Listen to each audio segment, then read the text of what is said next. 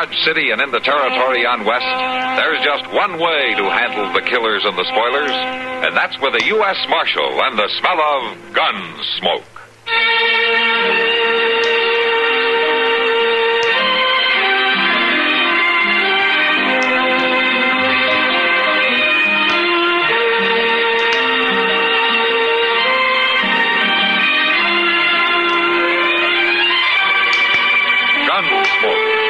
William Conrad, the story of the violence that moved west with young America, and the story of a man who moved with it. I'm that man, Matt Dillon, United States Marshal. The first man they look for and the last they want to meet. It's a chancy job, and it makes a man watchful and a little lonely.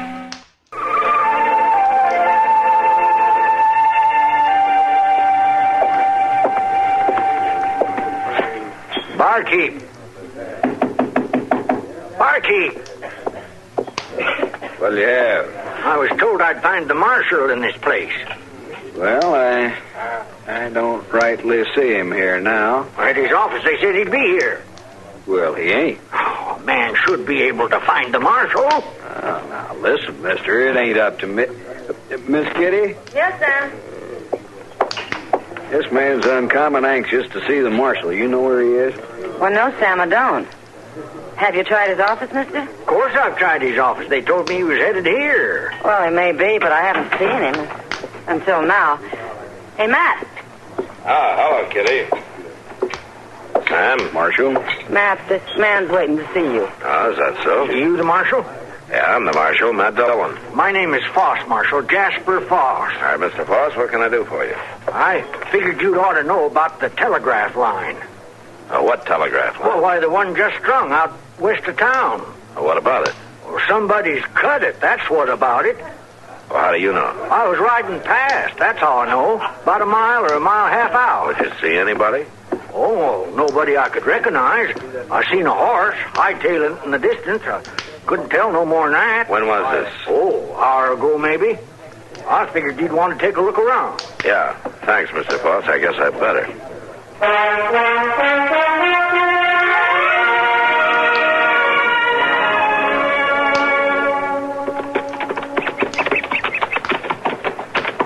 Mr. Dillon, you reckon that fellow knowed what he was talking about? Well, I don't know yet, Chester.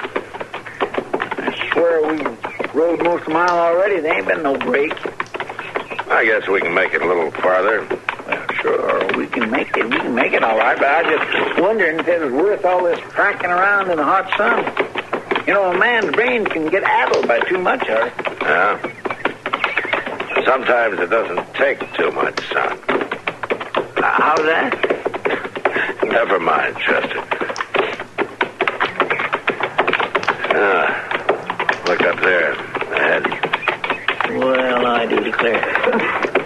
Looks like them army fellows is out riding themselves. We're working on the line. All right, come on.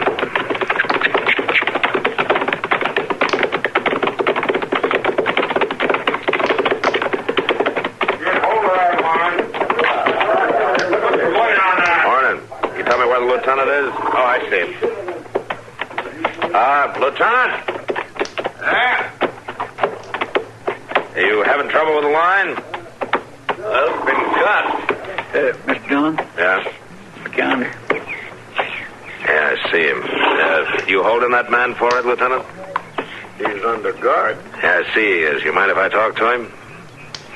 Well, he's my prisoner. Well, I'm the U.S. Marshal from Dodge. Oh, well, in that case, I suppose it wouldn't do any harm. No, I guess not. All right, Chester. You hold my horse, huh? Yes, sir. Put your back to it, Get on. Hello, Small Hawk. Small Hawk is dishonored before his old friend. Sorry to see you like this. The marshal will have them set Small Hawk free. I don't know if I can do that. Did you cut the wire? It was cut by my knife. And they have a right to hold you. They have no right to send the wire across the land. Oh, why not? Wire doesn't hurt you. It is bad magic. Carries bad sounds across the land of my people. It can be good magic, too, Small Hawk. The white man makes no good magic for my people. I wouldn't be too sure. The white soldiers will shoot Small Hawk? I don't think you need worry about that. Yeah. Small Hawk not afraid. No, I know that. But just the same, I think I'll ride along when they take you to the fort.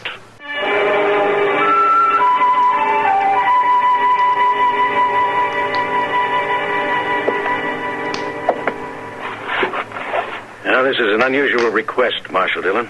Yes, Colonel, I know it is, but I think it might do some good in our dealings with the Indians. I don't know. The Army hasn't found it wise to be too lenient. You're not telling me that the Army believes the only good Indian is a dead Indian? No, Marshal. Certainly not. But I know this man, Colonel. Small Hawk is not a troublemaker. He cut the wire. He cut it out of fear. It's been cut several times. Small Hawk says he cut it only once, and I believe him. Well, what do you want me to do? I'd like you to release Small Hawk to me, Colonel Hooper. How can I be sure he won't go right out and cut the wire again? Because I'll be responsible for him. You have a lot of confidence in this Indian, Marshal. Yes, I have. Well, what do you base it on? Taking away his fear. How do you propose to do that? I think I can show him that the wire isn't bad magic. Then he'll leave it alone. All right, Marshal Dillon. I'll release him to you. Thank you. But remember this. We're all in for serious trouble if he touches that wire again. Yeah. So is Small Hawk.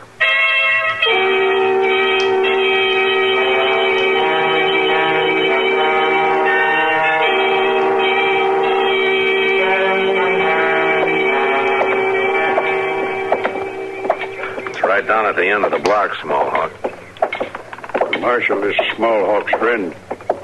Sure I am. If it were not so, I would not walk with him. I know that. Small Hawk would no go to house of white man's magic. I want to show you it can be good magic, Small Hawk. Now, here we go. Let's go in.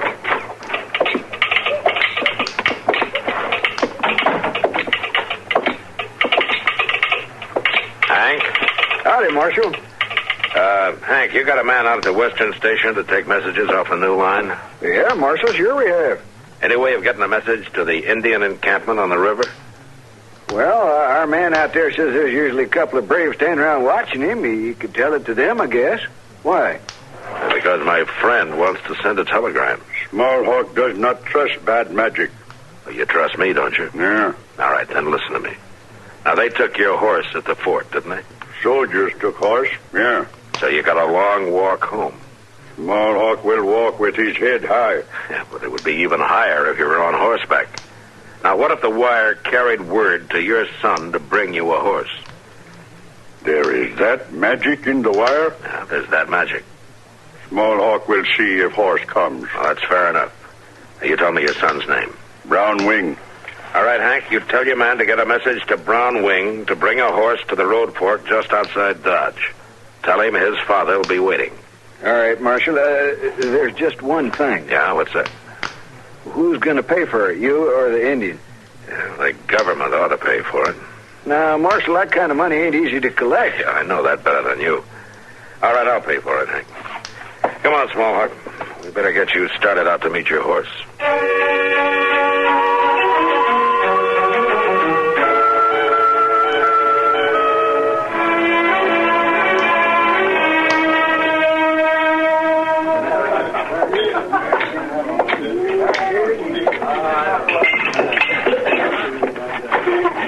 Thanks for the beer, Matt. That's all right, Kitty. I think you're worth buying a beer for once in a while. I'm surprised you have to order it like us ordinary people. Oh? Just what does that mean? Why, from what Chester's been telling me, you've been working magic tricks with a telegraph line. Oh. Chester thinks that's pretty funny, does he? No, not exactly funny, Matt. He was really pretty impressed. Yeah. Well, I hope it worked, that's all. I'm surprised you could talk that starchy colonel into letting Small Hawk go. Oh, you know the colonel? Yeah, I met him once. I never figured him to give anybody any kind of chance, much less an Indian. Maybe he wants to be able to say, I told you so. He'd enjoy that. I know that much. Oh, hello, Marshal. How are you, boss? Found I was right about that wire, didn't you? Yeah, you were right. I've been wanting to talk to you about that. I'll see you later. No, there's no need for you to leave, Kitty. I want to see Sam. No, all right. Well, what's on your mind today, Mr. Foss? Well, I just wanted to tell you, you'd ought to be keeping an eye on things. Oh? That happens to be my job. Well, sometimes doing a good job ain't enough, Marshal. Sometimes a man can get fooled even so. That's so? Yes, sir. Now, I done a good job. All my life I done a good job, but it weren't enough. You got to remember that now. It weren't enough. What happened to you? Why, they let me go, Marshal Dillon. Said I wasn't good enough no more. Said I was too old. Put in some young greenhorn that won't even know as much as I've already forgot. They just turned me out overnight like I was a old broke-down horse. I'm sorry about that, Mr. Foss. Well, they had no right to do a thing like that. I'm a better man than that young feller, Marshal Dillon. And I'm going to show him about it, too. Yeah, you do that, Mr. Foss. Well, I got to be getting back to the office. Oh, yeah, you go tend to your job, Marshal. And watch out for that Indian. Well, you leave that to me, huh? Don't you worry about it? Oh, I ain't worrying about him, Marshal Dillon. No, not at all.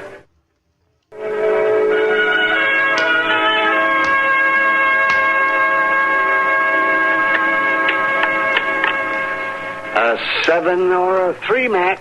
You got to come up with a 7 or a 3. Yeah. Well, let me see here, man. Good. You have to go at the boneyard. Yeah. Go ahead, draw. All right, I'm drawing, Doc.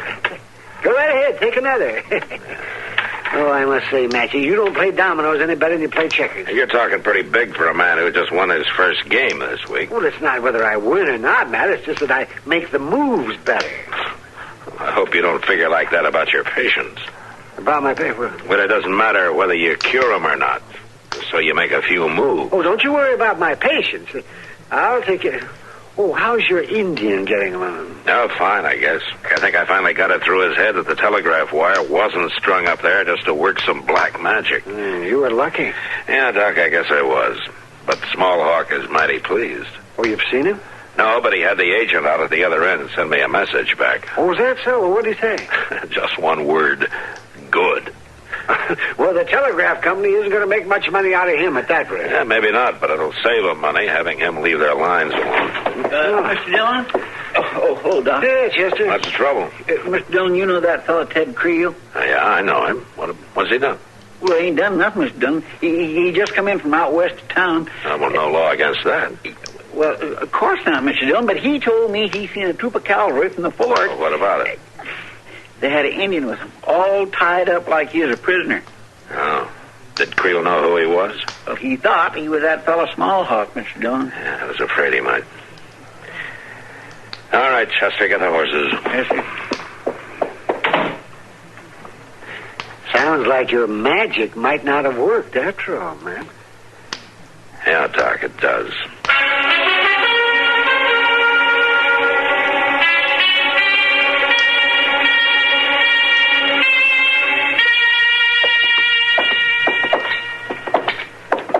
Well, this is very regrettable, Marshal.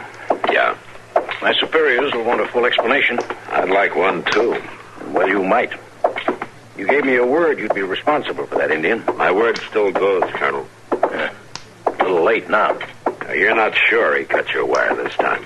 My men picked him up right near the break. I'd still like to know what he has to say. Well, he's right in here. Guard? Yes, sir. The Marshal has permission to see the prisoner. Yes, sir. I'll be in my office when you're finished. Thank you, Colonel.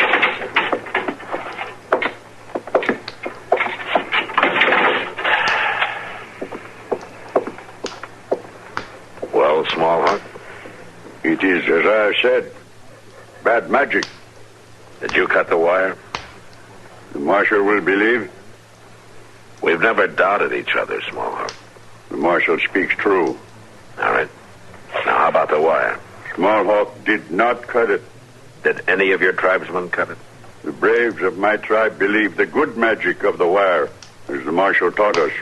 Then you're telling me that no Indian had anything to do with this latest break? That is what Smallhawk says. You believe? Yes, I believe. The marshal will release me? Well, I can't do it this time, Smallhawk. At least not yet. But I'll tell you something. If there's any way of tracking down the man who did cut that wire, you'll be out of here soon.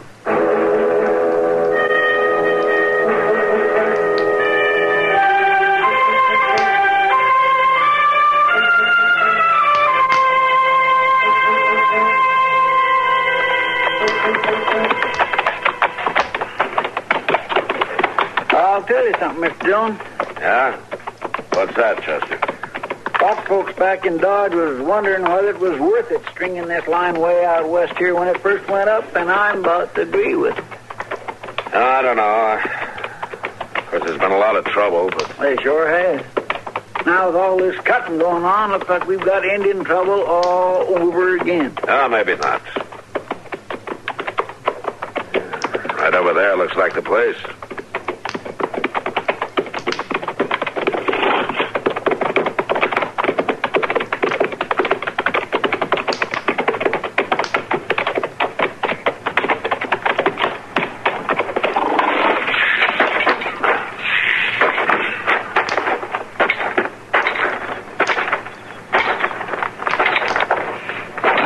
Sure has been a lot of horses around here. I hope they haven't trampled all the tracks. Looks like they tried. Uh-huh.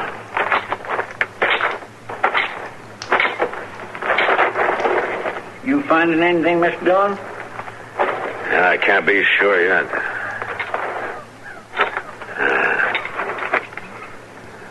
This might be a lead.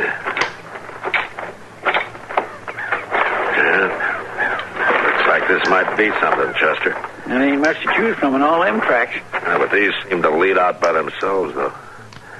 Let's follow them for a while, huh? Well, them tracks don't look like they was made by no Indian pony, Mr. Dillon. No, Chester, they don't. All right, come on.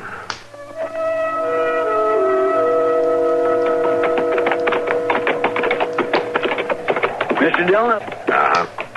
They're just going across the country aimless-like. No, not quite. How's that? And if you can see, we're a lot closer to Dodge than we were back there at the telegraph line. Well, that's right. I guess you're right. Them tracks didn't start off the Dodge, though, did they? No. Like somebody was laying a false trail on purpose. Yeah, that's the way it looks to me, Chester. Wait a minute, look. See, they're heading off toward that shack over there. Yeah.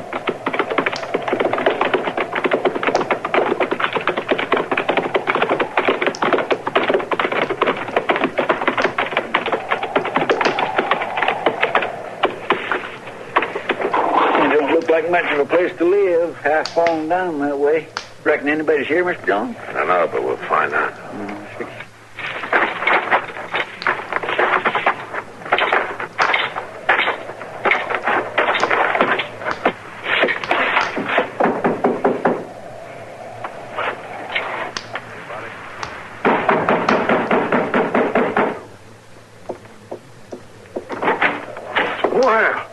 Well, there's no need for pounding, Marshal. Hello, Mr. Foss. I didn't know you lived out here. Oh, it's Chester Proudfoot. Glad to meet you, Mr. Foss. Proudfoot? What brings you out this way, Marshal? That's that telegraph line you're so interested in. I'm glad to see you're on the job. Oh, not that it'll do you any good. I was always on the job myself. I remember that. Yeah, you told me. I see you've been out looking it over out there. Looking what over? The line. Well, what makes you say that? Well, we followed your tracks here. My tracks? Now, you want to tell me how you happened to be out there? I told you the other day. I was riding past. Now, you were talking about the other break in the line that day, Mr. Foss. This one was a mile or so away. Are you sure about that? Yeah, I'm sure. Well, I'll tell you, Marshal, it's only right that I've been keeping track of that line. Oh, how's that? That I was near 25 years sending messages out over lines just like them. I got an interest in them, you might say. That's what your job was, sending messages? I had a mighty nice touch on the key. A mighty nice touch. None of these greenhorns can come close to it. The telegraph people were the ones who took away your job, then. Them was the ones, all right. A man with a touch like mine. I guess you would have an interest in the line, Mr. Foss. You might even have an interest in seeing that it didn't go through. Well, now, Marshal, I don't even know what you're talking about. I think you've been cutting that wire right regular. I think you figured it was a way to get back at the people who cost you your job. Now, you hold on a minute, Marshal. What about that Indian? He was the one that cut it. He said so. He cut it once, Mr. Foss, and he admitted it. But you did it the other times, didn't you? I said, didn't you? You know, don't you, Marshal? Yeah, I know. Well, I figured it'd be all right. They already had the Indian. It wouldn't matter anymore. It mattered to the Indian. I guess you're right. Will you be taking me in, Marshal? Yeah. A man has to do his job. Always believed in a man doing his job. But, Marshal, climbing around them lines and all... Yeah, Mr. Foss? I showed him I wasn't so old, didn't I? Yeah, you showed him. All right, saddle him up a horse, Chester. Let's get back to town.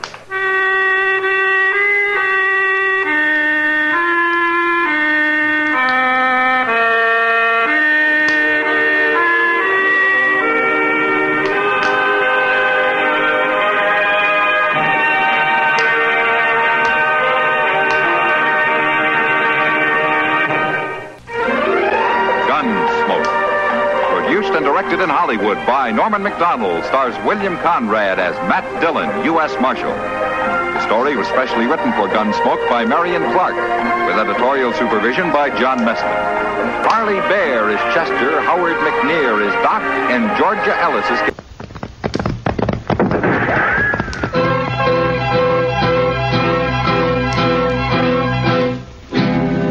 Around Dodge City and in the territory on West, there's just one way to handle the killers and the spoilers, and that's with a U.S. Marshal and the smell of Gunsmoke.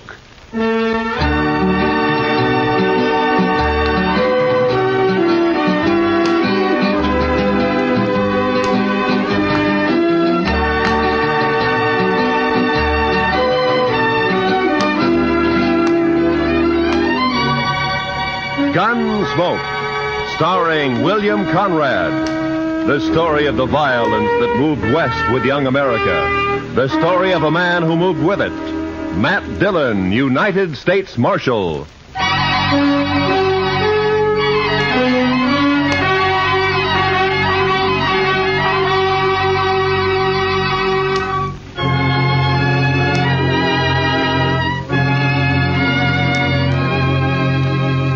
It was over 100 miles back to Dodge, but I figured I could make it easy in a day and a half.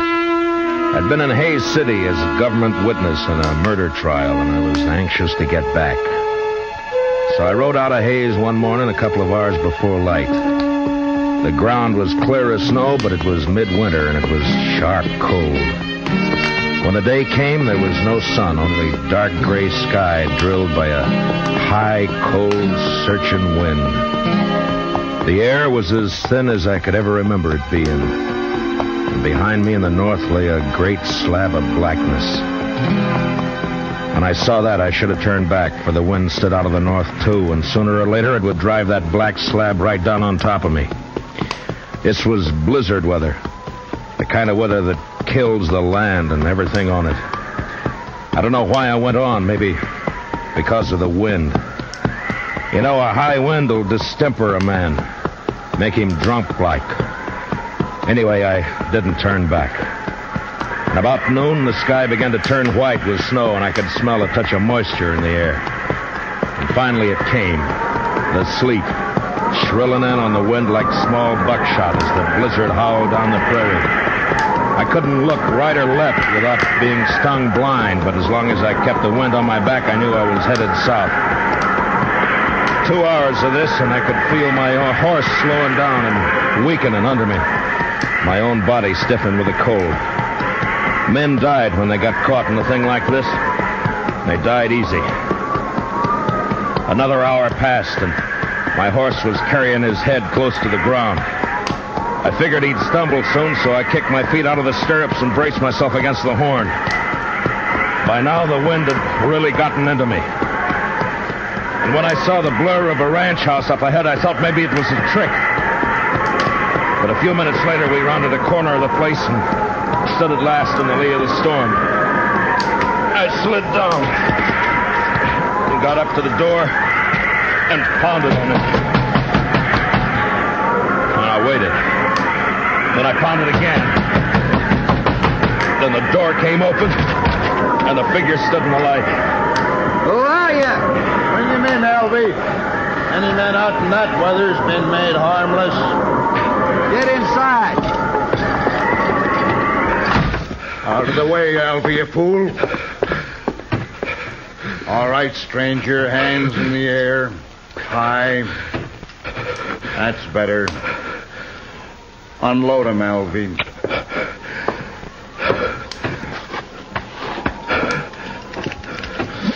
Nice gun, Hank. Real nice gun. Shut up. Now, take him down, stranger. You can come up to the stove now, but don't try nothing. I'll cut you in half with buckshot. He was a burly man with flushed cheeks and a wild red beard and a great shock of red hair. Even his hands and fingers bristled with it. He sat on a stool by the stove, a shotgun across his knees. And his eyes never left me. The other one, Alvy, had a body of an underfed boy, but he was completely bald, and his skin was tight and dry. He looked like a naked skull. And his eyes... well, something had touched Alvy.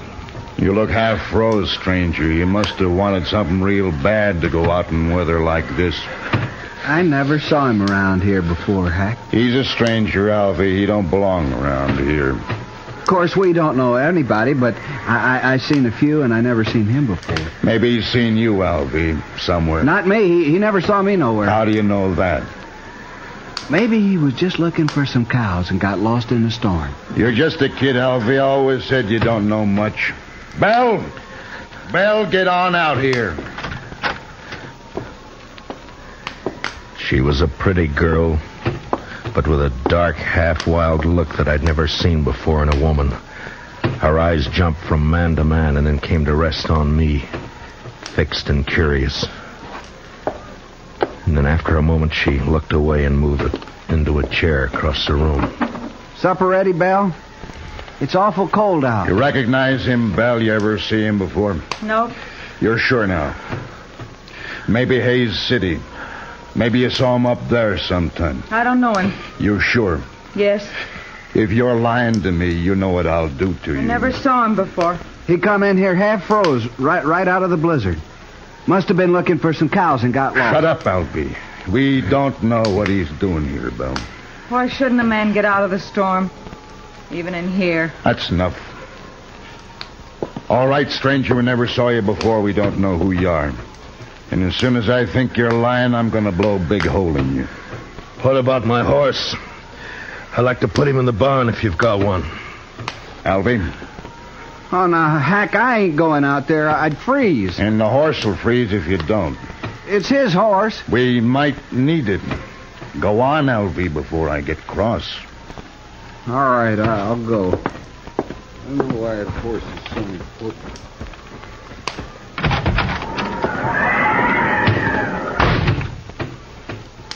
Alvy's a good boy. He'll put your horse up. Thank you. Supper's about ready. Leave it. I want to talk to our friend here first. Maybe we won't have to feed him. Potatoes will get mealy. They better not, that's all. I'm right curious about you, mister. I've noticed that. I'll blow your guts all over the wall. You make fun of me. Don't get me mad, mister. I got the shotgun. The meat'll be boiled to shreds if we don't eat soon.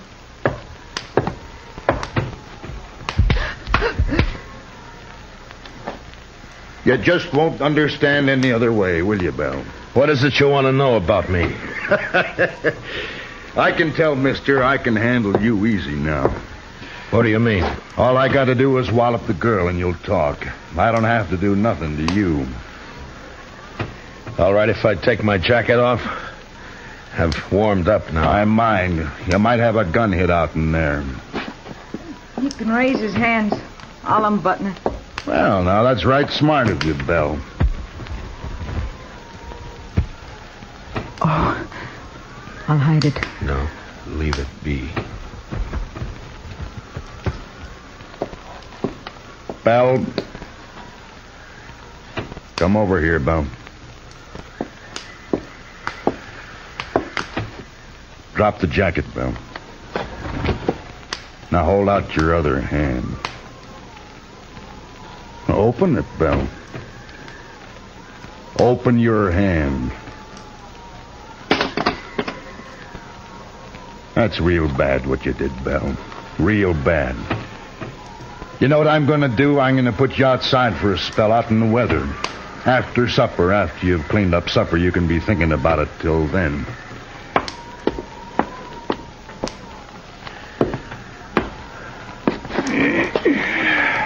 United States Marshal. You're in bad company, Marshal. You shouldn't have come here. Oh? It looks to me like I sort of struck gold coming here. Now, why do you talk like that, Marshal? I still got the shotgun. Let me get that stove. Seems like it's getting colder and colder. You didn't see sign of nobody outside, did you, Alvy? What? Who? Somebody might have come along to cover the Marshal here, that's all. Marshal? What Marshal?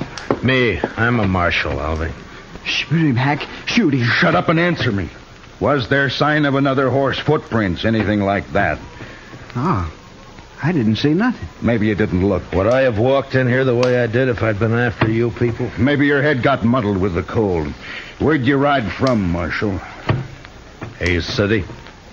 Left there this morning. It was a fool thing to do with a blizzard coming up. Maybe. Or did you think you could get the jump on us easier in a storm? Was that it, Marshal? Yeah. You knew we'd be trying to keep cozy in here. I'm curious, Hack. What are you and Alvy on the run for? Don't you tell him, Hack. I don't trust him at all. Alvy, it'd be mighty dull without you, boy. Don't laugh at me, Hack. Now stop it. I don't like laughing. You know that, Hack. And don't you do it no more. I got ways. Yeah, I seen you and your ways. But don't try 'em on me, Alvy. Maybe I won't. Look, Alvy, now you don't understand. It's all right to tell the Marshal about us. He ain't going nowhere. No? No, of course not. We'll kill him, Alvy. We'll kill him and bury him somewhere. Oh, sure. Now, why didn't I think of that? 'Cause I do the thinking for us, Alvy, that's why. Now, what was it you like to know, Marshal? Stop playing games, Hack. Me and Alvy are wanted for murder. Up in Cheyenne, Wyoming. Seems a mite unfair, though. We didn't aim to kill nobody. It just happened that way. We was robbing a bank. Yeah, and a couple of the people there wouldn't do what we told them, so Alvy used his knife on one, but it just made the man holler. You could hear him all over town. And we had to shoot our way out after that. Must have killed 3 or 4 people. I know I killed 2. Worst of it was, Marshal, all we wanted just then was some money. We didn't care about killing anybody. But you know how it is, Marshal, when you're robbing a bank and all. Yeah, sure. Now, I don't suppose you do it that. Anyway, we're wanted for murder, and we didn't even get any money. Nary $1. So we rode out here and lighted for a spell. I see. What about Belle? And whose place is this, anyway? My place, now that Pa's gone. You mean you were living here alone? No. They killed your pa, is that it? Yes. How long ago? I don't know. Maybe a month. Yeah, it's been about a month, hasn't it, Alvy? 35 days. There, you see? Alvy always knows just how long everything's been. No, that's fine. Tell me what you do with him. Who? The old man. Oh, we buried him out back. Couldn't afford a funeral. Could we, Alvy? Hack, we told him that.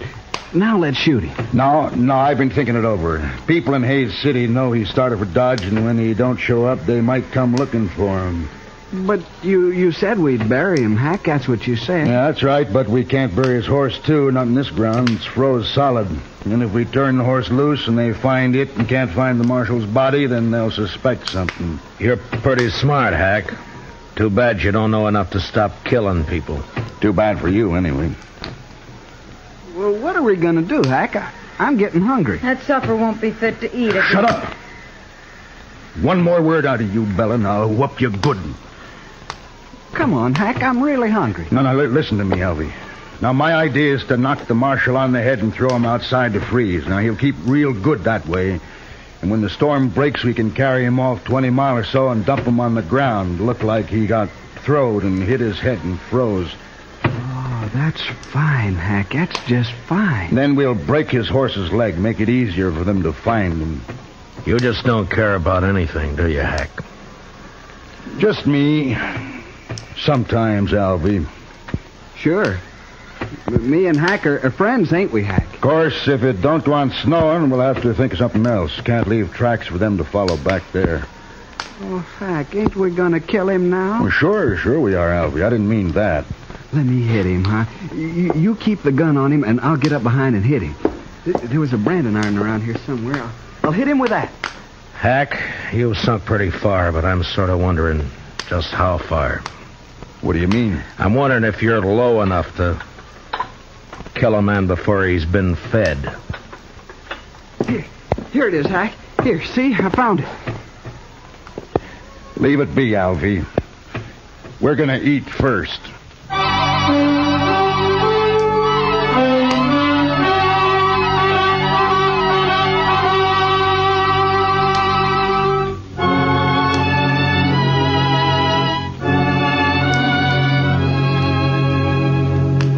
It was only 5 in the afternoon, but the blizzard had darkened the land, and its blackness showed in at the windows. Here and there along the walls of the ranch house, tricklets of snow blew in through the warped timber. In the kitchen, Hank sat directly behind me while I ate. Later changed places with Alvy and fed himself heartily, as though he had nothing at all on his mind.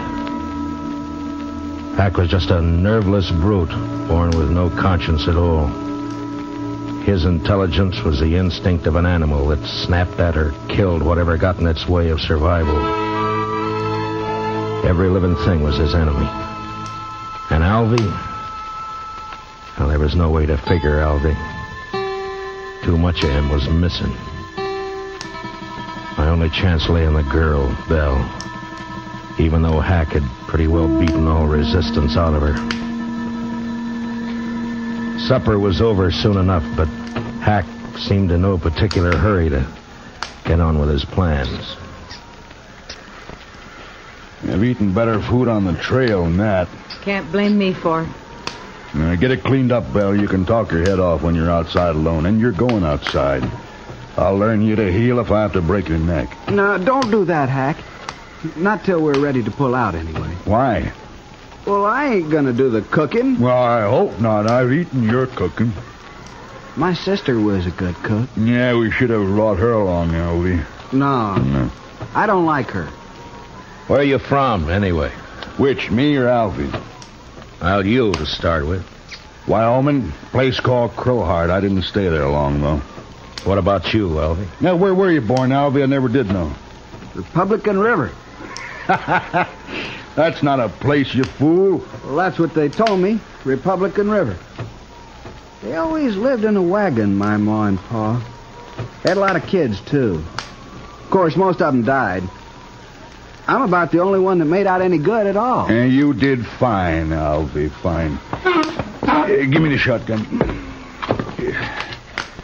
All right, Marshal, let's get back by the stove while Belle cleans this mess up. Shall we hit him and throw him out to freeze up now, Hack? Not yet. I want to punish Belle first. You know, someday you're going to get caught without that shotgun, Hack. Somebody's going to tear you apart. That's fair enough, Marshal. Give me a fair chance at you then, huh? Barehanded? No. Oh, you're bigger than I am, Hack. Might be fun for you. I don't know nothing about fun. I ain't gonna kill you because it's fun. Oh, come on, Hack. I want to go to bed. Bell, come out here.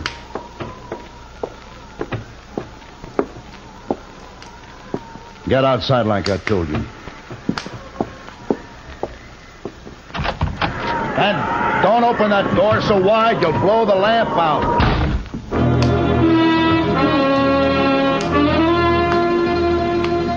Belle had walked through the room and out the door without a glance at any of us.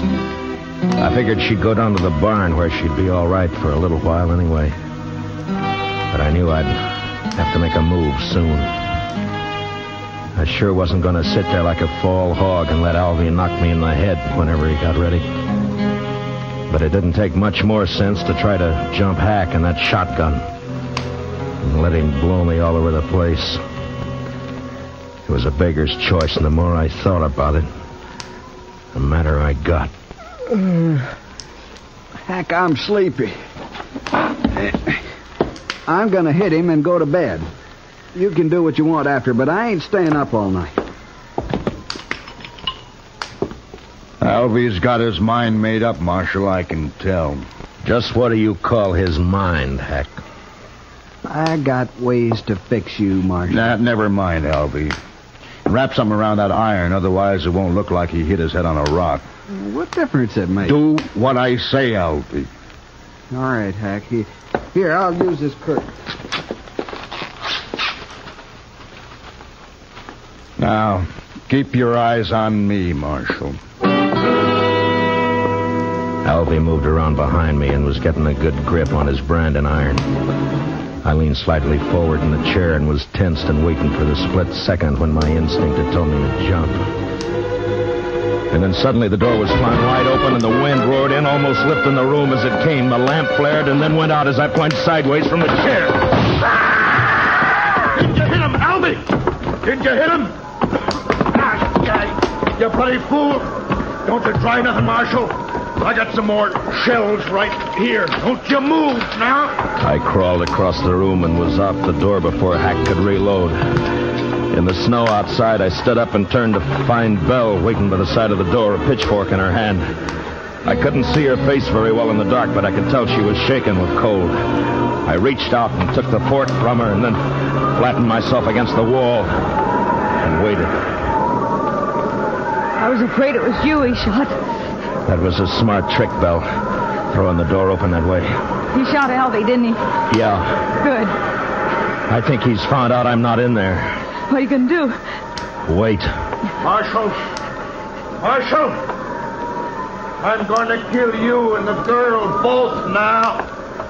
I waited, praying he'd come through the door before my hands got too cold to hold the pitchfork. And finally, the barrel of the shotgun appeared waist high and began to poke its way around in our direction. It was stupid of him, but a man behind a gun often gets a false sense of power. I let him shove it out 3 or 4 inches, and then I slammed down on it. Then I jumped into the loom. Hack tried to club me with a gun, but he missed. And I got in under him with a fork and lifted him off his feet. And he struggled for a moment like a speared fish and then went limp. And I let him fall. One of the prongs had reached his heart.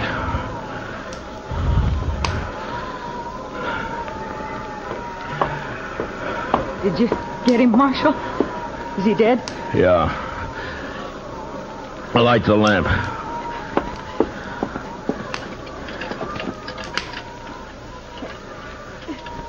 I can't do it, Marshal. My fingers are too stiff. Here, I'll do it.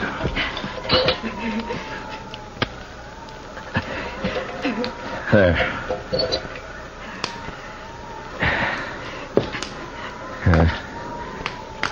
Quite a mess in here. Why don't you wait in the kitchen, Belle? I'm all right, Marshal. But I can't help you much till I get warmed up some. Well, then, you stay by the stove, huh? I'll lug these people outside. Thank you, Marshal.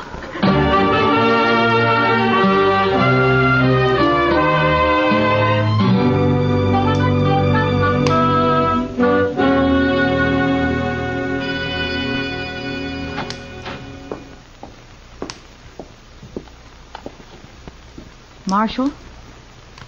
Marshal Dillon. What? Oh. Morning, Belle. Come on out in the kitchen, Marshal. It's warm there, and I got some hot coffee waiting. That sounds good. Say, it looks like the storm's lifted. It has. The wind's gone, but it's mighty cold out. Well, I don't mind the cold. It's that wind that breaks a man down.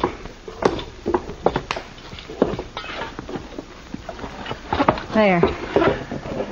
Get some of that in you.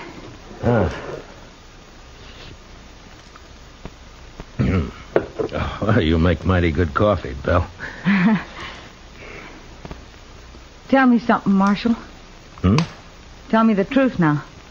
Oh, sure, Belle. What is it? Are you married? I'd make a poor husband, Belle, for any woman. Why? Well, in my profession, it's too chancy. Thank you, Marshal. Thanks for putting it that way. Now, Belle, I didn't mean... Forget it. I'm leaving this place, Marshal. What? As soon as you go, I've packed what I need and I'm clearing off. Where'll you go? I got 3 horses. I'll ride up to Hayes City and sell them. Then what? I'll buy some pretty clothes and I'll find a place. Won't be hard after this. I wish I could help you, Belle. You have. Oh, but I mean... I can take care of myself, Marshal. I just want to get away from here, that's all. Sure. I'll stop at the nearest ranch and tell the men to come over here and take care of Hack and Alvy as soon as it warms up. Whatever you like, Marshal. Well, goodbye, Belle. Goodbye, Marshal. Look me up in Hayes City next time you're there. Sure. Sure I will. But, Belle, don't let all this make you bitter. There are a lot of good men in the world. So they say. So long, Marshal.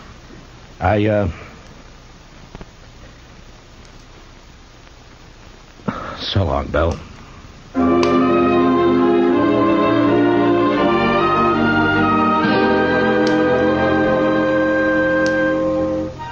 A few minutes later, I'd saddled up and was on the trail to Dodge. The sky was low and a slate gray all over, but there was no wind. The blizzard had gone, leaving the land still and white and bitter cold. There wasn't a sign of life anywhere. It was like riding through a vast tomb. I found myself feeling like a trespasser, as though something had gone wrong, and I wasn't supposed to be there at all.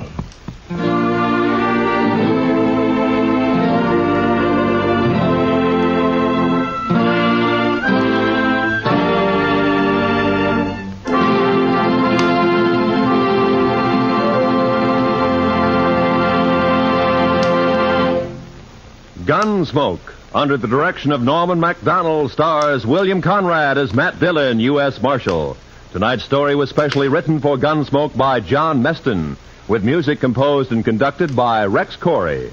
Featured in the cast were John Daner as Hack, Harry Bartell as Alvy, and Vivi Janis as Belle. Gunsmoke is heard by our troops overseas through the facilities of the Armed Forces Radio Service. Join us again next week as Matt Dillon, U.S. Marshal, fights to bring law and order out of the wild violence of the West in Gunsmoke.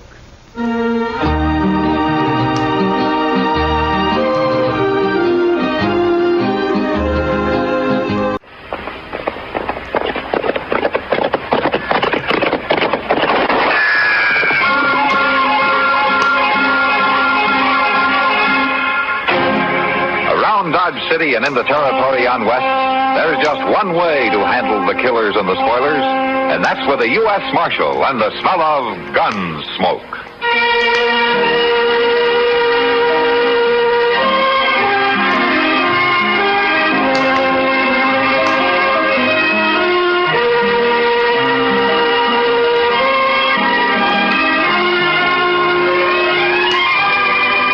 Gunsmoke, starring William Conrad. The story of the violence that moved west with young America. And the story of a man who moved with it. I'm that man, Matt Dillon, United States Marshal. The first man they look for and the last they want to meet. It's a chancy job, and it makes a man watchful and a little lonely.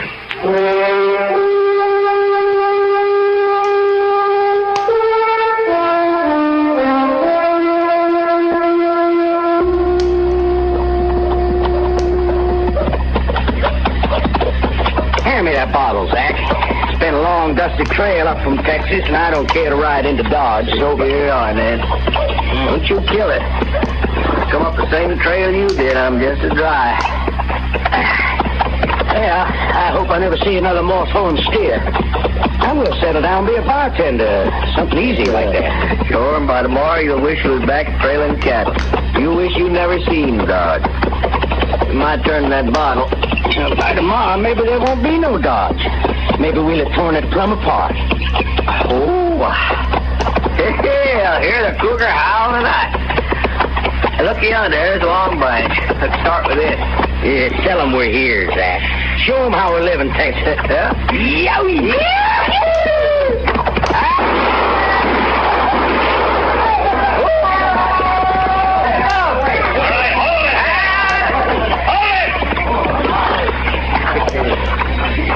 Put a bullet through his hat, Zach. Shoot his heels away. Get down off those horses.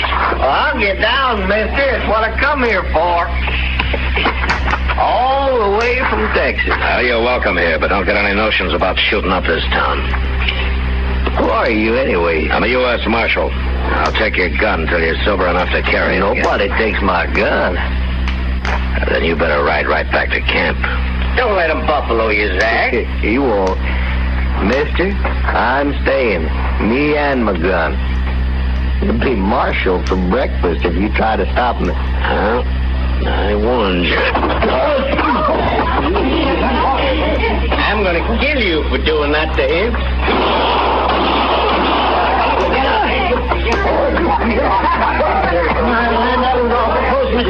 I've seen the whole thing. Another drunken cowboy with more fire than sense. Well, now you had to kill him. Yeah. Oh. Take his gun, Chester. No, don't shoot me now. No, nobody ain't gonna shoot you, mister. Come on, get on your feet. Come on, up. Come on. Oh, mister, you busted my head. You'll be all right. But your friend's dead. He tried to shoot me. You killed him? To keep him from killing me. There'd be trouble about this, Marshal. Now, don't you get anything like that started. Oh, no, not me. His brother, Howard Bulow. He's out to camp. I know him, Marshal. He'll come after you. All right, I'll be here. No, it won't be like that. Howard wouldn't face a gunfighter. He'll shoot you in the back. Or out of an alley at night. I know him, Marshal. It'll happen. You want to bury your friend here, or you want to take him back to camp? I'll take him back to camp.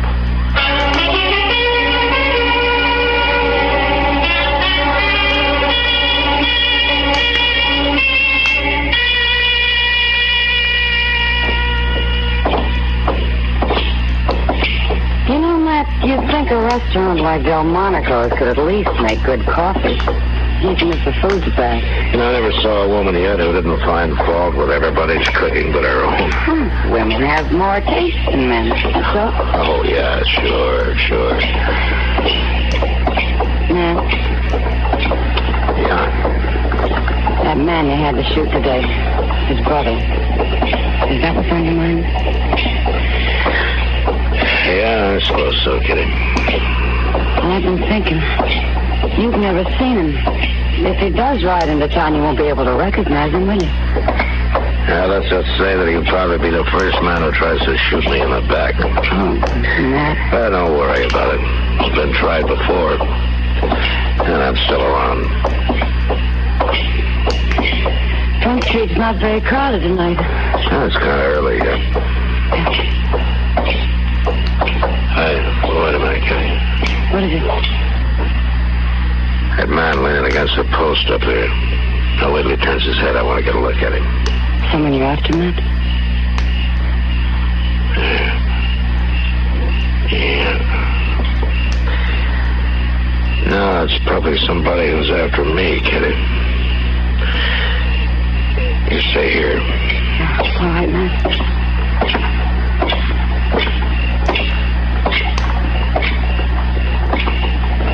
You looking for me, Bulow?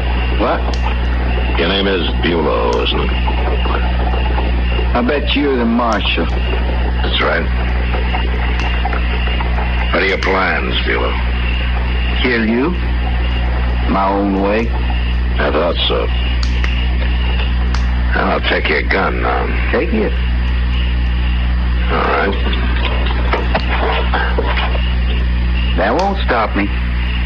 You just got another gun and shoot me in the back. Is that it? Any way I can. Look, Bulow, your brother tried to kill me, and he'd have done it if I hadn't stopped him. There ain't nobody kills a Bulow and gets by with it. I don't care what he done. Maybe you need a few days to think it over. I ain't got a few days. You have now. You're going to jail for a while. Oh, no, I ain't done nothing. Turn around and get moving.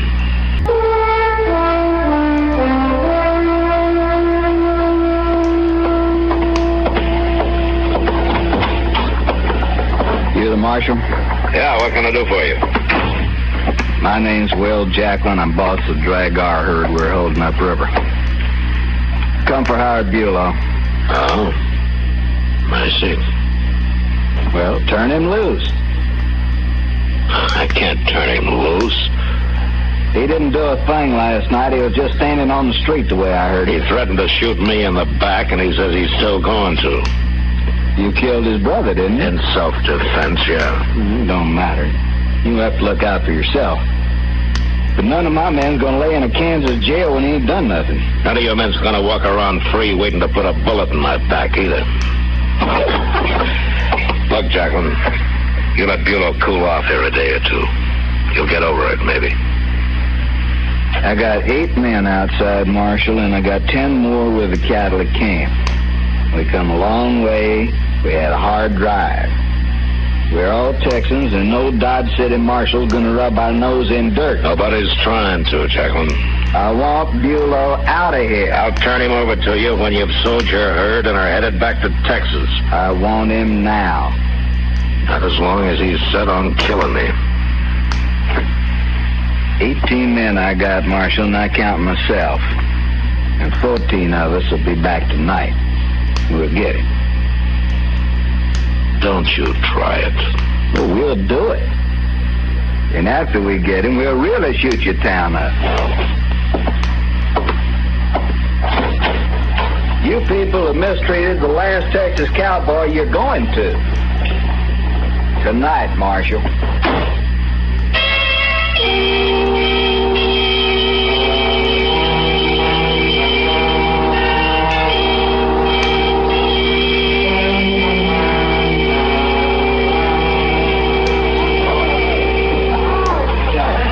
Sure you won't have a beer, Matt. I'll even buy you one. Yeah. It'll do you good. I can't be drinking now, Doc. Oh, Matt, I don't think they'll ride in like that tonight. Those cowboys always talk big. Yeah, maybe. Yeah, they're just full of vinegar after the long drive they've made. And now they want to hoop and holler something. Bulow's full of more than vinegar, Doc. Tooth for tooth and eye for an eye.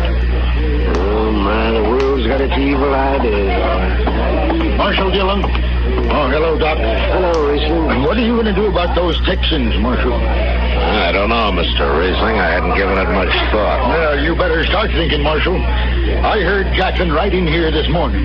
He means what he says, that man. And what did he say? Well, they're going to destroy Dodge, that's what. Him and all those wild Texans he's got. You got to let that man out of jail, Marshal, right away. Mr. Riesling, the man I got in jail aims to shoot me from ambush if I turn him loose. I can't help that, Marshal. Well, I can. He's staying where he is till he comes to his senses. Well, what about the rest of us? It's all right for you to save your own skin, but what about us? Those cowboys will shoot up the town.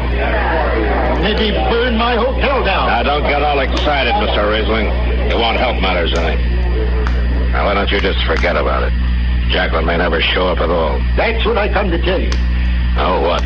Frank Paris rode by the drag our camp a little while ago, and he says those men were just about to leave for Dodge. That means they'll be here any minute. Now, what are you going to do?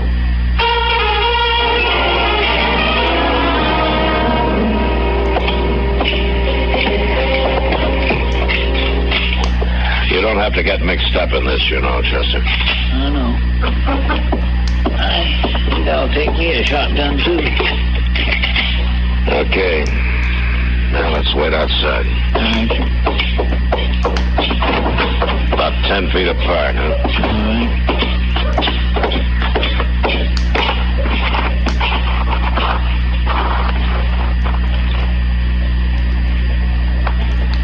Here they come, Mr. Dillon. All of them. Yeah. Here it is, men. Hello, Marshal.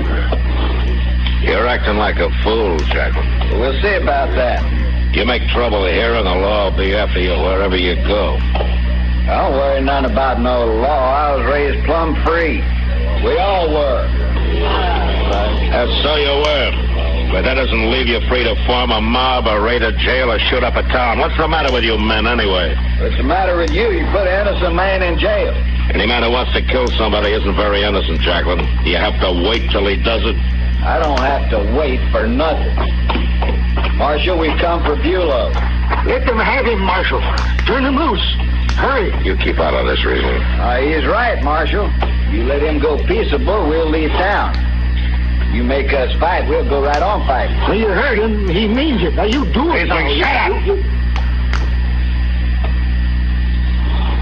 Jacqueline, this is a shotgun I'm holding.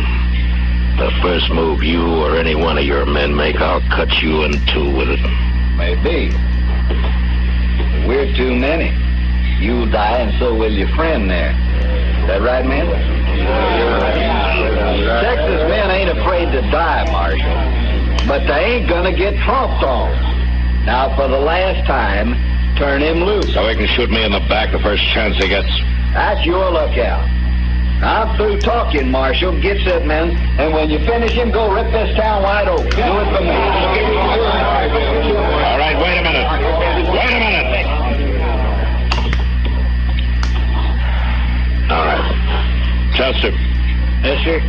Go get Bulow. All right, sir. Here you is your head, Marshal. You and I'd have both been dead if you hadn't. I'm not doing it because of you or me, Jacqueline. I'm doing it because of too many other men who would have died. Well, it don't matter as long as you turn him loose. All right, bring him over here, Chester.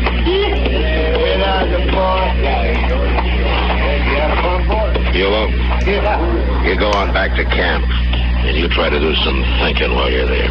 Sure, Marshal. You know what I'll be thinking about? You, sitting next to open windows, walking down a dark street. I'm gonna kill you yet.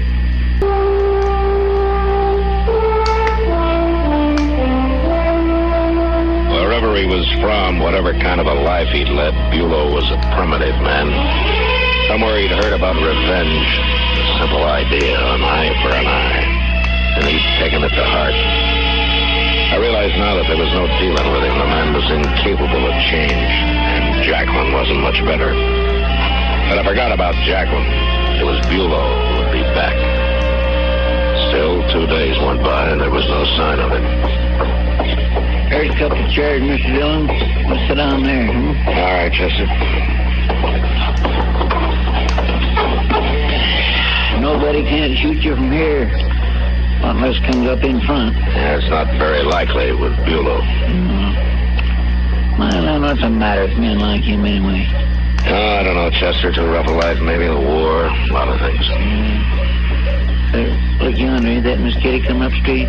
Yeah. Oh, what's she walking so fast for? Look. I don't know. Matt, I've been looking for you everywhere. The trouble? Yeah, Bulow's back. Have you seen it? No, but Sam did. Said he stopped in for a drink a little while ago. Well, is he still there? He left, but he told Sam he's got a room at the Dodge house. He might be there. Well, I'd like to find him before he finds me. Yeah, be careful, Matt. You can come along, too, Chester. 4 eyes are better than 2. Thanks, Kitty. What'll you do if we find him, Mr. Dillon? Well, there's no good talking to him anymore. Maybe I can scare him out of this somehow. Sure do hope so.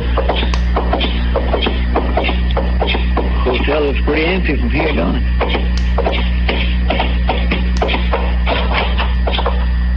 Evening, Marshal. I'm looking for Bulow. Is he here? I don't want any shit. I want to know if he's here, Riesling.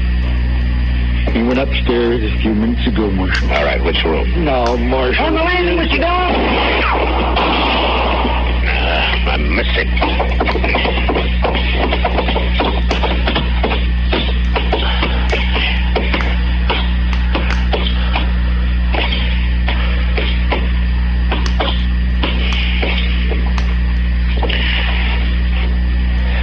Well, he's in one of those rooms. Yeah, we got him now. I don't know which one. You stay here, Chester, and I'm going to go on down the hall. He might come out of any one of those doors. Yes, sir.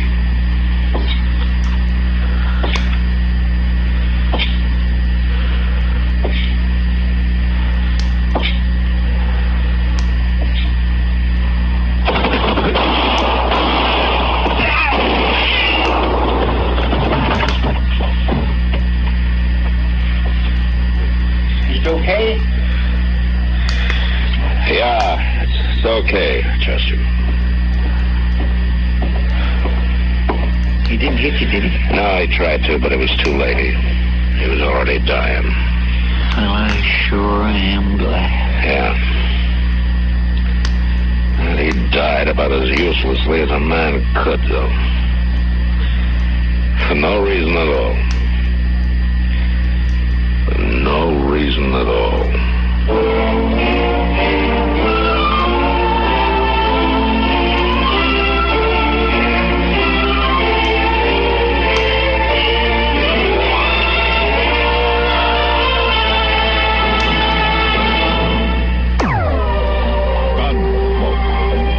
Directed by Norman McDonald, stars William Conrad as Matt Dillon, U.S. Marshal. The story was specially written for Gunsmoke by John Messman.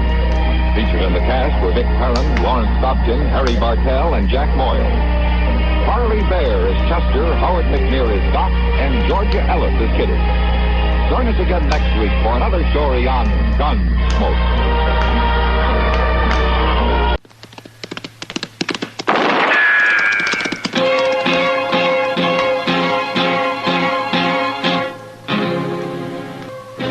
Around Dodge City and in the territory on West, there's just one way to handle the killers and the spoilers, and that's with a U.S. Marshal and the smell of gun smoke.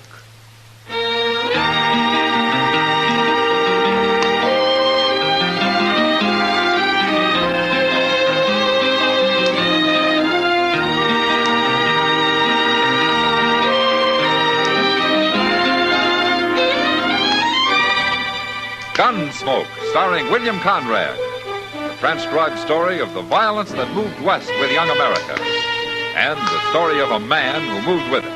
I'm that man. Matt Dillon, United States Marshal. The first man they look for and the last they want to meet. It's a chancy job, and it makes a man watchful.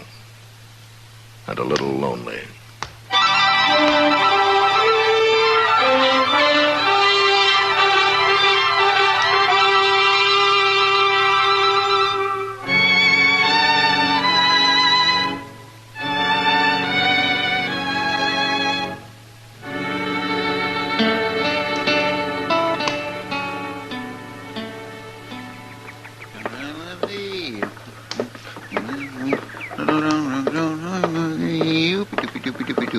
Well,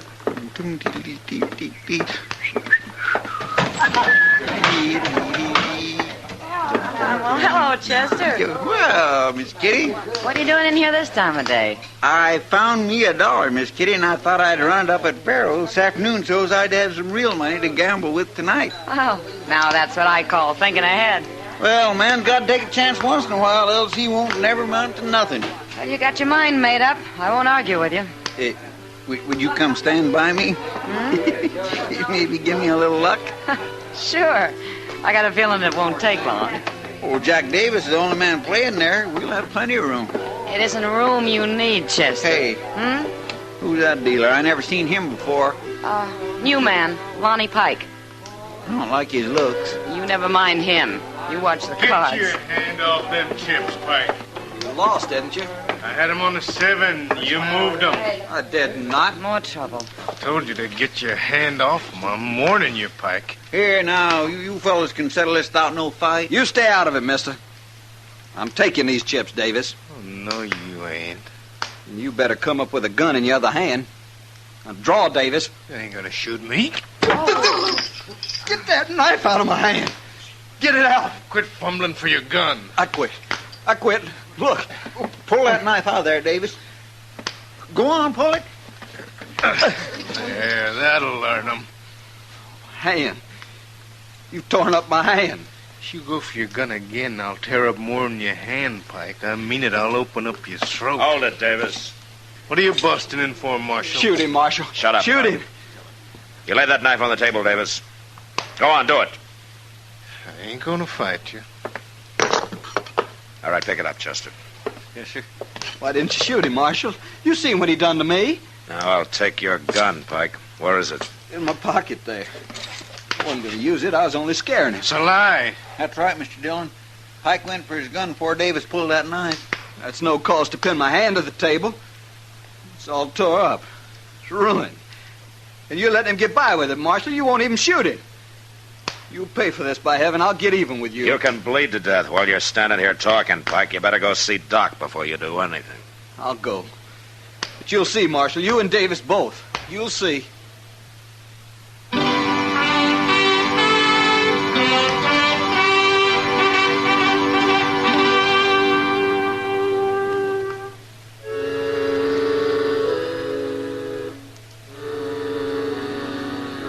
After Pike left, I got the whole story from Chester and Kitty.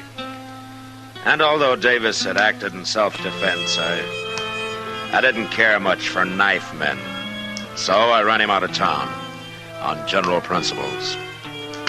I'd have run Pike out, too. But the next day, he left on his own accord. And that's the last I heard of him for some time. A month went by, and I forgot about the whole thing. Until the day Chester brought word that an old friend of mine, a gambler called Cam Durbin, had come to town. And he wanted to see me at the Dodge House. Durbin seemed like a real nice fellow, Mr. Dillon. His wife's nice, too. His wife? Wasn't he married when you knew him? Well, I haven't seen Cam in a long while, Chester. I think he's been over in Wichita all this time. Yes, he has. That's what it said. They come on the Santa Fe this noon. There they are, sitting in the lobby. Oh, yeah. She's a pretty girl, isn't she? Yes, she sure is. Awful pretty. Oh, here he is, Dillon. Here's Matt Dillon. Hello, Cam. It's good to see you. Marshal Dillon, huh? Yeah, it's not much of a job, but at least they eat regular. Here, I want you to meet my wife, Tilda. I'm glad to know you, man. It's Tilda, Marshal. How do you do? Well, you surprised to see me married, Matt? Well, a man can get married, I guess. Sure he can. If you left that gun off, maybe some woman would have you. Yeah, you used to be pretty handy with a gun yourself, Cam. I had to be. Yeah. But that's over, Matt. I've gambled honest ever since my wedding day. It's a promise I made to Tilda. It was his only fault, Marshal. Outside of being the most jealous man I ever met. Oh, now, Tilda. It's true, and you know it. Tell me, Cam, what are you doing in Dodge? Oh, I'm going to run a faro table at the Long Branch, Matt. I made a deal by mail with the owner there. Oh, Sam Noonan? Yeah. I give 'em a percentage, but it's my game and I run it. I don't aim to get rich no more, Matt. Just make an honest living. Mr. Dillon. Yeah, what, Chester? Who's here? Oh. He's seen you. Yeah. Marshal, I want to talk to you. Why don't you come by the office later, Pike? I'm busy right now. You're busy, huh? Well, I ain't. Nobody'll hire me. I've been all over. Look at that hand. Can't deal with that hand. They say I'm too slow. I'm starving to death, Marshal. Oh, why don't you look for some other kind of work? I want no other work. Gambling's all I know. You're a troublemaker, Pike. I don't know why I want you in Dodge anyway. Troublemaker, huh? Well, I'll make you more trouble you ever thought of if you don't help me. Get out of here, Pike. Wait a minute. I don't know what this is all about, but I'll give him a job. No, Cam. Well, I can understand why a gambler don't want to give up his trade. You a dealer, mister? I own a faro game at the Long Branch. You can deal in my off hours. You mean it? I won't stand for cheating. First time, out you go. Well, I wouldn't cheat nobody, I promise. Come in tonight, I'll talk to you then. Sure. Thank you, mister. Be there tonight. It's a good thing for Marshal Dillon there's one decent man in this town. That was a mistake, Cam. You don't want him sneaking around waiting to shoot you in the back, do you? I'd have handled that. Sure, but it's easier this way. I don't care if he is a slow dealer. He can at least keep the game running. Pike's no good, Cam. He'll cause you trouble, sure. Why should he try to hurt me? Because you're a friend of mine? You're too suspicious of people. Maybe. Well, what could he do to me anyway? I'm clean. I only got one weakness, man. Oh? Tilda here. Cam. She's sure right about my being jealous. Well, don't get too close to Lonnie Pike. It isn't only me he doesn't like, Cam. It's everybody.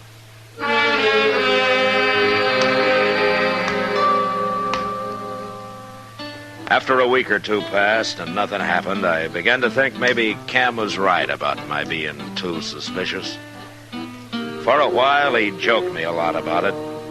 And then I began to notice a change come over him. Wasn't anything I could put my finger on. But sometimes I'd find him looking at me, and when I'd look back, he'd turn away or start studying his hands. It was like he had something on his mind that he was ashamed of. I wanted to ask him about it, but I figured he'd tell me when he got ready. And he almost did one night at Delmonico's. Doc and I had finished supper and were sitting there talking when Tilda walked up. Evening, Marshal. Yeah. Doc. Well, hello, Tilda. Won't you have a chair, Tilda? Oh, thanks, Marshal. Oh, where's Cam? I'm waiting for him. He told me to meet him at 6 o'clock. Oh? Well, you can have our table. We're all through. Oh, I thought maybe you hadn't started yet. Well, Doc likes to eat early. I guess he's afraid there won't be anything left if he isn't the first in line. Oh, anything. Oh, now that's a lie, of course. I eat early because I get hungry early. Sounds like a simple enough reason. Yeah, and also because I like to go to bed early when I can, like tonight. So, if you'll excuse me. I'll stay with Tilda till Cam shows up, Doc. Fine, fine. Goodbye, Tilda. Bye, Doc. Hello, Pike. Hello. That's funny. Oh, what? Lonnie Pike just stood there, took a look at us, and then left. Oh, Pike doesn't exactly approve of me. I don't like him, Marshal. I wish Cam had never hired him. Well, he hasn't caused any trouble so far. I wouldn't trust him any further than I would a Yankee. Well, I guess you couldn't put it much stronger than that, could you? Oh, I'm sorry. Well, I just naturally thought you were from the South, Marshal. Oh, well, you can't offend me, Tilda. I've lived almost everywhere. So has Cam, I swear. I get the idea sometimes he couldn't have spent more than a night in any one spot. He's been so many places. Cam was quite a wanderer before he met you. Oh, he worries me sometimes, Marshal. Oh? Why is that? Oh, I can't tell you now. What? Oh, Hello, Cam. What are you doing here, Tilda? What? I said, what are you doing here? I'm waiting for you. That's so. Of course it's so. What are you talking about? You're supposed to be waiting for me at the Alacran. Oh, my goodness. I guess I wasn't listening. I just naturally thought you said Delmonico's. Uh-huh. Oh, Cam, now that you've found her, why don't you sit on? I'll be at the Alacran, Tilda, when you're finished. Cam? Don't worry, Marshal. I'll explain it to him.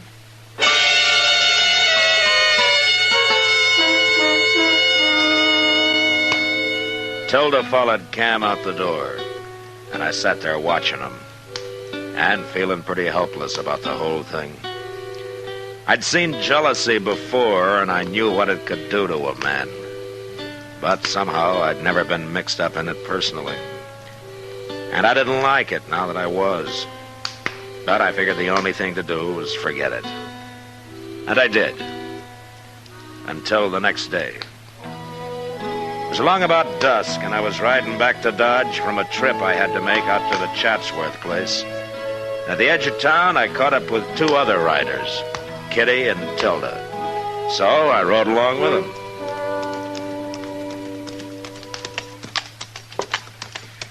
I'll bet we've been 20 miles this afternoon, Matt. Well, it's good for you to get out once in a while, Kitty. Good for me, too. If I had my way, I'd never go near a town. Well, why don't you make Cam buy you a ranch? All that money he's winning every night. Oh, what would Cam do on a ranch? All he knows is cards and guns. Guns? I didn't think Cam ever wore a gun. Well, he doesn't anymore, Kitty. I made him stop. But he's awful good with one just the same. Yeah, he is. I've seen him. Oh, say, I forgot. I told Ma Riley I'd stop by and say hello today. That's her house there. Why don't you go on ahead with Matt, Tilda? Well, I think I will, Kitty. I'm kind of tired. I'll see you later. Sure, Kitty. Goodbye. Bye. Bye, Kitty.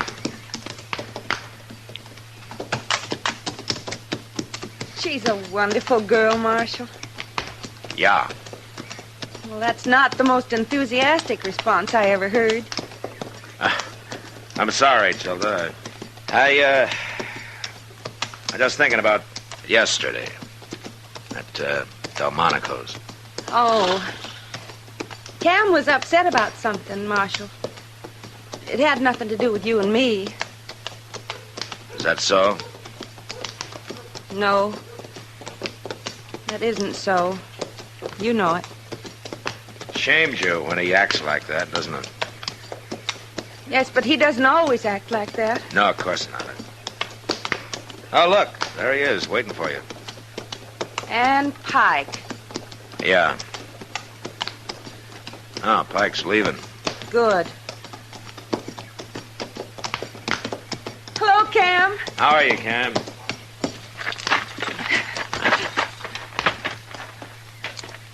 We sure had a long ride. Nearly 20 miles, Kitty said. Kitty said. Oh, well, she stopped off to see somebody up the street there. She did, huh? Why, Cam, you don't think I've been out riding with the marshal, do you? Why shouldn't I? Well, we ran into him on the edge of town, that's all.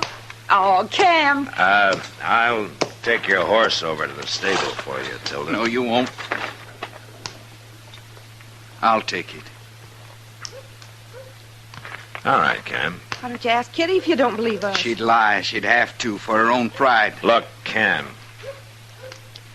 I want to ask you something. Go ahead. Who's been working on you? Who's been putting all this in your head?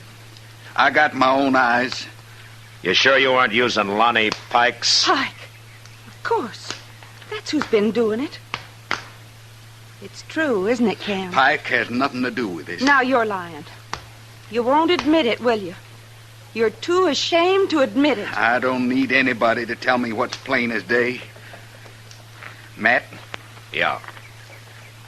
Next time we meet, I'm going to be wearing a gun. No. No. I won't stand for this. I didn't start it, Tilda.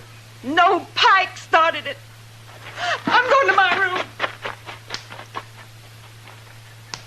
She's right, Cam. I warned you about him. Out with my wife. I'm going to come looking for you, Matt.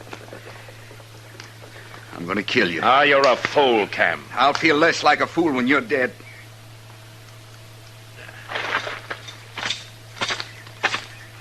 Where'll you be, Matt?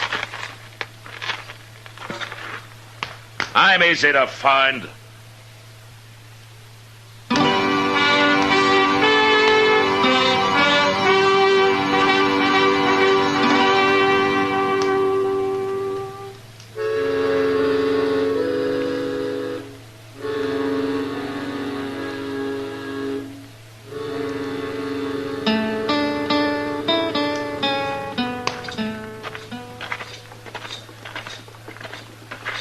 What are you going to do, Mr. Dillon? I'm going under the long branch, and I'm going to get Pike, and I'm going to make him face it out with Cam. And if he won't talk, I'll twist him till he does.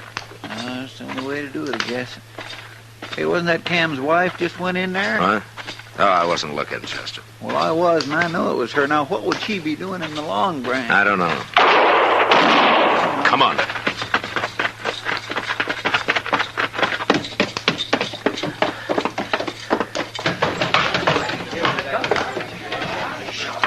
Look, she's gone and shot Lonnie Pike.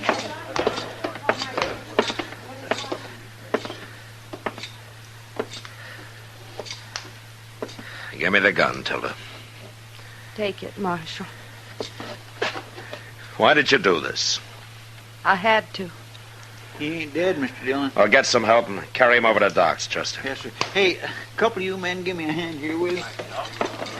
I've got to arrest you, Tilda. Of course. I shot him, didn't I? Let's go.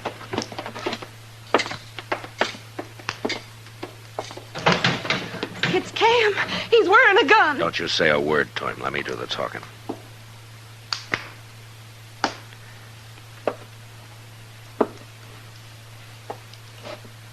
What happened? There's nothing to worry about, Cam. He's taking you to jail. I said there's nothing to worry about. Marshal! Why'd you do that? Why'd you hit him? I need a couple of more men over here. Well, at least you'll have some company now, Tilda.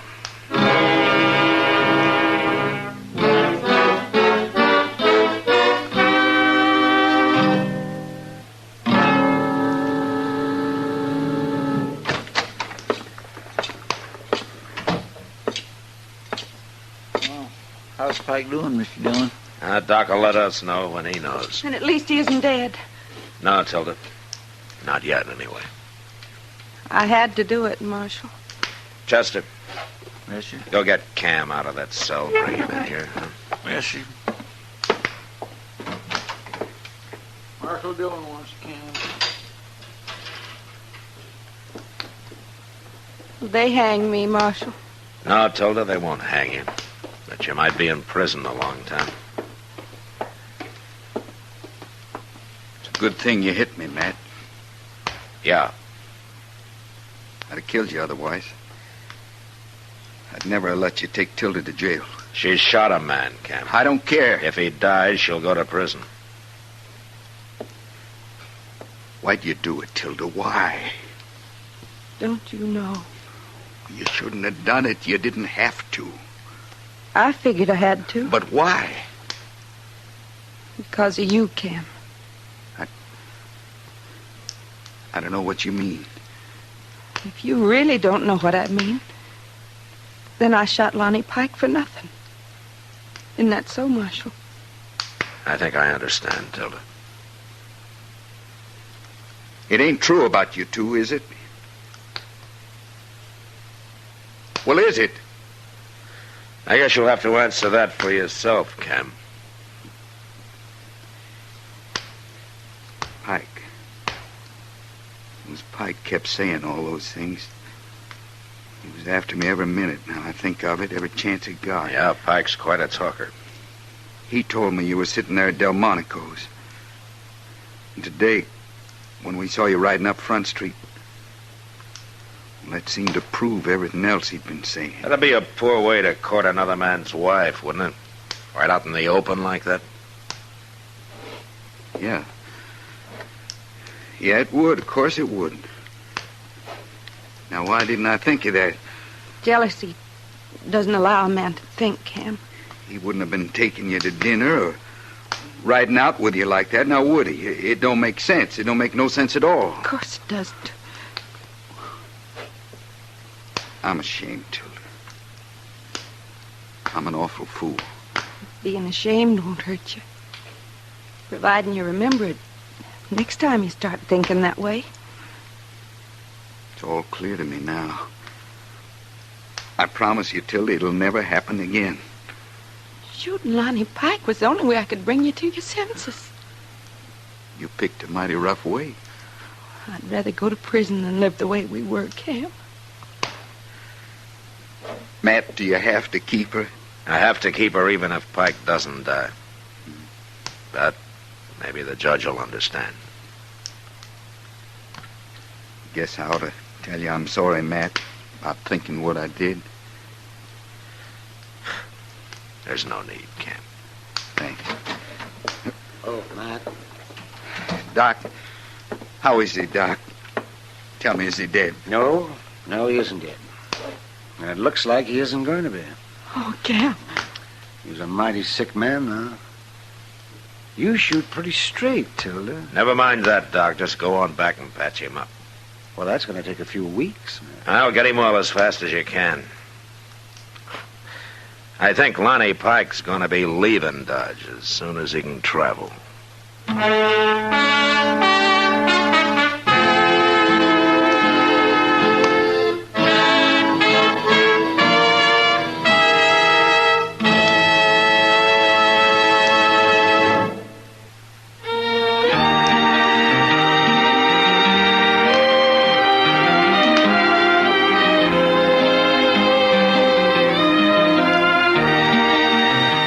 Gunsmoke, produced and directed by Norman Macdonald, stars William Conrad as Matt Dillon, U.S. Marshal. Our story was specially written for Gunsmoke by John Meston, with music composed and conducted by Rex Corey. Sound patterns by Tom Hanley and Bill James. Featured in the cast were Vic Perrin, Virginia Gregg, Harry Bartell, and Don Diamond. Harley Bear is Chester, Howard McNear is Doc, and Georgia Ellis is Kitty.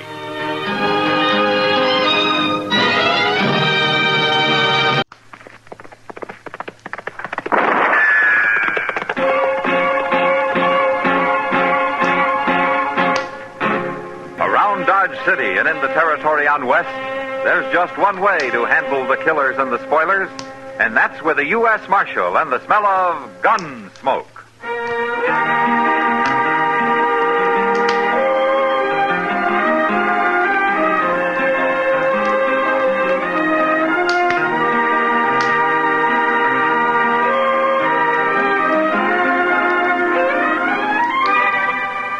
Gunsmoke, starring William Conrad, the transcribed story of the violence that moved west with young America, and the story of a man who moved with it. I'm that man, Matt Dillon, United States Marshal. The first man they look for and the last they want to meet. It's a chancy job, and it makes a man watchful and a little lonely.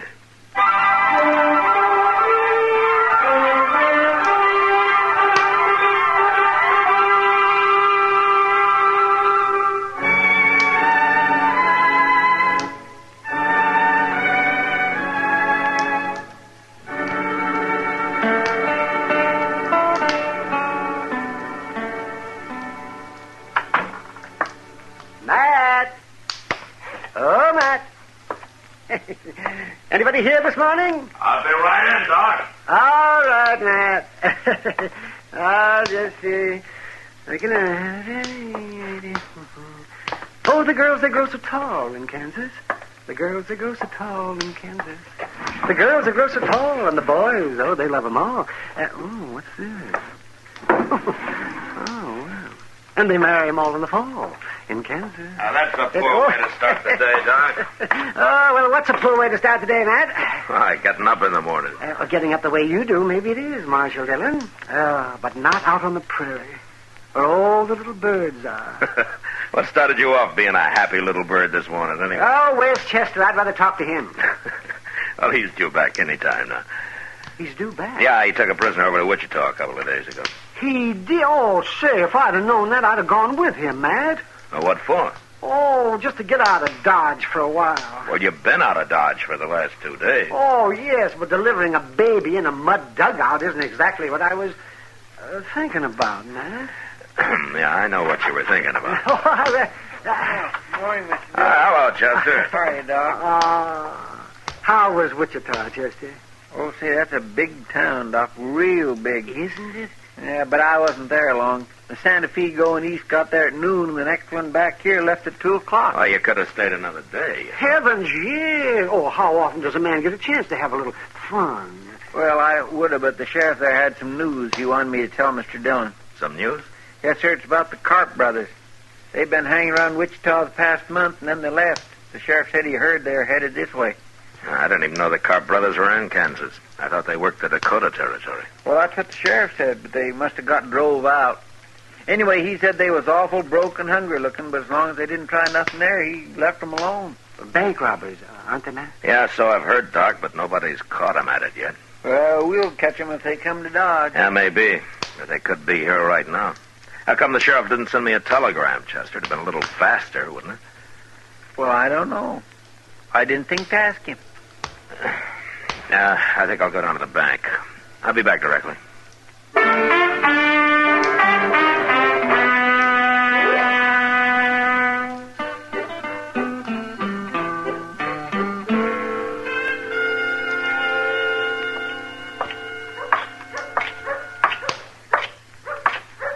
Hey, Kitty. Hello, Matt. You're up early this morning. I went to bed early last night. Where were you headed? Delmonico's. Heard they got some fresh eggs in last month. You're spoiled. But I'll go with you if you like. I'd like it fine, Matt. I got to see Mr. Bodkin at the bank here first. Why don't you go on ahead and I'll join you, huh? Well, how long will you be? Oh, just a couple of minutes. I'll wait in the bank for you. Okay. But if you're longer than a couple of minutes, you can find me at the restaurant. I'm feeling pretty healthy this morning. You ought to go to bed early every night. If I did, I couldn't afford breakfast. This place looks deserted. We must be the only people up in Dodge, except for the cashier there. Maybe I ought to wait till after breakfast, Matt. No, Kitty, I'm afraid this business has waited too long as it is.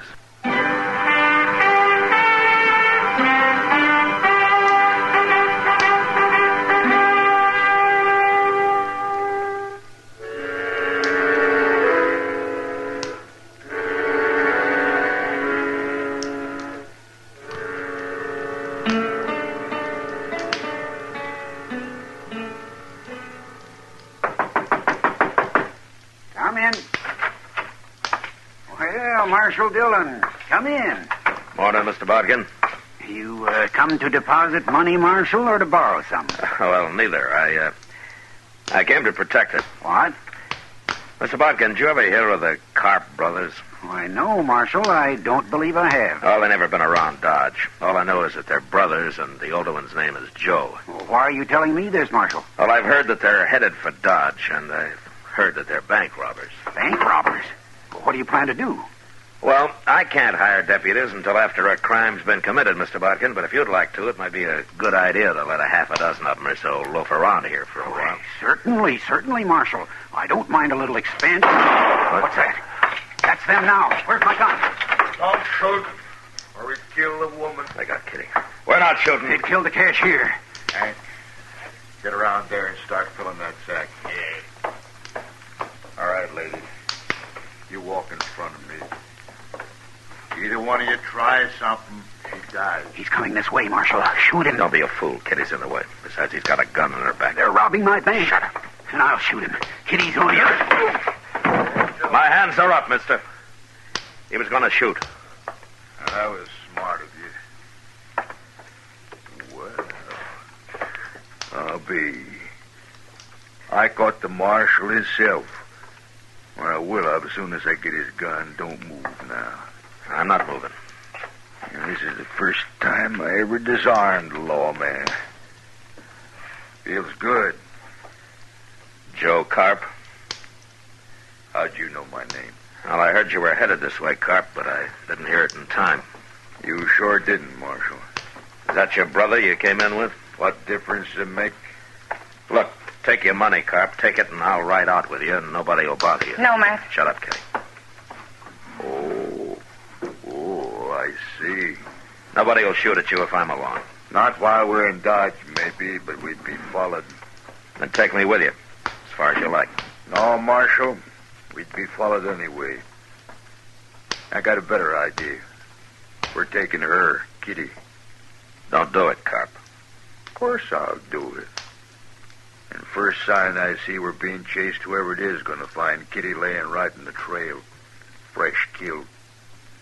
And if you don't think I'll do it, I'll tell you something. First person I ever killed was a woman. So don't let nobody follow us. Nobody else will follow you, I promise you that. I'd hate to lose such a pretty girl. Matt, it's all right. Forget it. Sure. Whiskey. You go in that office and sit down, Marshal. Hank's got the money ready. We're leaving. So long, Kitty. So long. Nobody seems to heard me kill the cashier. So don't you run out and tell nobody, Marshal. I won't. Yeah, Marshal, if I do shoot Kitty, I promise you one thing. Yeah? I'll do it with your gun.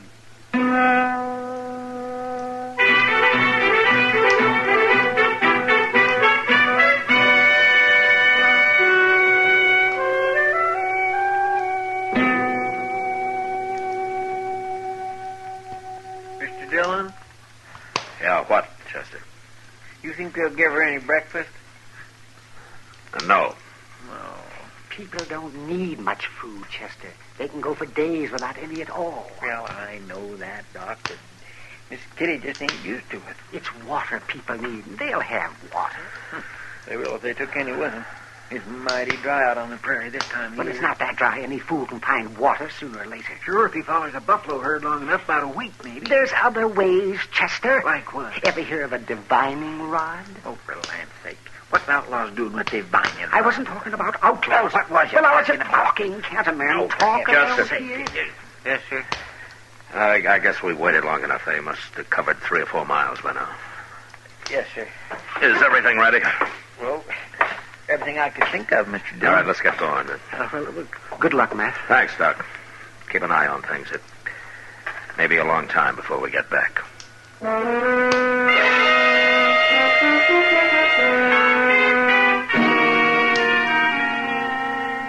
From the bank window, I'd watched the Carp brothers ride north out of Dodge. So Chester and I started off in the same direction. On the other side of the Arkansas, we picked up their trail and followed it easily all morning. But we were careful to stay way behind them and out of sight. Although we probably could have run them down in a few hours. That was the hardest part of it. Forcing ourselves to hold back. Go slow.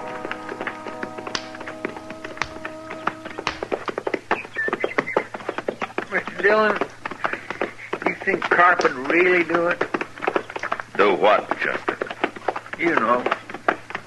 Do you? Yeah. Chester, look up ahead there on the ground. Mr. Dillon. Yeah, let's see who it is.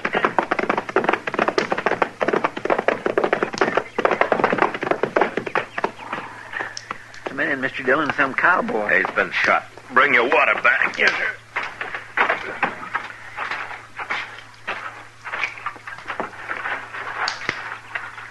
Well, he's still breathing. Yeah, pour a little water on him, huh? Yes, sir. Well. Hey, fella. You want a drink? Oh. Hey, you thirsty? Well, some more. Here.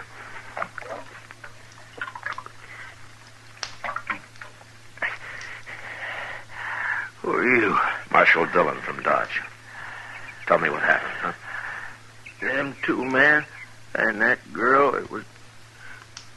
Hold my head up, Marshal. Is that better? Yeah, full of blood, Marshal. They hurt me bad. Yeah. Blaine is my name, Blaine. Oh, what happened? them two men, Marshal, and I know that girl oughtn't to be with him. I could tell the way she looked at me. You're after him, ain't you? I'm after him. I seen him, and I rode up, and I asked them who they was. They didn't like that, Marshal. No. I knowed something was wrong with that girl and all, but I ain't no gunman. They shot me right out of my saddle. Both of them to once. We'll get him, Blaine. If that's any help to you. Well, it don't matter now. That girl hadn't ought to be with him. Could you hear them? Did they say anything? Yeah. Something about a cabin, but I don't know where. Yeah. Look, Blaine, my partner here, Chester, he'll stay with you. Sure will. I'll take care of you, Blaine. Oh, thanks, but it won't do no good. You better go off and help catch them fellas. I'll handle them. Take whatever you want off my saddle, Chester, and get a fire going here. Yes, sir. You'll be fine, Blaine. So long.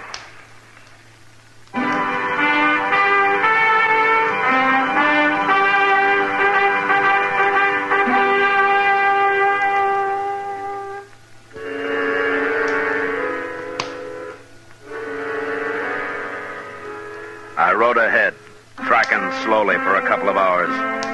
Then I saw a dust cloud behind me. I stopped and waited. It was Chester. He rode up and looked at me for a moment. Then, without saying a word, we continued on the trail across the prairie. We traveled in silence until dark. And then we saw a cabin. I couldn't chance going up to it, so we unsaddled and turned our horses loose and crept into a little draw about 100 yards away. And got down and waited. We waited all night. Dawn came, and then the sun, hot as ever.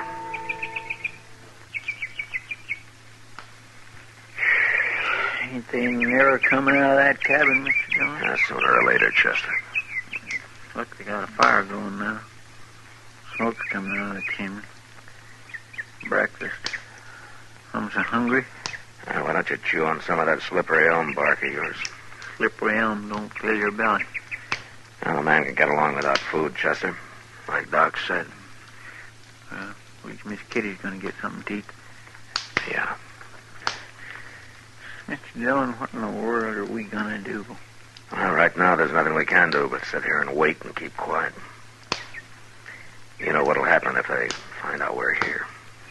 I know, but I ain't thinking about it. Now, you better get back down now. I'll stay up here and where I can watch.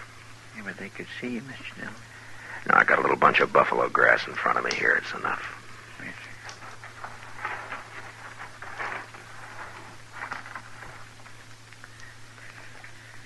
Getting hot. Keep your voice low, Chester. Okay. You know, if it wasn't for them in the cabin, it'd be awful peaceful out here, wouldn't it? Yeah. Mr. Dillon. What? The rattlesnake, he's behind you on top of the hole, about 5 feet back of your head. Whatever you do, don't move, Chester. Don't even breathe if you can help it. He's looking at me now, Mr. Dillon. How long is he? I can't see him. He's a big one. Maybe 3.5, 4 foot. Huh. I can't see you either. How far are you from him? Far enough. Unless he uncoils, moves up. Well, just keep very still. They go away. He ain't about to go away. Or did you move? With my hand, just a little. Well, don't do it again. Mr. Dillon, he's stretching out. He's moving. Which way? Toward you. Steady. He stopped. He's coiling again. Chester? Yes, sir. Look, If that snake strikes at me, don't yell. They'll hear you in the cabin. Just start thinking about it now. If he strikes you, just close your eyes and stop breathing. You hear me? Well, I'll try. You'll do it. You understand? Yes, sir. He's looking at me again. You must have moved, Chester. You must have. Well, I got my rifle aimed at him. Now, you stop it. You get your finger off that trigger now. Well, I can't sit here and watch that rattler strike Kitty. If you shoot, Kitty will die. Don't you know that? I didn't move, Mr. Dillon. Honest, I didn't. He's looking at you now. Well, let him look. I gotta do something. I can't sit here and watch this. Wait a minute. Now, listen to me. I got an idea. What? Are you chewing? Huh? Are you chewing? Oh, no, not right now, but I got a fairly fresh squid of slippery elm in shirt pocket. Okay. We'll chance it. You get that quid into your mouth, but you do it slow. Slow and as steady as you can manage it. And once you start moving your hand, don't stop. You understand? All right, go ahead. Okay, sure. What for? Well, I'll tell you when you get it in your mouth. You doing it? Yeah, I already got my finger in my pocket. There it is. Oh, slow and steady now. I'm trying. It's in the mouth now. Oh, juice it up, Chester. Get a big mouthful. I am. All right. Now, I've heard you brag about how good you can spit. Can you hit that rattler from there? Maybe. Well, okay. Do it. Well, I only got one shot. I can't make it. I can't do it. Wait a minute. You got a mouthful? Well, have you? Yes, sir. All right, swallow some of it. Just a little bit. Now, go on, swallow. I did. Now, let it sit a minute. How's it feel? Like whiskey. Raw whiskey. All right. Now, take your time. Make a move. Make him look at you. And then splatter him right in the eyes. Okay. Go ahead. Snake. Hey, snake. Look.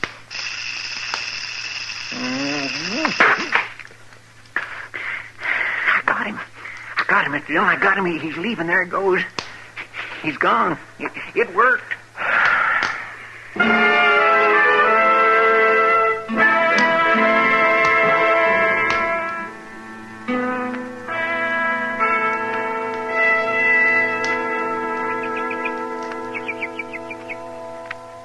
They can't stay in that cabin forever, Mr. Dillon.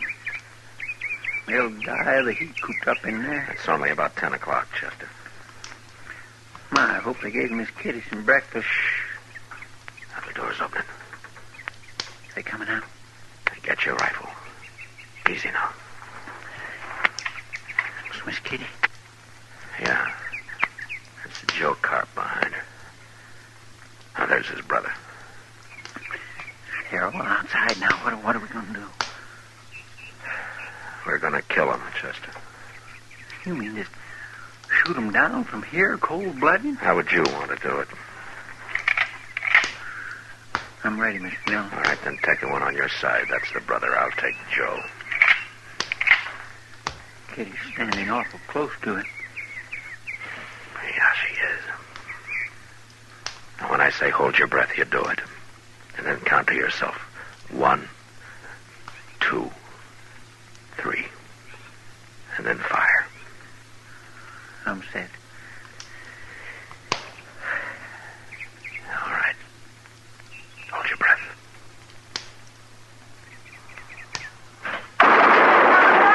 All right, let's go. Chester.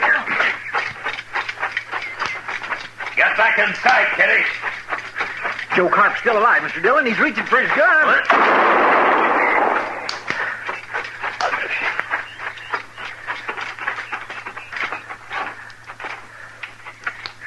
They're dead. They're both dead now. Okay, Kitty.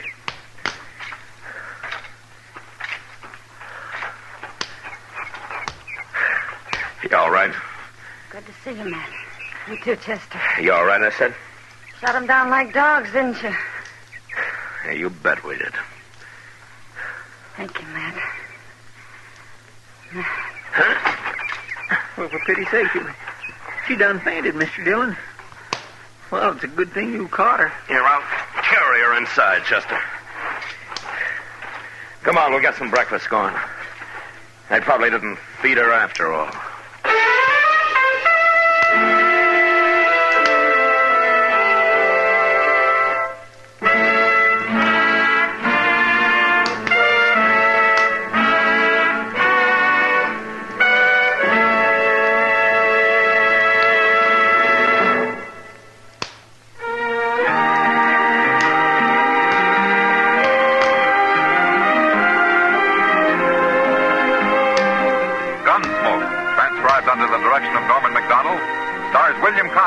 Matt Dillon, U.S. Marshal.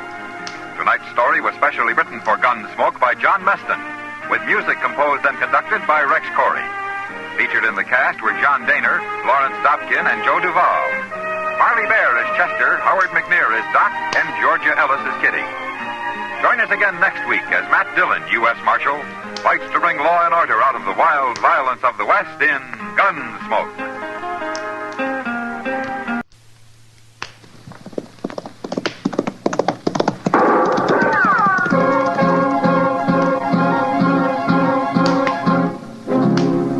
Around Dodge City and in the territory on West, there's just one way to handle the killers and the spoilers, and that's with a U.S. Marshal and the smell of Gunsmoke.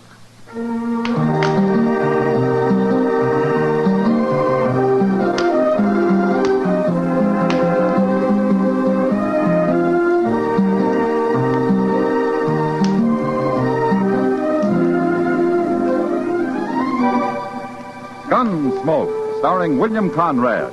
The story of the violence that moved west with young America. The story of a man who moved with it. Matt Dillon, United States Marshal.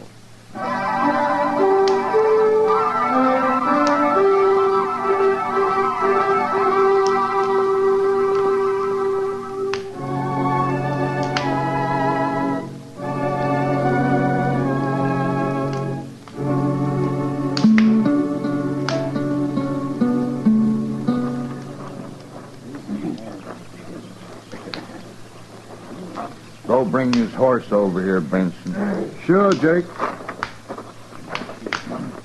Wait till we get him up on his horse before you tie that rope, Duval. There'd be too much slack otherwise. Yeah.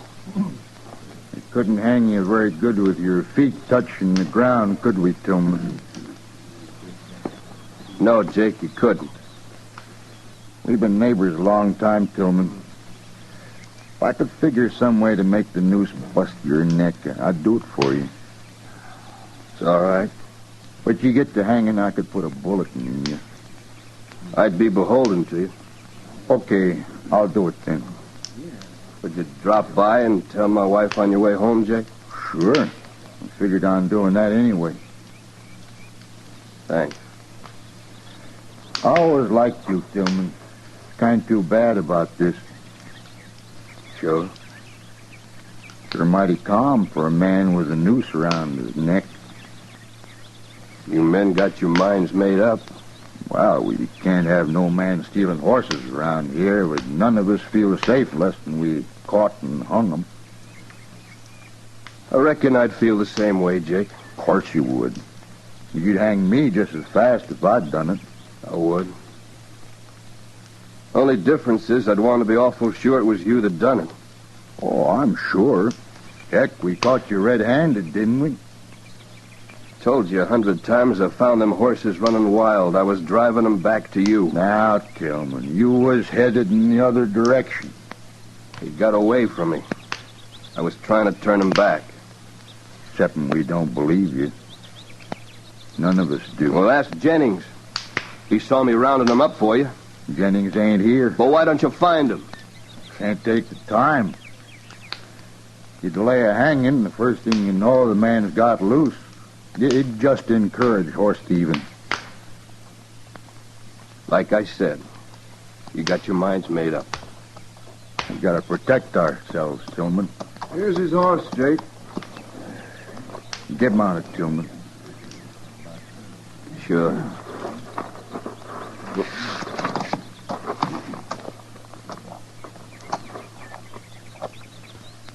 Okay, Duval. Take up the slack and tie it. Hey, look out there, Jake.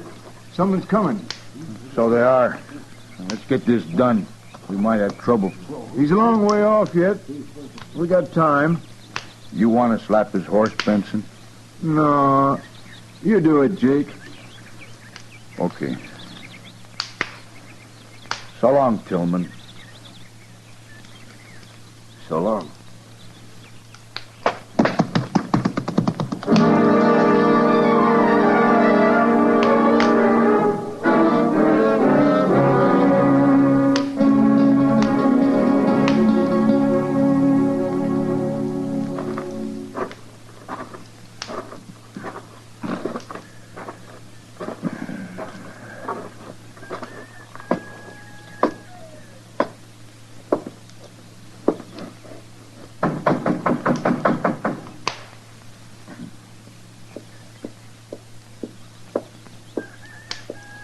Hello, Jake.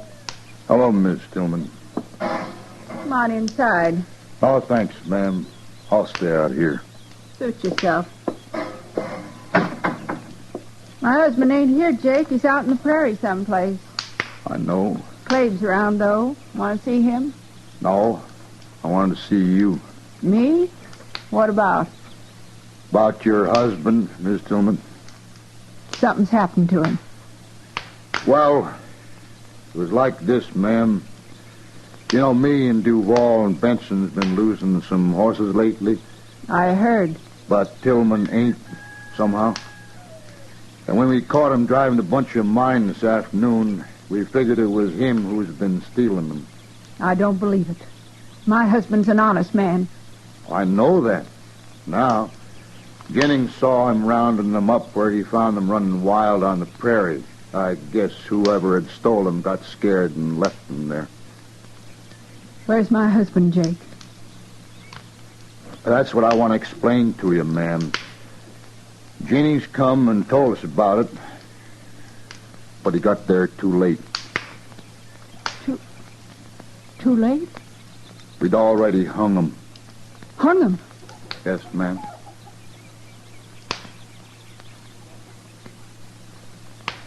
Clave! Clave, come out here. What is it, Mom? Well, hello there, Jake. Hello, Clabe.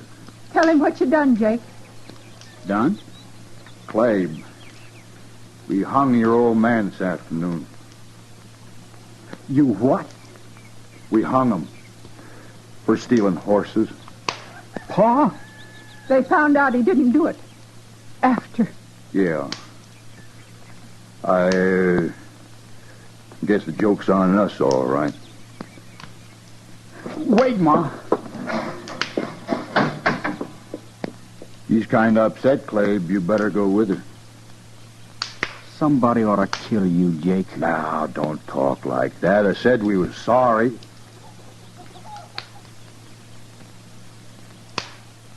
I gotta get home. It's kind of late. So long.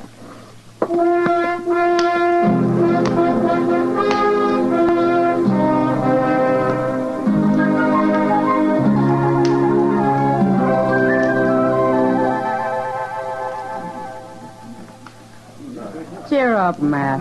Spring will be here in a few months. Yeah, sure. You're still bothered by the Tillman hanging, aren't you? He was lynched, Kitty. All right. Lynched. You'll never find out who did it now. That was nearly 3 weeks ago. Well, I got a pretty good idea who did it. That I can't be sure. No? Who? Probably some of the ranchers out there who've been losing horses. Benson and Duval and Jake Kaiser in particular. Benson? I heard he got shot the other night, right in his own house. Yeah, I did. Just a week ago. Maybe his conscience was bothering him, Matt. No? What do you mean?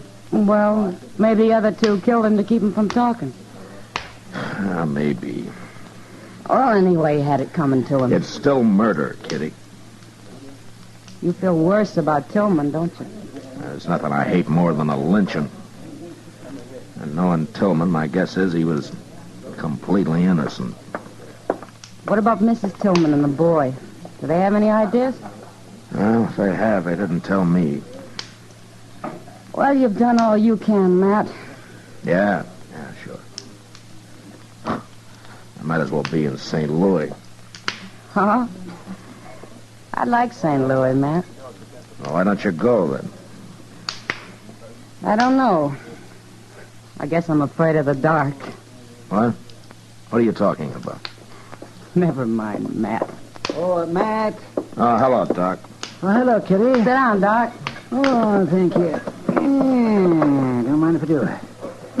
Say, that fella Duval, Matt. Yeah, what about it? He's over in my office. What? Oh, what for? He's been shot, Matt. Shot. Dead. What? His hired hand brought him in. What did this happen? Well, early tonight, he said... You know, it's a funny thing, Matt. Duval was shot through the window of his house with a .50 caliber rifle. I dug the bullet out. Just like Benson. Yeah, I thought it was kind of interesting myself. That makes Jake Kaiser the only one left, Matt. Why, you think Jake did it? I don't know. Well, he's been sitting right over there in a card game since noon. Are you sure of that, Kitty? Well, I was gone for an hour, but he was there when I left, and he was there when I got back. Well, he couldn't have done it in an hour, Matt. No. Look, Matt, he's leaving. Yeah, excuse me. I'll be right back.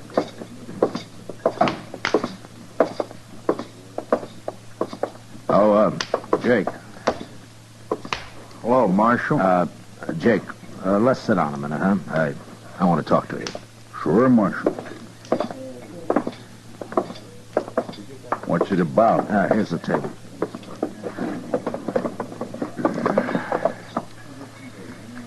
I'm kind of late getting out home. Jake, Duval was shot tonight. He was? Yeah.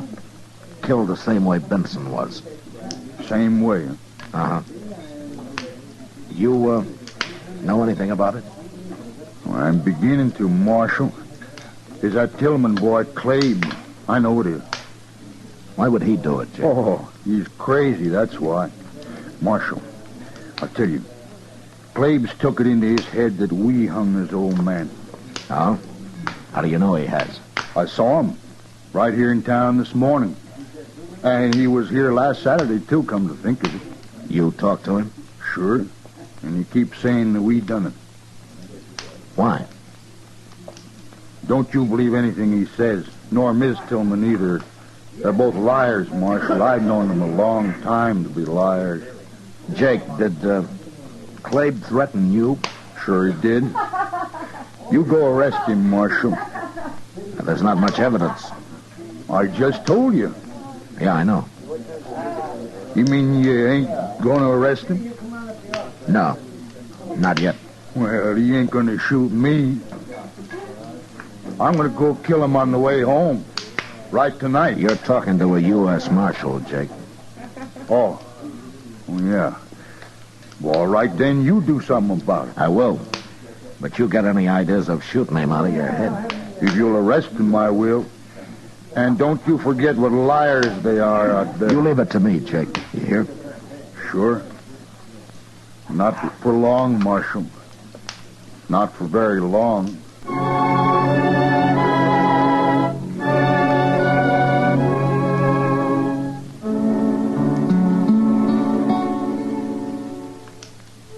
Jake Kaiser was a senseless kind of man.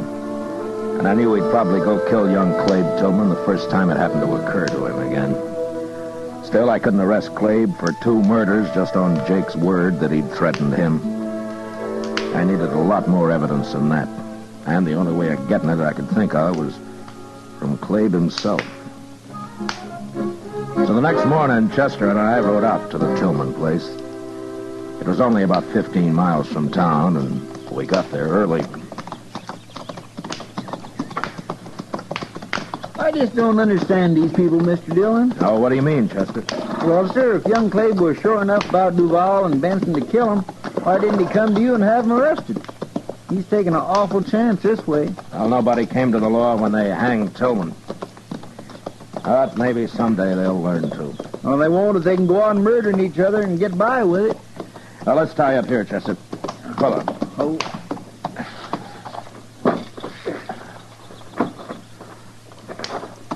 Nice place Tillman made here, ain't it? Well, he worked hard on it, Chester. There. Now, come on, let's see if Clabe's around. All right.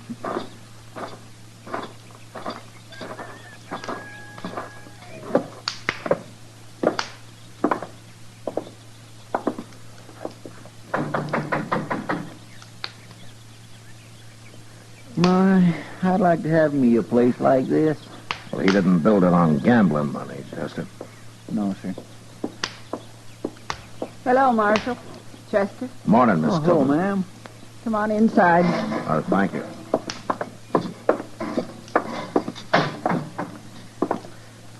Sit down. Thank you. Well, I don't want to bother you, ma'am.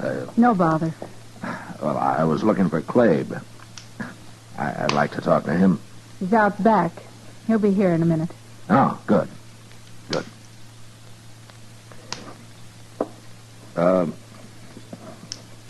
Miss Tillman, have you heard about Duval? He was killed last night. All right. Well, don't you care? Several people have been murdered around here lately, Marshal, including my husband. Oh. Well, do you think Benson and Duval were in on that? I didn't say they were. What about Jake Kaiser? You're prying, Marshal. That's the trouble with the law. It's always prying. What do you want Clabe for? Well, I thought he might tell me what he knows. You won't. We don't know nothing. And Clabe ain't shot nobody. He was in Dodge yesterday. Yeah, I know he was. I wouldn't put it past Jake to have shot Duval himself. Well, I've thought of that, too. Do you have any idea why he might have?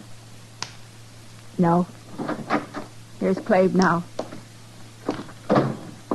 We got visitors. Hello, Clabe. Marshal? Chester? All right, Clabe. You, been hunting this morning? No. Put that rifle back where it belongs, son. Okay, Ma. I was shooting hawks with it yesterday. Left it in the barn. You should have brought it in last night, son. Sure, but, well, it was dark when I got back, Ma. I didn't see it out there. Yeah. I should have brought it in myself. What are you doing here, Marshal? Duval was murdered last night, Clabe. He was? Yeah. Shot, same as Benson. Well, what do you know? Jake Kaiser thinks that you did it. He does, huh? Uh-huh. He also said that you threatened to kill him next. Maybe I oughta. Clabe, don't talk like that. Okay, Ma. How are you going to prove I killed anybody, Marshal? Well, if you have, I'll find out somehow. Go ahead. There's a law against murder, Clabe. They murdered my pa. Where was the law then? I'd have had him in jail right now if I knew who they were. Too bad you weren't there, Marshal. Well, I could still arrest Jake. We don't know nothing about Jake. Do we, son? No. No, we don't know nothing. Leave us alone, Marshal. We got trouble enough. Okay, Clabe. But you'll hang for murder if you kill Jake. Come along, Chester.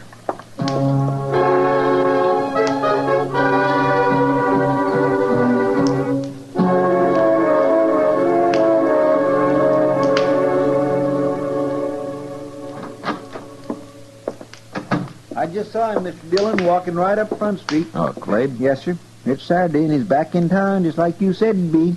Well, I wasn't too sure, Chester. Jake might have killed him during the week. It must have slipped his mind somehow. I know what you're thinking, Mr. Dillon. Fabe's gonna ride past Jake's place on his way home, ain't he? Well, the man's been killed each Saturday the last 2 weeks. It could happen again. You gonna stop him? Get our horses, Chester. We'll ride out to Jake's. Now? Hadn't we ought to follow Clabe when he leaves? No, it's Jake I want to keep an eye on. I don't understand. Just get the horses, Chester. Yes, sir. And be sure there's a rope on my saddle, huh? We gonna hang somebody? No, now get going. Yes, sir.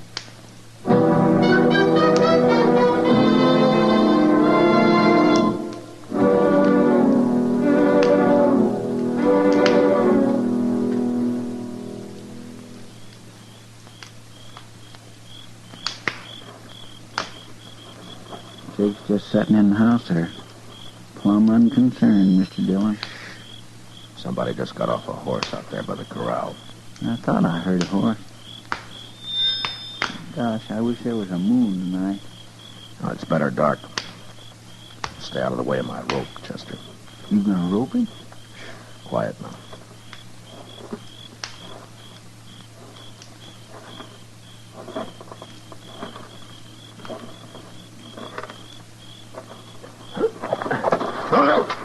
All right, now, Chester. All right, grab the rifle, Chester. Yes, I got it. No, don't let me go. Why, he's a woman, Mr. Dillon. Yeah, that's why I used the rope. All right, stand up now, Miss Tillman. Come on. You shouldn't have stopped me, Marshal. It won't do any good. 2 murders are enough, aren't they? I was saving Jake for the last. I wanted him to sweat. And I'll kill him yet. Who's out there? It's Marshal Dillon, Jake. Now put the gun down. What's going on here? Why, it's Ms. Tillman. Yeah. She wants to kill you, Jake. A woman? That's a 50 caliber Sharps. I think that'd do it. You sure would. You killed Benson and Duval with it, didn't you? And I'll kill you if I have to use a knife, Jake Kaiser. A woman? Going around killing people. That's terrible. You hung my husband. One of the best men that ever lived. I told you it was a mistake. I said we were sorry. That's what I've been waiting to hear, Jake. No. All right, get his gun, Chester. Here it is, Mr. Dillon. All right, throw it away. With pleasure. Now, you're both under arrest, Miss Tillman. Well, as long as Jake hangs, too. He'll hang. What will Clade think? He knew about this when he found your rifle in the barn last week. And I guess he figured there was no way to stop you. You found the only way, Marshal. I guess maybe I should have told you everything from the first. Yeah. Yeah, but it's too late now. I'm sorry. Don't you feel bad about it, Marshal? I don't mind. I don't really mind at all. I know you don't, Miss Tillman. And that's the worst part of it.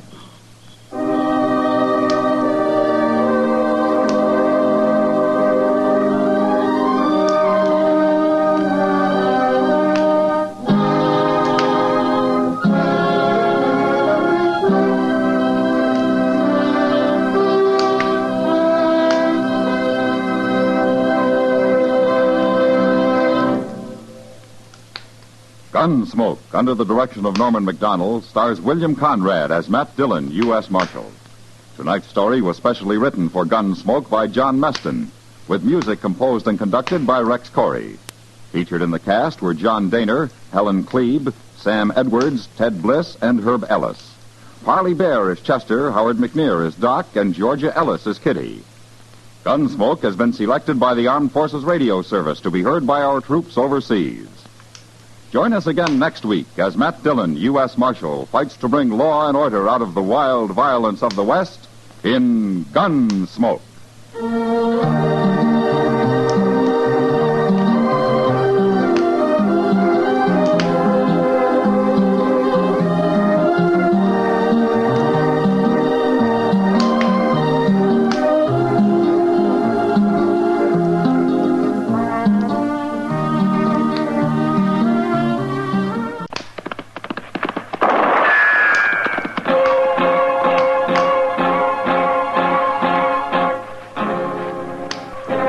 Around Dodge City and in the territory on West, there's just one way to handle the killers and the spoilers, and that's with a U.S. Marshal and the smell of Gunsmoke.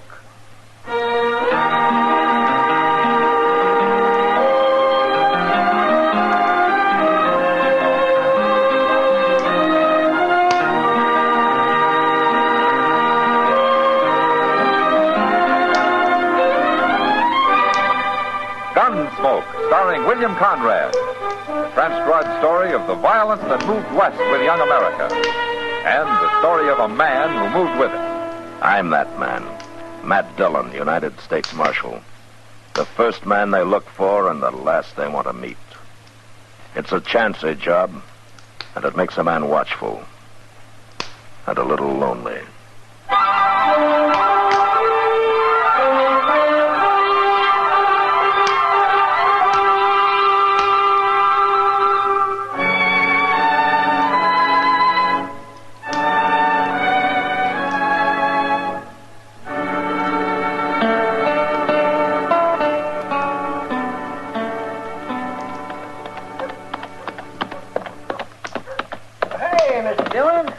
Chester. Well, how was things up in Salina? Real peaceful. That town constable's all they need, Chester. I'm not going to recommend the government spend any money up there. Tell me about Dodge, Chester. Anything been happening here the past week? No, sir, nothing much. One fella got killed last night, but outside of that, it's just been dull as winter. Oh, who got killed? Oh, I don't know, some wandering cowboy. Well, who killed him? A man called Pate that told me it was self-defense, Mr. Dillon, pure and simple. Well, did you see it? No, sir. Well, who did? Well, I believe the only man who saw the whole thing was that gambler, Ben Sissel. He's new here the last few days, been playing cards over at Long Branch. You don't seem to know a whole lot about it, do you, Chester? Well, I was just starting to find out when I seen you riding up the street. Chester, where were you last night? Well, what with one thing and another, I was pretty busy. All right, I hope you had a good time.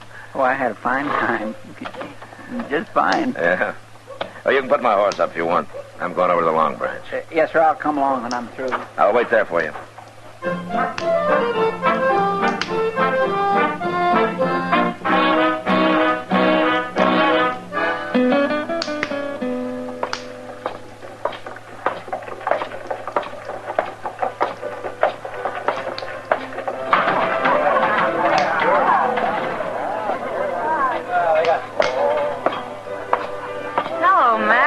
When'd you get back? Just rode in, Kitty.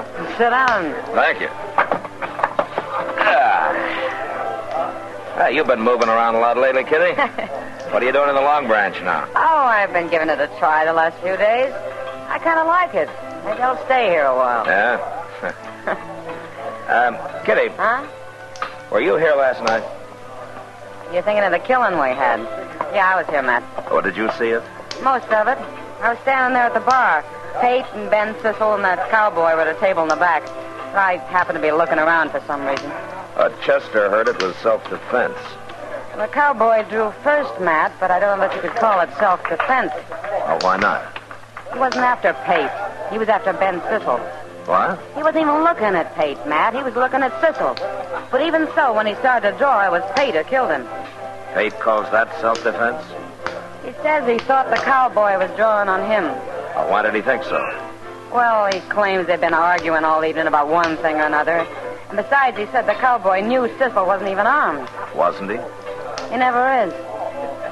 I see. Tell me, Kitty. Huh? Is this Pate always around when Ben Sissel's dealing? He sure is, Matt. Always. Pretty handy with a gun, is he? Too handy for an ordinary man. Yeah, I thought so. Ben Sissel's another crooked gambler using a hired gunman to protect him when he's caught.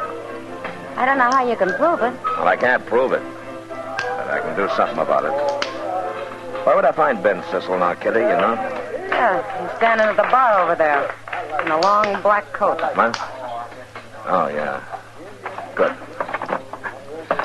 Now, Kitty, I'm sure glad you were here last night. I'll be here tonight, too, Matt. Huh?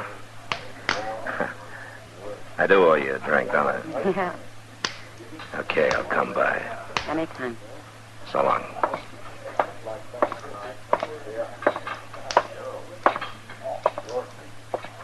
Ben Cecil?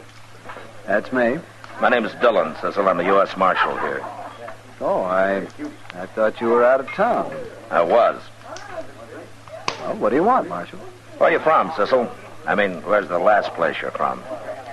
Oh, I've been all over, Marshal. You know how gamblers are. Yeah, I know. Where'd you gamble last? Why, back east. Why? I didn't think you'd tell me. How long's Pate been working for you? Working for me? Mm-hmm. What are you trying to say, Marshal? Well, I'll make it real simple. The way you operate's already led to one killing here, and I'm not going to have any more. I didn't kill anybody, Marshal. There are plenty of witnesses to that. Where's Pate, Cecil? I don't know where he is. Why should I? I want to talk to him, and I want you with me when I do. You're getting kind of pushy, Marshal. Well, I can get a lot worse. I suppose we go outside and wait for a friend who's coming here to meet me, then we'll go talk to Pate. All right, get moving.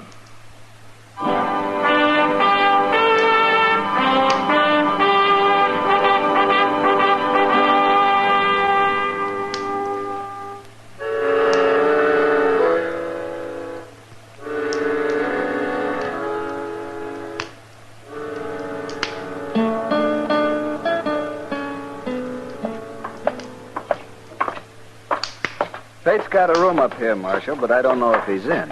Well, if he isn't, you start thinking of someplace he might be, huh? Sure. Well, I wouldn't blame him for not being here, Mr. Dillon. This is the poorest hotel in Dodge.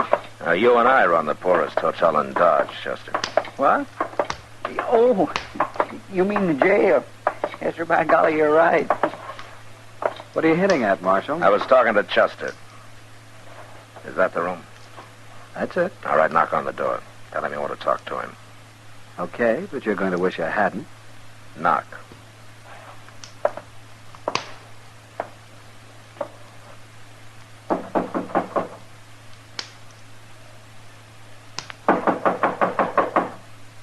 Who's that? Ben Cecil. Oh, Cecil, I was... Who are these two? This is Marshal Dillon, Pate. Marshal Dillon. What's he doing here? We'll come inside and tell you. Oh, wait a minute, Get Marshal. out of the door. Hey, you come here over that cowboy last night. It's no use. Everybody saw it knows I killed him in self-defense. Of course you did. There are plenty of witnesses to that, Marshal. You're smart, Cecil, but you're a coward. That's why you need a hired gun to help you when you're caught dealing crooked. You'd better watch what you're saying. Now, why? I don't carry a gun, Marshal, but Pate does, and he happens to be a good friend of mine. Sure. But right now, Pate's gun belt is hanging on that chair over there. You see it? You blasted fool. You didn't tell me who was with you when you knocked. What do you expect? Supposing he had told you, Pate. I ain't afraid of you, Marshal. But you're armed, and I'm not. Chester. Yes, sir. Go get his gun belt. All right, sir. Pretty brave of you, Marshal. Arresting an unarmed man. I'm not arresting you, Pate. I wish I could. And what are you doing? Chester, unbuckle that belt and hand it to him. Here you are. Now put it on, Pate. Put it on. Get out of the way, Chester. Yes, sir. Well, put it on, I said. Okay.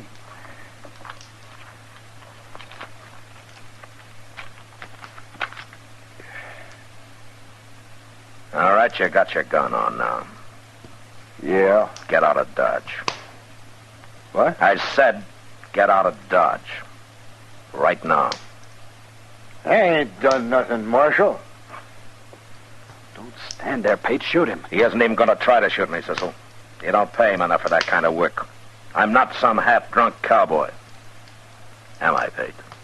I got no quarrel with you. What kind of gunman are you, Pate? You afraid of him? The kind of gunman that can be hired isn't the kind that's going to take any real chances, Cecil. I said I ain't got no quarrel with you.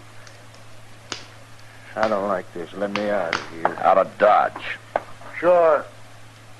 It's a no-good town anyway. The door's open.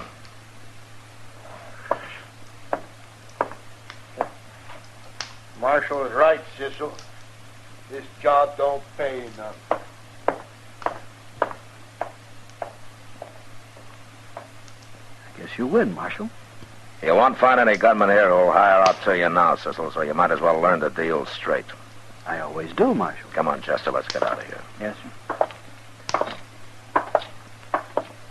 Now, you stay here and think about it for a while. Now, Sissel? I'm already thinking, Marshal.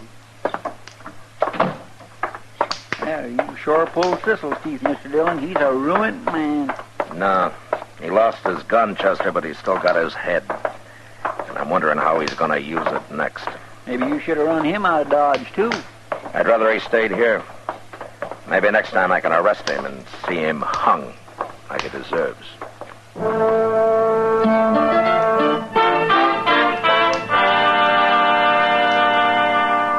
It didn't take Pate any longer to leave Dodge than to find his horse and get mounted. Then for the next week, there was no trouble from Ben Sissel. He went on dealing cards. And although everybody was watching him pretty close, nobody found any reason to complain about him. He didn't win much money, but I began to think maybe he'd decided that being honest had some value anyway. Doc and I were talking about him in my office one noon. A man like Ben Sissel doesn't change, Matt. He's a crook, and he'll always be one. He's worse than a crook. He's practically a murderer. He's also a coward, Doc. That's why I think maybe I got him stopped. Well, the way you've got him fixed now, in order to stay free, he's got to stay honest. Oh, that must be a hard choice for a man like that. Hey, Mr. Dillon. Oh, hello, Doc. Hello, Chester. Hey, Mr. Dillon, I just saw the darndest thing out on the street there. What, Chester? Well, sir, who would you say is the last man in Dodge you'd ever expect to start carrying a 6-gun? I am. Yeah, oh, no. Outside of you, Doc. Well, I can't think of anybody except Doc who doesn't carry a gun now, Chester. What about Cooter Smith? What? Cooter Smith? If I hadn't saw him, I wouldn't believe it either. Oh, what's he doing with a gun? Well, he's just leaning on a post down the street there now, Mr. Dillon. He shouldn't be allowed to wear a gun, a man like him. No. Chester, go bring him in here, will you? I'd like to talk to him. Okay, sir. I'll get him. Huh. My goodness, things are getting mighty bad around here when even Cooter Smith decides to arm himself, man. Cooter's pretty harmless, though. Well, you never know, man. A man like that can be harmless one day and dangerous the next. Yeah. Doc, what is the matter with Cooter anyway? Well, I don't know for sure, Matt, but I examined him once, and it looked to me like he got kicked in the head by a horse at one time. He won't say so for some reason, of course, but, oh, poor fellow. Maybe he doesn't even want to remember that. Well, whatever it was, it sure made him half simple. I've seen men worse off. Yeah, I'm sure. Here he is, Mr. Dillon. Oh, hello, Cooter. Oh, come on in. Yeah. Hello, Cooter. Hello, Doc. I come here like Chester said, Marshal. Good, Cooter. I wanted to talk to you. You never asked me to come here before. Well, that's because you never wore a gun before, Cooter. Oh, that's from a job, Marshal. Your job? Job of work I got. Oh. Well, what kind of a job is it? I don't rightly know yet, Marshal. Well, can you tell me what you do know? Who hired you? The fella that give me this gun. He hired me. For an awful lot of money, he said. Who was that? Well, I know what he looks like, but I don't remember his last name. Ben something. Ben Sissel? That's him. He's going to pay me for wearing this gun.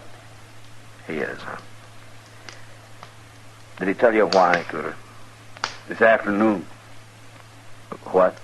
Well, that's when he's going to tell me everything I got to do. He's going to talk to me some more this afternoon. Sure talks a lot, that fella. Yeah. Oh, okay, Cooter. Fine. You can go along now. But look, I hope you don't let Sissel talk you into any trouble. Oh, it ain't that, Marshal. As long as he don't try to make a fool out of me. Sometimes people do.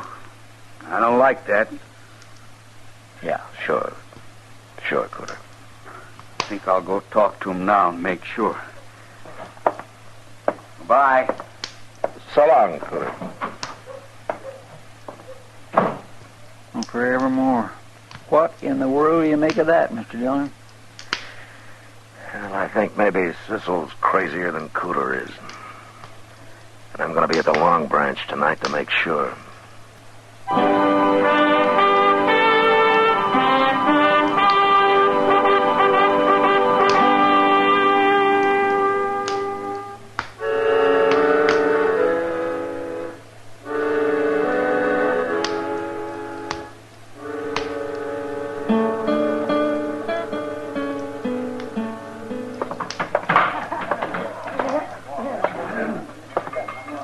Evening, Kitty. Well, hello, Matt.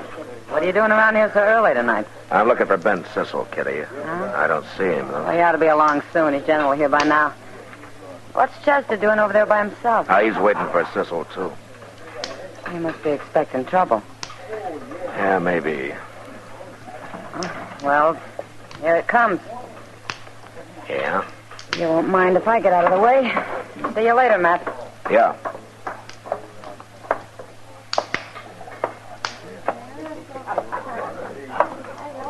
Hello, Marshal. Sissel? Cooter Smith tells me you were talking to him this morning. I was. Well, he'll be here in a minute. You can talk to him some more. Fine. I don't know, Marshal. Maybe it won't be so fine. Oh? Cooter's not as easygoing as most people seem to think. He isn't? No. For example, you tie a gun on him, it kind of changes his whole character. It makes him mean, Marshal. You'd be surprised how mean. Yeah, I guess I would, Sissel. You don't believe me? I'll show you. Cooter! Hey, Cooter!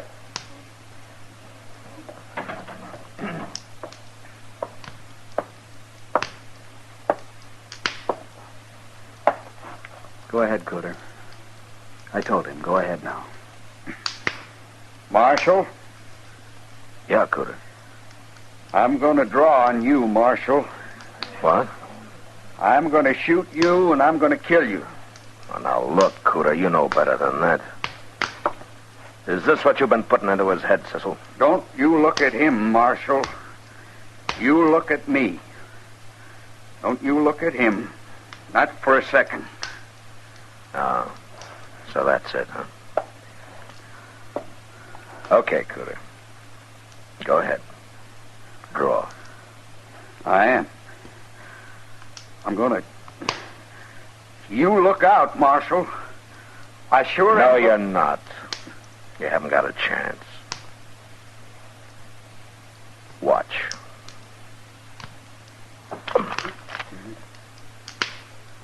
There, you see, you're too slow, Cooter. I got my gun out and you haven't even touched yours. No. I haven't touched mine. Your gun's pointing at me.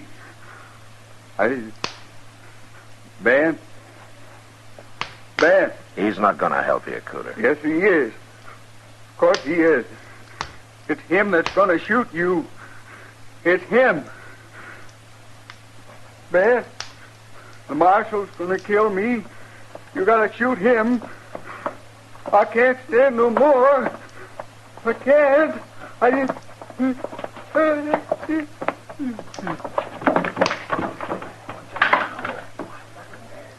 Poor devil. Sissel, you ought to be real proud. I didn't do anything, Marshal. I wasn't going to shoot you. I don't even carry a gun. You know that. Sure, but Cooter didn't know it. You told him to make me start for my gun, and then you'd shoot me from the side where I couldn't see you. You told him he'd be safe. That isn't so, Marshal. What your plan was to make me kill him, huh? Wouldn't look so good for me to kill a man like Cooter, would it? Nobody'd stand still for it. They'd laugh me out of town. That's what you were figuring on, wasn't it? I had nothing to do with it, Marshal. I wasn't figuring on anything. You're not as smart as I thought you were. Now, you're leaving town, Sissel. I'll give you an hour. And I hope you take longer.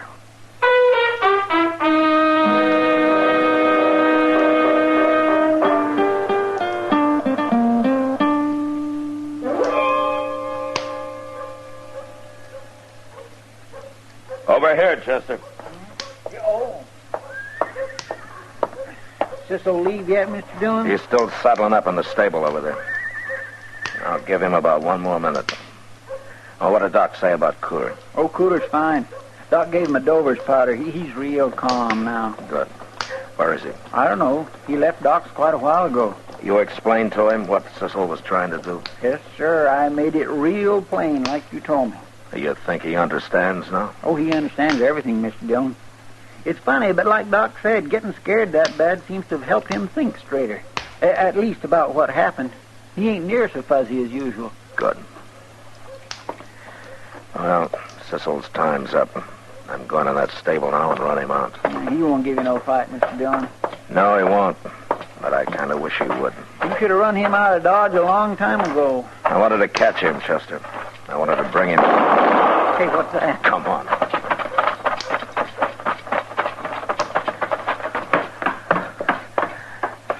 Look there, Mr. Dillon. It's Cooter. He's done killed Ben Cecil. All right, drop the gun, Cooter. I've already dropped it. I ain't gonna shoot no more, Marshal.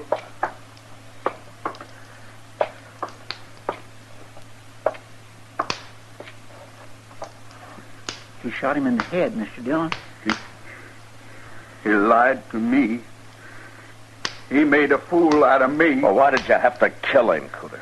I was running him out of Dodge. Don't you shoot me, Marshal. I wasn't going to shoot you. Honest, I wasn't. I like you. Like Cecil told me, I wasn't doing bad. I wasn't going to shoot you. Cecil was going to shoot you. I like you. Yeah, I know that, Cooter. I know that. Now, calm down, will you? I'm not going to hurt you. You're pointing that gun at me? No, look. Look. My gun's back in my holster now. Look at it. I am looking at it. I can't stand that. No. No. Cooter! Cooter! Well, he's going after him, Mr. Dillon? That can scare him even worse. Oh, it's bad enough now. But he killed a man. He murdered. Oh, he won't run far. I'll find him when his trial comes up. Now, I've done enough to Cooter for one day. Boy, it ain't your fault, Mr. Dillon. No, but that doesn't make me feel any better about it.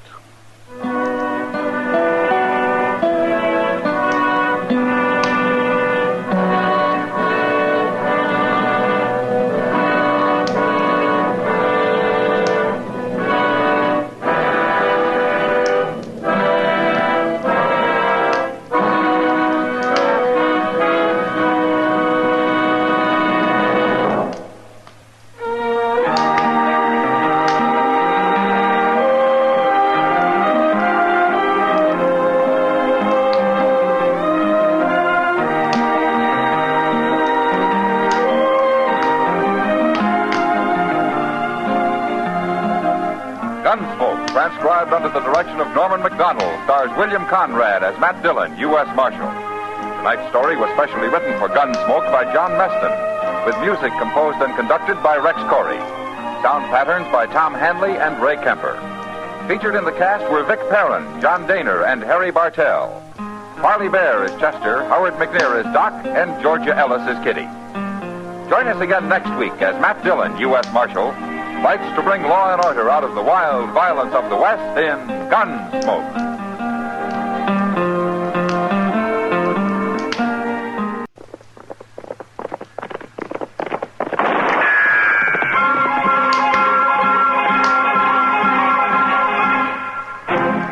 Around Dodge City and in the territory on West, there's just one way to handle the killers and the spoilers, and that's with a U.S. Marshal and the smell of Gunsmoke.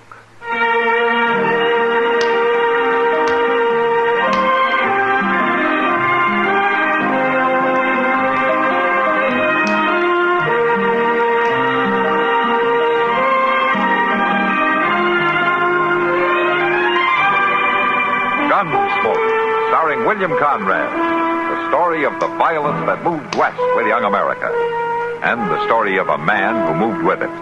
I'm that man. Matt Dillon, United States Marshal. The first man they look for and the last they want to meet. It's a chancy job, and it makes a man watchful and a little lonely.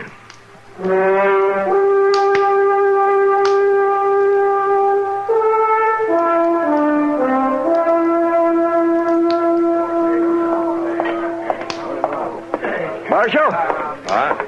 Marshal, I've been looking for you. Oh, hello, Tush. I just want to ask you one question. All right, go ahead, ask. Are you not sworn as a matter of bound and duty to uphold law and order in Dodge City? Well, I guess you could put it that way. Then why don't you get up from that there table and go out and find that cow? Cow? Goodness, you think all Mr. Dillon's got to do is go around hunting some scrawny old You cow? keep your mouth shut, Chester. Just a doggone minute here. Ain't nobody gonna smart off at Sit me down, like Chester, sit down. You too, Tush. You keep waving your arms like that, you're going to get apoplexy. I ain't got no time to sit down, Marshal. I got 1,400 head of cattle over across the river, bawling and a frothing. I got buyers up at the Dodge House willing to pay pretty near anything I ask because I'm bringing in the first trail herd of the season, providing I can. Marshal, you've got to find out what happened to Oney Hager and that gall-dying cow of his. Well, how do you know anything has happened to him? They ain't at that shack of his, neither one of them. If he was just going visiting, he wouldn't take the cow, would he? He might. Oney Hager's pretty crazy about that cow. You shut up, Chester. I didn't ask you. I didn't ask if you asked. I just said Moon says all right, Chester. Look, Tush, why don't you just sit down and have a beer, huh? Oney will be back in his own good time. Well, his good time ain't mine. Bert Collins is bringing a herd up for the Circle C. He ain't more than 2 days behind me. And if he gets his cattle across that river and into them shipping pens first, he'll get the big price and not me. Well, I'll check around town in the morning to see if anybody knows where Oney went. Hard to ask his neighbors. They ain't seen him for 4 or 5 days, or the cow either. And, Marshal, I'm reminding you of your sworn duty. My sworn duty doesn't include going out and scouring the countryside for a missing cow, Tush. Not even if there's been foul play done? What are you talking about? That shack of his has tore up something awful, like there was a big fighting ruckus in it. Is that the only reason you think something's happened to Oney, the way the place looks? Marshal, Bert Collins wouldn't stop at nothing to get that herd of his in ahead of me. He's just low down mean enough. Well, it's too late to start tonight, but I'll see what I can find out first thing in the morning. All I'm asking, Marshal, for you to enforce the law and protect the innocent and bring a guilty to justice. Yeah, I'll try to do all of that, Tush, the first thing in the morning, huh? Now, why don't you check in at the Dodge House and try to get some sleep? I doubt I'll close my eyes. All them cattle on the far side of the river, all that money on this side, I won't sleep a wink, Marshal, but I hope you pass a pleasant night. Thanks, Tush. My goodness, Mr. Dillon, all that fuming and fretting over a 16-year-old cow that's a dang skinny or hip bone stick out like a hubs on a wagon wheel. Yeah, but she comes in handy, though, for a job like this. Hello, Matt. Chester. Oh, hello, Kitty. Oh, Kitty. Sit down. You like to have some beer? Yeah, thanks. All right. What's Tush Lee all worked up about, Matt? Oh, he's got a trail herd that he wants to bring across the river. He's pretty upset because he can't find Oney Hager and that cow of his. What's Oney Hager's cow got to do with it? Well, for land's sake, Miss Kitty, everybody knows you got to have a cow or a steer that's a good swimmer and it'll take the lead if you want to drive a herd across water. Well, I didn't know it. Is that true, Matt? Yeah, that's true. See, a lot of herds have a natural leader or two, and they'll take to water. The rest of the cattle will follow them across. But you try to force the herd in, the chances are they'll panic and half of them will drown. Huh. I never heard of it. Oh, Oney Hager makes a lot of money every season just leading the herds across the Arkansas. That old cow of his takes to water like a duck. Well, then it's not a joke. Without that cow, Tush is in trouble. Sure, he's in trouble. When Bert Collins hits here in a couple of days with his herd, there's going to be more trouble. But he's already here, Matt. Huh? Collins? Yeah, I seen him on the street this afternoon. Ain't he due in yet? No. He must have had a gun ahead. Mr. Dillon, Tush said that shack of Oney's was all tore up like they'd been a fight. Yeah.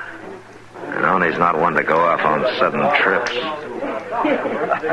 You know something, Kitty? I think you're right. It's not a joke.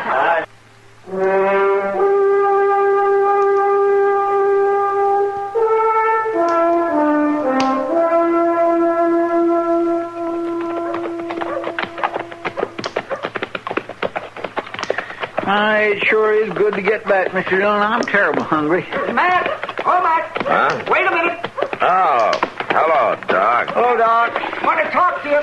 All right.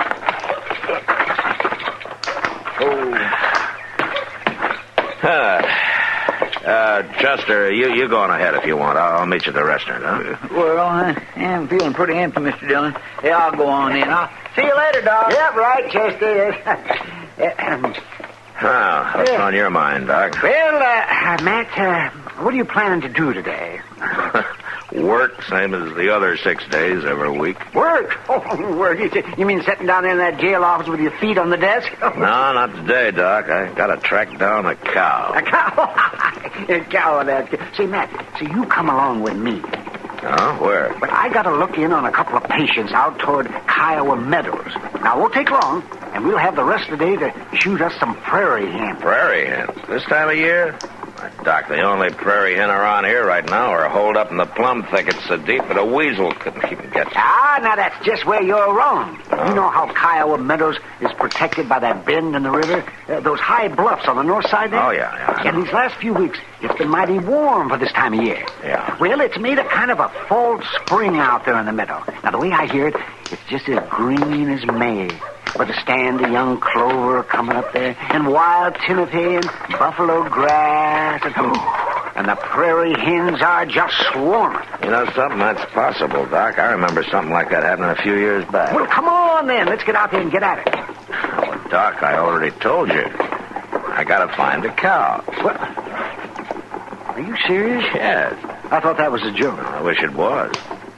Say, you haven't seen anything of Oni Hager, have you? You mean Oni's cow? Uh-huh. Oh, my. That old bag of bones? Well, if that old bag of bones doesn't turn up pretty quick, it's going to cause the worst fight that this town's ever seen. Fight? Now, who'd have bothered to fight over that scrawny old walking carcass, huh? Except Oni, of course. No, not Oni. A couple of pretty tough boys named Bert Collins and Tush Lee. See, Oni's disappeared, and that's the trouble. Tush thinks that Collins has had something to do with it. I'm not too sure, but what he may be right. Well, what do you mean? Well, Chester and I just got back from a look at Oni's shack this morning. There's been a fight in it, all right. The cook stove's knocked over. Table smashed. No sign of Oni or the cow anywhere. Oh, well, gee, Matt, maybe he went on a trip. He took his cow along? Oh, no. He didn't. See, Matt, if anyone done something to poor old Oni, they ought to be hung. Well, I feel the same way, Doc. He's got his faults, but he's a harmless old coot, and he never did any hurt to anybody in his whole life. Yeah. It kind of looks like somebody did some hurt to him, though.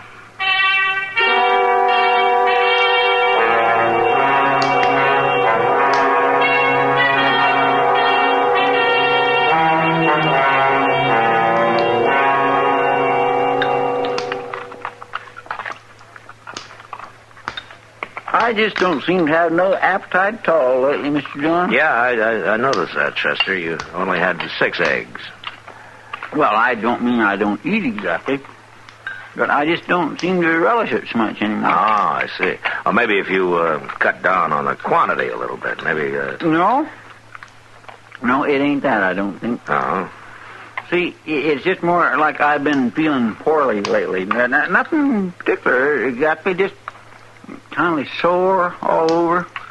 Tell me something, Chester. You didn't start getting these feelings just a few minutes ago, did you, when I told you about Doc going hunting today?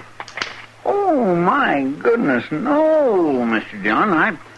I've been having these pains for a long time. Oh, I see. Of course, now that you mention it, I declare I bet it sure wouldn't do me no harm to... Get out in the open for a while, huh? Oh. Like around Kiowa Meadow, for instance, huh? Prairie hen makes mighty good eating. I heard you say that yourself many a time. Doc's already promised us some, Chester. Oh, Doc's already... Look, seeing is believing. Doc can't hit the side of a barn with both hands and a board in the middle. You know that. Matt. Hello, Kitty. Matt, you better get over the Long Branch right away. Oh, why? What's wrong? Well, Tush and Bert Collins over there, sidling around each other like a pair of tomcats. It's going to bust loose any minute, Matt. Come on, Chester. I got some flapjacks here on the... Well, bring them with you.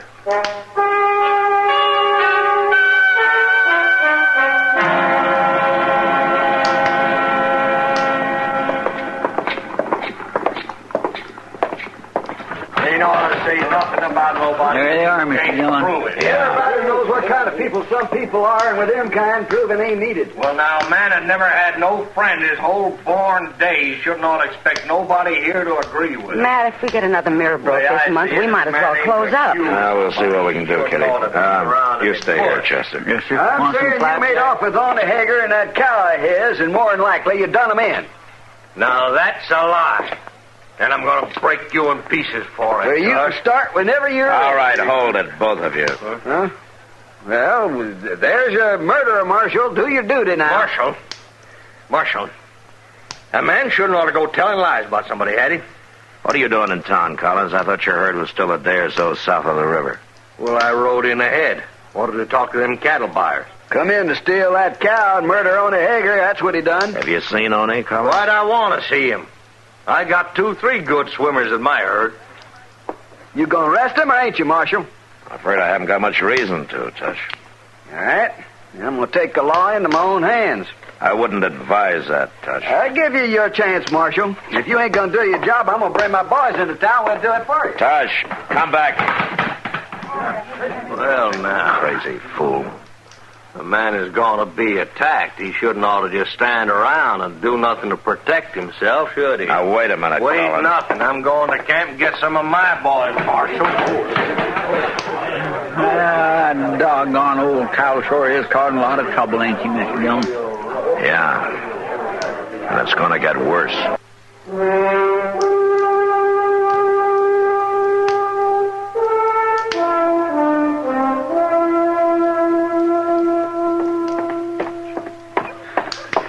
Situation like this just keeps my nerves tore to pieces. It's just awful. Mr. Dillon?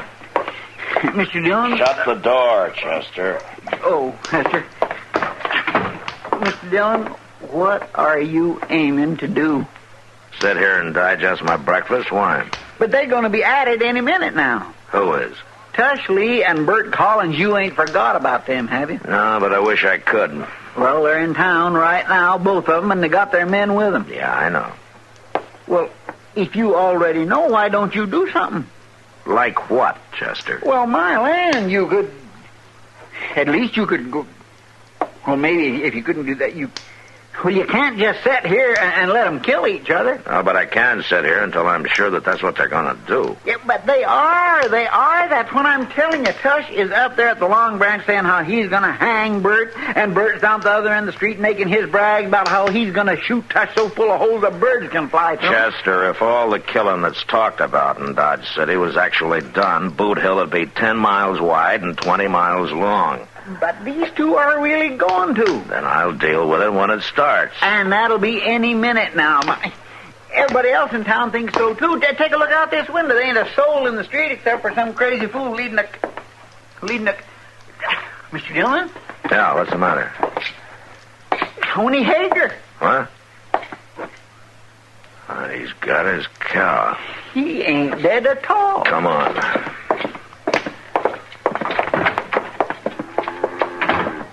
Hey, Arnie! Wait up a minute, will you? And look, there's Tush at the door of the Long Branch there. Yeah. And there comes Collins and his men. It's him. Morning, Marshal. Sister. Oh, honey. Looking up to be another mighty pleasant day now. Or wouldn't you say so? Yeah. It's a fine day, Arnie. Where have you been? You know, me and Ida Bell here has been up to Kiowa Meadows for a few days. Kiowa Meadows? Oh, my goodness, it's just like spring up there. It's all new grass and fresh clover, and Ida Bell ain't at nothing but dry feed all winter. It's just done her a world of good. Ain't that right now, dearie? Tush! Come on out here. You too, Collins. And both of you come alone. You had any excitement around town while I've been gone, Marshal? Excitement? Oh, no. None to speak of, Arnie. Things have been pretty quiet. Only, did you see any prayer hand up in Kyle with Matty? Oh, my, yes. There was just scads of them. I'm mighty glad you got away from him, Oni. Did he hurt you bad? Oh, now shut up and listen to me, both of you. Before you start taking the law into your hands again, Tush, you better stop and think for a minute. Only's only been away on a little trip. Collins here had nothing to do with it. What? It's true. Tell him, Oni. Well, I don't know what you're talking about, but me and Ida Bell's been up to Kyle Meadows. Well, there you are, Tush. Like I told you. Well, how was I to know? Well, you didn't know. And it's like I said, a man hadn't ought to say what he ain't sure of. I reckon I was kind of in the wrong, all right. Well, that's for dang sure. And you made me look real bad, Tush. Yeah, I guess I did. Bert, I might set up drinks if you was a mind to. Oh, all right. You ain't got to say that but one time. Let's go. Oni, will you have that cow down the river in a couple hours? I got a job for her. Well, I'm mighty sorry, but Ida Bell can't do no swimming today. She can't? Well, why not? Well, she ate too much green clover, and she ain't going to be fit to go in the water before tomorrow. Tomorrow may be too late. Oh, forget it, Tush. Throw your herding with mine. We'll swim them across together. Well, then we'll hold out for the same price with them cattle buyers. Fair enough. Oh, all right. Come on, let's get that drink. Okay. Say, Oni. Yeah? If you went off on a trip on your own choice, now how come your house was all tore up so bad that way? Yeah? Well, that was on account of Ida Bell. She didn't know where we was going, and she put up an awful ruckus before I convinced her. But it wasn't the barn that was tore up, it was the house. Well, of course it was. Where do you expect me to keep her, outdoors? No, Oni. Nobody would expect you to keep that cow any place except right in the house.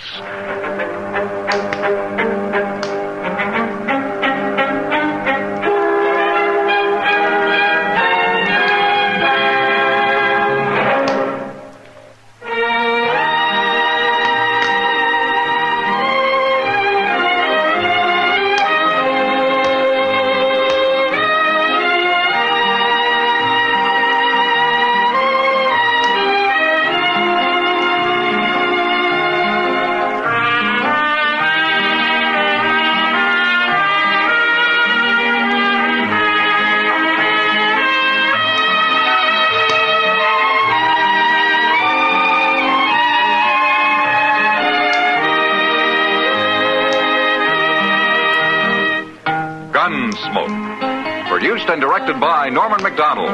Stars William Conrad as Matt Dillon, U.S. Marshal. Featured in the cast were Parley Bear as Chester, Howard McNear as Doc, and Georgia Ellis as Kitty.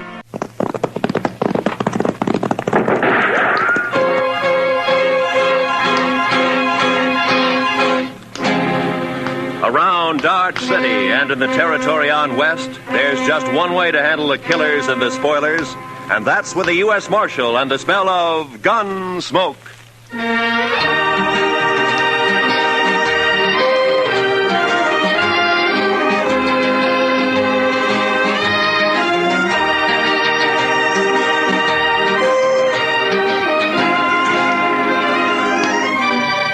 Gunsmoke, starring William Conrad.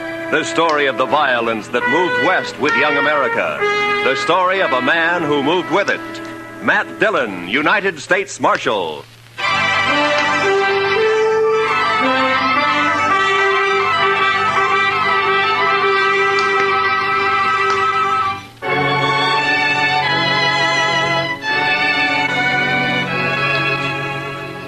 Everything was all right until about a mile north of the Cimarron.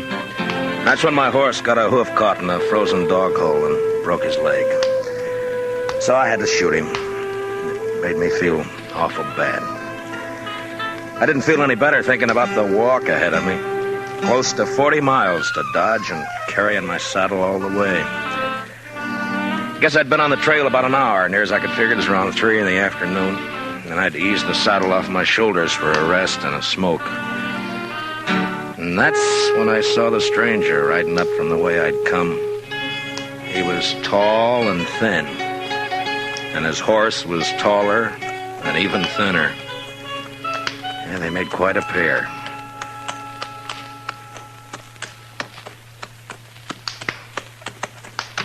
Hi. How are you? You lost? No. My horse busted his leg a way back. I'm on my way to Dodge. Oh, it's your house, huh? I saw it. Yeah. On your way to Dodge, huh? Yeah, that's right. You got any more of that tobacco? Yeah, sure. Here you are. Thanks. Thanks a lot. That's okay. Kind of a big walk you got ahead, ain't it? Kinda. It's going to be dark soon. You figure making camp? That's the idea. Well, it's too bad. Yeah. Do you need any food? No, thanks. I got enough. Well, I thank you for the tobacco. Sure. Anytime.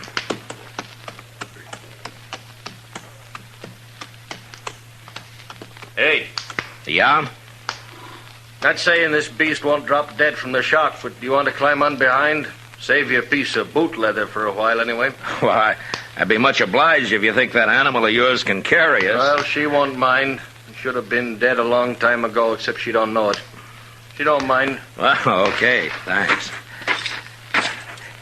Here, will you hold my saddle till I get up, huh? Yeah, give it here. Yeah. Can you manage the saddle? Yeah, give it to me. Yeah, I got it. Yeah, let's go.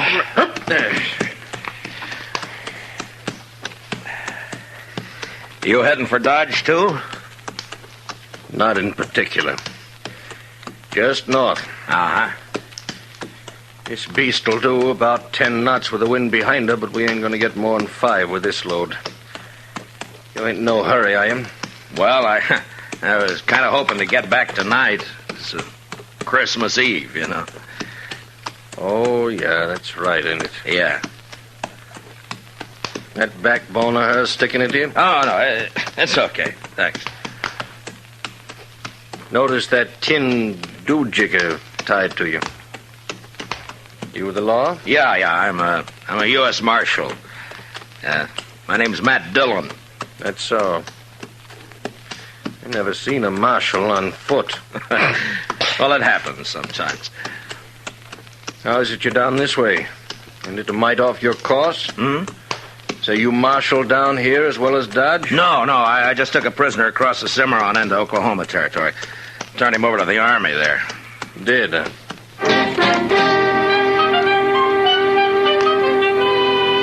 And then he shut up tight.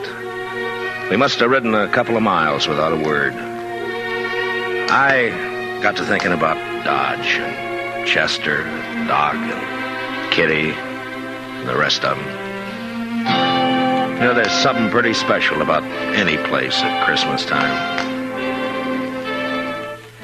The backbone on the stranger's nag was just about to split me in two when he talked up.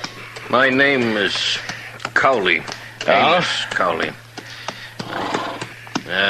Better heave to a spell. She's breathing mighty hard. All right, hold up. Yes.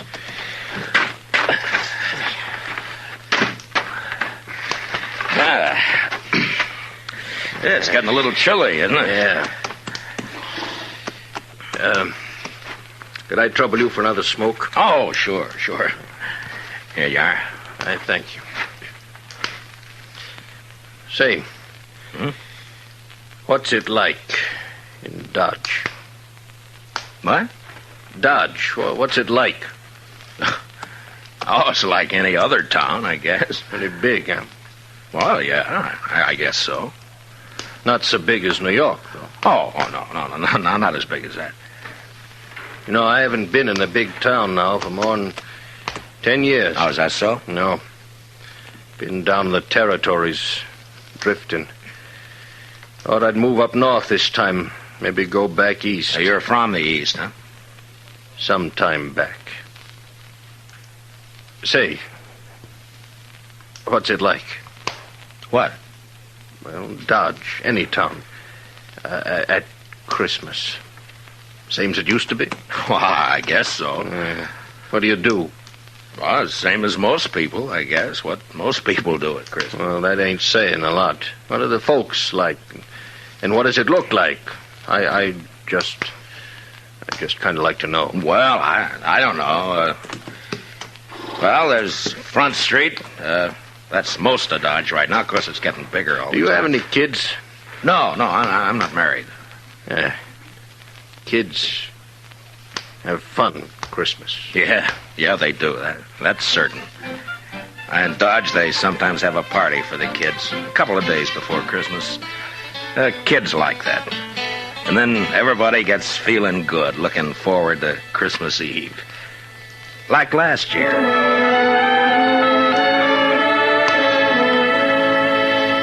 There was snow on the ground, but the sky was clear. You could even see the stars. I was going down the street to the Texas Trail to meet Doc and Chester. Chester, he's my deputy. Doc's a doctor in town. We had some work to do later on in the evening. You could see the light shining behind the curtained windows, and almost everybody had a sprig of holly berries hanging up. They got some from the east a couple of days earlier. I remember running into John Bumby. He's a kind of general handyman in Dodge. Never says much, but he sure had a lot to say that night. Oh, hello, Marshal. Oh, hi, John. A lovely night for Christmas Eve, isn't it? Yeah, it certainly is, John. Yeah. Pretty fine night. Peace on earth, goodwill to men. Mr. Dillon? Yeah, that's the way it should be, John. You know, Marshal, this is going to be quite a night for me. Yes, sir. Oh, is that so? Oh, yes, sir. Tonight, I'm asking Mrs. McNish to become Mrs. Bumby. What? Mm-hmm. What, John? I didn't know that. Oh, I know it's been a mighty fast secret, but I'm popping the question tonight. Well, I wish you a lot of luck, John. Hey, I'll tell you what. Come by to the Texas Trail later, and we'll have a drink on it. Oh, I will. I really will, Marshal. You're good and kind, Marshal. Good and kind. Merry Christmas, Marshal Dillon. Merry Christmas. Well, the same to you, John.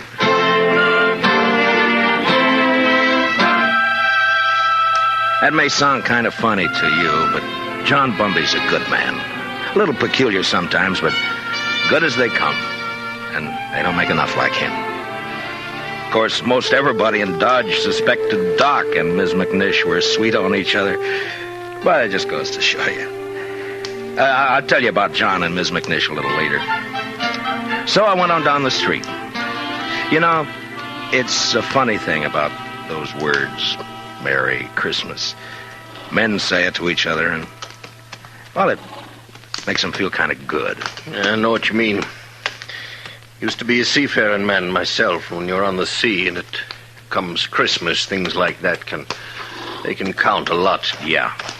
Well, we might as well get underway again, huh? Sure. All right. Hey, you want to take my saddle? Give it here. Okay. Give it to me. Okay. Come on. I guess you'll miss it in Dodge tonight. I mean, won't you? Well, if you could get a little more out of this nag of yours, we might make it tonight. No, there's not a chance. She'll be on her beam ends pretty quick. She's been on a long reach since sunup. Oh. Mighty bare country up this way. Oh, it depends on what you're used to. Well, mighty bare where I've been, too. It's not like the sea. That's always different. How come you left it? I always heard a sailor doesn't ever get it out of his blood. The sea? I guess you can get it out of your blood, all right. You got the right reason you can. Yeah, I guess so. Hey, you trying to get something out of me? But, well, no. Get what? I would just remark. You want to ride with me? I don't want any talk about the sea. Well, you brought it up. Get it.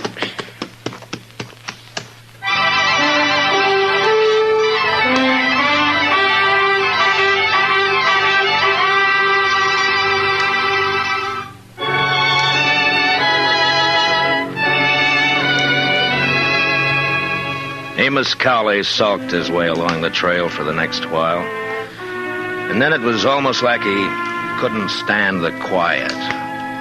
Or maybe he had things on his mind. He turned his head. Go on. What? Go on, tell me some more. Oh, about Dodge? Yeah. Well, I don't know. Well, you try some more, huh?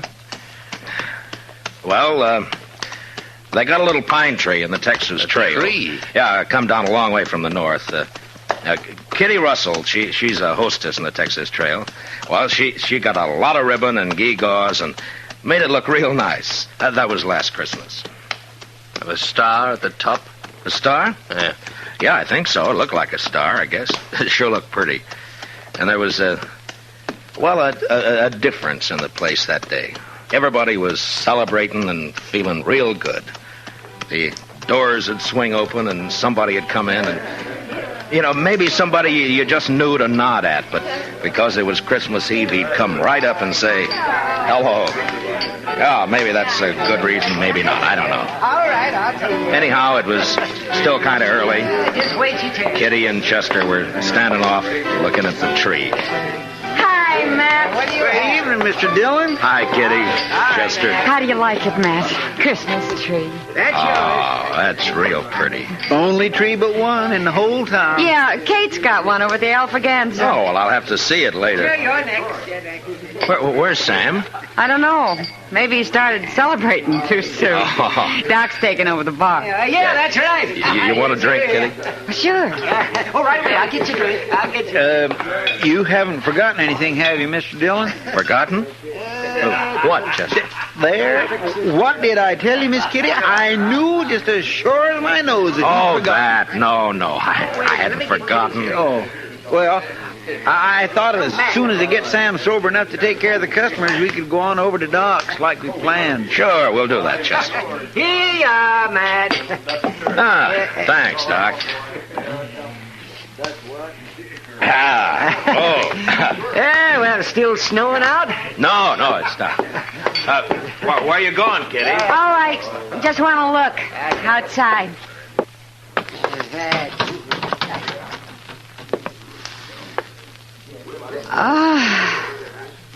Real pretty.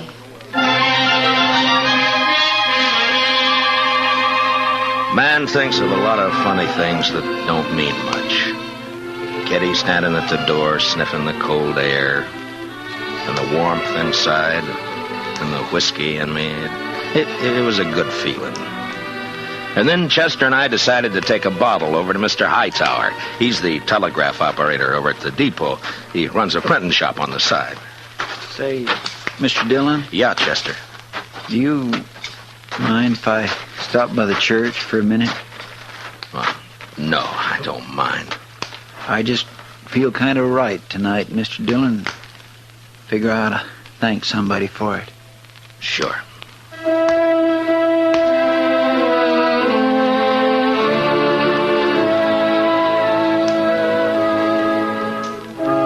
So we stopped by the church. I've never been much of a man for church, I guess, but I went along with Chester. Wasn't anybody else there, just the two of us. Guess we sat for 10 minutes in that place. Chester a little way off with his head bowed. There's a lot of peace in a church. Maybe it's the quiet. Maybe it's the good that people find in there. Whatever it was, it made a man feel glad about pretty much everything. I haven't been in a church since I don't know when. Oh, is that so? Heave to. Well, she's becalmed again, mister. Okay.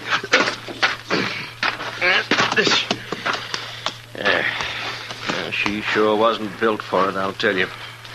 You ever see anything like that? She is kind of old, isn't she? I've had her going on 8 years. She hasn't changed a mite. Eats like a pig and looks like a four-legged mizzenmast. Smoke? Don't mind. Hey, what about that fella Hightower? Did you get that bottle to him? Oh, sure. Yeah, I guess it was lonely over in the depot all alone. He was glad for the company. There was a wood fire burning in the stove, but it didn't keep out the cold much.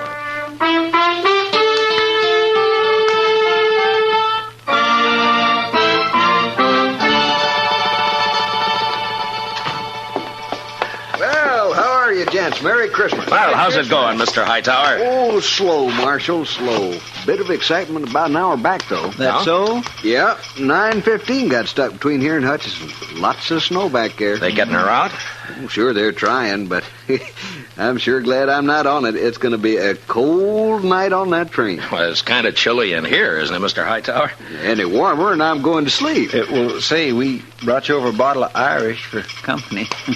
Jameson's, well, I declare I was just thinking about a tot before you boys come in. Now, that's real friendly. Will you have a drink with me? We sure will. Let's open her up, huh? A couple of glasses up on the shelf there, Chester. Get them down, will you?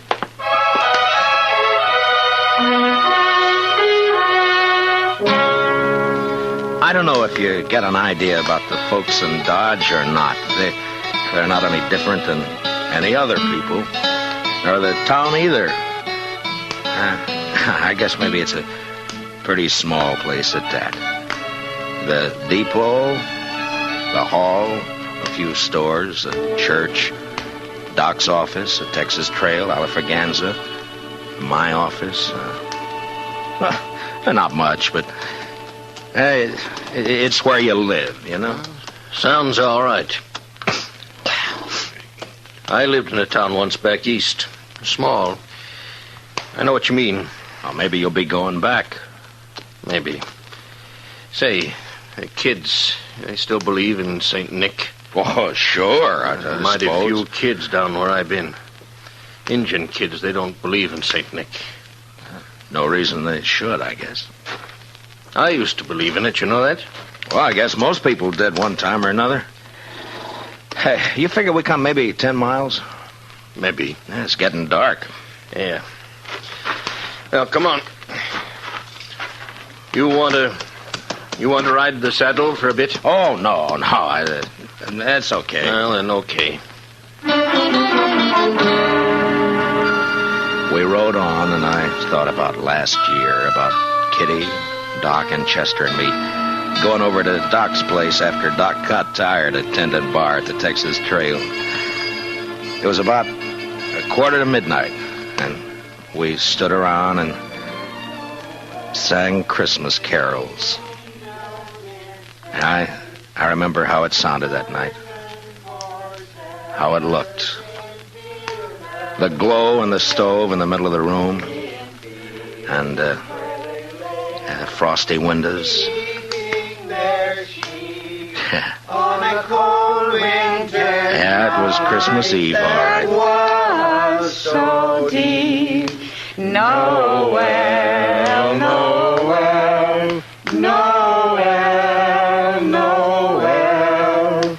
Born is the King of Israel.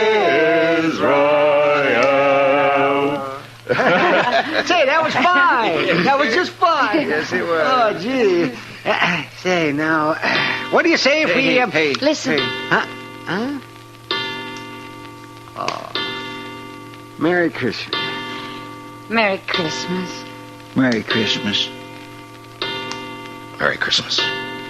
You know, I feel sentimental. That's exactly what I feel. I feel sentimental. I know what you mean, Doc. I surely know.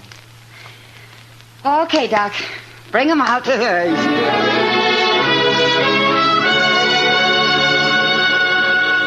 And I remember how Doc scuttled over to the bureau and brought out some packages.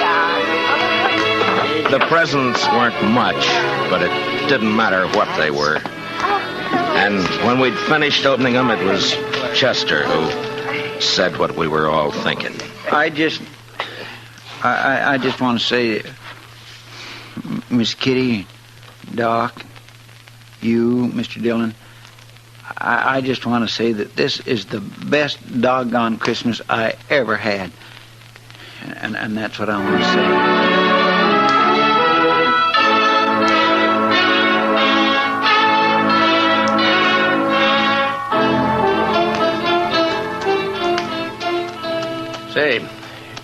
was going to tell me about that fella John was courting that woman. What was her name? Oh, yeah. Miss McNish. That's right. Well, she said yes. And you've never seen two happier people in your whole life. Yeah, she's Miss McNish Bumpy now. Oh, that's good. You know, you might settle for a bit in Dodge, or you could get work there. Sure would be fine if you could get back tonight, wouldn't it? Well, it can't be helped. I'd be a lot further away and a sight more tired if you hadn't come along. Yeah. Now, listen. How far do you figure before there's a place you might pick up a horse? Oh, I don't know, 15 miles or so, maybe. Oh, we're not going to make any 15 miles in this nag tonight, that's for sure. Oh, that's all right. Now, I tell you what. You go on alone, you see. Oh, no, forget it. Now, you go on. on alone. She'd hold out with one man on her. And then you get a fresh horse and you ride into Dodge tonight. Well, thanks. That's very I'm kind. telling you, I want you to go. I'll be fine. I've walked before. Probably make it almost as quick as you. Look, it's real nice of you, Mr. Collie, but no thanks. Now, Christmas don't mean nothing to me. You got friends waiting for you. Well, I'll see them tomorrow. You're a fool. Well, that may be. All of them nice folks. You're going to make them feel pretty bad. Look, I'll stay. If you want to go on along, thanks for the ride. Well, might as well make camp then. I guess so. And listen, you want to tell me some more about what you was telling me before we turn in? Well, sure. I take it kindly, mister. I'll get yourself settled. I got some stuff in my pack we can eat and maybe get a fire going. Then after we eat, you can tell me some more.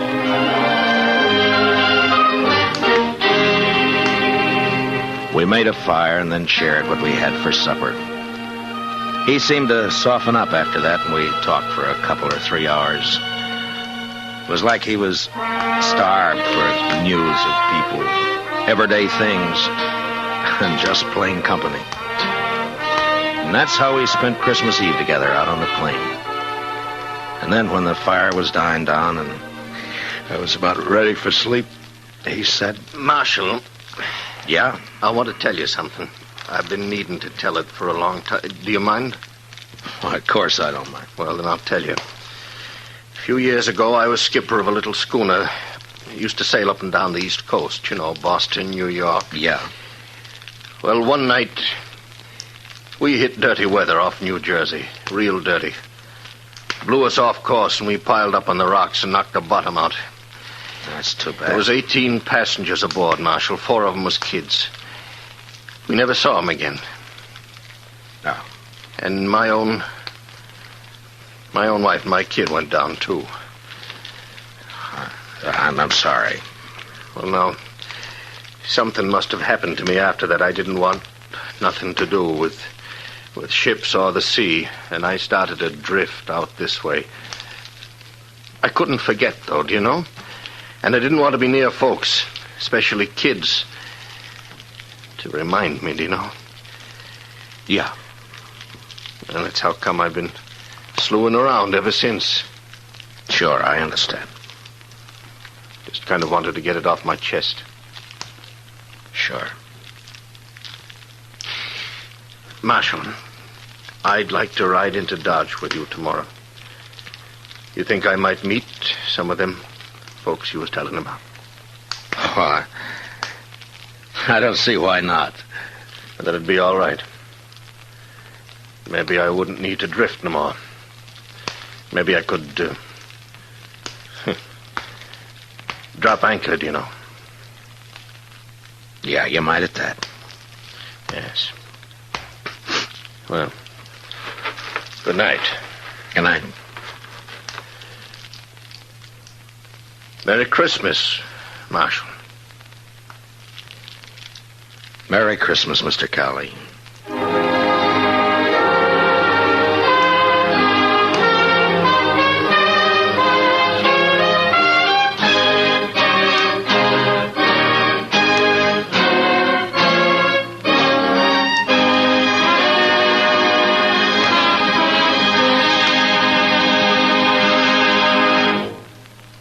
Gunsmoke, under the direction of Norman MacDonald, stars William Conrad as Matt Dillon, U.S. Marshal.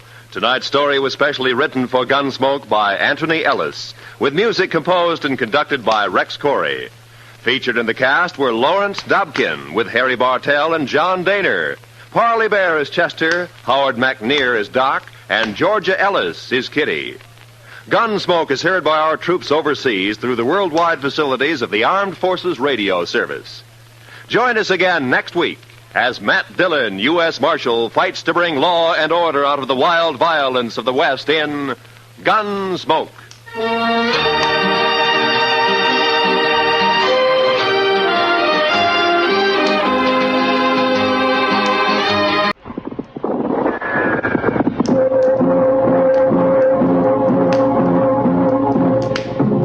Gunsmoke.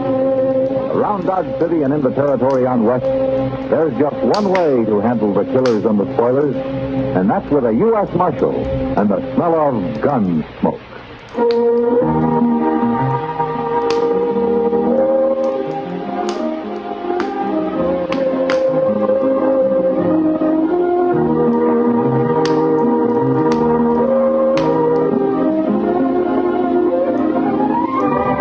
Gunsmoke, starring William Conrad. The story of the violence that moved west with young America. And the story of a man who moved with it. I'm that man, Matt Dillon, United States Marshal. The first man they look for and the last they want to meet. It's a chancy job, and it makes a man watchful. And a little lonely.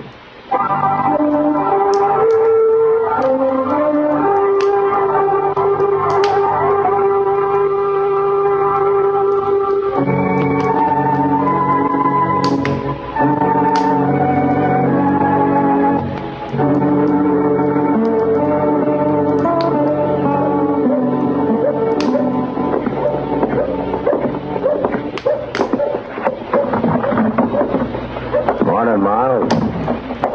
17 minutes, Matthew. 17 minutes exactly since I sent that boy to find you. How's that so?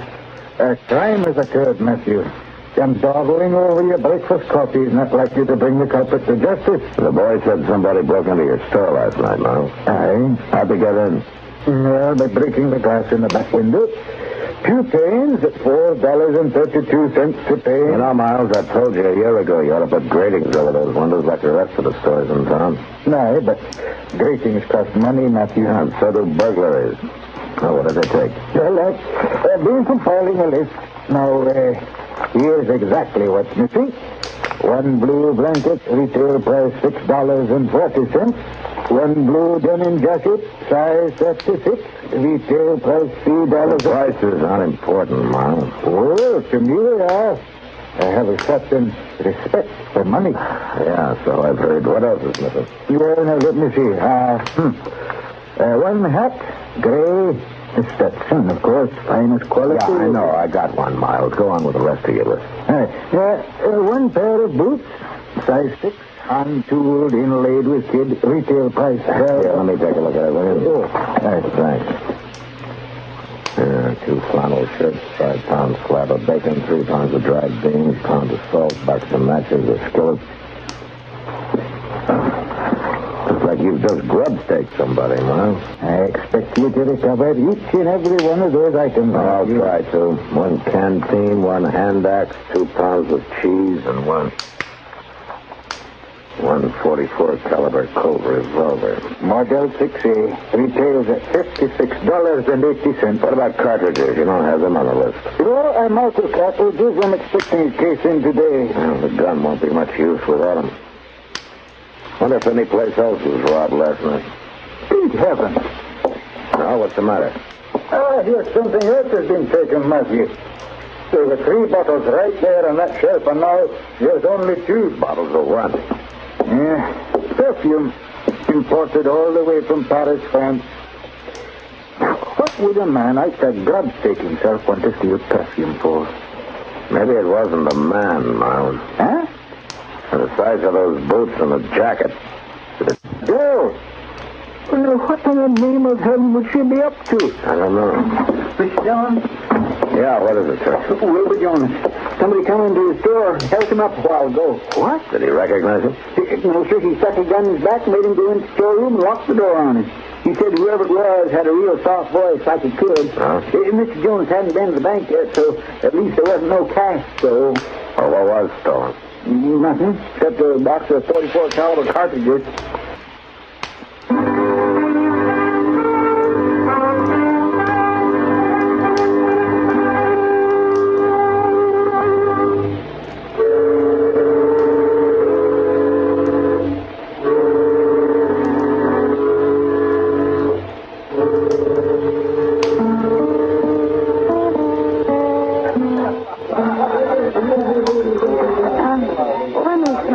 Again, will you, Matt? Yeah, sure, Kitty, sure. Not any scent I know. But I'd sure like to. You say Miles has got 2 more bottles on it? I got this sample from one of them. Shouldn't be too hard to track down. Yeah, provided the person who stole it opens the bottle. Well, I'll keep slipping the breeze, Matt. You've been doing it all day, Miss Kitty. Sniffing and smelling around all over town. It's like a couple of hound dogs. But we ain't caught a whiff of this stuff. Well, you wouldn't be likely to, Chester. Maybe this girl, if there is a girl, has already left town. Oh, in a way, I kind of hope so. She might have wanted the gun just to protect herself. She wasn't protecting herself when she shoved it in Will Jonah's back this morning, Kitty. I know, but it was empty then. It's not empty now. Well, by golly. I was just wondering who I'd let buy me a drink this evening. Yeah? Well, as far as I'm concerned, Doc, you're still wondering. Well, good evening, Kitty. Hello, Doc. Yes. Hello, Docky. Oh, say, I understand somebody borrowed a few things off old man McCagg last night. Yeah, they did, Doc. They did, huh? Crime rampant, and the local law inhabits a saloon. Here, Doc, smell this, will you? Huh? Say, what do you do, Matt? Put it on your hair or use it when you shave? You ever smell that scent anywhere before, Doc? Slightly familiar. No? What do you mean, slightly familiar? Well, I smelled the same thing earlier today somewhere. Today? Where, Doc?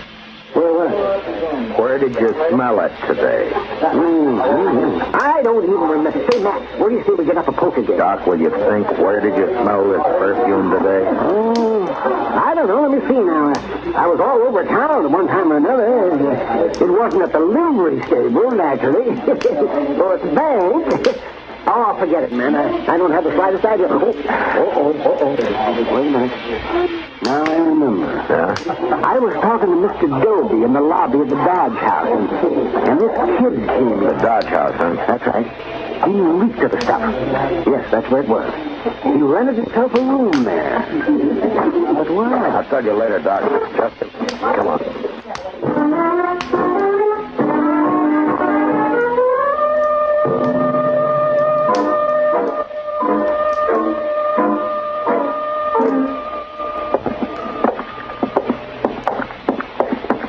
Next door on the left there, Mr. Dillon, according to what Mr. Doby said. Yeah.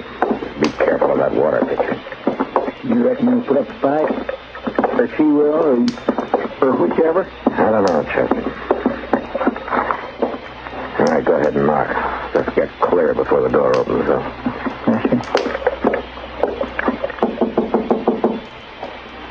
Who's there?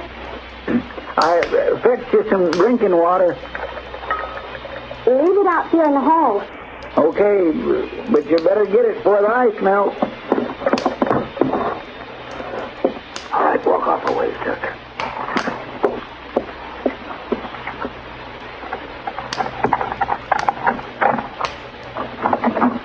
Get your hands up. You're under arrest. What? Chester, come here, take the gun. Okay. All right, get back in the room. No use getting the whole hotel stirred up. I ain't done nothing. You got no call to arrest me. Inside, I said. Golly, if you wasn't right, Mr. Dillon, it is a girl. You mind your own business. Who are you, anyway? Why, he's a U.S. Marshal. That's who he is. A marshal? Where did you get that shirt you're wearing, miss? And the boots. Now, what about this gun? Where do you think I got him? I don't think I know. Now, what's your name? My name's Willie Beaver. And I'm from down around Osage Junction. Really? What kind of a name's that for a female? Why, you shut your tater Willie, now. how old are you? 16. It's any of your business. 16, huh? Why did you break into that store last night? Who says I did? The clothes you're wearing, that Stetson on the bed over there, the stuff all over this room, every bit of it was stolen. How'd you figure it was me, Marshal? That perfume you took. Doc Adams was down in the lobby when you rented your room here. He smelled it on you. Oh, I guess I know that perfume is going to bring bad luck. Them other things I needed. But that there perfume I just wanted. Never had none before. Never even smelt none. Just heard about it. What are you doing right away from home? I ain't running. I'd already run. You was to drag me with wild horses. I wouldn't go back there. Why not? You knowed my stepfather. You wouldn't ask why not. Work a body to their death. That's all he knows. He's got a dry farm down there. He's never going to be worth nothing no matter what. He'll work day and night just like a man. I never even owned a dress. Oh, I don't believe in going in for frills. Yeah, I see. He beats me, too. Last time he'd done it 2 days ago, I just lit out. Look, mister. You see that bruise on the side of my head? You see what? Oh, for land's sake, mister, that's just... I get your hands on me, mister. You make a move, Marshal, and I'll blow this feller's backbone clean through his belly. I'm not moving. Just take it easy, Cathy. Right back up now, mister. Away from the door. Well, I didn't run away from home just to end up in no jail. Where are you gonna end up, Willie? And never you mind about me, Marshal. Now you two just stay put.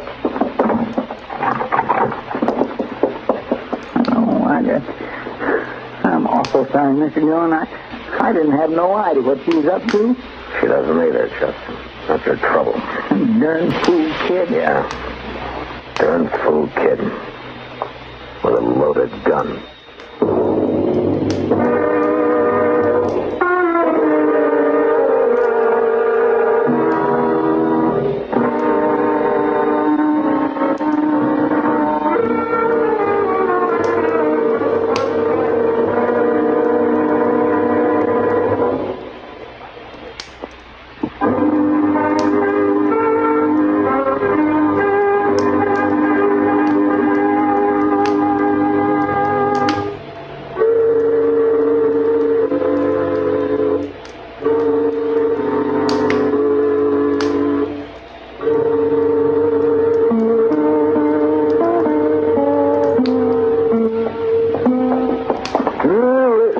Matthew, this shirt's not being worn.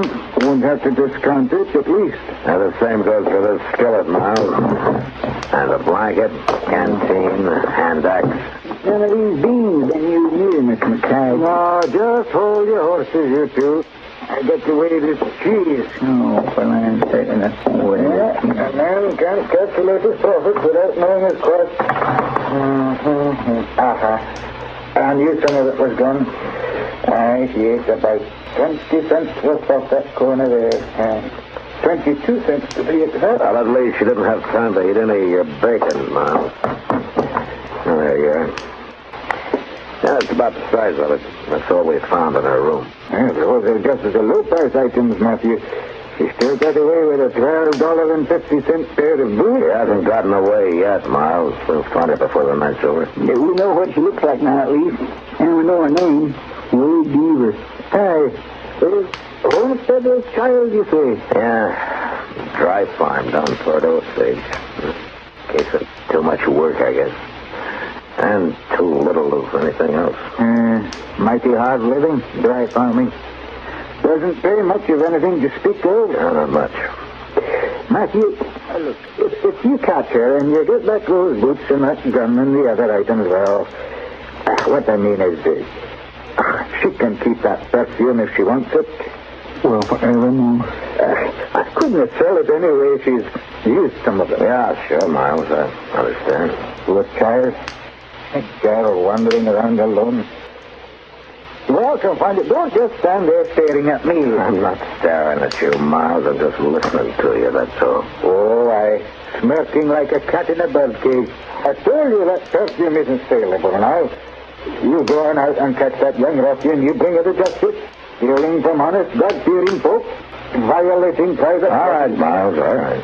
And, if you get that gun and those boots back and does not hurt any... And the denim jacket, too. Well, I'll give that child a dress right out of my stock. My land gracious. Well, it's not a matter of sentiment, no. It's just that it isn't fit for a young girl to go into court dressed like a man.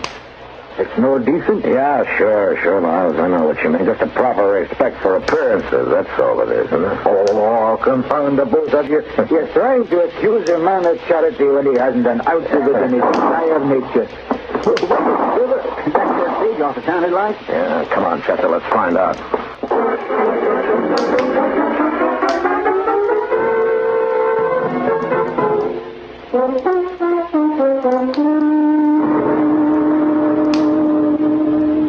So help me, Marshal, I didn't know. I didn't have the least idea. Well, it wasn't your fault, Jason. Chester, did you send somebody to find Doc? Yes, we did. The Dyson boy went to fetch Mr. Dillon. That load was a girl. I just opened the safe and then let her have the money. I wouldn't have shot no girl. Not if I'd known. It couldn't have been expected in our Jason. Oh. That bandana over her face, dressed like she was, pointing that gun just as rock steady as any man I ever seen. Yeah. And you know, I always keep my gun stuck right between the safe and the desk, just in case of something like this. So I made like I was going to open the safe, and Are you sure, Marshal? Are you sure she's dead? Yeah, I'm afraid she is, Jason. Killing a girl. I never done nothing so bad in my whole life. So help me, Marshal. I didn't know. Look, if anybody else would have done the same thing. Now, it couldn't be helped. It's done, and blaming yourself won't undo it. Now, look, why don't you go outside a while and get some fresh air, huh? I reckon maybe I better. I reckon I just better get outside a while. Old Jason's broke up pretty bad over there. Yeah, I guess most anybody would be. Dang, poor young'un. Well, she paid for it, Chester. Oh, there's no point leaving her there on the dirty floor. Let's lift her up on the counter. Trying to get her shoulders. Hey, you know, she wasn't fine. She has got a bruise on her head. I guess her paw did beat her, all right. Poor little thing. All right. Let's lift her.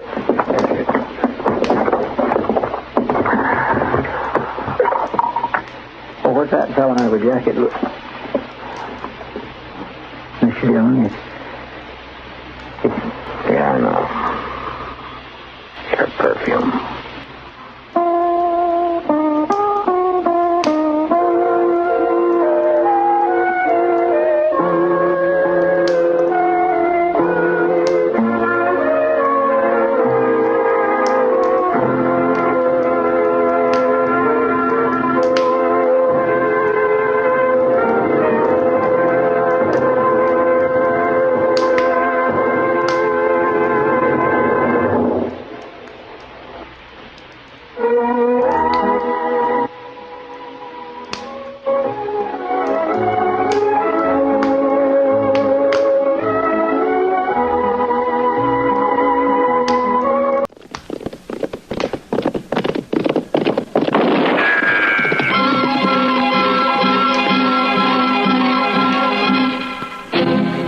Around Dodge City and in the territory on West, there's just one way to handle the killers and the spoilers, and that's with a U.S. Marshal and the smell of Gunsmoke.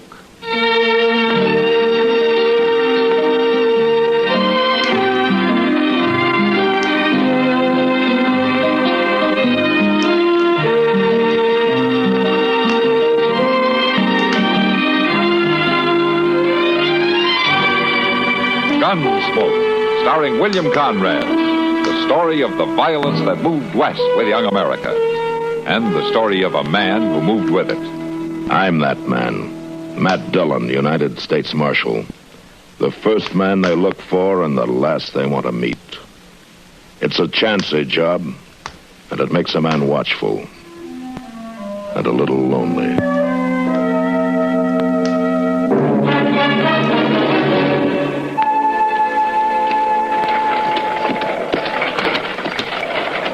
This ain't the smoothest wagon trail I ever seen, but it'll save us a couple of hours going cross country this way.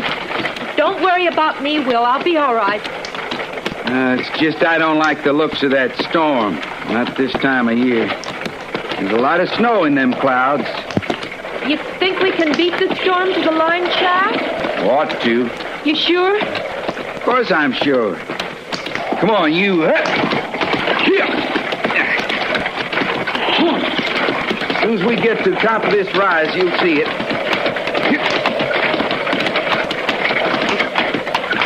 Oh, no! Burned. Every last stick of it burned. Will, what are we going to do? Some hunter, some drifter maybe left a fire without sand in it, and now it's gone. I guess the only thing is to head for Dodge, then. We'd be driving all night. We can't stay out here, Will. We got to find shelter. I know. There must be a ranch house somewhere. There's just one that I know of. Well, then let's... No, we ain't going there. We don't have much choice, Harmony. Will, I just couldn't. Harmony, that's the only ranch within 15 miles of drive. 4 hours more in this wind and cold might just be too much. Like I say, Harmony, we just don't have no choice. We're heading for the ranch.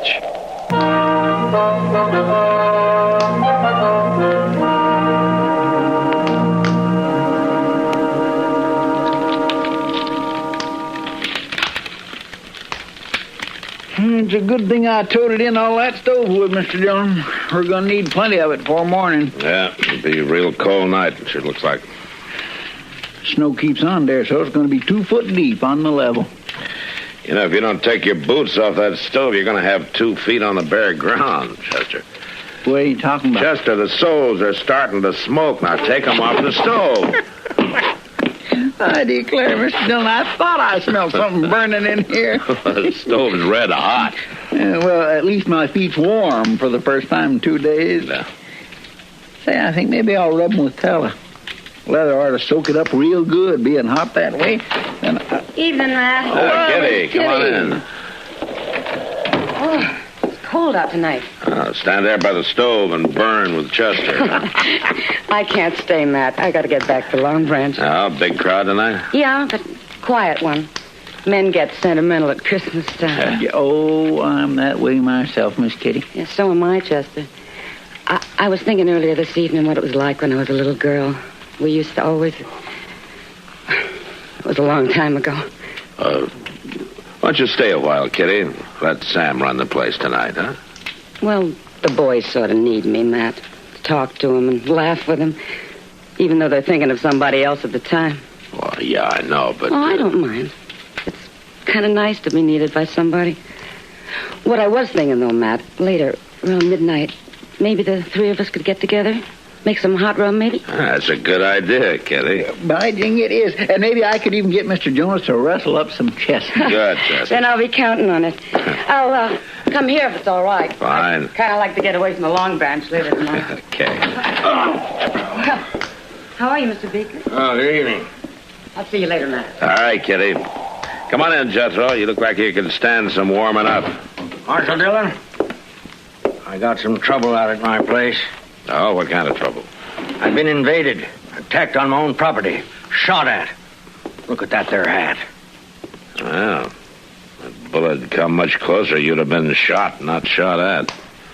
Who was it, Jethro? Couple coming through in a wagon. They took over my barn. Won't let me put a foot inside. Oh, what do you mean, a couple?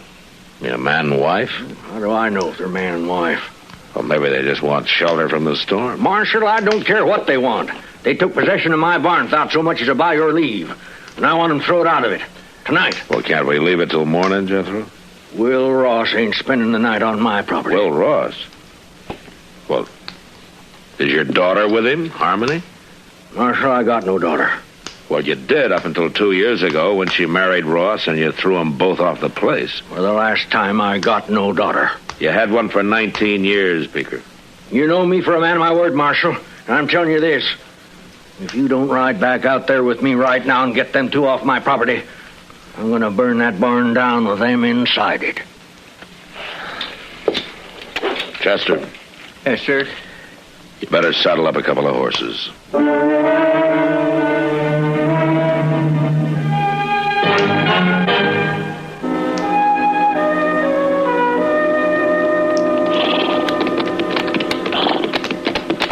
I don't see any wagon, Jethro.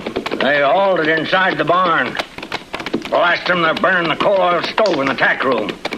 I got a fire going in the blacksmith forge. Well, it's a cold night. Well, charcoal and oil cost money. Come on out of there, Ross. I got the law with me now. Jethro, if I'm going to handle this, I'll handle it my own way. Now, you stay right here. Come on, Chester. Yes, sir. Oh, don't you go easy on them. I want them two treated like any other criminals.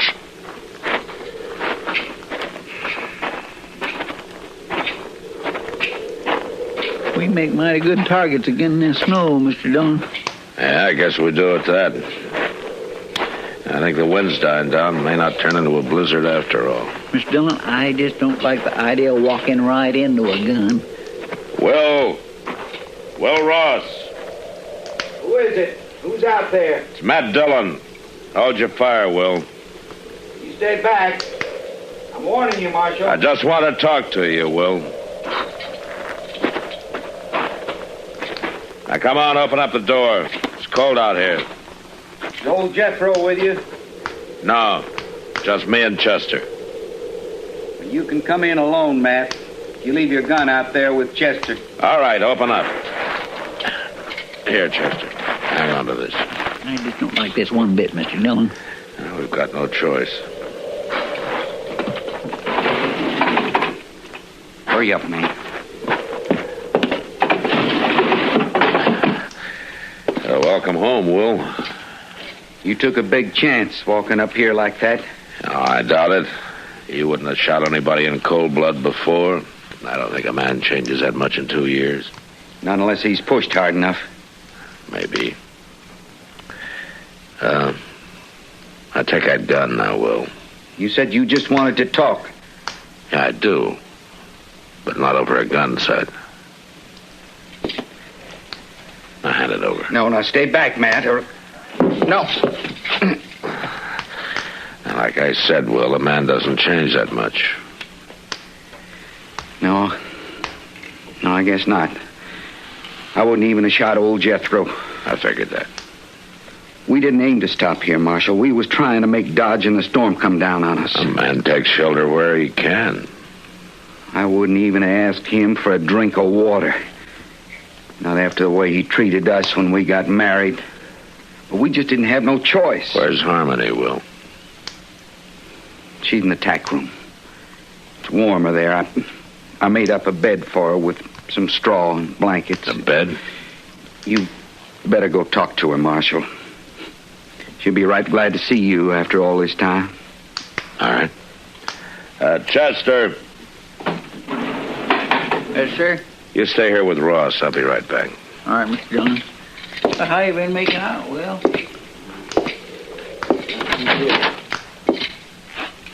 Harmony? Who is it?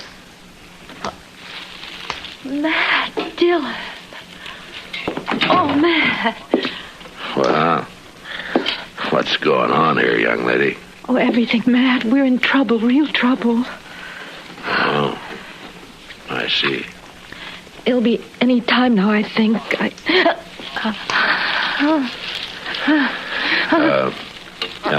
Don't you worry, Harmony.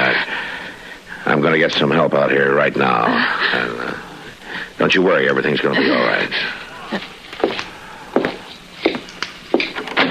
You get out of my barn and off my property, Ross. I'll tell take that woman of yours with you. Jethro, I told you to stay outside. I'll remind you these is my own premises, Marshal. We'll worry about that later. Chester. Yes, sir? Go get Doc out here fast. Well, what'll I tell him? Is Miss Harmony took down sick? Not exactly. What? Just get riding. Yes, sir. I'll get him. I'll get him right away.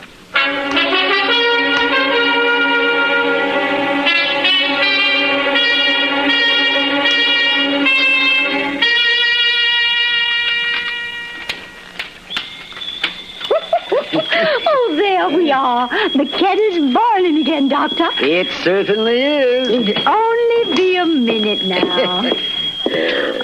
There's nothing like a nice hot toddy on Christmas Eve. Oh, yeah, or any time. Or any time. How right you are, Dr. Adams. You know, since Mr. Prudlin passed on, this time of year has seemed very lonely to me. Oh, yes. Well, I always admired your husband, Mrs. Prudlin. He was a fine man, generous to a fault and kind and so thoughtful. Now, there you are. Oh, thank you. Just taste it. See if I've laced it enough with brandy. With brandy? Yes. My. That's good. Yeah, that's very good. So, you know, Mrs. Prudlin, I nearly forgot the reason for my call this evening. I'd hoped it was just social. Well, in a sense, it's business. But in a greater sense, it's the spirit of Christmas. Your bill. Oh, as a very small gesture of my affection and esteem, I tear it up. Why, Dr. Adams, how sweet. I hope you won't think me familiar or forward. It was only meant as a small indication of my regard. Dr. Adams, would you care to join me here on the settee? It might be warmer here, closer to the fire. Oh, yes, when I come to think about it, there is a chill in the air tonight. Sit still. I'll answer it.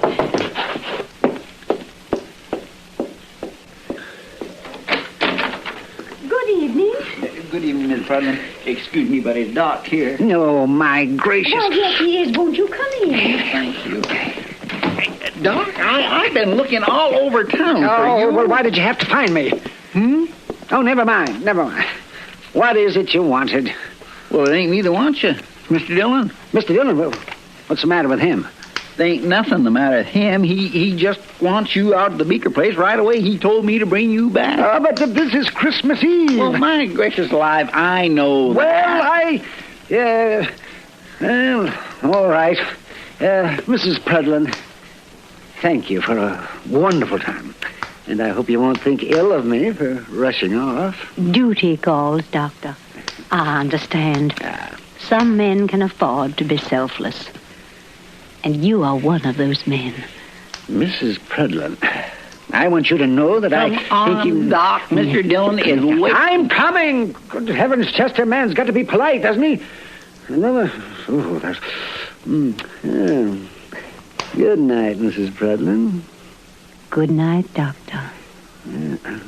Come on, Chester.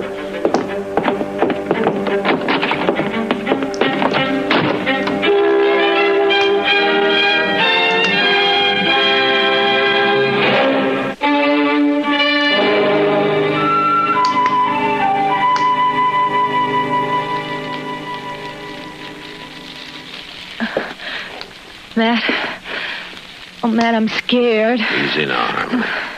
Will and Chester will be back any minute, and they'll have Doc with them. Why don't they hurry? It won't be much longer now. They got to hurry. They've just got to. Harmony, it's going to be all right. Why couldn't Chester have gone alone? Why did you send Will with him? If he stayed here, your father and him would have been at each other's throats. Where is Pa? Out there keeping the forge burning, heating up water.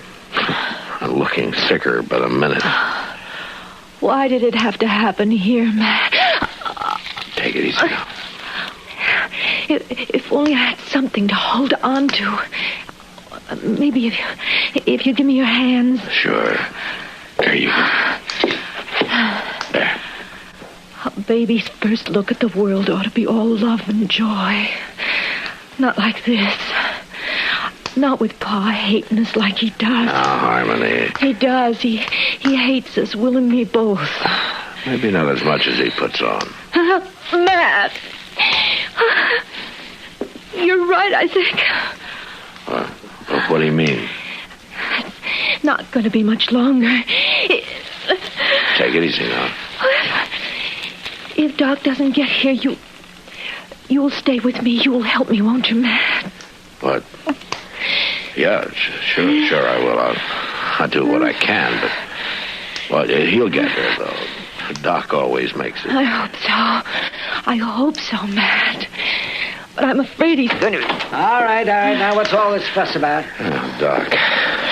Yeah, it's a fine time of night to drag a man out in the snow. Can't see why you didn't plan this thing at a decent hour, young lady. Doc, I'm scared. Yeah. Oh, fiddlesticks. Not a thing to worry about. Women were having young'uns long before you and I were even born. Hurry, please. Oh, no. Wait a minute. You settle back there and you quit worrying. I'll tell you when it's time to worry. Doc, do you mind if I... Well, man.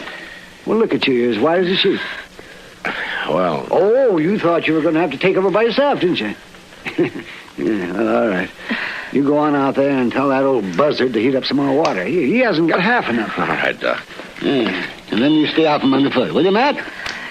As me and Harmony's got work to do.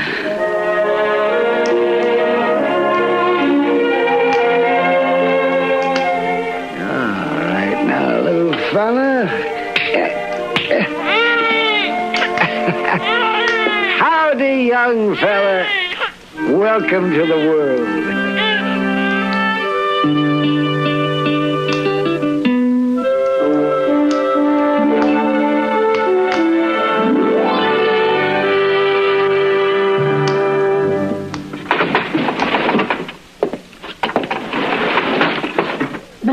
Still cold, Mr. Dillon. Stop snowing, though.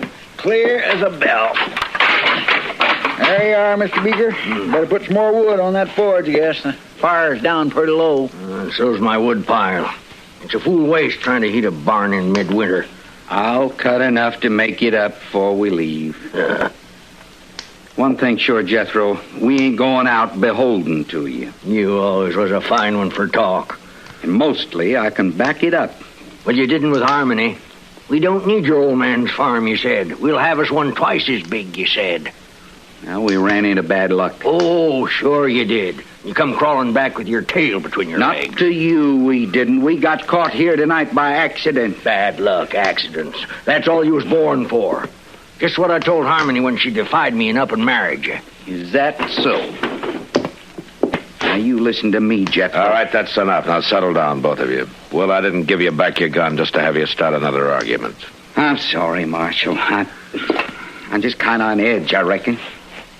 Well, you know, Marshal, I'll remind you that all of you are trespassers on my property. I thought we settled that, Beaker. I'm here because you asked the law in, remember? Well, you sure ain't done nothing. Force of circumstances.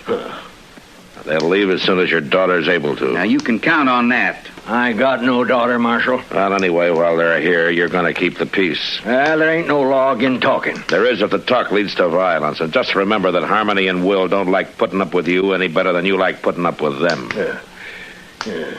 Real high and mighty, ain't they? Without a roof over their heads. Well, a lot of folks might figure that makes you look worse than them. Hey, what kind of talk is that, Marshal? Well, a ranch this size, a big house on it, and a man your age trying to work it all by himself while his own kin roam the countryside. Some folks might figure a man like that's got a lot of meanness in him. I told her what to expect if she married this fella. You know, a man might tell somebody most anything when he's mad, Jethro, but it's plain stubbornness that makes him stick to it afterwards. Why, they come sneaking into my barn like bandits, Marshal. Didn't even knock on my door. And now you're saying I ought to go crawling to them. I didn't tell you what you ought to do. It comes to that, though. And I ain't doing it. Don't you worry, Jethro. We don't want no part of your ranch. And it ain't being offered to you. I worked mighty hard to make this place what it is. A little peace and quiet out here wouldn't do the patient any harm, you know. How is she, Doc?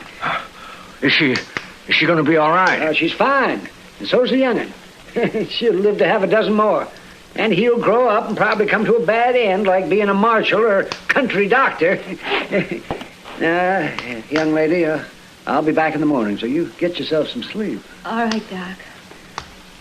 What would you tell my father? No, if you've got any telling to do, you tell it yourself. Pa? Pa? Well, answer, you old coot. She's talking to you. Yes. What is it? Pa? Will you come in here and say howdy to your grandson? Grandson? My grandson? Of course he's your grandson. My golly, I hadn't thought of that. It's my grandson. I don't know now, Jethro. You just got through claiming you didn't even have a daughter. Huh? Oh, confound it, Marshal. You're trying to put words in my mouth. Of course I got a daughter. And a grandson. Not as fine a boy as you could ask for. Say, Will. Yeah? I'd be much obliged if you'd shake hands and kind of forget things, huh? I can't see no reason not to, Jethro. Good. Well, come on, Will. Let's look him over. My golly, grandson.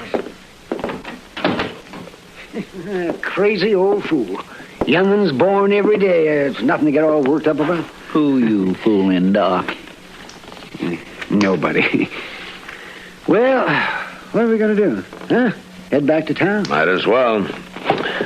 They'll probably have some ups and downs yet, but I guess the four of them will be able to work it out now. Yeah, they'll spoil that kid rotten. Turned out to be a fine night after the snow quit, didn't it? Look at those doggone stars. Hey, Doc, why don't you come by the office when we get in town? Kitty's going to be there. We thought we'd have a little something to drink and sit around and talk a while. Oh, sounds fine. But it's pretty near 4 o'clock in the morning, Mr. Dillon. That's right, Chester. Well, Miss Kitty won't still be waiting up. You want to bet?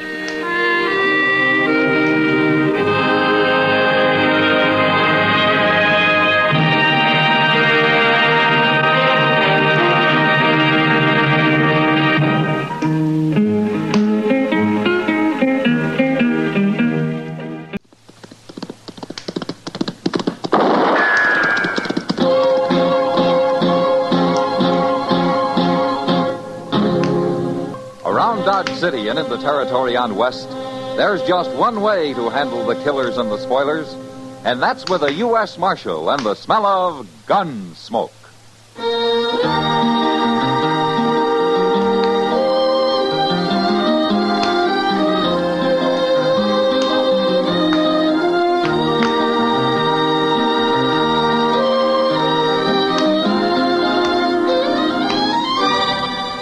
Gunsmoke, starring William Conrad, the transcribed story of the violence that moved west with young America, and the story of a man who moved with it.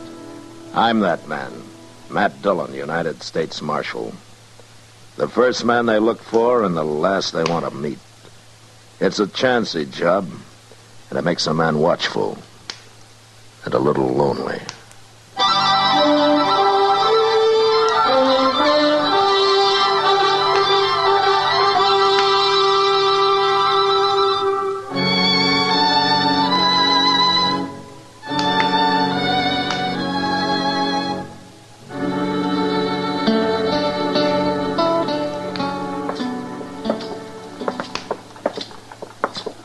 Come on into the office if you got time, Kitty. I'd better not, Matt. It's late.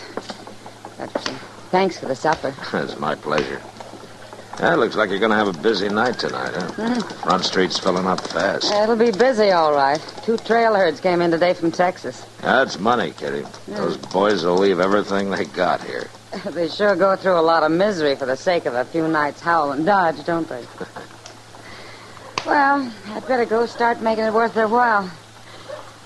Say, isn't that Doc's buggy? What? Yeah, it is. What's that on the seat with him?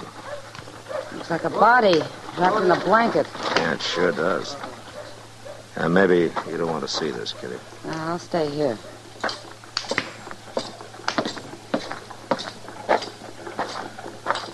Hello, Matt. Who's that, Doc? He must have been a buffalo hunter. I found him on the south bank of the Pawnee near Turkey Bend.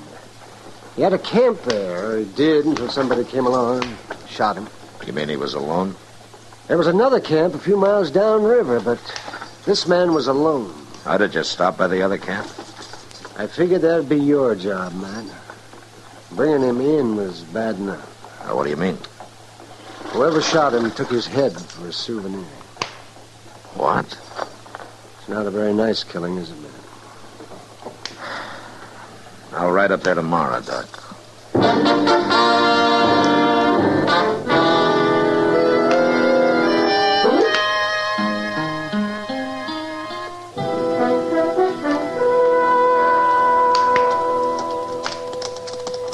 It don't look like nobody much is around, Mr. Dillon. There's a man coming out of the wagon now.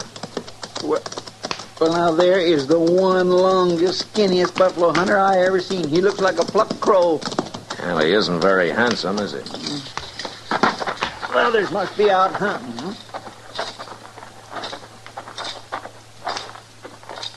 Hello. Where's the rest of your outfit? There ain't but 3 of us. That's counting the woman. Oh, you got a woman out here? Abby. She belongs to Ben Seipel. Now, what's your name? I'm Earl Tix, but I ain't sure I care to do any more talking. You'll talk. And you can start by telling me if you know anything about the hunter who was camped a couple of miles upriver from here. I don't know nothing about nobody, mister. That man was killed, Tix. He was shot. And somebody ran off with his head. Oh, he done that, huh? My name's Dillon, Tix. I'm a U.S. Marshal. Don't turn around, mister. In the wagon behind you, Mr. Dillon. He's holding sharp as 50. It'll shoot, too. It'll make an awful big hole in a man. You just stand steady. Get the gun sticks. Sure. It's better. You can turn around now. Ben Seipel, huh? I'm an alligator, mister. I can treat people terrible. Like cutting their heads off? Ain't nobody gonna come into my camp and start saying murder. Not to Ben Seipel, they ain't. If you didn't do it, you got no cause to worry, Seipel. I got no cause to worry. You standing there with a big 50 aimed at your belly. He ain't no marshal anyway. Now, you look here. You two stop acting so crazy. Didn't you never hear of Marshal Dillon? There's no sign on him. Where's his badge? I don't happen to be wearing a badge, Tix. Go carve some thong out of one of them hides, Tix, and put it to soak. We'll tie these two up for the night. Tie them up? Do what I tell you, Tix. Sure. Hello, Abby. What's going on, Ben? You get the wash done? Yeah. I strung it in the brush to dry. And get to cooking supper. I'm hungry. We feeding them, too? No, we ain't feeding them. Well, then what are they doing here? They come talking of murder. I feel like shooting them for it. No, Ben. I kill them. I'll make you watch, Abby. Ben, someday somebody's going to kill you. They got to. You cook a good supper, Abby. I'm real hungry.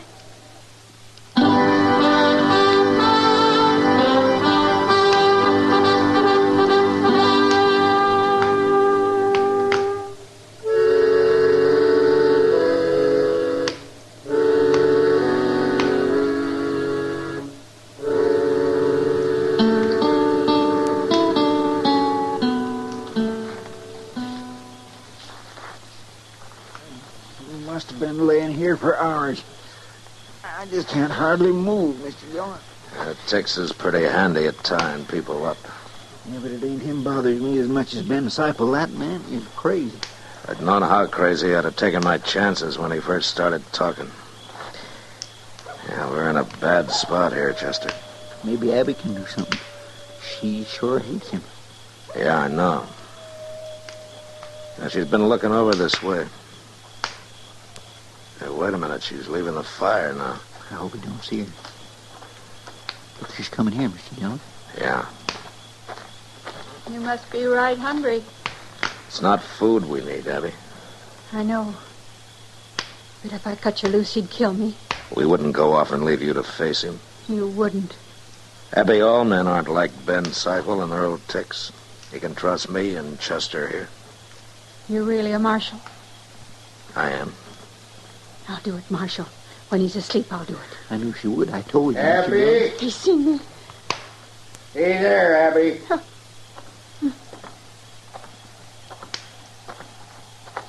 What you been talking about, Abby? You been making plans, maybe? No, I was on my way to the river.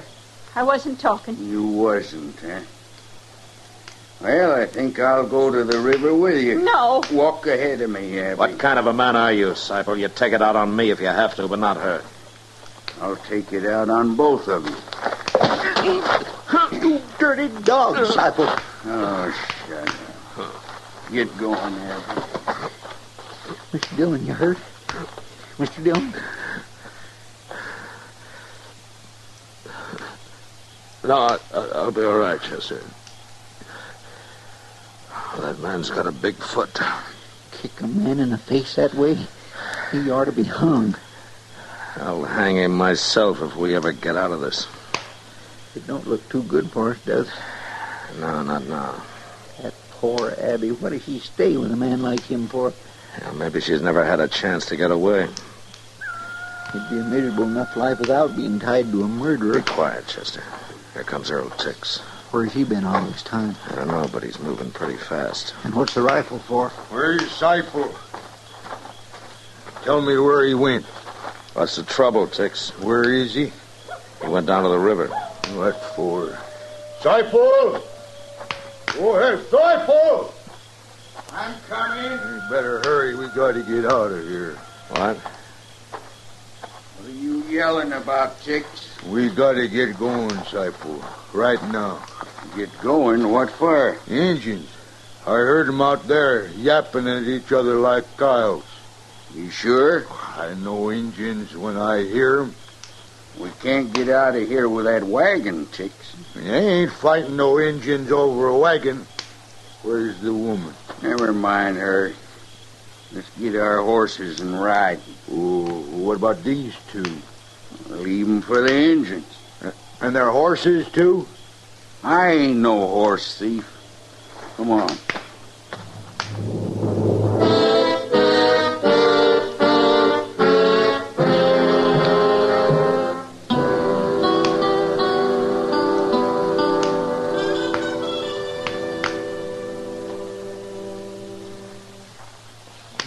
Day is breaking, Mr. Dillon. Yeah. I guess them Indians will be coming soon. Funny how a man gets to thinking things, ain't it? Oh, like what, Chester? Well, like how I'd like to see one of them circuses before I die. Huh? A circus? Oh, I spend an awful lot of time thinking about that. Wondering what lions and tigers and stuff like that looks like. Quiet. Yeah, I guess Tex was right. I just hope they see we're tied up and helpless before they start planting arrows in us. Look over there. Just beyond the wagon. He's got a rifle. He's signaling with it. And there are 4 more, too. 5. Look, he's signaling them others to stay back. Fierce looking, ain't he? Steady now, no more talking.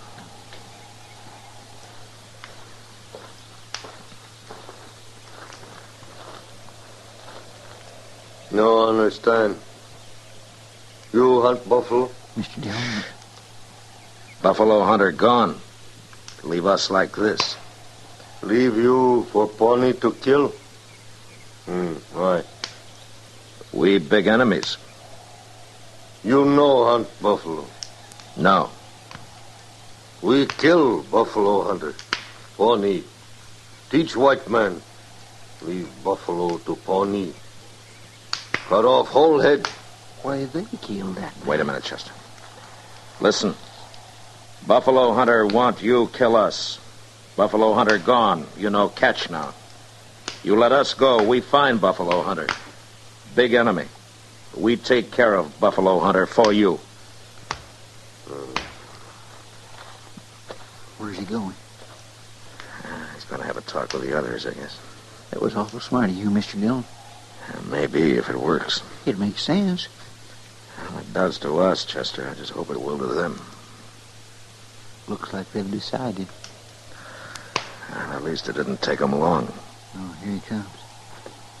Got his knife out.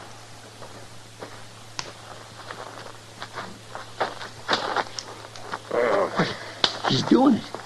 He's cutting us loose. Yeah.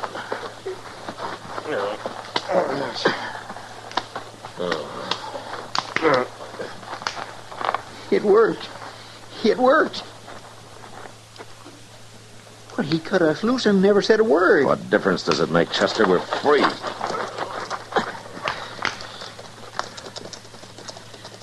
There they go. Oh, my, it feels good to stand up, don't it? Yeah, it sure does, Chester.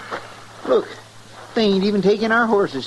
Well, I guess they figure we can't chase buffalo hunters on foot. What's that? Marshal. Oh, that's Abby. Yonder she is, laying in them weeds. Marshal. Oh, she looks terrible. Well, at least he didn't kill her.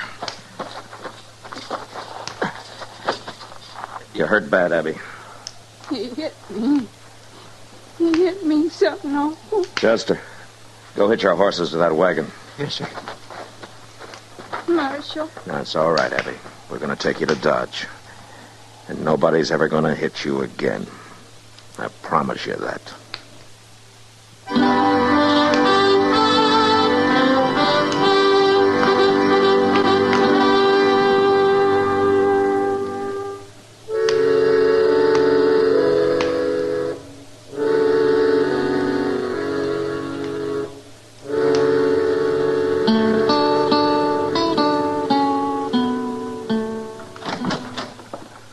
Hello, Matt. Come in, Doc.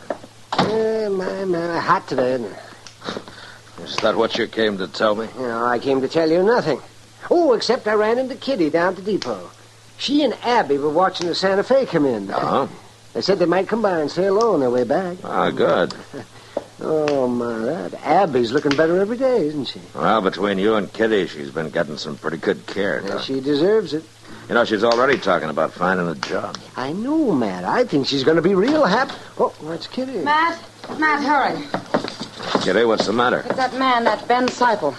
Seipels and Doc? Yeah. He came up to Abby and grabbed her by the arm and dragged her off toward his wagon. Huh? Chester saw it, too. He thought he'd better stay nearby while I went for you. Where are they now? Across the street there, by that wagon. Now, you wait here, Kitty. Don't let him hurt her anymore, Matt. Just been talking to her so far, Mr. Dillon. Has he seen you, Chester? No, sir, and neither's Earl Tix. Yeah. And they're in for a big surprise. You keep an eye on Tix, huh? Yes, sir, I will. What are you telling me lies for, Abby? You want another beating? That's enough, Seipel. If you wasn't lying. You really are a marshal, huh? Abby, Yes? you can go with Seipel if you want. But if you don't want to, he'll have to kill me first, and I don't think he can do it. What are you saying? This ain't no business of the law? Shut up. You make your choice, Abby. Kitty's waiting for me. Come back here, Abby. You keep your hands off me. Seipel, you broke a promise I made to her. What? I told her nobody had ever hit her again. You interfering with my right to beat her when I want? Yeah. You're talking awful big, Marshal. Has everybody always been afraid of you, Seipel? They have. And for good reason. And you're about to lose that reputation, Seipel. For good.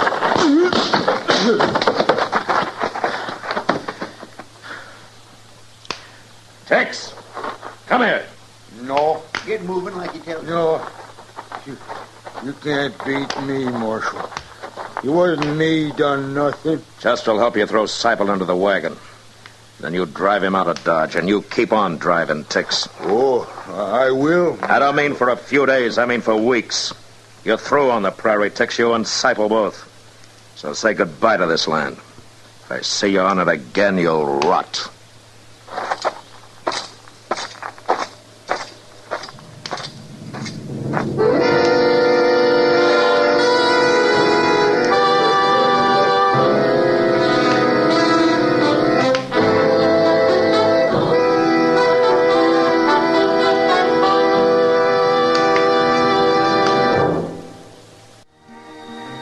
Gunsmoke. Produced and directed by Norman Macdonald, stars William Conrad as Matt Dillon, U.S. Marshal. Our story was specially written for Gunsmoke by John Meston, with music composed and conducted by Rex Corey. Sound patterns by Tom Hanley and Bill James. Featured in the cast were Vic Perrin, John Daner, Helen Klebe, and Lawrence Dobkin. Harley Bear is Chester, Howard McNear is Doc, and Georgia Ellis is Kitty.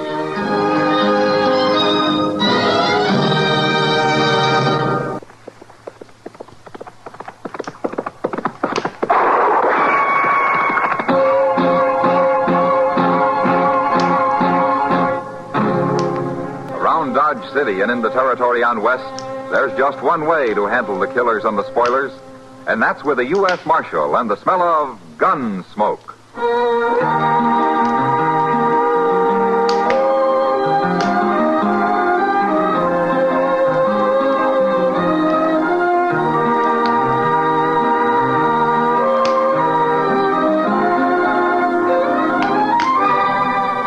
Gunsmoke, starring William Conrad. The transcribed story of the violence that moved west with young America, and the story of a man who moved with it.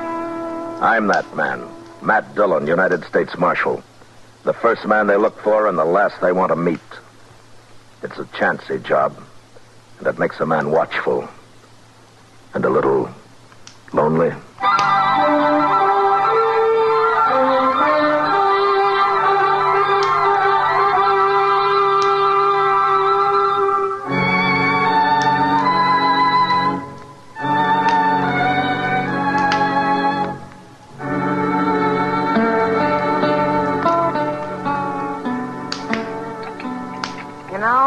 I'd sure like to meet whoever's running the kitchen in this place. Oh, why, Kitty? A cook that can make antelope stew taste like prairie dog ought to be something to see. Well, at least it's hot. No, it isn't. Well, mine is. You forgetting you dumped half that bowl of chili peppers in yours? Well, I've eaten here before, Kitty. Oh, hello, Marshal. Hello, John. You know what I'd do if I owned this place, Matt? Tear it down? No. Look, it's got tables and chairs and knives and forks and spoons. And out back, they got a kitchen all set up with a stove and everything. So? Well, it's all here. I'd open a restaurant. You're spoiled, Kitty. Dodge isn't St. Louis, you know. St. Louis? I was there 6 months, 4 years ago. Hello, Matt. I'm Kitty. How are you, Doc? Oh, I'm fine. Well, sit down, Doc. Sit down. Oh, thank you. Oh, well, what are you eating? Stew? That's what they call it, Doc. Ah. Well, I'll try a little anyway. And then I'm going to bed. At noon? I was up all night, Kitty, out at the Brandt place. Mrs. Brandt have a baby? Uh-huh, a boy. That's 5 I've delivered out there. You know, it seems to me it's about time they gave you one. Oh, no, gave me one. I've got enough trouble all by myself. But seriously, I'll tell you something, Matt. It's got so I'm afraid to be driving onto the prairie at all. More Indians, Doc? I ran into Sam Butler outside. He just drove in with his whole family and all his belongings loaded onto his wagon. Says he's quitting. Well, why? The Pawnees wiped out another family up near his place on the Smoky Hill River a couple of days ago. That's the second raid in the last 2 weeks. No wonder he's scared. Matt, he's telling everyone who will listen that it's a shameful thing for the law to be hiding out in Dodge while whole families are being slaughtered in the country. He is, huh? Yes. I thought you'd like to know. Hey, you sit with Kitty, Doc. I'm going to have a talk with Sam Butler. Sure. See you later.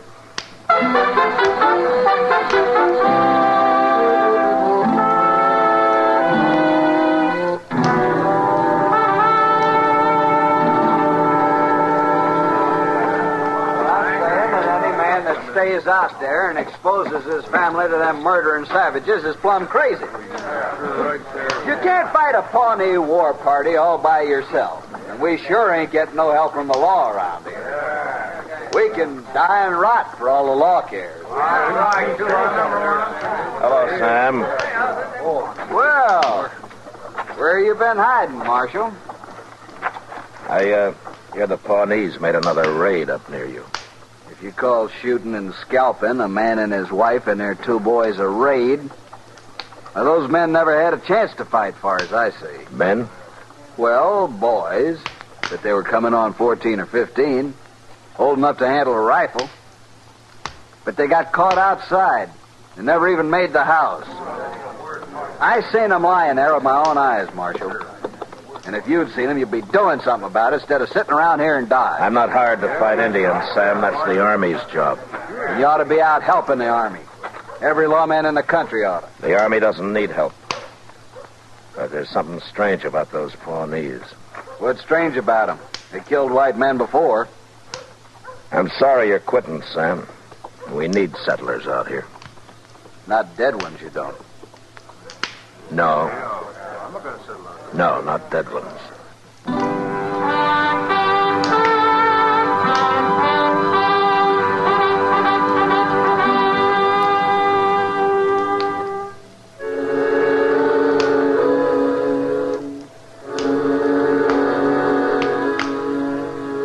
Chester and I left Dodge that afternoon, and toward evening the next day we ran across a troop of cavalry camped on the Smoky Hill River. It was commanded by an officer who was new to this part of the country, a Captain Starr. He was anxious to make a success of his first expedition, but so far he hadn't even seen an Indian. I decided to stay with him for a while, and I'm glad I did. The next afternoon, while we were on the march, his scouts reported another settler's cabin burned. The family killed. At my request, Captain Starr filed his troop out in patrols while he and Chester and I rode forward to the scene of the slaughter.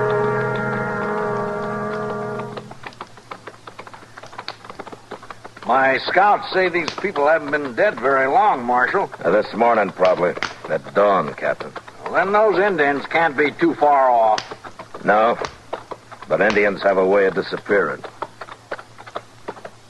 There it is, Mr. Dillon. Burned right into the ground. It's just like that last cabin. Their bodies scattered around out front. Well, let's get up there. Come on. Oh.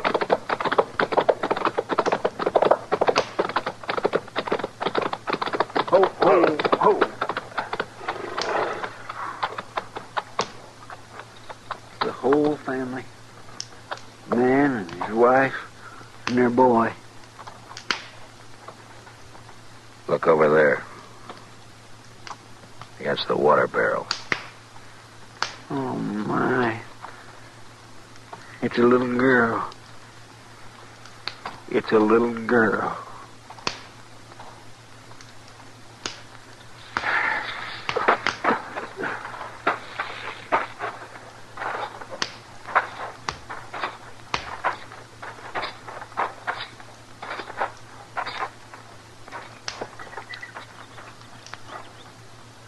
They scalped them, every one of them. Even that little girl. They even scalped her. At least they didn't torture them. Did they torture the other families, Captain? No, they didn't, Marshal. They shot them just like this and scalped them. Where are you going, Marshal? What is it?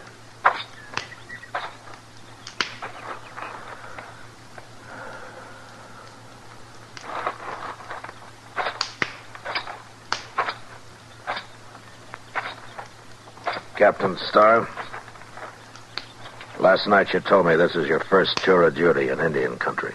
That's right, Marshal. Well, take a good look around here, Captain. Well, I have. All right. All three of these settler families were killed in the open, outside their cabins. Does that mean anything to you? Those Pawnees are pretty tricky. I guess they really surprised them. Yeah, they sure did. There are not many arrows around. If these people had had a chance to put up a fight, there'd be a lot of arrows. They were shot, Marshal, with rifles. Pawnees don't usually waste ammunition, Captain. There's a reason for it here, though. Well, what reason? Look at the ground. There are no tracks. Every sign of tracks have been dragged out with a blanket. Say, you're right. I hadn't noticed that. Well, there's another thing you haven't noticed, or maybe you didn't know about. Oh, what's that? That boy there. How old would you say he was? Oh, about the same age as the boys at the last place. Maybe 12, 13. Well, Captain, that's old enough to be a brave in a couple of years if he was a Pawnee. What do you mean, if he was a Pawnee? They usually keep a boy that age. They don't kill him. They take him and try to make a brave out of him. Oh, well, I didn't know that. I know what he's driving at, Captain.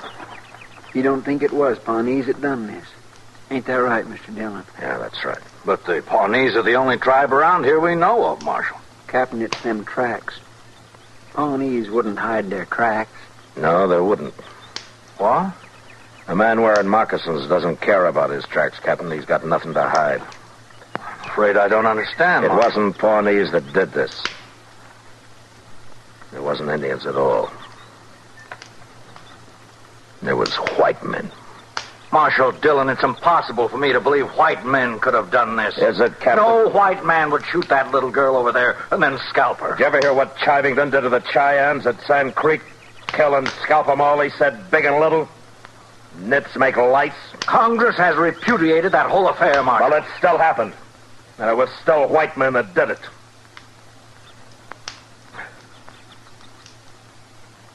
Oh. I suppose you're right. Yeah, I'm right. But why did they do it? Horses. You see that corral out there? This man must have had 6 or 7 head of horses. Yes, the other settlers did, too. They stole the horses and probably whatever they could find in the cabins, and right now they're sitting around camp somewhere drinking coffee and laughing at all of us Indian hunters. Well, I'll find them. Well, it's a big country, Captain. I got a troop of cavalry out there, Marshal, over 100 men. All right, suppose you do find some riders with a bunch of horses. How are you going to know they're the men you're after? Well, these horses are branded, aren't they? With what brands? I don't know, but they must be registered somewhere. Maybe. But while you're out finding out all that, some other family's going to be slaughtered. There isn't time, Captain.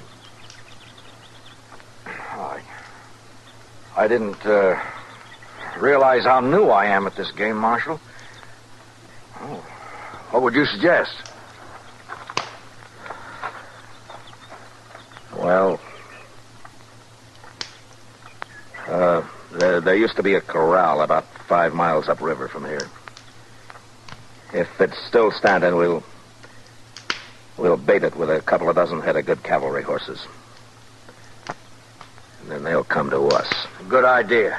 And I'll have my troop deployed and ready to move in. No, that wouldn't work. You can't hide 100 men, Captain. You'll have to keep your cavalry clear away from there. But how? Chester and I'll be there. We'll wait for them.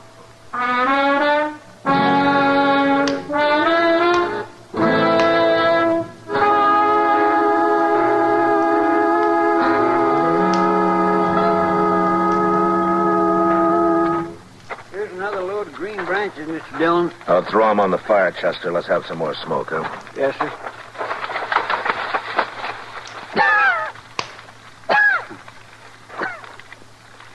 Well, stand back, Chester. Yes, sir. Well, they ought to see that if they're anywhere this side of the Rocky Mountains. They're sure to be scouting around, Mr. Dillon. They ain't stolen enough horses yet to leave the country. Besides, they're feeling mighty safe. They'll come.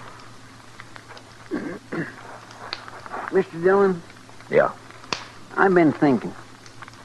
Well, what's bothering you?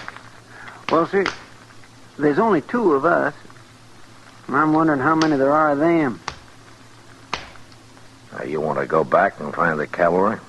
I feel a whole lot safer. They'll go on, then. Oh, you didn't answer my question, Mr. Dillon. How many do you think we're waiting for? There's no way of telling, Chester. Well, if there's a whole passel of them, how in the world are we going to take them? I don't care how we take them. You're pretty mad, ain't you? Well, I can't get that little girl out of my mind. Yes, sir, I know. Now, look up. Here comes somebody. He's all alone. Just some cowboy, probably. Maybe. Yeah, sure it is. He seen the smoke from our fire, and now he's wondering what that old corral's doing full of horses. And he might be scouting it for the others. Those men don't take many chances. Well, how are we going to find out? Well, maybe we won't till it's too late. Heat up some coffee for him, will you, Chester? Yes, sir. I think I'll have a cup of it, too, huh? All right, sir.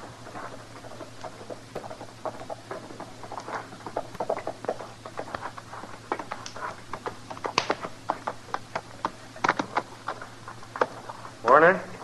Well, get on, stranger. We'll have some hot coffee up in a minute. Well, let's tie my horse.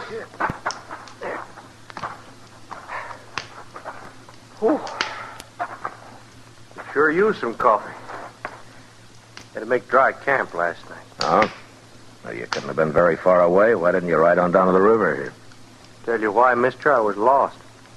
I rode till after dark, and I got lost. Well, your horse could have found it for you.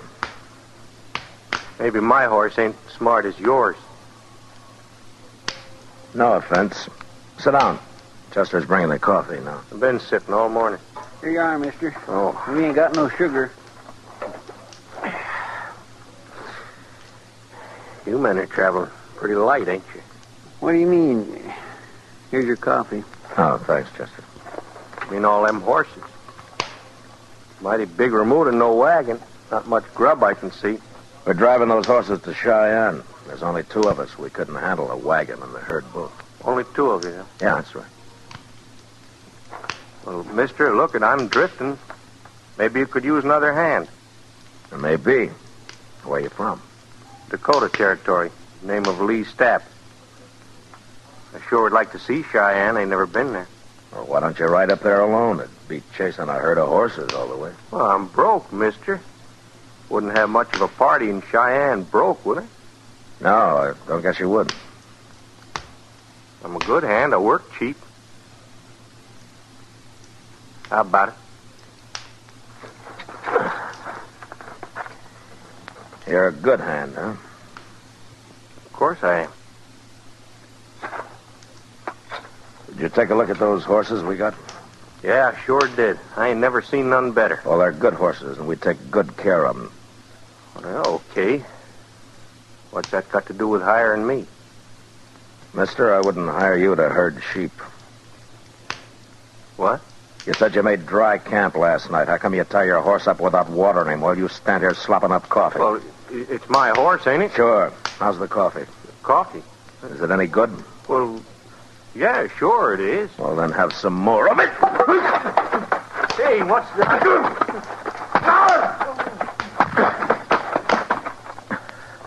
Chester. Yes, sir? Here, catcher's gun. Got it. All right, now go get some rope. We'll tie him up while he's still out. Yeah, but Mr. Dillon, you sure he ain't just a cowboy like he said? I was pretty sure, Chester, but this made me real sure. It was sticking out of his pocket. Oh, my. I'll get the rope, and we ought to hang him with it.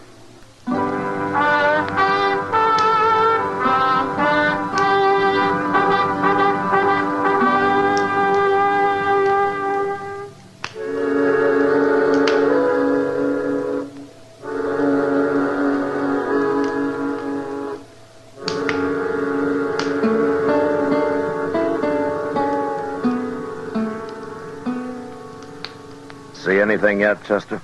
Yes, sir. There's some dust about a mile away, Mr. Dillon. Is it moving? Right this way. I'd guess maybe a half dozen riders. Your friends don't take many chances, do they, Stan? They ain't friends of mine. Well, I'll tell them that when they get here. You better turn me loose, or else you ain't gonna tell nobody nothing. You mean they won't like it, you're being all tied up that way? You ain't got a chance, Marshal. By golly, he's about right, Mr. Dillon. How are we going to fight 6 men? You know, I've been thinking, Chester, we could use Stapp here as a hostage. No, Marshal, don't do that. I don't aim to, Stapp. They wouldn't care whether you die or not. Men like you don't have that kind of friends. But we can't stand up to 6 men, Mr. Dillon. We wouldn't have a chance. No, we wouldn't, Chester. I'm going to do something I never did before in my life. What? You'll see. But first, get a bandana and fix Stapp up so he can't talk. That won't do you no good. Shut up and get on your feet. Here's a bandana. Here, I'll do it. All right, on your feet, Stapp. Now turn around.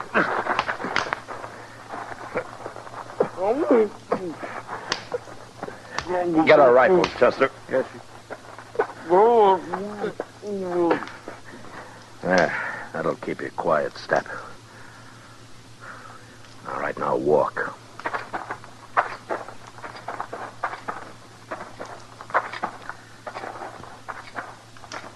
Here's yours, Mr. Dillon. Oh, thanks. You get on behind that log over there, Chester. Yes, sir. I'll keep Stapp here with me. All right, lie down, Stapp. And if you make any noise, I'll split your skull. Now, go on. Lie down.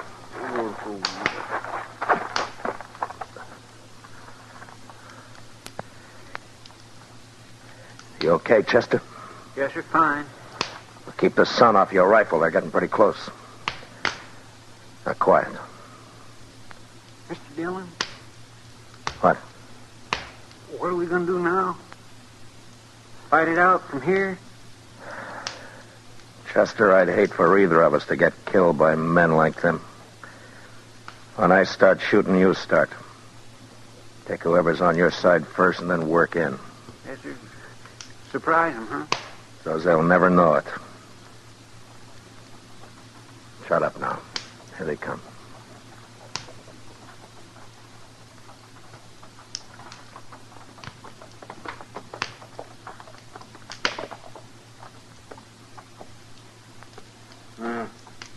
They must be over the river. We'll get down and wait here for them.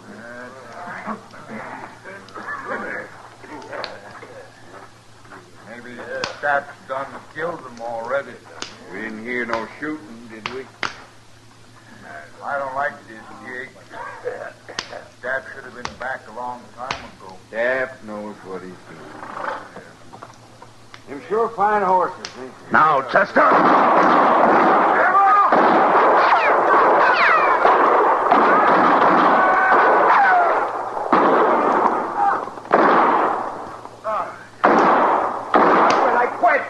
I give up. Don't shoot no more. All right, throw away your guns. Now turn around and get your hands up in the air.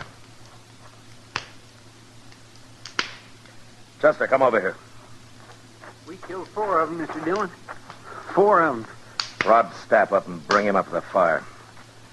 I'll handle these 2.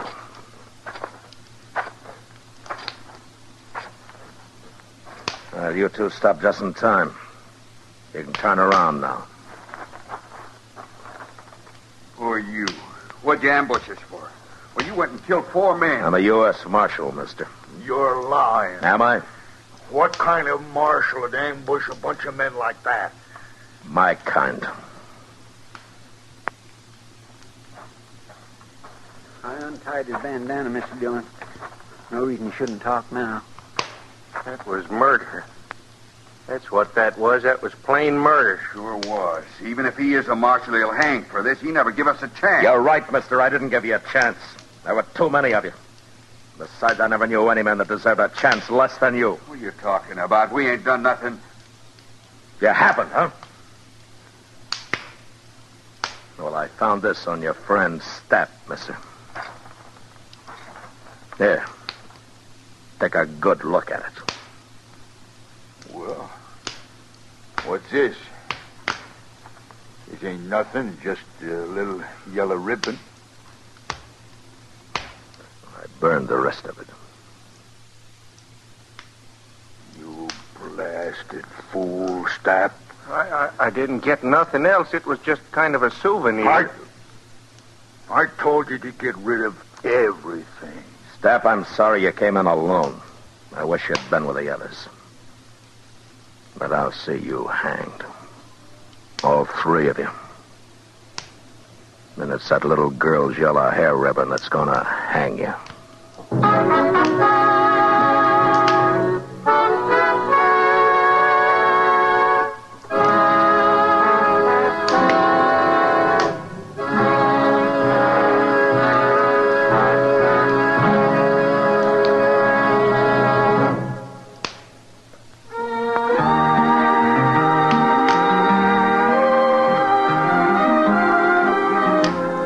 Gunsmoke, produced and directed by Norman Macdonald, stars William Conrad as Matt Dillon, U.S. Marshal. Tonight's story was specially written for Gunsmoke by John Meston, with music composed and conducted by Rex Corey. Featured in the cast were Lawrence Dobkin, Joseph Kearns, and Harry Bartell. Harley Bear is Chester, Howard McNear is Doc, and Georgia Ellis is Kitty. Join us again next week as Matt Dillon, U.S. Marshal, fights to bring law and order out of the wild violence of the West in Gunsmoke.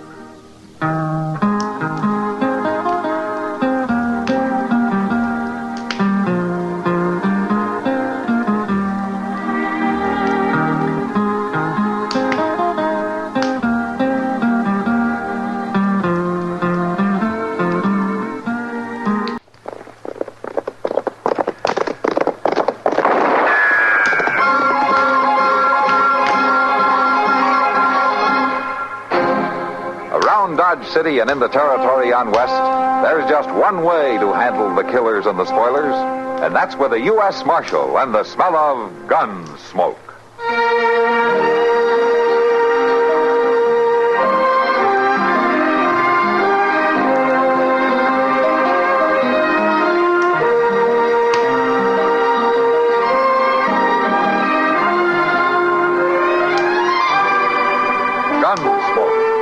William Conrad, the story of the violence that moved west with young America, and the story of a man who moved with it. I'm that man, Matt Dillon, United States Marshal. The first man they look for and the last they want to meet. It's a chancy job, and it makes a man watchful and a little lonely.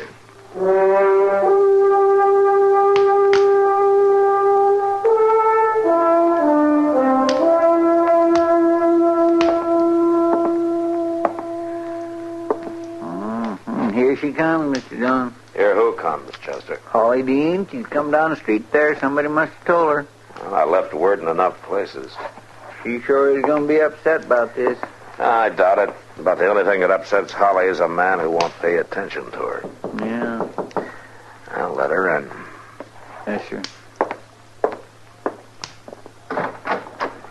Come right on in, Miss Dean. Thank you, Chester.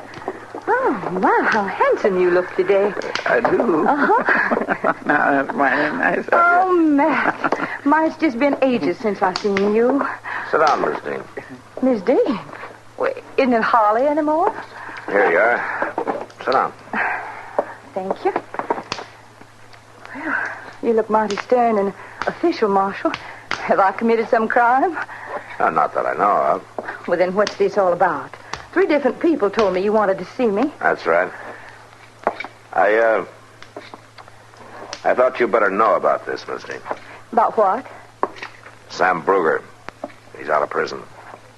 Escaped? No, paroled. He was supposed to be in for 10 years. 1 to 10. He served 3, and I guess they figured that was enough. He'll get into Dodge on the afternoon train. Stop him, Matt. Don't let him come here. Well, he's got a right to go where he wants. But I just thought you ought to know about it. You and your husband both. Matt, you've got to protect me. It's your job to. I will, if it's necessary. Well, of course it's necessary. He'll try to kill me. Oh, why? Well, because I divorced him while he was in prison and married Jack. Is that the reason? Or is it because you wouldn't back up his alibi when you testified at his trial? I couldn't, Matt. I wasn't sure he was working in the barn all afternoon the day Tracy was shot. Yet the barn is only 50 yards from the house. I was asleep most of the afternoon. He could have rode off and come back, and I'd never have known it. Oh, but I told all this at the trial. It's over and done with. You got to keep him away from me. He's a killer. I doubt that. Well, the jury didn't. They convicted him, didn't they? Yeah, but they weren't too sure, or they'd have made the charge a lot stronger than manslaughter.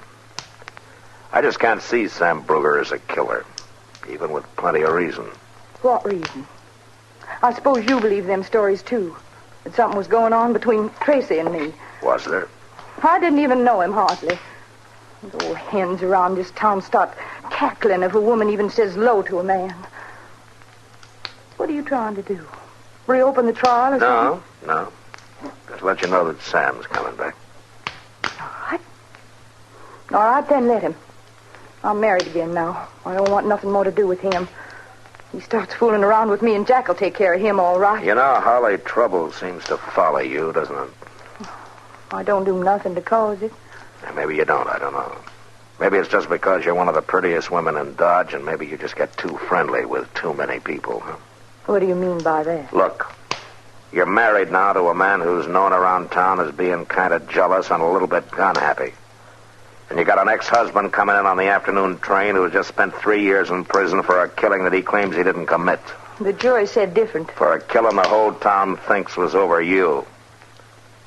Well, I don't think Sam Bruger was a killer 3 years ago. But prison can change a man. So you watch your step.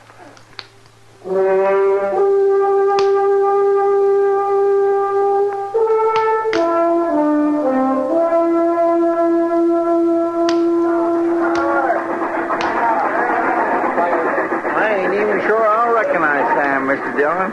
He won't look too different, Chester. You reckon he's aiming to start trouble? I don't know. Yeah, by jing, she's pretty enough to turn my head even if she was to put her mind to it. You'll have to get in line, Chester. There's about a dozen ahead of you. Oh, well, my land, I was just saying that, Mr. Dillon. I know her too well. Yeah, sure you do. Now, come on. Sam's getting off over there. Why, a man would just be plumb foolish to get tied up with a woman like that. Well, here's a man who can tell you. I declare he ain't changed hardly at all. Not outside, anyway. Hello, Sam. Well, Matt Dillon. Last man I saw when they took me away, first one I meet when I get back. Things never change, do they? Not too much. How are you? It's just a 3-year picnic, Marshal. You know, they take real good care of you up there. Even got bars all around to keep folks from getting in and bothering you. Yeah, sure. Marshal, how is Holly? Oh, fine. I saw her just this morning. You did, huh? Now, that's more than you're going to do, Bruger. What? Easy now, Dean. Sam, you remember Jack Dean, don't you? Oh, yeah. Yeah, the gambler. I didn't quite get that remark of yours, Dean. You got it, all right. You stay away from Holly. You hear me? Well, what are you on the proud about? Holly's married to him now, Sam. I thought you knew. No, I didn't know that. Well, you do now. And don't you forget it. You bother her, and I'll shoot you like a mad dog. All right, that's enough of that kind of talk, Dean. I want him to know how things stand. Well, now, wait a minute. I think maybe you ought to know how things stand, too, Dean. I come back here for just one reason. Just to find out who did kill Tracy Walters.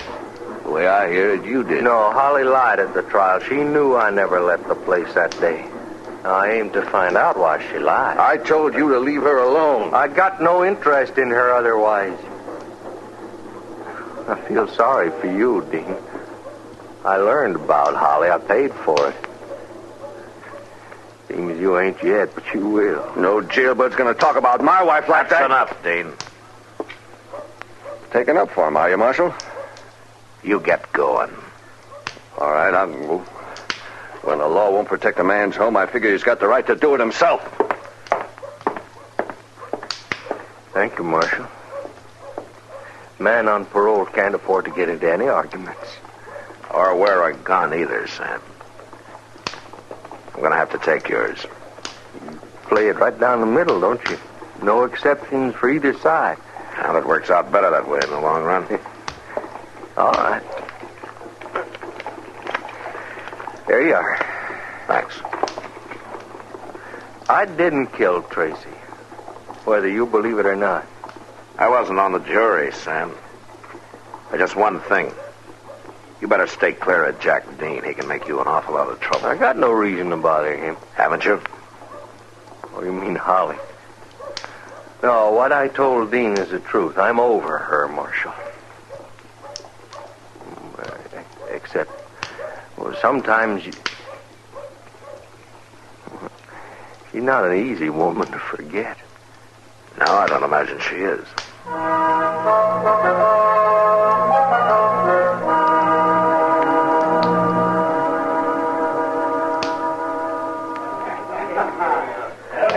You know, he doesn't seem to have changed much, Matt.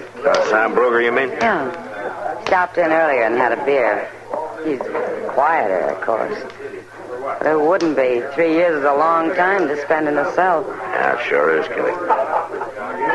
Why didn't he make a fresh start somewhere else, Matt? Why did he have to come back to Dodge? Had to clear himself, so he says. Well, if he couldn't do it 3 years ago, he's got even less chance now. Yeah, I'm afraid you're right, Kitty. And with Holly here, it's just going to mean trouble. The way she carries on, I mean.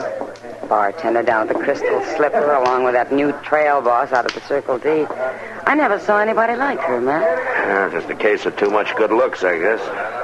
And too little good sense. Well, if Jack Dean finds out, she won't have any looks. Why don't you tell her? What? She just came in.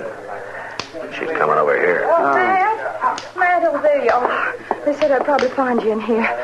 Oh, hello, Kitty. Hello. What's on your mind, Misty? Matt, you've got to arrest Sam Bruger. Oh, why? For threatening to kill me, that's why. You telling the truth? A little while ago, down the street, he come up to him and he said terrible things. He said he'd come back to Dodge just for one reason, to kill me. And he was wearing a gun, too, and he's not supposed to be. Was he wearing a gun in here, Kitty? No. Well, he was just now. It's true, I swear it. Anybody hear him threaten you? I don't know. I don't think so. Anybody see him talking to you? I don't know. It was dark. I turned and run, and then I come looking for you. Oh, Matt, you just got to arrest him. All right, Miss Dean, if you'll sign a complaint, I'll go pick him up. Of course I'll sign a complaint. Then go on down to the jail and have Chester fill one out for you. I'll be over in a couple of minutes. Oh, you hurry now. I'm scared half to death. Sam Bruger's not the kind of man to do a thing like that, Matt. I don't think so either, Kitty. Though we could be wrong.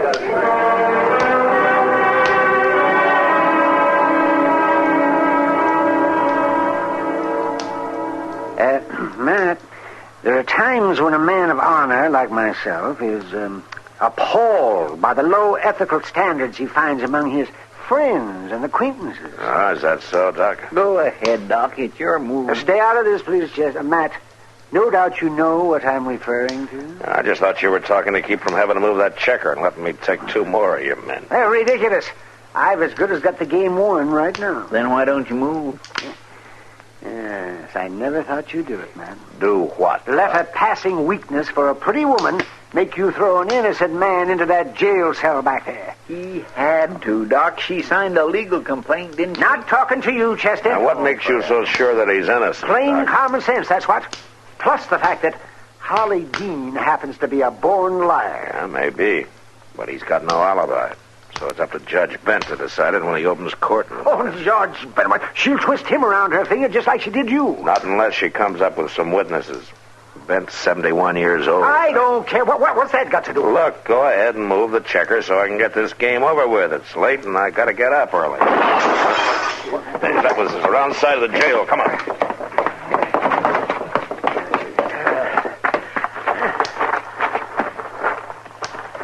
There goes somebody on a horse. Yes, they're getting away, Matt. Yeah, they've already got away.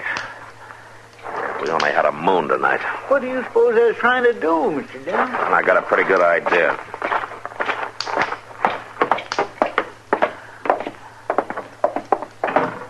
Come on, let's take a look back in the cell block. Mr. Dillon, you don't think it was somebody trying to... Marshal, is that you? Are you all right, Sam? Yeah, sure, I'm all right. Shot just come through the window there. What's that all about?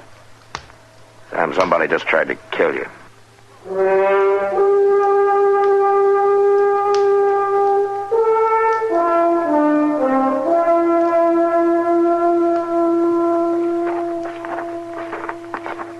That's it, Mr. Dillon. The light's on. One of them must be there. Just what is it you're aiming to do, Matt? Surprise her, maybe. Catch her off balance. Got nothing else to go on. Sam. Look, if there's trouble, you stay out of it. Without a gun, I guess I have to. Holly's not likely to do any shooting. All right, come on.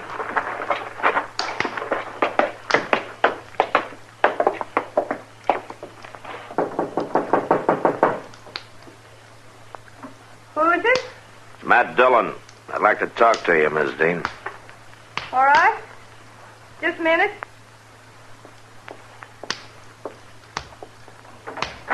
Kind of late, isn't it, to be coming around? Sam. How's it been, Holly? Fine, Sam. I thought you was... Thought he was what, Miss Dean? Dead? No, of course not. I thought he was in jail. You mind if we come in? Oh, it's late. I was just going to... Thanks. Now, you told me you'd talked to Sam earlier tonight, Miss Dean. I did. He threatened me. That's a lie, Holly. It's true, Matt. I did. You didn't act like it just now. He asked you how you'd been. You said fine. Looked to me like that was the first time you'd seen each other. No, that's not true. Why did you want him jailed, Holly? I was scared. He threatened me. Uh-huh. Who'd you send over to kill him? I don't know who shot at him. I didn't have anything to do with it. Shot at him? How did you know? But I thought you... I said kill him. I didn't say how. You lied at that trial, didn't you, Miss Dean? No, I didn't. Who did kill Tracy Walters? Now, come on. Who are you covering up for? Nobody. Who did it? What? He said he'd kill me if I ever told. Who said? Jack Dean? Mattie's in the other room. Get out of the way. All right, come on out.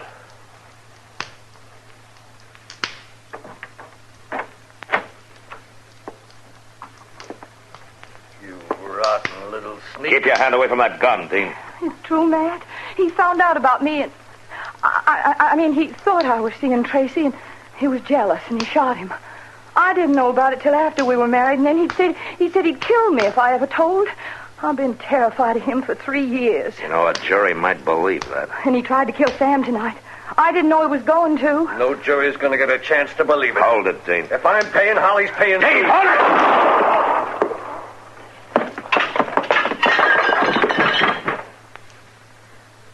He was a fool, Mr. Dillon. He didn't have a chance. Well, it's not the first time he was a fool, Chester. Well, Sam, looks like you get that pardon.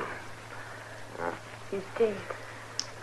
Jack's dead. I'll send Doc over to take care of things, Miss Dean. Come on, Sam. Chester. Sam. Hmm? Wait, Sam. What? Sam, it's all true. I was terrified. 3 years of it. I wanted to tell, but he'd have killed me. Holly, you could have stood up. It was him that made me like I was. It was a bad influence. I'll be different now.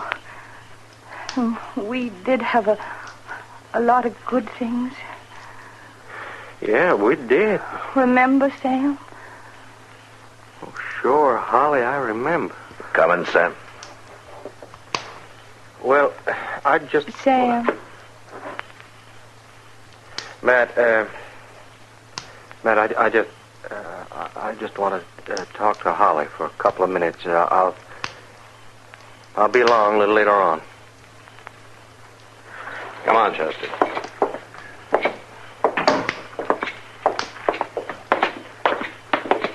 My, you'd think a man that's been took for a fool once would be cured, wouldn't you, Mr. Dillon?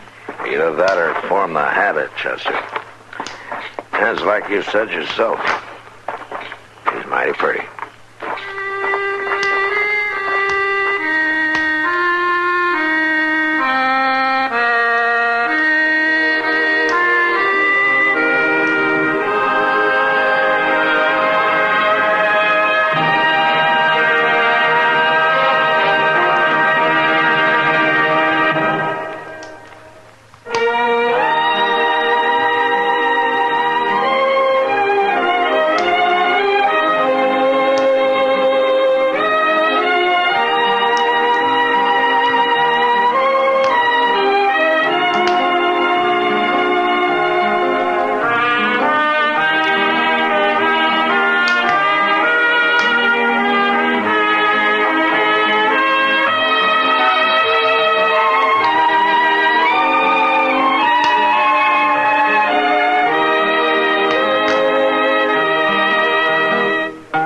Gunsmoke. Produced and directed by Norman McDonald. Stars William Conrad as Matt Dillon, U.S. Marshal. Featured in the cast were Parley Bear as Chester, Howard McNear as Doc, and Georgia Ellis as Kitty.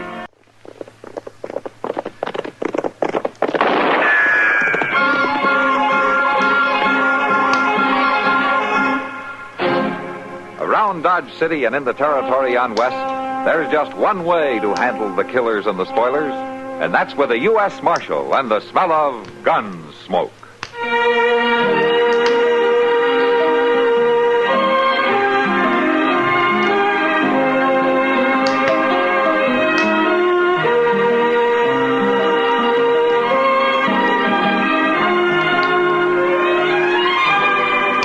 Gunsmoke, starring William Conrad, the story of the violence that moved west with young America, and the story of a man who moved with it. I'm that man, Matt Dillon, United States Marshal. The first man they look for and the last they want to meet. It's a chancy job, and it makes a man watchful and a little lonely.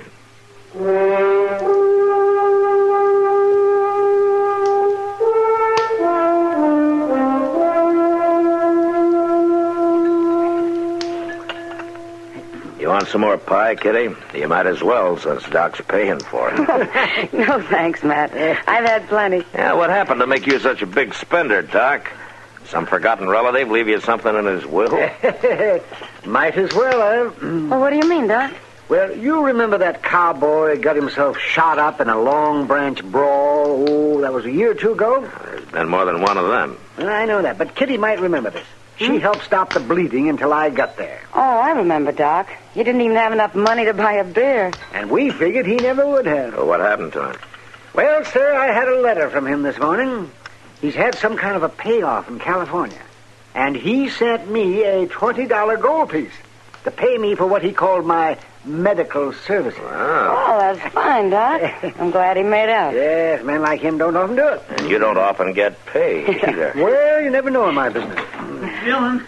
Mr. Dillon. Oh, it's Chester, Matt, at the door. Oh. And you too, Doc. Hurry up. He means that, Doc. Excuse us. Sure. Well, he's gone back outside. Somebody must be hurt. Yeah, I didn't hear any shooting. Now, there are other ways to get hurt, Doc. Over here by the stage, Mr. Dillon. That man has been hurt, Matt. That's the shotgun messenger, Doc. Somebody must have held up the stage then. Mike got shot, Mr. Dillon. He's hurt pretty bad. Let me take a look. What happened, Chester? Well, I don't know for sure. I seen the stage come in just now, and Mike was driving. Mike was driving? Yes, sir, so I knew something was wrong. Then I could see he is hurt, too. Yeah, but... Matt... Yeah, Doc. He's trying to say something. Make it fast, man. I got to get him up to my office. Mike, it's Marshal Dillon. What happened? Held up. Driver killed. Were there any passengers? No. Currency shipment. 20,000. Where did it happen, Mike? No, he's going out, Matt. Mike. Try. Please try. Tell me where did it happen. How many men? Huh? North. Hat Creek. 2 men. That's all, Matt. He's unconscious. I'll find a couple of men to help you, Doc. Chester, go get our horses. Yes, sir. And hurry.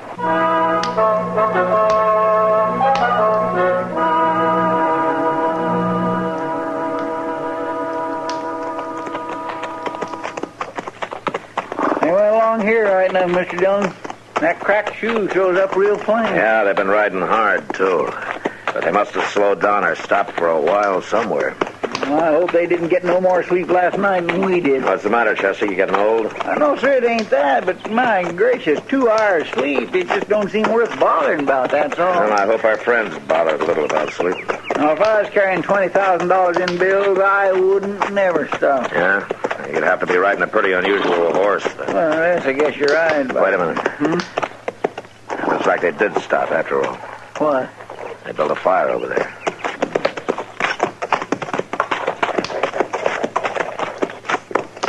Yeah, it was them, all right. Yeah, same tracks. I think we picked up a little time on him, Chester. Come on, let's pick up some more.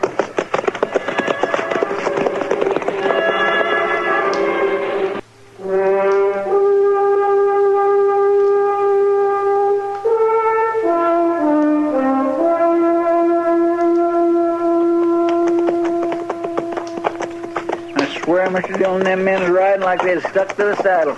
Darn near dark again. They'll have to stop someplace along here pretty soon, huh? I don't know. Hold up, Chester. Those tracks are heading down to those bushes along the creek here. Let's go easy. Yes, sir.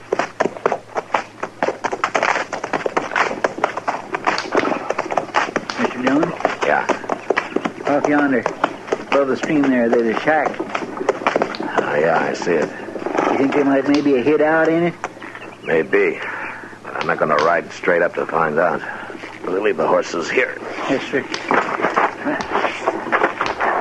And we'll circle around back. Just keep low.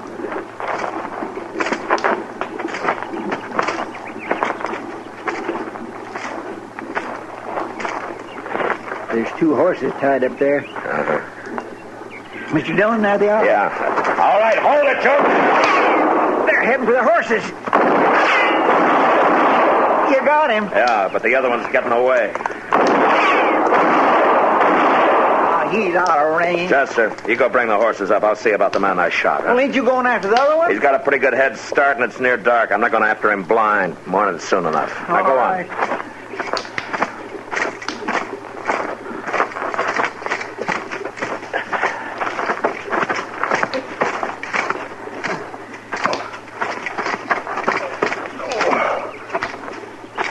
You get my brother. You get wrecked. Not yet. You hurt bad? Yeah, I sure am. Chester. Yes, sir? Tie up those horses and come here. We'll carry him into the shack. Be right there.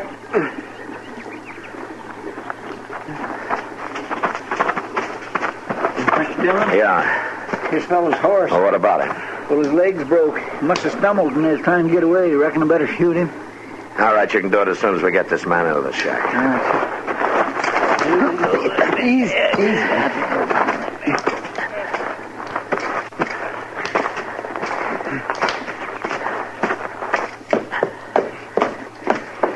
All right, open the door, Chester. I'll keep hold of him.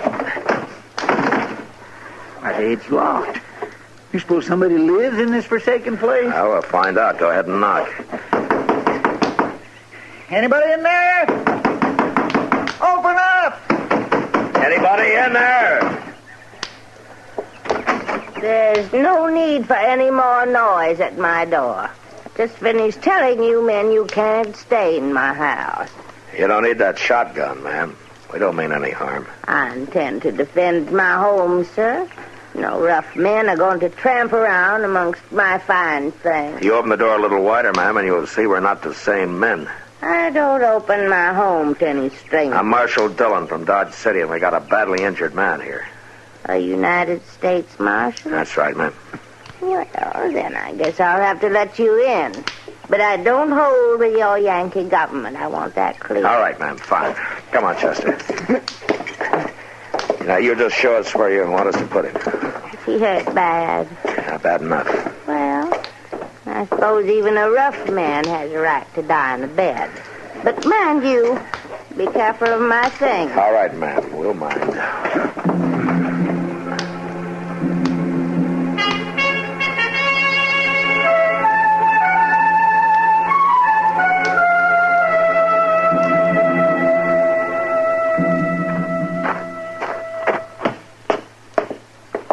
I took care of Miller's horse, Mr. Dillon. I brung the saddle.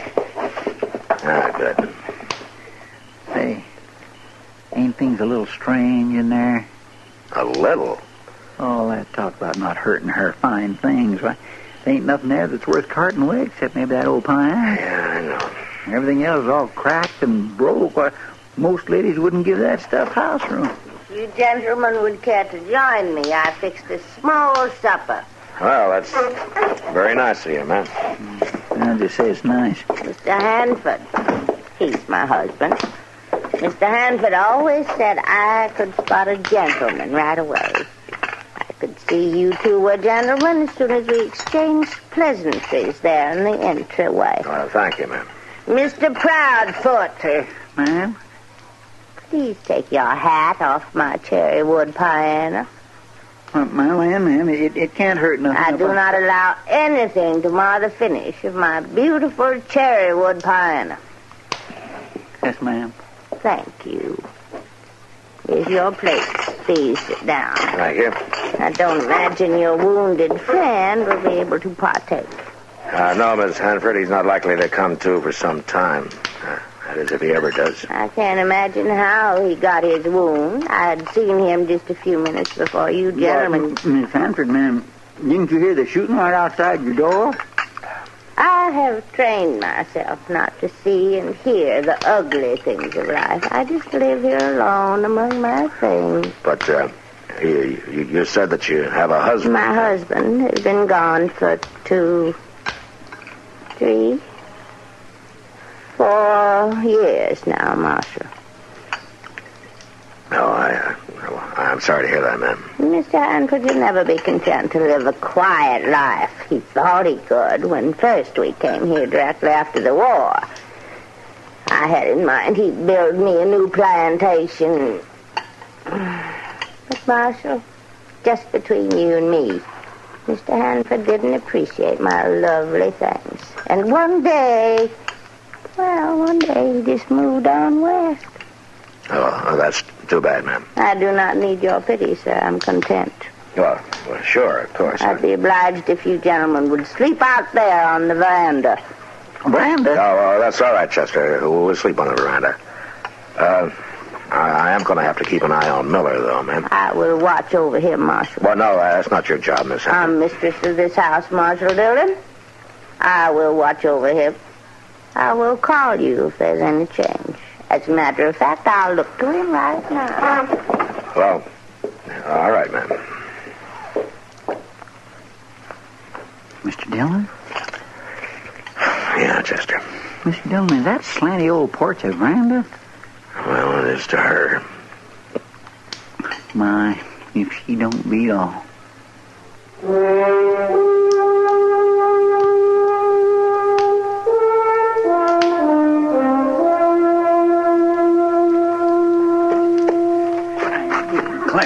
Every time I dig a grave, the ground seems harder than the last time. Grave digging isn't supposed to be easy, Chester. It's too permanent. Funny how many men dies at daybreak, ain't it? I mean, when everything else is starting up and all. Well, I guess when you have to die, it's as good a time as any. Where do you reckon his brother is by now? Rack? I don't know. But we're sure going to have a long ride to catch up with him. I sure ain't one to hurry up a man about his dying, but I sure would have been glad to have been shut of this place for now. What's the matter, Chester? Don't you enjoy Southern hospitality? Mr. Dillon, I have to walk around in that old shack on my tiptoes. She's after me every minute about not hurting her things. Gracious goodness, I couldn't hurt them old things if I tried. Well, we can be leaving soon now, Chester. We've done about all we can do. Right? Get out. Dillon, in them bushes. Yeah. And my guns are in the house. Come on.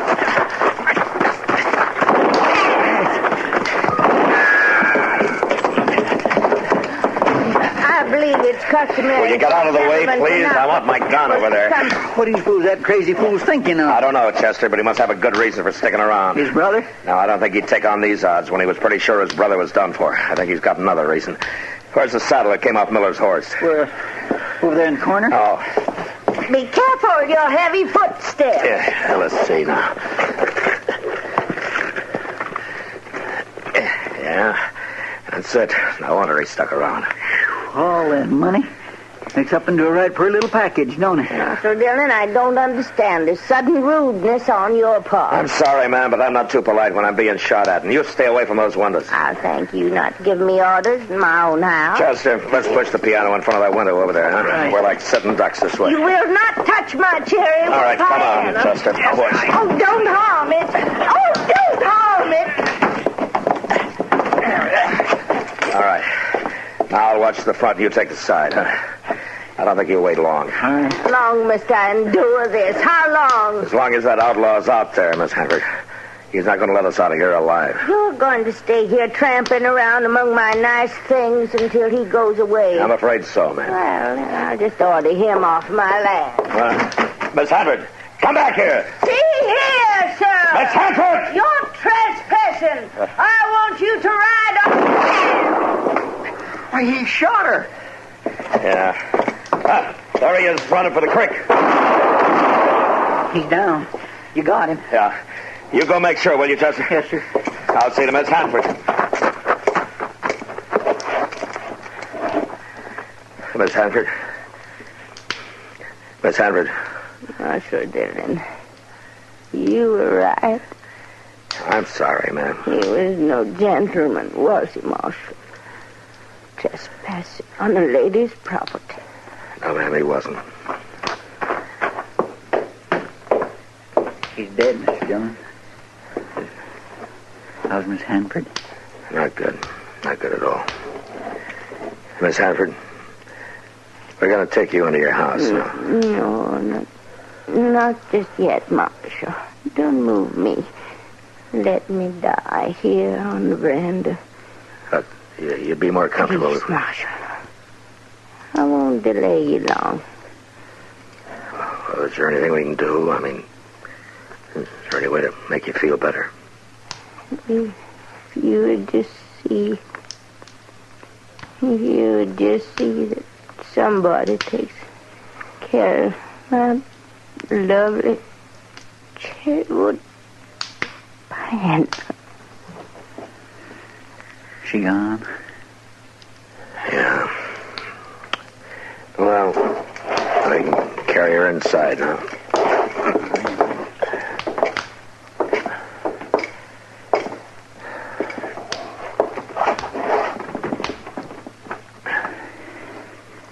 Mr. Dillon? Yeah. She really believed Rack Miller would listen to her and go away, didn't she?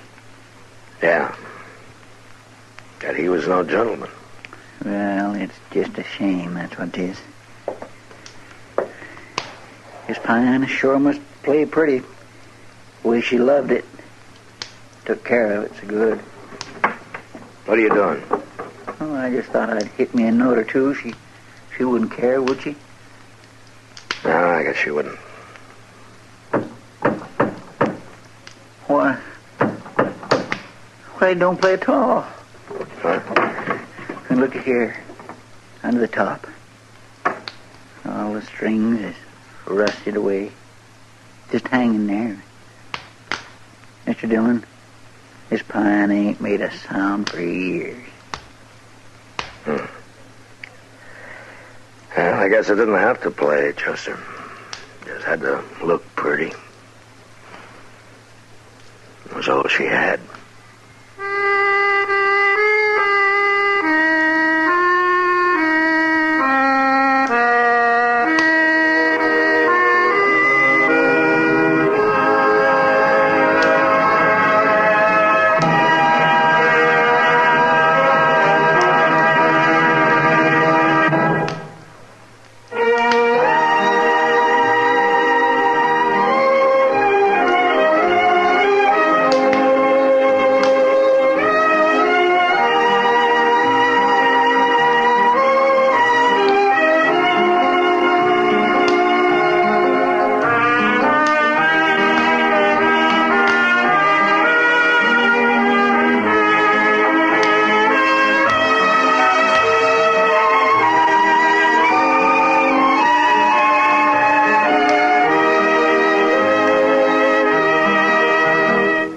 Gunsmoke. Produced and directed by Norman McDonald. Stars William Conrad as Matt Dillon, U.S. Marshal. Featured in the cast were Parley Bear as Chester, Howard McNear as Doc, and Georgia Ellis as Kitty.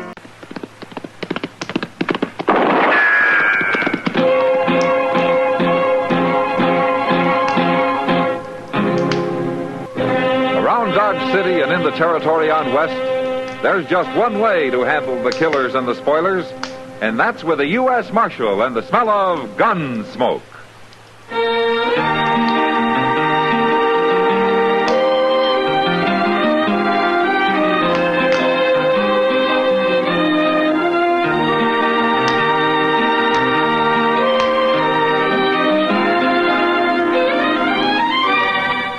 Gunsmoke, starring William Conrad. The transcribed story of the violence that moved west with young America. And the story of a man who moved with it. I'm that man. Matt Dillon, United States Marshal. The first man they look for and the last they want to meet. It's a chancy job, and it makes a man watchful. And a little lonely.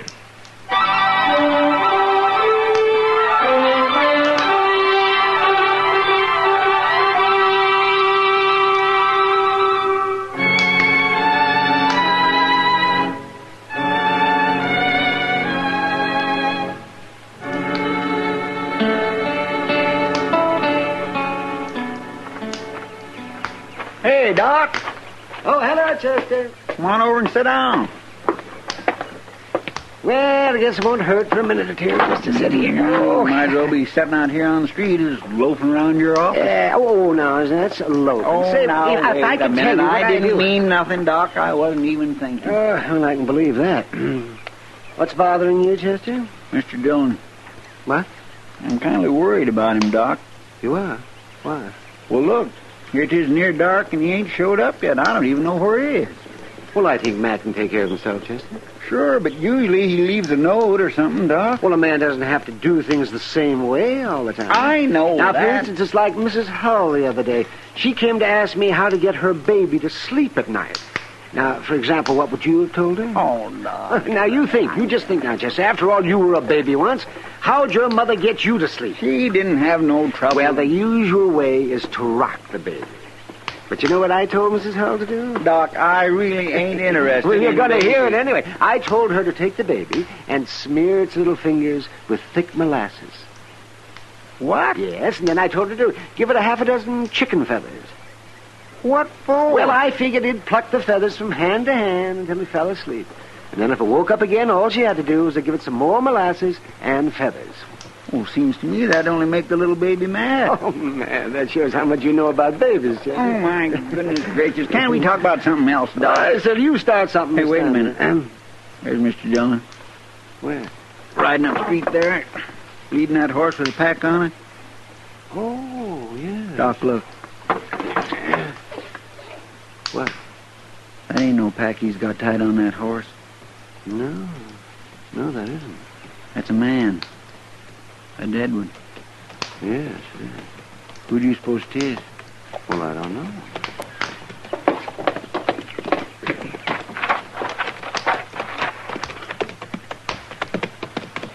Hi, Mr. Dillon. Hello, Chester. Doc. Hello, man. Who you got there?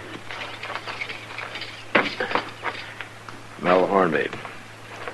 Mel Hornby? I went out to ask him some questions about that sodbuster that got murdered last month. Oh, Jake Reeves? Yeah. But Hornby took offense, and he tried to kill me.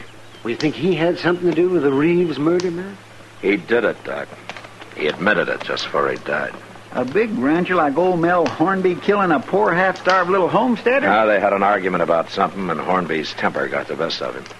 The way it did today. But how come you brought the body to Dodge, Matt? I should think Mrs. Hornby'd want him out there. I didn't find him at home, Doc. He was way out on the prairie handling some stock.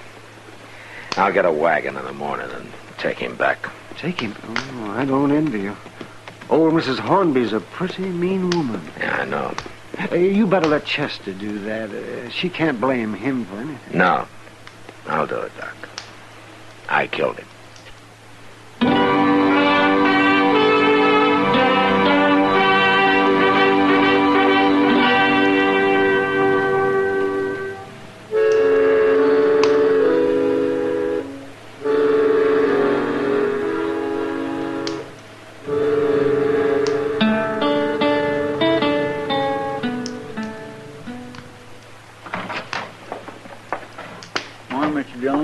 Morning, Chester. I hired a team and wagon for you. It's standing outside. No, thanks. Near 10 o'clock already? Yeah, well, I'll get started here. There you are, Marshal. Miss Hornby? Where's my husband? You got him here? Won't you sit down, then? I've been sitting down since dawn on a saddle. My husband didn't come home last night, and I figured it had something to do with you. You found him, didn't you? Yes, ma'am. I found him. Well, where is he? You got him in jail on some fool charge? I want to know what's going on, Marshal. I should have made you tell me when you come by. Miss Hornby, your husband's dead.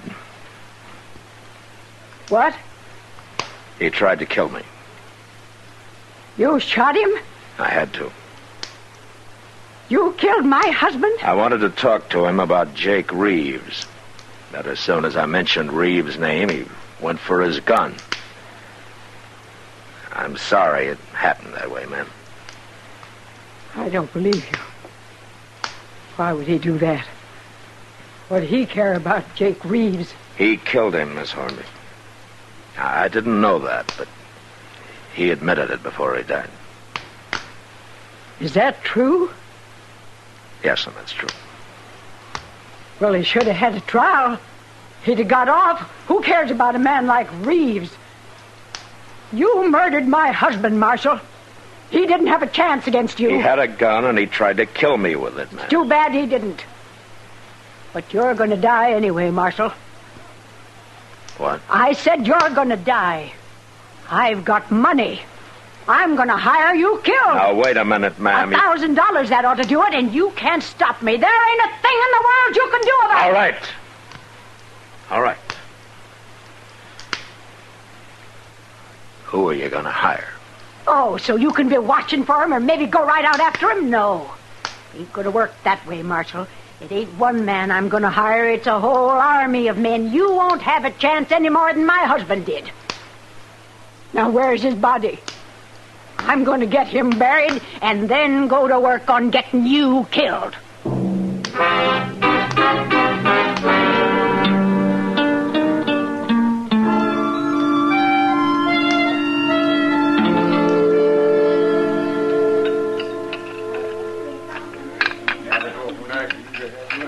More coffee, Matt? No, thanks, Kitty. I think I've had enough. Hey, that was a good dinner, wasn't it? Matt, you're awful calm for a man who's been threatened the way you have. Miss Hornby? Don't you think she meant what she said yesterday? Well, I don't know where she's going to hire an army for $1,000. But I suppose it is some kind of a compliment. She thinks that I'm that hard to kill. Well, you're not taking this very serious, Matt. Now, there's nothing I can do, Kitty, until I find out what she's up to. Well, maybe she's just crazy. She sure sounds like it. Yeah, maybe. Where'd she bury him, Matt? She take him back to the ranch? No, she buried him up on Boot Hill. Boot Hill? She said if that's the way he got killed, that's the place he was going to get buried. Sounds like she was mad at him. I think it was shame, Kitty. She wasn't very proud of her husband getting shot down like an ordinary lawbreaker. That's a pretty easy word for a murderer. I don't think his killing Jake Reeves meant a thing to her, Kitty. Why, he might as well have shot a horse for all she cared. All she cares about herself. Mr. Dillon. Hello, Miss Kitty. Hello, Chester. Sit down and have some coffee. All set, but there ain't no time for no coffee. What's that poster you got, Chester? That's what I come to find you about, Mr. Dillon. I tore this poster off the board down at the depot, but there's more of them. Fellow there told me she's putting them up all over Dodge. What? Here, you read it.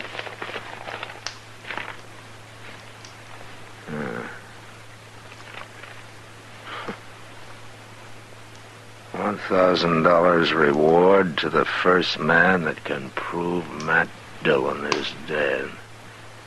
He doesn't have to prove anything else. Money is in safe at Dodge House and will be paid in cash immediately. Signed, Mrs. Mel Hornby. Matt, she can't get by with that. You can put her in jail. You sure can. And I'll go around and tear down the rest of them posters, Mr. No, Dillon. No, Chester. Too many people have read them by now.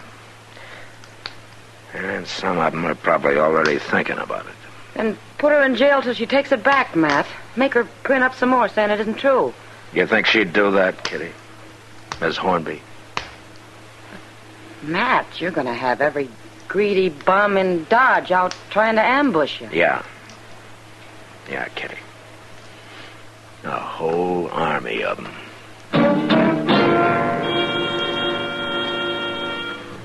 I spent the next couple of days looking over one shoulder everywhere I went, sitting with my back to the wall, keeping away from windows. And come evenings, I tried to get set somewhere before it got dark so I wouldn't have to walk past alleyways or through patches of light on the street. Strings a man tight living that way. Too tight. I found that out one afternoon when Chester and I were sitting on the porch in front of the office. I locked the door out back, Mr. Dillon. At least ain't nobody going to come up on you that way. Oh, good, Chester. Wouldn't you be better off sitting inside? Out here, I can see what's going on. You couldn't see a man with a rifle if he was hid out in one of them buildings across the street. No. And I can't dig a hole and hide in it either. Oh, sure. Look yonder at that fool kid. He's going to run somebody down riding that way. He's trying to ride like an Indian. Look how low he's bent. Hey, he's got a gun in his hand. Hey, duck, Chester!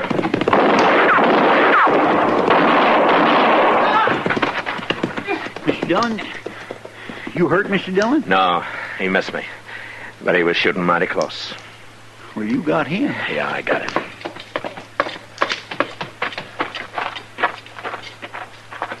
That kid must be crazy. Riding by like that and trying to shoot you? Yeah. Say, you don't suppose... I don't know, Chester.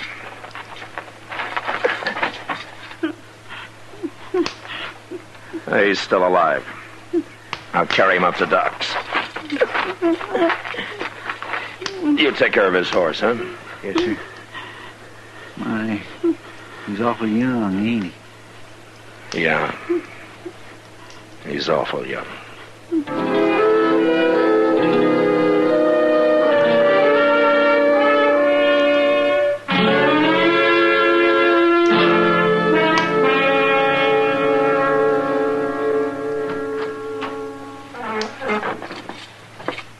How is he, Doc?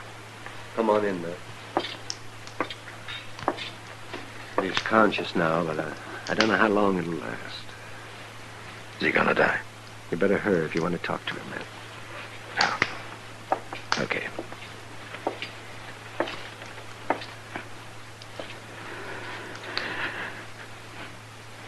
How you feeling, son? Bad. Real bad, Marshal.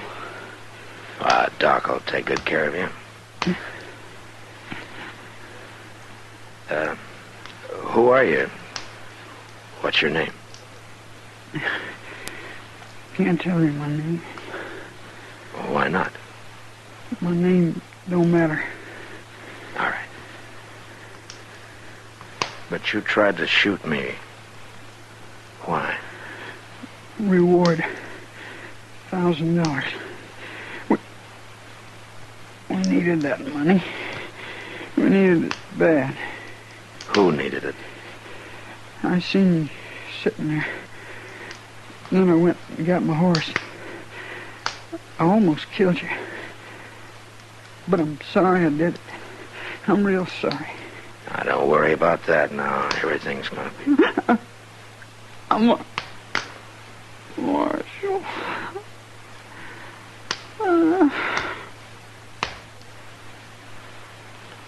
Son?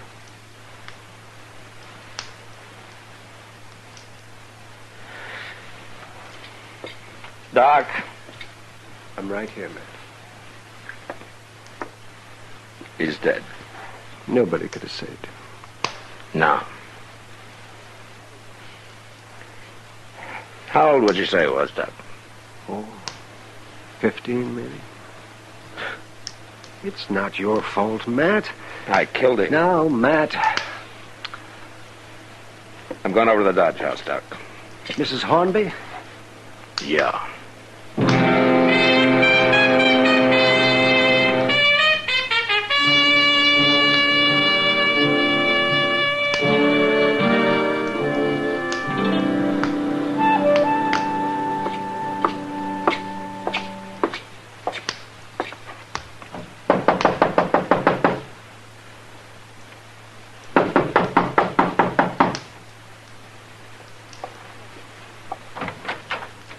Oh, it's you. I thought it was somebody come for the money. Somebody almost did, Miss Hornby. That so? I killed him. You kill a lot of people, don't you, Marshal? But I have to. Well, maybe the next one will get you. Maybe. What'd you come to see me for? I thought maybe I could get you to change your mind. What's the matter, Marshal? Getting scared? Well, I don't enjoy knowing somebody might shoot me any minute. Ah. But I don't like the idea that I might have to shoot somebody any minute either. Well, shouldn't bother a man like you. I told you your husband tried to kill me. Don't you understand that? I don't care about understanding it. You know who you hired this afternoon? It don't matter. Except I wish he'd been a better gunman. He wasn't a man, Mrs. Hornby. He was a boy. 15. He was poor. He needed the money for somebody else. I don't even know his name. I thought you killed him. How do you know he did it for the money? He didn't die right off. Oh. Well, how does it make you feel, Miss Hornby? The next one won't be a boy, Marshal. Or the one after that. Miss Hornby. What? You're a terrible, selfish old woman.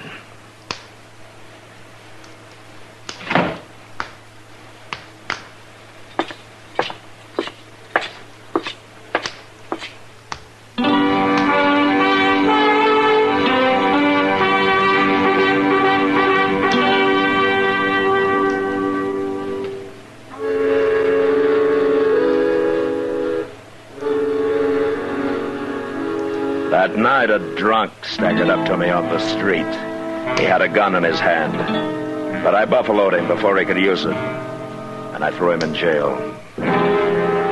Later, about midnight, it was different. A mule skinner tried to shoot me from behind a water barrel. His first shot missed, and a second later, he discovered his mistake. The barrel was empty, and he died there. And nobody else seemed willing to take a chance. At least that night. The next day, about noon, Chester and I were on our way to Delmonico's when we saw Miss Hornby coming up Front Street. She's looking right at you, Mr. Dillon. She's probably going to complain about how I treat her hired hands. Too bad she's a woman, ain't it? Things would be a lot different if she wasn't, Chester. Maybe she's thought it over. Maybe she's going to change her mind. It'll take more than a couple of killings for that. She don't seem to care at all that her husband murdered poor old Jake Reeves. My, if she ain't the one meanest-looking woman, she's waiting for it. Oh, Miss Hornby? I want to talk to you, Marshal. All right, ma'am. I hear you killed another man last night. The first of your men I killed was a boy, Miss Hornby. Still harping on that? Doesn't bother you at all, does it? He was a fool to try it. That money meant a lot to him. Find out who he was? No. Well, it don't matter. No, not to you.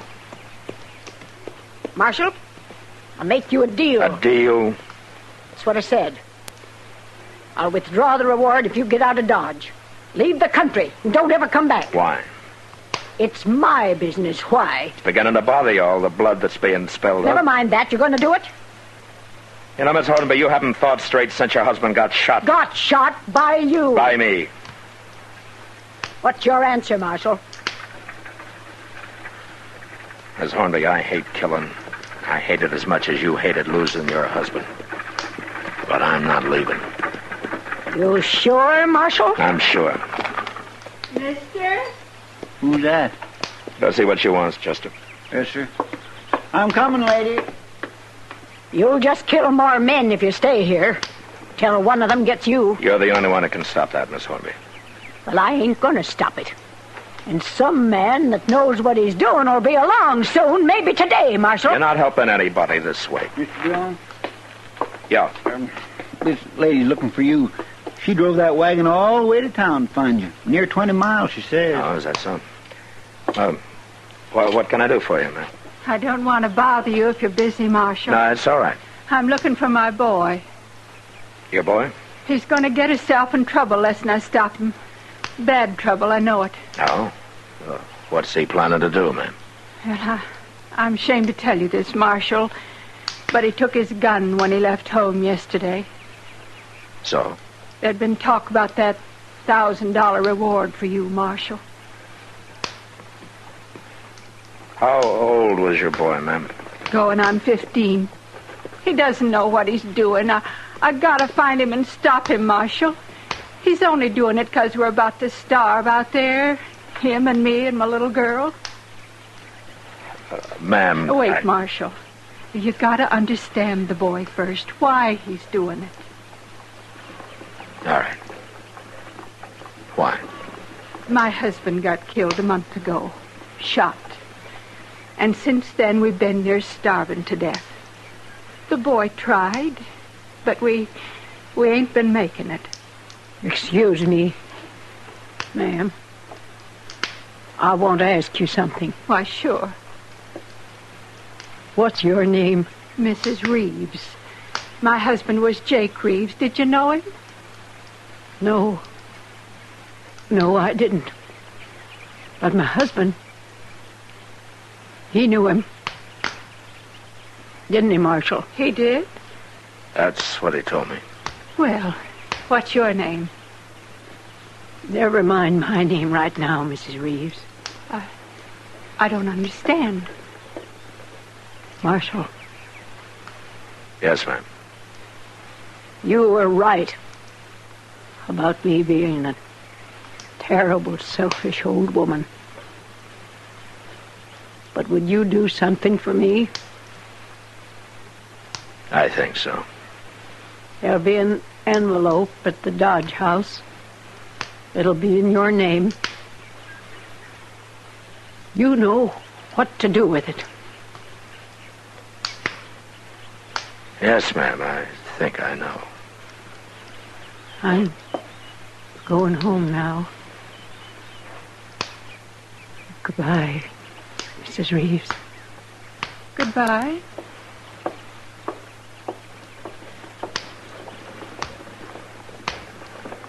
I don't understand what she was saying, Marshal. Miss Reeves, you want to come to my office and I'll try to explain it to you.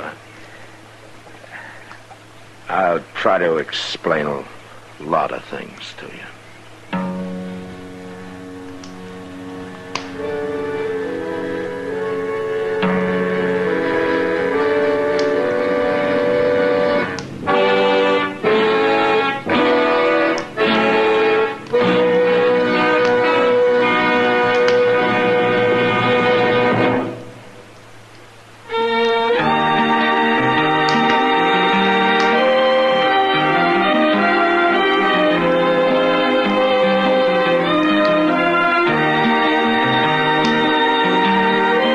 Gunsmoke, produced and directed by Norman Macdonald, stars William Conrad as Matt Dillon, U.S. Marshal. Our story was specially written for Gunsmoke by John Meston, with music composed and conducted by Rex Corey. Sound patterns by Tom Hanley and Bill James. Featured in the cast were Jeanette Nolan, Sam Edwards, and Helen Cleve. Parley Bear is Chester, Howard McNear is Doc, and Georgia Ellis is Kitty.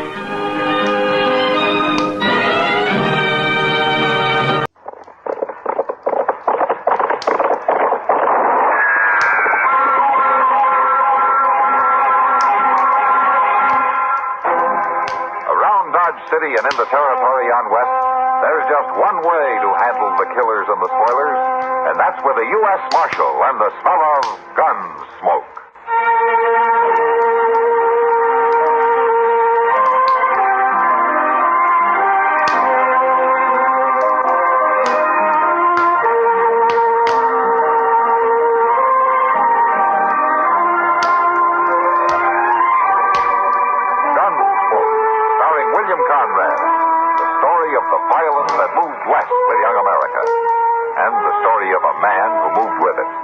I'm that man, Matt Dillon, United States Marshal. The first man they look for and the last they want to meet. It's a chancy job, and it makes a man watchful and a little lonely.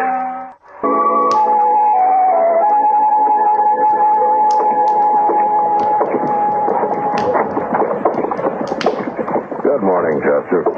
I ain't at all sure about that, Mr. Dillon. Sure about what? But it's a good morning. Well, it's the only one we're going to get, Chester. Is that fresh coffee? No, it ain't. That's the batch I boiled up last night. No? I ain't had time to make no fresh yet. Why? Them fellas you locked up last night, Mr. They Dillon. causing trouble? Well, they've been at me ever since I come in here, fussing and complaining. About what? They want me to fix them some breakfast. Been carrying on about it like they'd never ate before. Well, I guess they've never had anything like you're cooking before, Chester. Ain't you gonna let them out this morning, Mr. Dillon? Yeah, I guess so. They should be sobering up by now. Well, then it just don't make a bit of sense for me to go to all the trouble of feeding them, does it? No, forget it, Chester. I'm going to let them out. I declare I got me enough to do around here just redding up the place. Start feeding a clutch of prisoners that ain't even gonna stay on. All right, Chester. That's enough.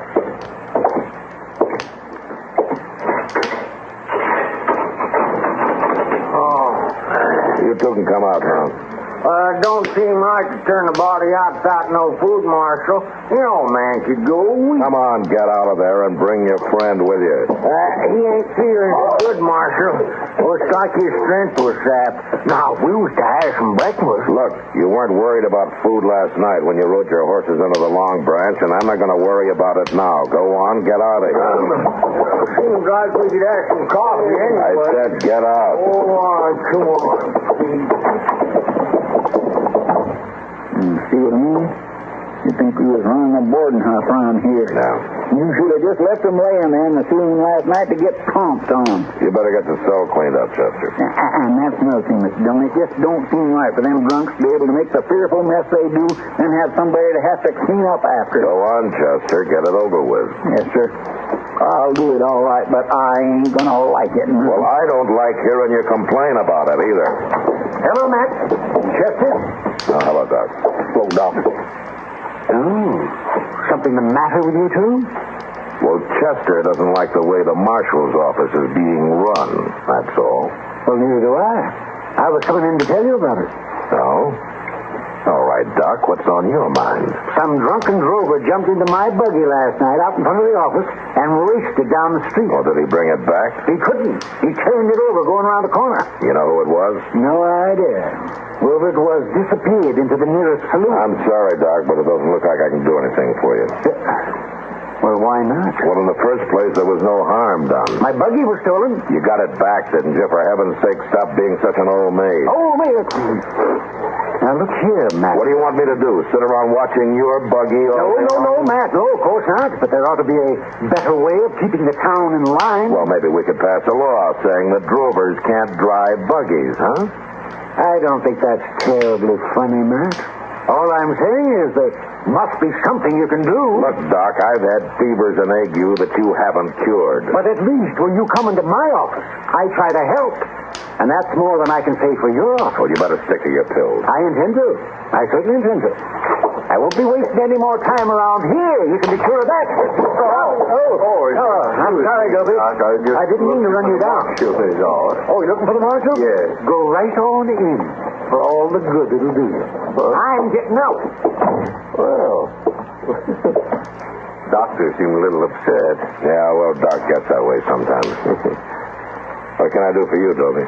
Well, the truth is, Marshal, I've come to register a complaint. Well, you're going to have to stand in line. How's that? Oh, never mind. What's your problem? Oh, well, Marshal, those chairs, you know, those chairs I have sitting along in front of the hotel along the boardwalk there? Yeah. Well, you know, people keep sitting in them. Well, I guess I don't understand. Well, what I mean is those chairs are put there for my hotel guests, and the town loafers have taken over. Never any room for my guests. Have any of your guests complained to you? No. Well, how do you know that they'd want to use them? Well, I know. I just know, that's all. I see. Now, what do you want me to do about it? Well, Marshal, the Dodge House has a reputation to uphold. And it isn't helping any. Every lazy, good-for-nothing in Dodge spends the day whittling or sleeping right at the front door. I want you to tell those men they can't do that anymore. You asking me to be a doorman, Mr. Doby? Well, no, of course not. Well, I have two suggestions for you, Mr. Doby. Either tell the loafers you speak of to move along or you take away the chairs. Now, I can't see that that's too much of a problem. Besides, I've never seen one guest at the Dodge House sit on that boardwalk in all the years that I've been here. Now, you go on, Doby, because you've got a hotel to run and you better tend to it. And I wouldn't be too hard on those loafers you speak of because most of them are men who beat this town. All right, Marshal, all right. I'm frank to say I'm disappointed in the Marshal's office. Good days. I'm beginning to get pretty disappointed in it myself. Now, where's my... Chester! Sir? What happened to my hat? Yes, sir.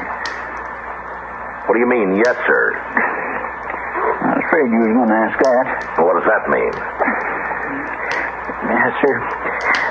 See, I was toting in a bucket of water to mop up with this morning. Just I come in the door, one of them cussed prisoners hollered something at me, and when I turned around and yelled back, I knocked her hat right off in the peg there, and the water flopped all over. Well, if you're that bad off, you better get Doc to give you some of that nerve tonic he saves for old women. Now, where did you put it? The bucket? Where did you put my hat, Chester? Yes, sir. I was trying to dry it out over the stove. Oh, come on, Chester, come on. I just got it a little bit too close. Burned the top clean out of it, Mr. Jones, so I just kind of throwed it out. You threw it out? Wasn't nothing left but the brim, Mr. Dillon, and you know you'd look kind of foolish just going around in that. The brim. All right, Chester. Where are you going? I am going to the store, Chester, to get myself a new hat so that I won't look so foolish. If that's possible.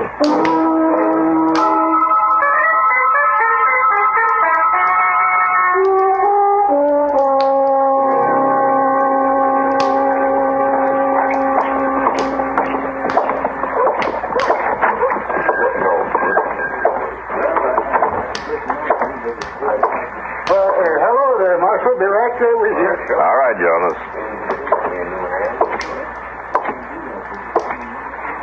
Well, hello, Marshal Dillon. Hello, Miss Bagley. No, I was going to call on you at your office later today, but now I won't have to, will I? Meeting you in the store this way. No, ma'am, I guess not. You know, Marshal, several of the town ladies have been meeting at our home from time to time to discuss matters affecting our community. Uh-huh. And frankly, Marshal, we've been disturbed about the way things have been going on in Dodge. Oh? Is that so? Yes, Marshal. I was talking to the ladies about it last night. Bottles all over the street and noise and shootings every time the Texas herds come in. Uh-huh. And we ladies feel that perhaps the law might keep things just a little better under control. Well, I tell you something, Miss Bagley. Maybe Excuse me. There's Mr. Bagley. He's come to take me home in the buggy. I guess I'll have to come to your office after all, Marshal. Yeah. Why don't you do that? All right, Marshal, I can take care of you now. I want a hat, Jonas. A hat? I just sold you one month or two ago. I want another one. Well, sure. See what I got out back. The same kind will do. Well, you have a look at that new Schrott's rifle just came in today.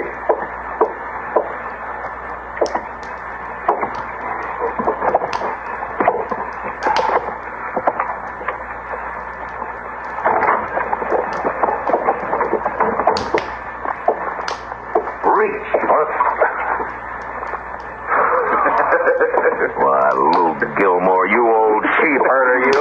How are you? When'd you get into town? I just rode in. I got the driest throat in Kansas. Well, we better fix that up. Jonas! I've almost found him, Marshal. No hurry. I'll be back later. Come on, Luke. I'll buy the fruit. I won't give you an argument.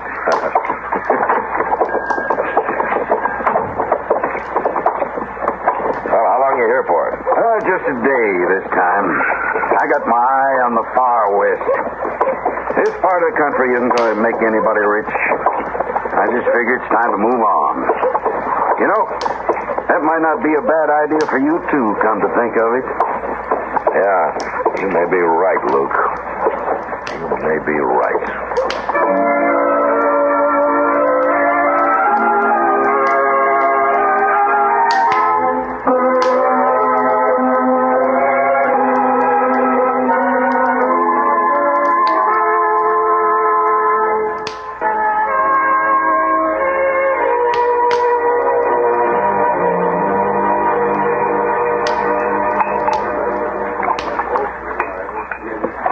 You make it sound like a fortune's just lying there waiting for us. Well, it is, Matt. I tell you it is. But now that the railroad is joined up, there's just no telling what a man could do for himself out there. I know, but a lot of gold rushers came back with holes in their britches. Sure they did, Matt, but this is different. Things are starting up now that'll last. Well, you know, you could set yourself up your own town. You're aiming pretty high, aren't you, Luke? Sure, I'm aiming high, Matt, and you should, too. What do you figure you'll ever get out of Dodge? Nothing more than I can carry. That's right. That's absolutely right. You're eating dust and dodging bullets and chasing every penny-ante bad man on the prairie, isn't that right? That's about it. You're frying in the summer and freezing in the winter. Nursemaid in a town that doesn't even thank you for it. You know, you always were one to talk up a storm, Luke. I'm talking sense, Matt. I'm right and you know it. Well, you can stay on here and spend your life for this town and get no thanks for it. Now, isn't that so? I don't get paid in thanks. Or much else either. Well, I'm on my way, Matt. Got to collect some money from a fella up country, but you think it over. I'll be back. You coming through Dodge? Yeah, I'm coming through in a few days, heading west. You got any sense, you'll come with me. Think it over, Matt. Yeah, I will think it over. So long, Luke. I'll be back, Matt. You be ready.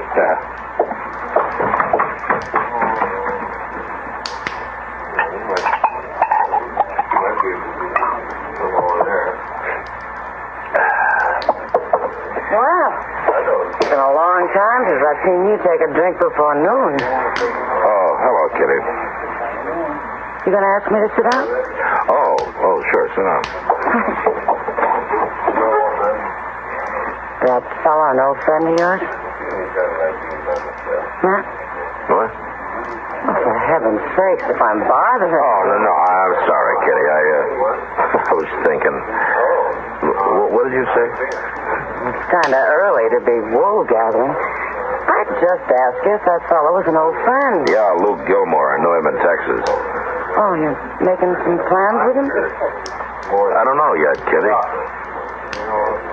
But it just might be.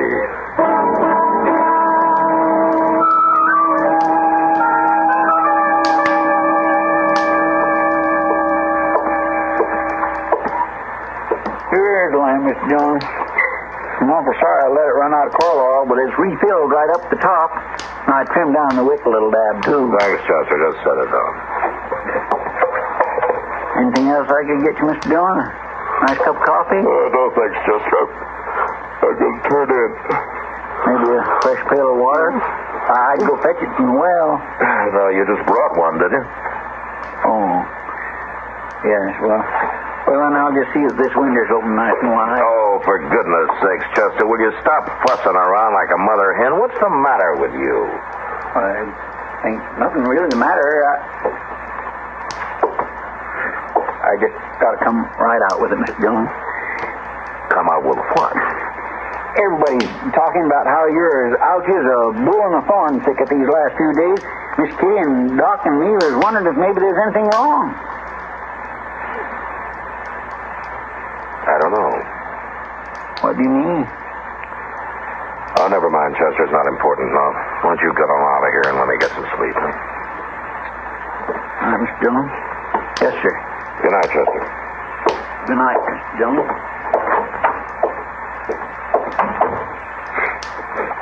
Darn fool.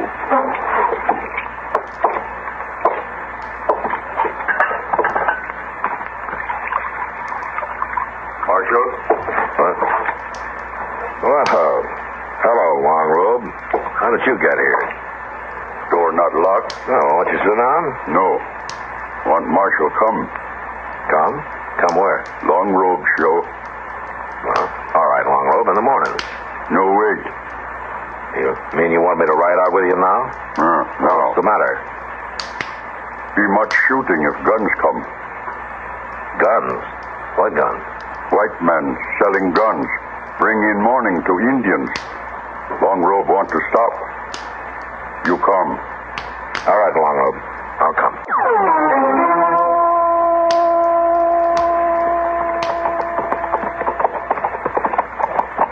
Trees by river. Yeah, I see them. We stop there. That's where the wagon will be coming? Wagon cross river there. Yeah, we wait. Okay, Long Robe.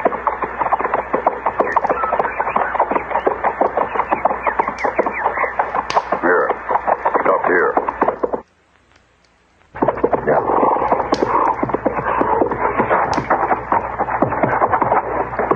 Now, wait here.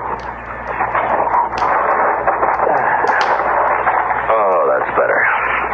I'm tired. But Marshal no sleep. Marshal man of plains. Marshal keep good watch. Tell me something, Long Robe. Why didn't you go to the Army at Fort Dodge about this? Why did you come to me? No one soldiers. Oh, they'd have gotten the gun runners for you. Soldiers not know. What do you mean they don't know? This is their business. Soldiers not know Indians.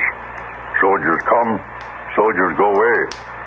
Soldier not man of plains. Well, what's that got to do with stopping some gun runners? Soldier stop gun runners. But soldier go get Indian, too. Punish Indian. Start more trouble. You don't think the Indians should be punished?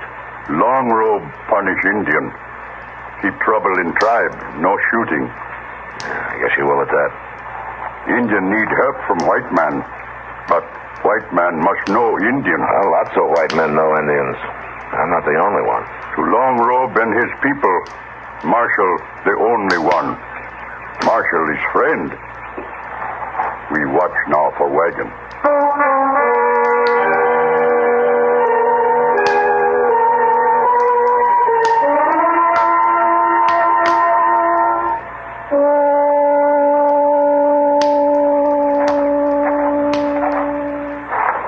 Marshal, wagon comes. Yeah, I've been watching it. Long Robe stand with Marshal. No, you stay here, out of sight. Long Robe stand with friend. I don't want you hurt in any shooting. Not afraid. You brought me out here because you thought I could handle this, didn't you? Because you didn't want trouble for your tribe? There'd be plenty of trouble if you were shot, Long Robe. Every Indian on these plains would fight if their chief was killed. Marshal talks true. All right, then, you stay down. I'll go out there now, and I'll tell you when to come.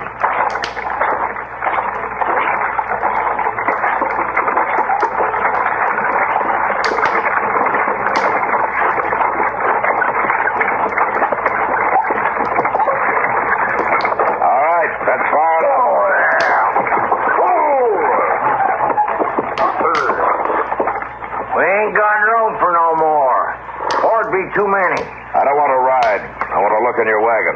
Now, mister, I'm not sure I'd take kindly to that. I'm the Marshal out of Dodge. I want to know what you're carrying. I tell you, Marshal, you see what I'm carrying right there. Won't take much to make it go off. Yeah. And that gun's a sample of the wagon load you're taking to the Indians. Well, now, Marshal, that's mighty interesting talk. How you come to know about that? Let's just say I got friends. Let's just say you're gonna need them. Shoot him, Jack. You stand to be in enough trouble running guns to the Indians without shooting a U.S. Marshal. Oh, ain't nobody gonna find you to know about it, Marshal. Don't you worry none at all. Come down out of that wagon. Jack, you take another look, Marshal. There's three of us. We got guns to ram straight down your throat. There wouldn't be three of you when it was over. You can't take us all three. Maybe not. But I can take the first one to start anything, so go ahead and try it. He's bluffing, Jack. You can sure find out in a hurry. Now, come on.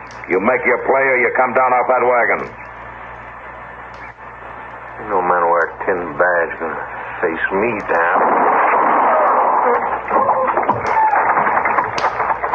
All right, who's next? You killed him. You killed Jack.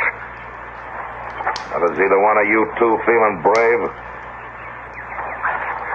And you drop your guns and you get down off that wagon right now.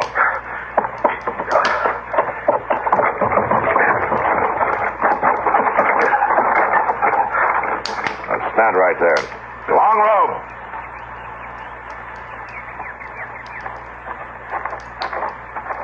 Marshal? Tie him up for me, will you? There's a rope under the wagon seat. I'll put this man in the back.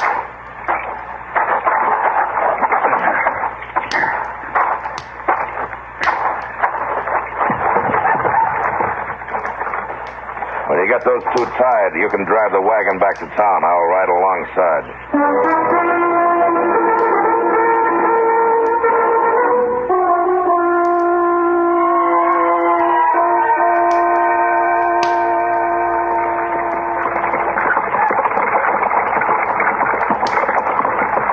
You can pull up now, Long Robe. I'll take over here.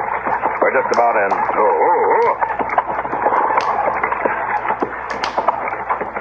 It'd be better if you weren't seen around here. You might have to answer a lot of questions. Questions bring trouble. They can if people don't understand the answers. Marshal understands answers. Well, some of them anyway. Marshal understands answers about Indians. Marshal knows ways of the plains. Well, I've been out here for a long time. I should have learned something. All white men do not learn. Maybe not. It is good for Indian to have Marshal learn. I guess so. It is good for white man, too. Well, it is good for man to live among people he understands, where there is need. Long Robe, go now. All right, Long Robe.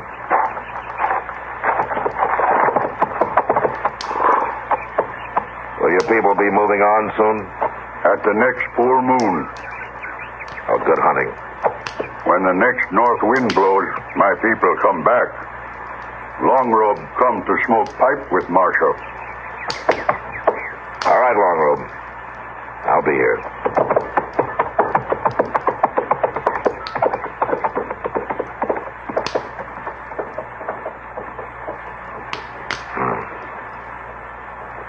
It is good for a man to live among people. He understands.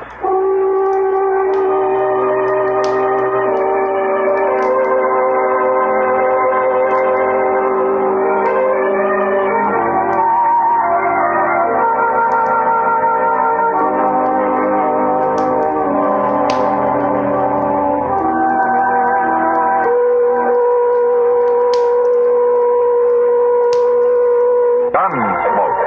Produced and directed in Hollywood by Norman McDonald, stars William Conrad as Matt Dillon, U.S. Marshal. The story was specially written for Gunsmoke by Marion Clark, with editorial supervision by John Meston.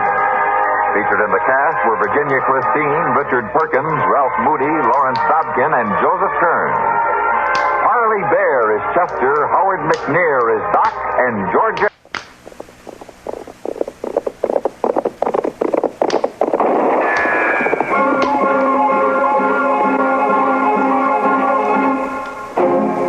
Around Dodge City and in the territory on West, there's just one way to handle the killers and the spoilers, and that's with a U.S. Marshal and the smell of Gunsmoke.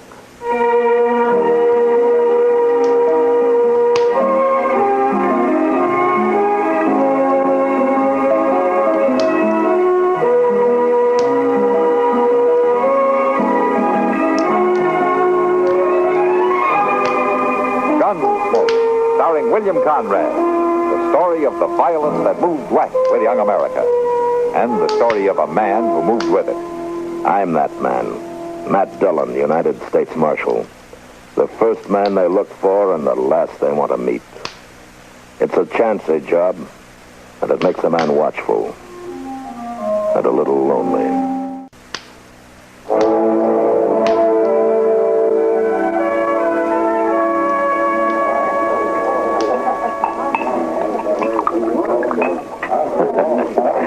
If you're not careful, Doc, you're going to finish that beer.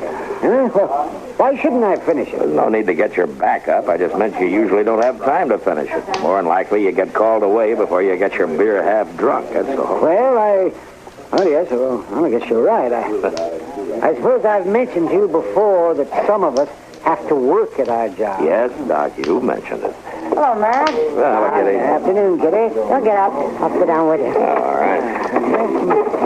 Well, what's the argument about this time? There's no argument, Kitty, but sometimes it's just about as tough to agree with Doc as it is to argue with him. Well, either way, it's hard to have a conversation with somebody who doesn't know the difference. Thanks, Doc. I'm not even going to try to understand you two. Can I get you another beer? No, thanks, Kitty. I have to get back. I guess I'll have one, Kitty. Yes, I might have known. Dillon? Over here, Chester. Mr. Dillon, excuse me, Kitty and Doc. What is it, Chester? Well, it's just a telegraph. Just come in for you. Oh, let me see it. Here you are. Say, you sure was right, suspicioning that Gurney fellow. It sounds like you know what's in that wire. Yeah, sure does. Well, of course I know what's in it. It's my business to know when a prisoner turns out to be a wanted man, ain't it, Mr. Dillon? Oh, is that the man you locked up last night, Matt? Yeah, Doc, I sent an inquiry about him. Yeah, he's wanted, all right. What for, Matt? Murder? 2 of them. Wichita. Wichita, well, anyway, he won't be bothering you long. What do you mean? Well, they'll be sending for him from Wichita, won't they? Getting him off your hands? It's not that easy, Doc. Afraid I'm going to have to deliver him. Well, come on, Chester. We'll take the afternoon stage.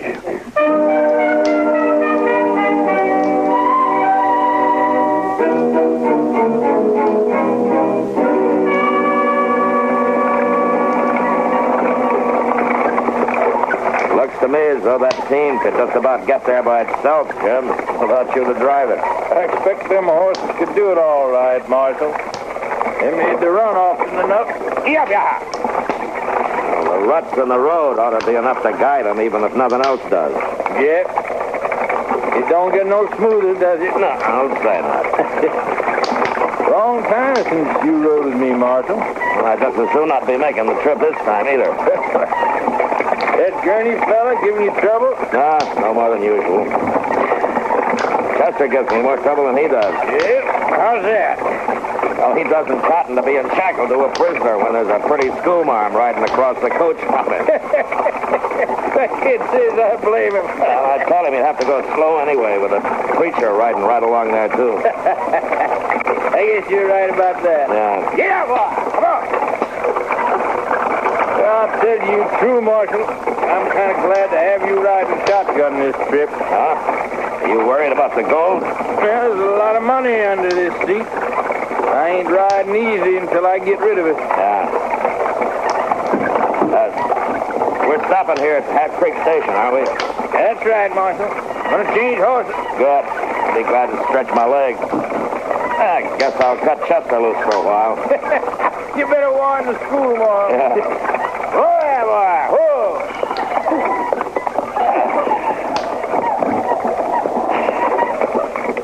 Well, I don't see old Miller.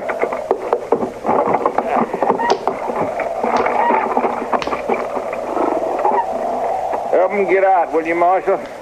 I'm going to have to unhitch the team myself. Sure, Jim. Can you let me stop here for a spell, Mr. Dillon? Yeah, Chester, come on out.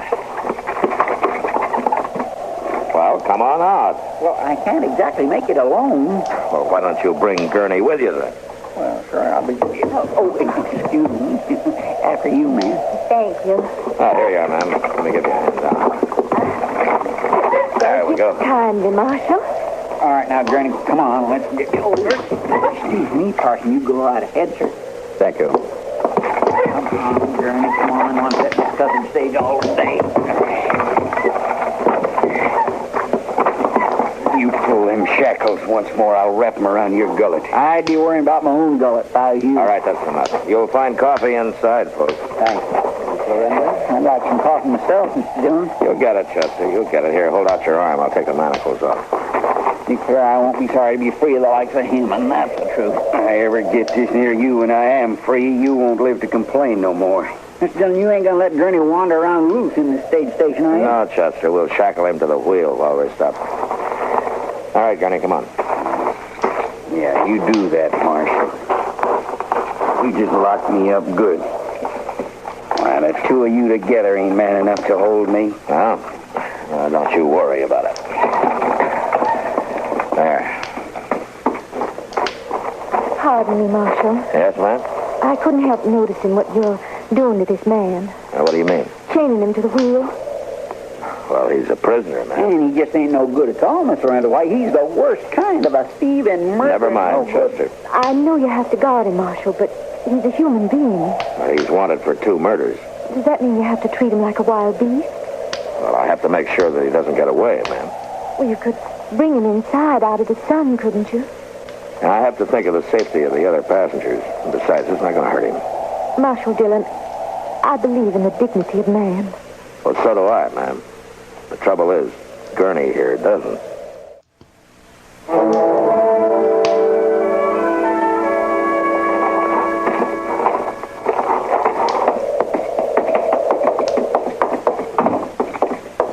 It isn't exactly as you presented the case, Marshal. How's that, Reverend? There's nobody here. There's no coffee. No coffee? Why, I never heard of such a thing. I'll see if I can. Well, there's usually somebody around. He may be out with the horses. You ought to take some water to that man out there. Don't worry, ma'am. We won't let him go dry. There don't seem to be nobody around at all. I don't know where that old man's gone off to. Well, he was here the last time he came through, wasn't he, Jim? Sure he was. He was always out front waiting. Old man Miller never saw nobody between stages, and he made up for it all at once. Like to talk your arm off. He wouldn't be likely to miss a stop on purpose, would he? Not him, Wyatt. Well, I declare it's the truth, Mr. Dillon. There ain't no coffee. Just a little bit in the pot that must have been left over from breakfast, and that is stone cold. Did you look outside for the old man who runs the place, Chester? Well, no, sir, I didn't. He might could be out back a ways, though. I didn't go out there. I was mostly interested in the coffee. Well, I looked out there some, didn't see nothing. Well, looks like we're stuck for it. All right, come on, Jim. I'll help you round up some fresh horses in the corral. That's about the worst of it, Marshal. Huh? Well, how's that? When I took our team around back to exchange them, there weren't no other horses. Well, I think we better take a real look around then. Chester, you keep an eye on Gurney here. Jim, you come with me, huh? All right, Marshal. Hey, Mr. Dillon, look, the stage horses. Somebody's running them out of the crowd. The gold. Oh, wait a minute, Jim. Where do we get... Jim, come back! Chester, cover me. I'm going after him. Yes, sir. Stay low, Jim!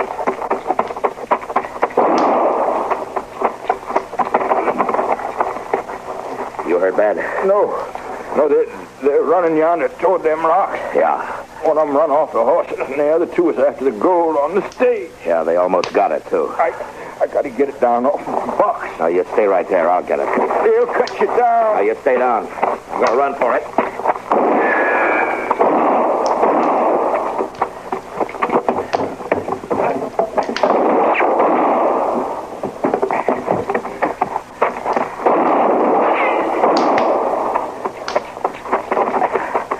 That's all right, Jim. I got it. Chester! Yes, sir, Mr. Dillon.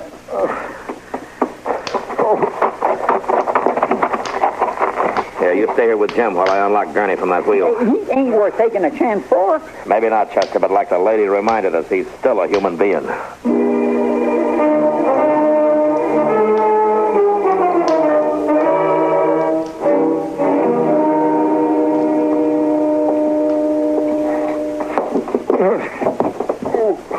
There you go, Jim. You'll be all right here. Thanks, Marshal. Chester. Yes, sir? As soon as you get Gurney tied, heat some water, will you? Yes, sir, I'll do that. I saw a good many wounded in the war, Marshal. May I offer my help? I'm glad to have it, Reverend. He caught one on the side. Well, let's get his shirt off. Yes, I see. And the bullet will have to be extracted. Yeah. You any good at this, Reverend? I've never actually operated, Marshal. Still, if you need me to do it. No, I'll do it. I guess I'm a little more familiar with bullets than you are. Just tell me how I can assist. And it might just help to have somebody in your line of work standing by. Very well. Chester, you getting some hot water? Yes, sir, I am. I'm trying to, but there sure ain't much water there in the bucket. Well, you bring me what you got, then. Yes, sir.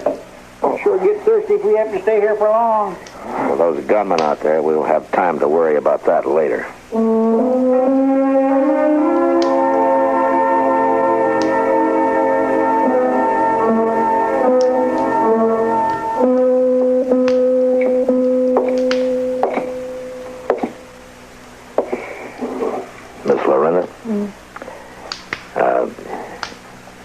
maybe you better get some sleep. I'll watch Jim for a while. I don't mind, Marshal. I'm not tired. No, you go on now. It's getting light, and you need your rest. There was only something I could do for him. There's nothing to do. But wait. I suppose you're right. Please call me if you need me, Marshal. Yes, I will. You try to get some rest, huh? I think I'd best get us some breakfast first. If you're thinking about breakfast, Miss Lorraine, you got no food coming. There ain't no food in them cupboards at all. I know that, Mr. Proudfoot, but I have some food I brought with me. You brought some with you? I always pack a lunch. I'll get it.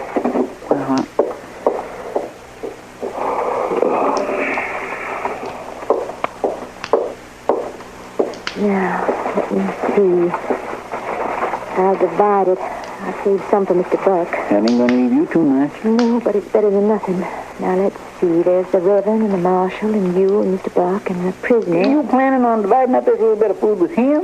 Well, he's as hungry as any of us. Well, yes, ma'am, but he ain't... Well, I mean, he... I'll take the prisoners first.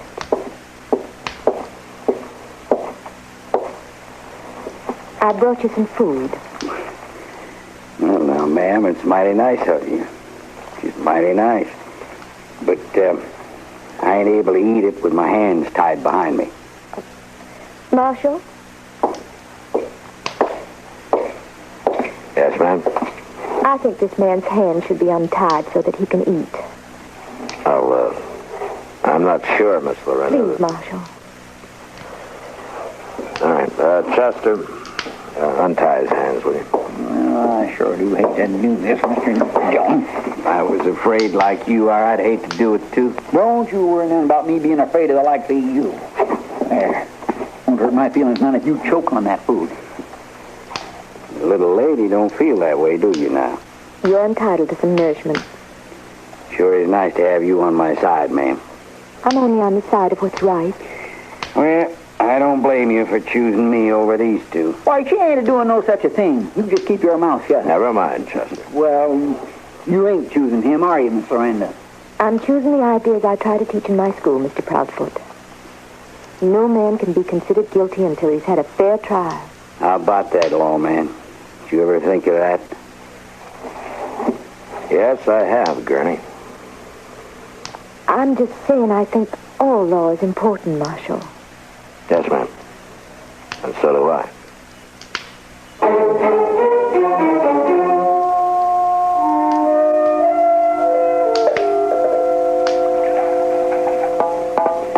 That's the last drop of the water, Marshal. Yeah. I parceled it out slowly to the driver during the day, but he's burning up with fever. I don't know how long he'll last now that it's gone. Well, I'll go out and get some more. No, Mr. Dillon, them fellas will pick you off going to the well sure as anything. We gotta have water, Chester. Hand me the bucket.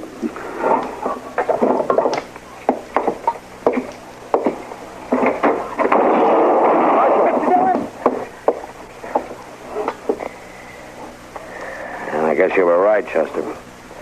Nobody's gonna make it to that well. At least not in the daylight. Are you all right? Yeah, I'm all right. I'll get the water, Marshal. Now, they'll blow you to kingdom come, Reverend. I'm a man of the cloth. They won't shoot at me. Why, them fellas would shoot their own mothers to get at that gold. I wouldn't count on being safe, Reverend. We better wait for dark. Jim Buck may not have that much time. Hand me that other bucket there. Seems to be a hole in the one you carried, Marshal. It's not worth the chance, Reverend. A man's life is worth any chance. Please, stand away from the door. Okay. Thank you.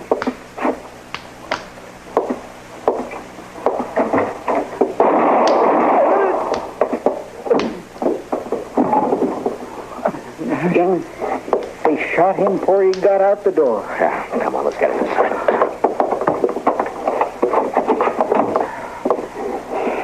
Now, there's two wounded in bad need of water. No, Chester, he won't be needing any. He's dead. Ain't no sense to killing a man like him. Ain't no sense at all. They're not interested in the kind of men they killed, Chester. Well, what do they mean to do, Mr. Dillon? Whatever more of rock. It's got something tied around it. Yeah. Well, here's your answer about what they mean to do in this note. What's it say? We got food and water, and time to wait for the gold. What are you going to do, Mr. Dillon? I don't know, Chester.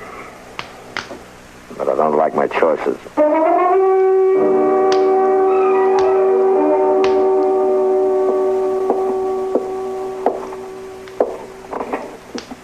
Here's your share, the last bit of the food, Marshal. Oh. Thank you, ma'am. Sorry there's nothing to wash it down with. How's Jim doing? Not well. I'm very fearful for him if we don't get help soon. Yes, ma'am. You and Chester, you've been at the windows for hours.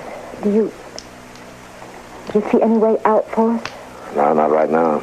In the daylight. But tonight? Well, we had one more man to draw their fire. Maybe I could do it. No, things aren't that bad yet. Don't you worry, ma'am. We'll get out of this some way. Go ahead, Marshal. Let her help you. That's about what I'd figure from you. That's enough, Gurney. I'll take around the rest of the food.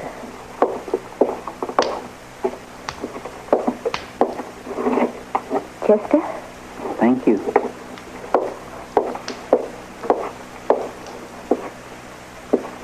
Here's your share. Thanks. I'll untie your hands. You ain't afraid of me. Oh, no. I'm not afraid of you. Well, most folks are. Does it please you that they're afraid? No, ma'am, I guess it doesn't. Take the food. Thanks. You really meant it when you said you'd walk out there to help the marshal. You really meant that. Certainly I meant it. What makes you figure it'd be worth it? Why, because there's a need, Mr. Gurney. There's a badly wounded man. We have to get him out some way. That ain't much of a reason to risk your life. I think it is, Mr. Gurney. Why? I think it's important to be needed. Don't you? I don't know I ever gave it much thought.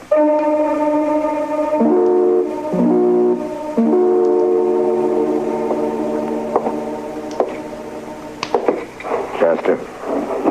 Oh, Mr. Dillon. You seen anything moving? That's right. I wouldn't claim that my eyes was too good by now, though. Yeah. It's been a long night. Mr. Dillon, you think them fellas out there are getting any sleep?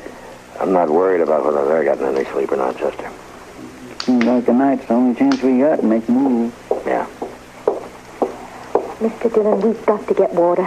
I know I can get out to the well and back. Let's understand each other, Marshal, ma'am. this man is dying. I know that, ma'am. But getting somebody else killed isn't going to help any. Is the gold this important? Couldn't we give them the gold to save a man's life? This man risked his life for it once. It's up to us to see that he didn't do it for nothing. I'm not going to wait. I'm going out there. Now, you listen to me, ma'am. Nobody's going to get anywhere running out there alone. For any of us to have a chance, we're going to have to know exactly where those men are. We'll have just one shot at them if we're lucky. Mr. Dillon, this Gurney making a break for it. I'll go after him. No, they get you too. Up in the trees, Chester. Get him.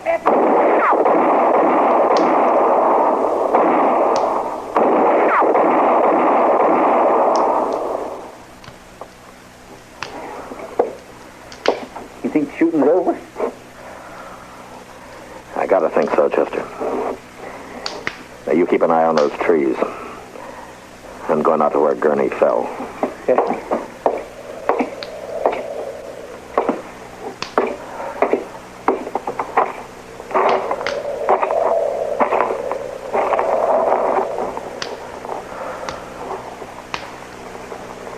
I think it's over, Chester. Come on out. All right, Mr. Dillon. I'm coming with you.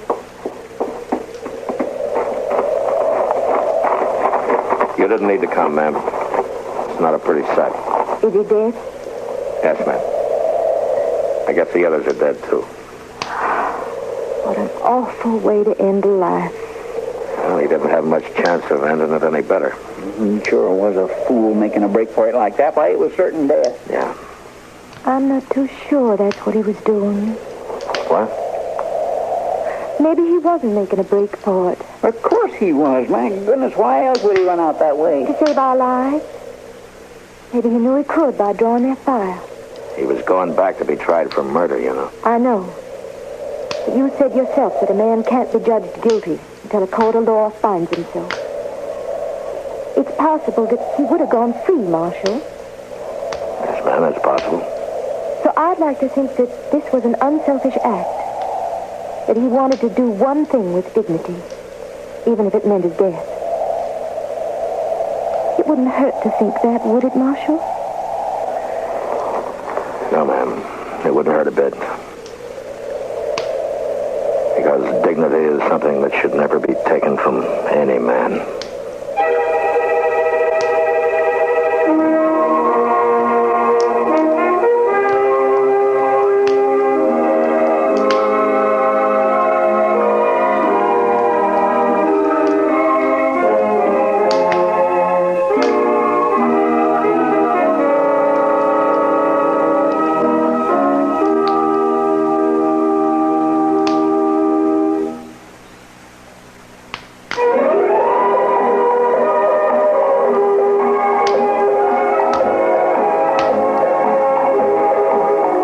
Gunsmoke, produced and directed in Hollywood by Norman Macdonald, stars William Conrad as Matt Dillon, U.S. Marshal.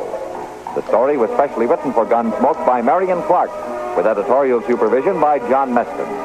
Featured in the cast were Gene Bates, Vic Perrin, Harry Bartell, and Barney Phillips. Harley Bear is Chester, Howard McNear is Doc, and Georgia Ellis is Kitty.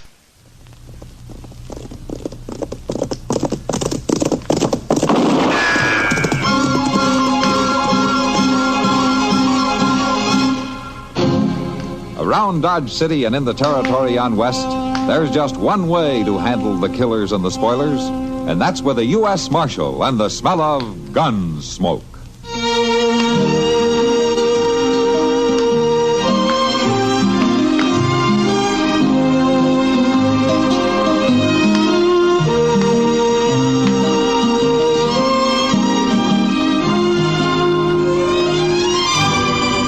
Gunsmoke, starring William Conrad, the story of the violence that moved west with young America, and the story of a man who moved with it. I'm that man, Matt Dillon, United States Marshal. The first man they look for and the last they want to meet. It's a chancy job, and it makes a man watchful and a little lonely.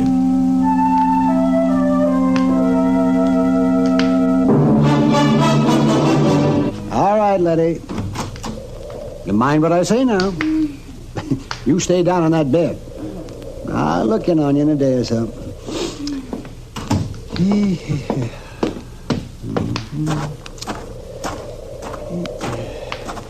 Oh, sorry to have kept you waiting out here so long, Kitty. But Letty had a lot on her mind. That's all right, Doc.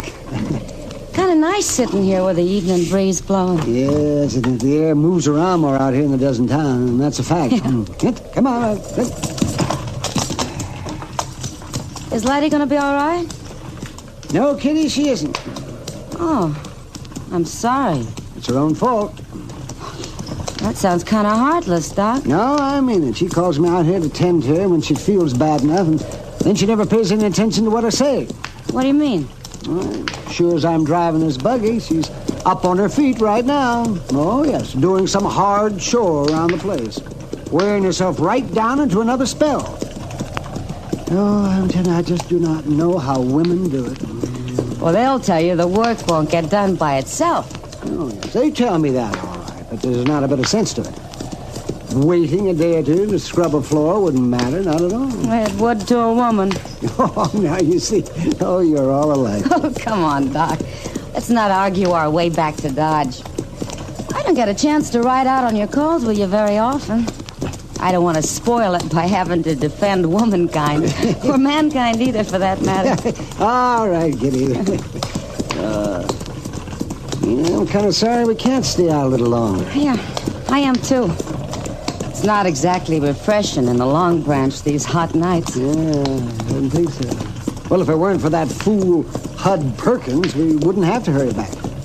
Something the matter with Hud? No, I doubt it. I doubt if there's anything wrong with him that a little less whiskey wouldn't cure. But I promised him I'd look him over when I got back to town. He sure does a lot of talking about how good your doctoring is. You better take good care of him, Doc. He'll drum you up a lot of business. Nah, he just needs somebody to tell him every so often that he hasn't got a fatal disease. Yeah. And that makes him real good and friendly. Till the next time. Well, he's your friend, that's for certain. Doc, look, there's somebody standing in the road up ahead. Doc, it's an Indian. I see him, Kitty. Just sit quiet. He's not going to move out of the road. He wants us to stop. He's got a gun? No. Don't be frightened, Kitty. Just sit still. Yeah.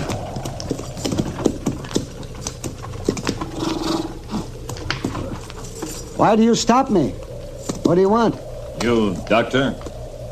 Yes, I'm the doctor. You come. You want me to come with you? Other way. You come. What does he mean? Well, it means to turn the buggy around and go back the way we came. Other way. There's another one, Doc, on a horse, back at that tree. Yes, I see him. I expect we better do what they want.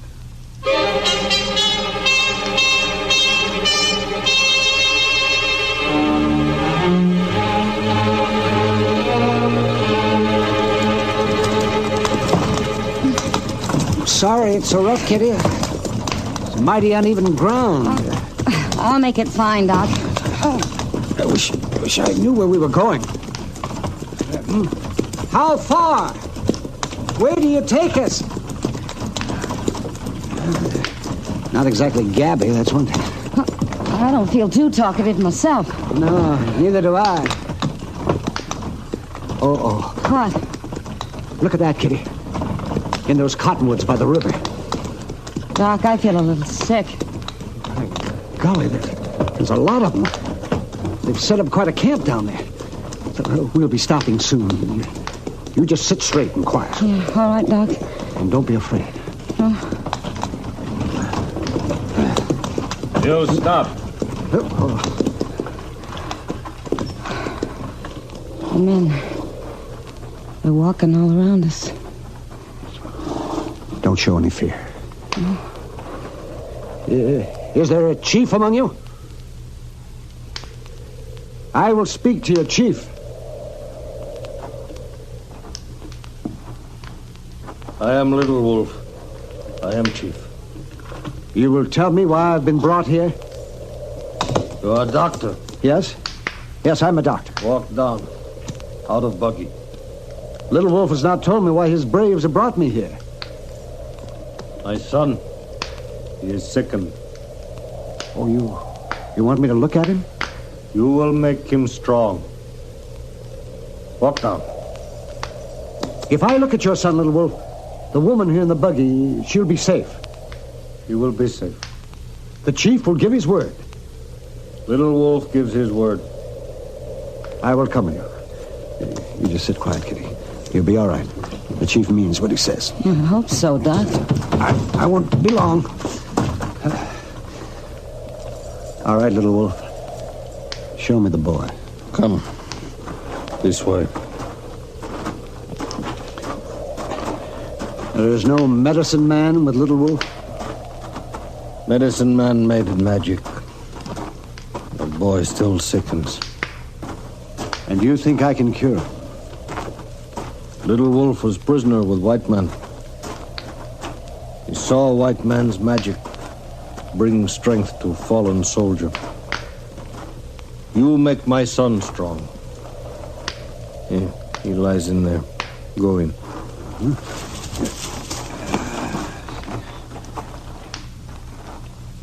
Yes. I see. All right, Little Wolf. I'll have a look at him. Let me get down so I can see him.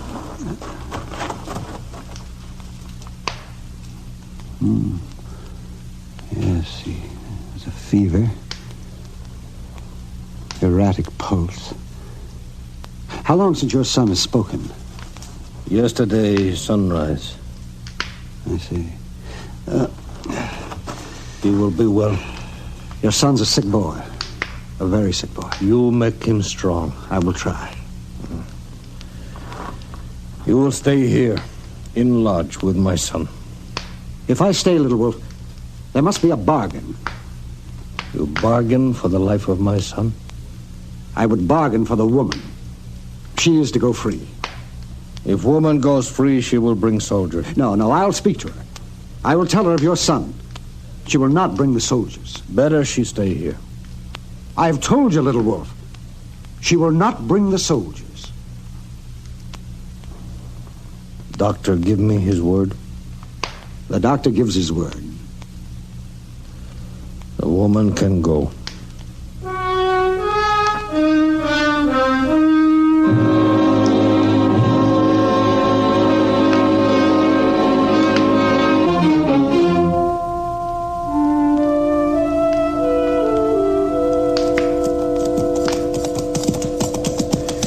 You know, Mr. Dillon, the prairie ain't half ugly this time of the morning, is it?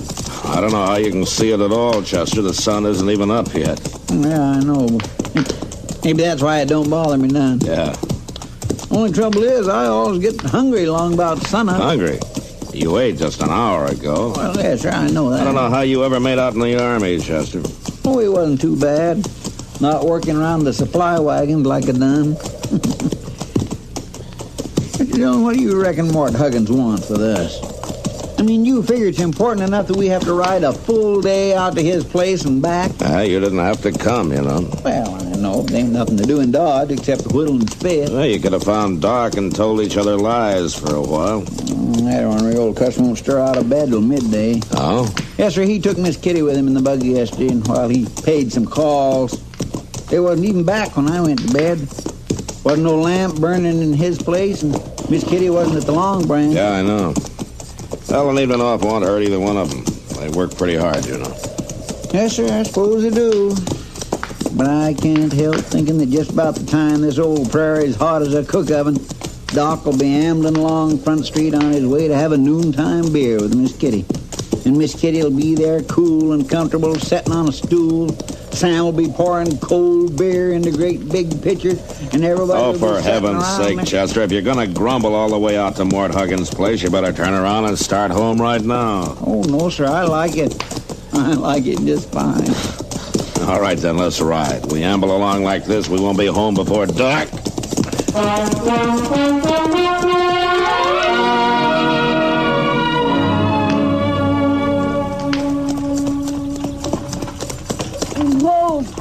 Whoa. Moss. What? Why, Miss Kitty. Help me down, will you, Moss? Sure. Oh. Here. Thanks. You want to sit down? No, I'll be all right. From the looks of that horse, this rig's been running most of the night. Yeah, it has. Oh? I waited up quite a spell for the doc to come in. He must have run into a real bad case out there somewhere. Real bad case. He's still out there. Well, I'll fix it for somebody to go out and fetch him. I'll hit you up a fresh horse. I can send to Petersburg. No, Moss, don't do that.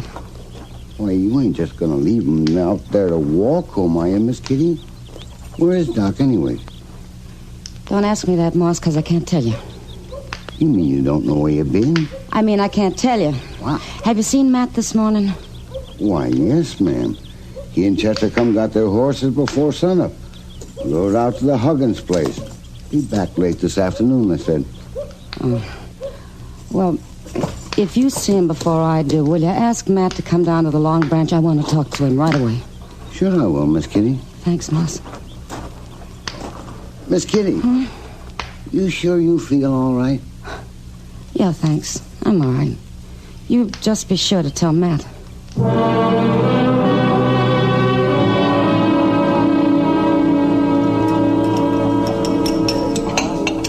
You sure you don't want me to fetch you some dinner, Kitty? It's way past noontime. No, thanks, Sam.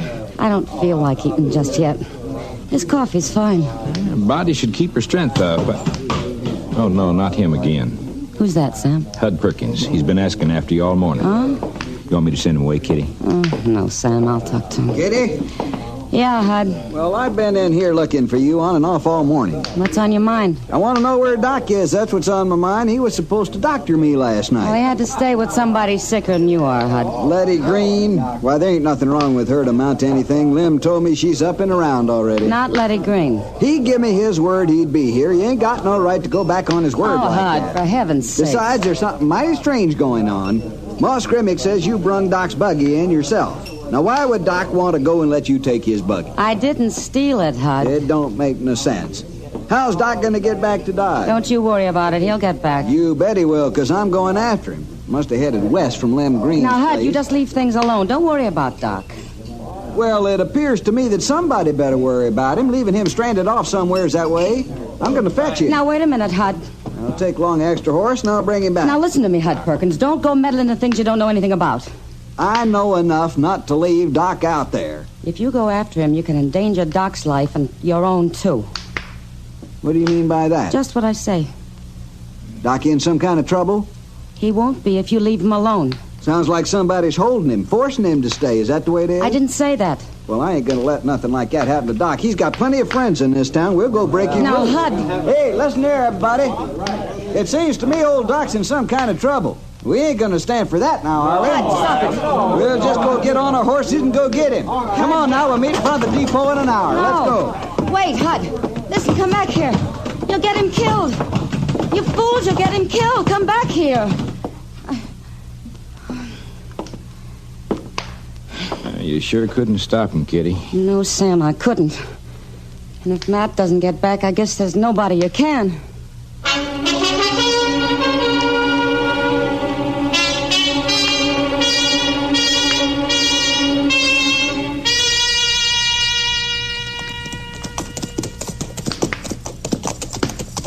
I declare, Mr. Dillon, a day like today could drive a man to take a midweek bath. Yeah, Chester, it did get pretty dirty out there, didn't it? Pretty dirty. Ooh-wee.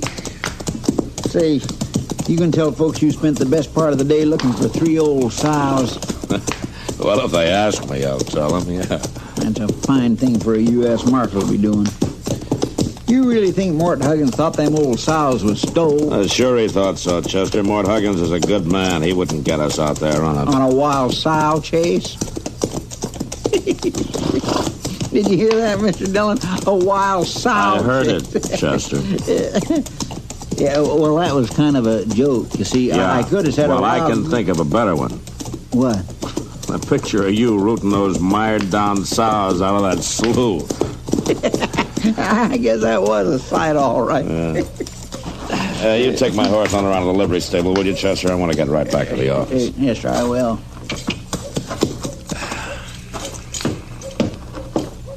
Matt! What? Oh, hello, Kitty. I'm so glad you're back. Oh, what's the trouble? It's Doc. They'll kill him, sure. That Hud Perkins is Hud taking... Perkins? Well, why would Hud Perkins want to kill Well, Doc? it's not Hud, Matt. It's the Indians. Doc made me promise not to send help. No, wait a minute. Hold on. Just hold up a minute and start over again now, will you? Now, where is Doc? He's in an Indian camp on the river. Well, what's he doing there? Well, they stopped us and they made Doc stay with them. The chief's son's very sick. But they'll kill him, sure, if that crazy Hud Perkins rides up there with his drunken bunch. You mean Hud Perkins is set out to rescue Doc? Yeah, Matt, but he doesn't know about the Indians. Well, how's that? Doc bargained with the chief. If he let me go, I wouldn't tell about it and send help, so I didn't tell Hud. Oh, I see. But with all this going on, I thought I'd better tell you. Was I right, Matt? Yeah, Kitty. Yeah, you were right.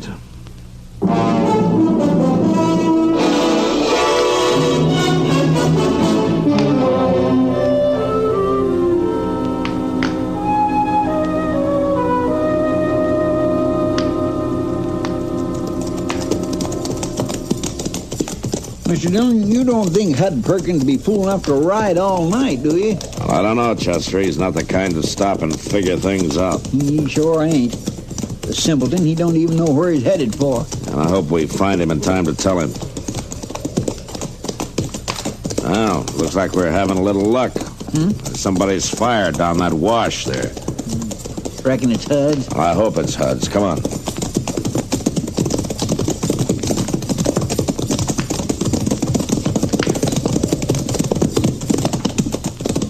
Hey, Marshal. Hi, Marshal. I'm looking for Hud Perkins. Oh, Marshal. Chester, mighty glad you come to join us. Well, now, that ain't exactly I want the to reason talk to you, Hud. Sure, Marshal. There's coffee on the fire. I want you to take your men and turn around and go home. What'd you say? I want you to go on back to Dodge.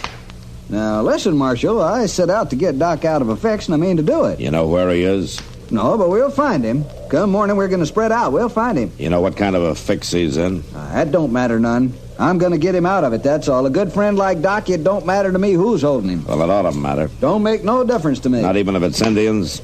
Indians? A moving band of Indians down the river away. They're holding Doc to tend to the chief's son. So that's the way it is. Yeah, that's the way it is. And the sooner you turn around and head back to Dodge, the better. Marshal, I ain't afraid of no Indians. We ain't afraid of no Indians, are we, boys? If the Indians have old Doc, we'll just break him loose, won't we, boys? All right, be quiet, all of you. Now listen to me. Is there anybody here who thinks he's a better friend of Doc Adams than I am? Well, is there? All right, then. You know that I'm as interested in getting him out as anybody is. Well, let's go get him in. And I'll tell you one thing for sure. If you all ride out on that Indian camp, you won't be doing Doc a favor. The least that'll happen is that you'll get him killed. And there'll probably be an Indian uprising to boot. Now, the best thing you can do for Doc is to turn around and go home and let me handle this. You figure to take care of it alone, Marshal? If it can be done at all, that's the only way to do it. Well, now, listen to him, boys. The Marshal thinks he can do the job better than all us together. Look, I know about these things. It's my job to know about them. Now, you go on, Hud. You go on back to Dodge, and you take these men with you. You always got to be the whole show, don't you, Marshal? Well, that may work in Dodge City, but it don't work out here. You tell me to go back to Dodge, you got a fight on your hands. All right, Hud, you suit yourself. You ain't giving me no more orders.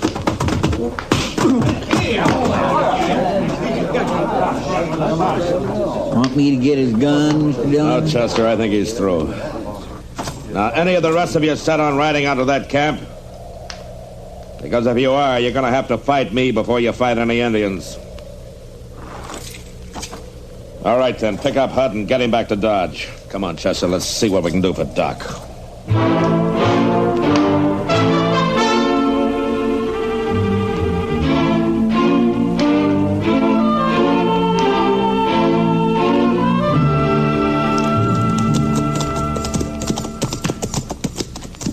You sure must have saw us coming by now, Mr. Dillon. Yeah. Well, at least they haven't started shooting. Let's leave the horses here, Chester, and walk into camp. We won't look so much like the cavalry that way.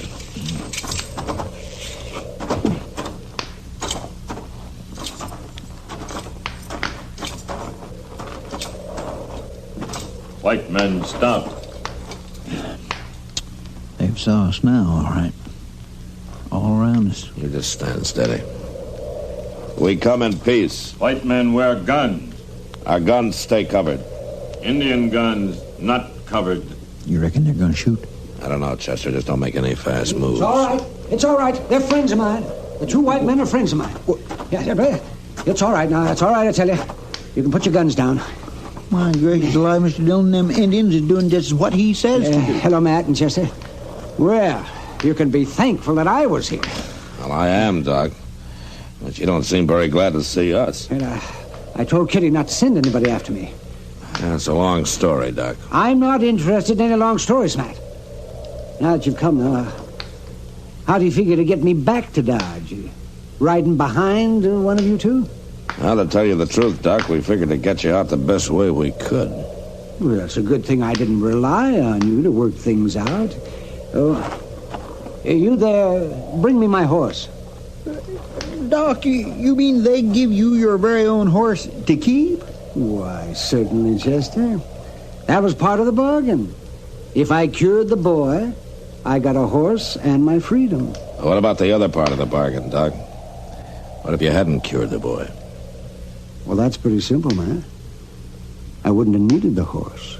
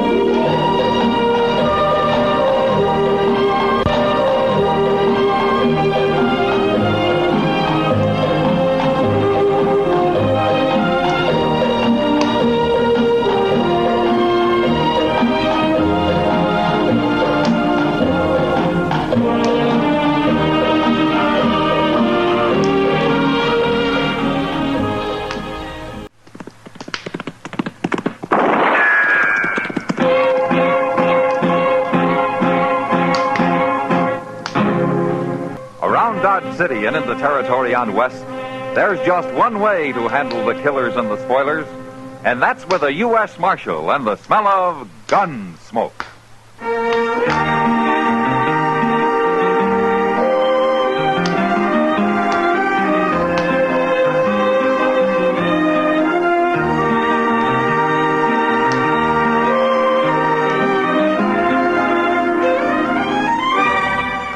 Gunsmoke, starring William Conrad, the transcribed story of the violence that moved west with young America, and the story of a man who moved with it. I'm that man, Matt Dillon, United States Marshal. The first man they look for and the last they want to meet. It's a chancy job, and it makes a man watchful and a little lonely.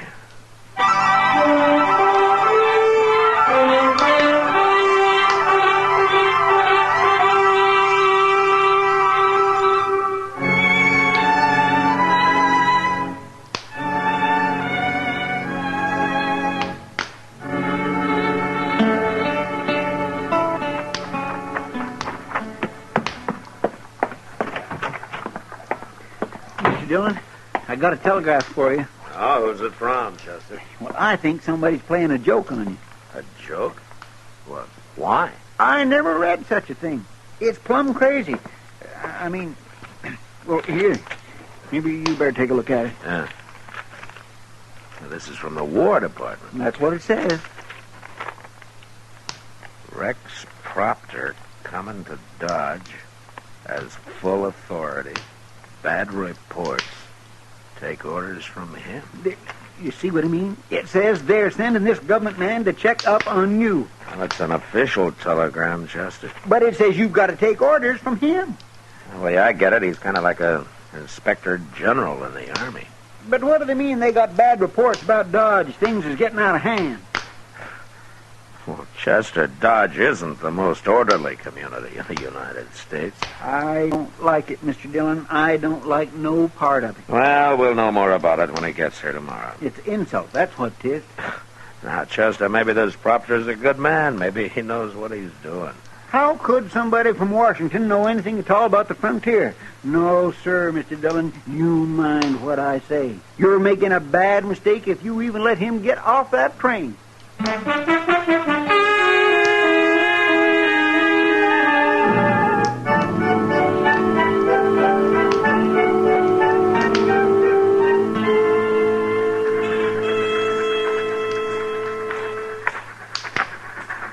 There it comes, Mr. Dillon, the good old Santa Fe, right on time.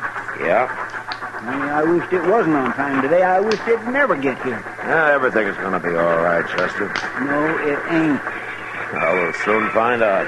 You'll soon find out. I know all I need to. You were in the Army, Chester. You know how things go. That's what I mean. You're judging a man you haven't even seen. Well, they're getting off now. Look, I'll bet that's him. Yeah? With a beaver hat. Look at him. He looks like he takes a bath every single day, Mr. Dillon. Rex Proctor? Yes. How'd you know my name? Well, I'm Matt Dillon, Mr. Proctor. Oh, yes, of course. Glad to meet you, Marshal Dillon. This is Chester Proudfoot. Proudfoot? I don't believe I was informed of him. Well, that's all right, mister. I never heard of you neither. You'll be wanting a hotel, Mr. Proctor. I've got you a room at the Dodge House. Well, thank you, Marshal. I'll go there first. I would like to wash up a little. Can I tell you, Mr. Dillon? Never mind, Chester. Then I'll show you the town, Mr. Proctor. No, Marshal. Oh? I'll look the town over alone. I want to be free to form an unbiased opinion of the situation here. I see. I might as well tell you we've had some rather damaging reports about Dodge City. And they all say that Dodge is a pretty rough town, is that it? The government is interested in making the frontier safe, Marshal, safe for everybody. And the impression in Washington is that Dodge hasn't entirely achieved that goal. In Washington? Oh, my You know, I'm going to tell you something, Mr. Proctor. Yes, Marshal? You're right. You're absolutely right about Dodge.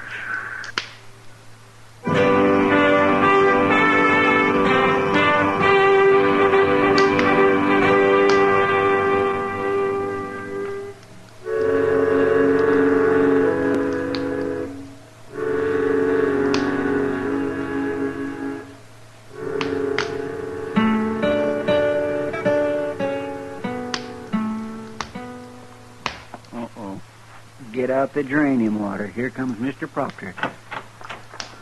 Hello, Marshal. Come in, Mr. Proctor. And Chester, isn't it? Chester Wesley Proudfoot. Well, I've looked Dodge over carefully, Marshal. Yes, it's been pretty quiet today, Mr. Proctor, so far. You mean you're expecting trouble? Well, nothing out of the ordinary. What do you call the ordinary? I don't suppose you got out to Boot Hill, did you? No. No, but I've certainly heard about it. Well, it's got a growing population. Which doesn't seem to bother you much, Marshal. It has, Mr. Proctor. What do you mean, it has? Well, I've accounted for my share of those graves. I'm sure you have. And that's one of the things wrong with this town. Oh? There's no need for shooting here. I've made a study of such towns as this, Marshal, and I can't understand why you run Dodge the way you do. And what way is that, Mr. Proctor? Well, there's no deadline, for one thing. Your riffraff should be restricted to one part of town where they won't endanger respectable people. You know, there was a deadline when I came here.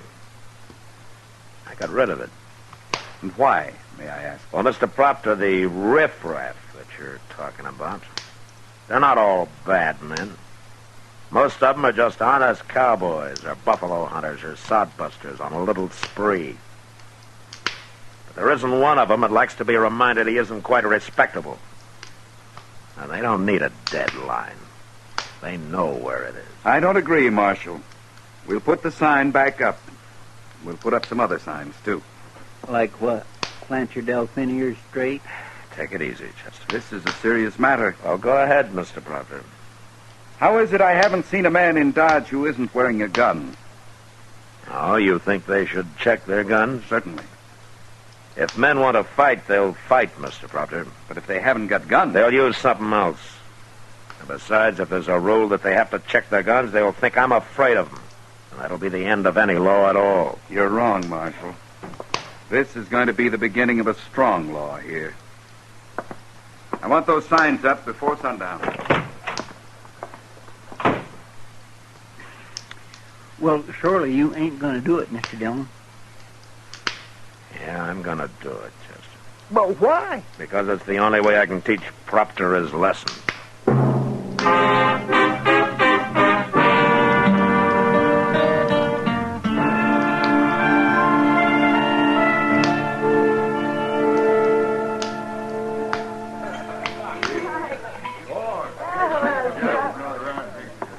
You're not the most popular man in Dodge tonight, Matt. I don't recall I ever was, Kitty. People are saying you've turned into an old maid. Yeah, I know. Oh, because of that idiot Proctor. Look at him over there, staring at everybody like there was bugs. Well, he's trying to do his job, Kitty. The only trouble is he doesn't know how. You really have to do what he tells you, Matt? Well, I'll admit I never ran a town before except on my own terms. Then why do it now? Get out and let Proctor handle it. He thinks he knows everything. I never ran from a fight, Kitty. And it's Proctor I'm fighting now. And the only way I can. Oh, well, maybe you're right, Matt. If you quit now, things will only get a lot worse than they are. Oh, Matt. Yeah, I knew this would happen. He's got a gun.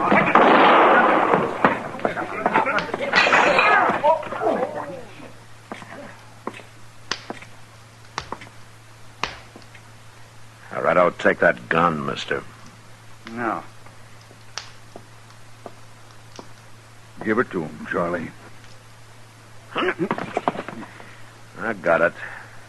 The boy's drunk. He just killed a man, mister. I know that. And what are you standing up for him for? You a friend of his? My name's Stroud, Marshal. I'm trail boss of the TR outfit. And he rides for you? That's right. Well, he murdered an unarmed man, Stroud. He's under arrest. You want me to lock him up, Mr. Dillon? Yeah, take him, Chester. All right, come on with me, fella. Ain't far. Stroud. I don't like to see that, Marshal. Neither do I, Stroud. Well, the other man started it. Charlie didn't know he wasn't armed.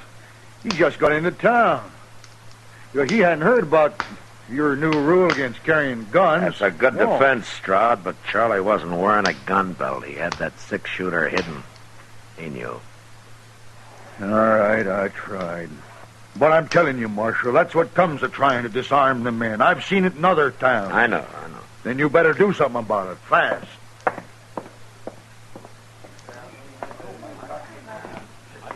So, you've got another man for Boot Hill, Marshal. Mr. Proctor, did you hear what Straw just said? I heard him. Good. And we'll count this man as yours. You think about that, Mr. Proctor.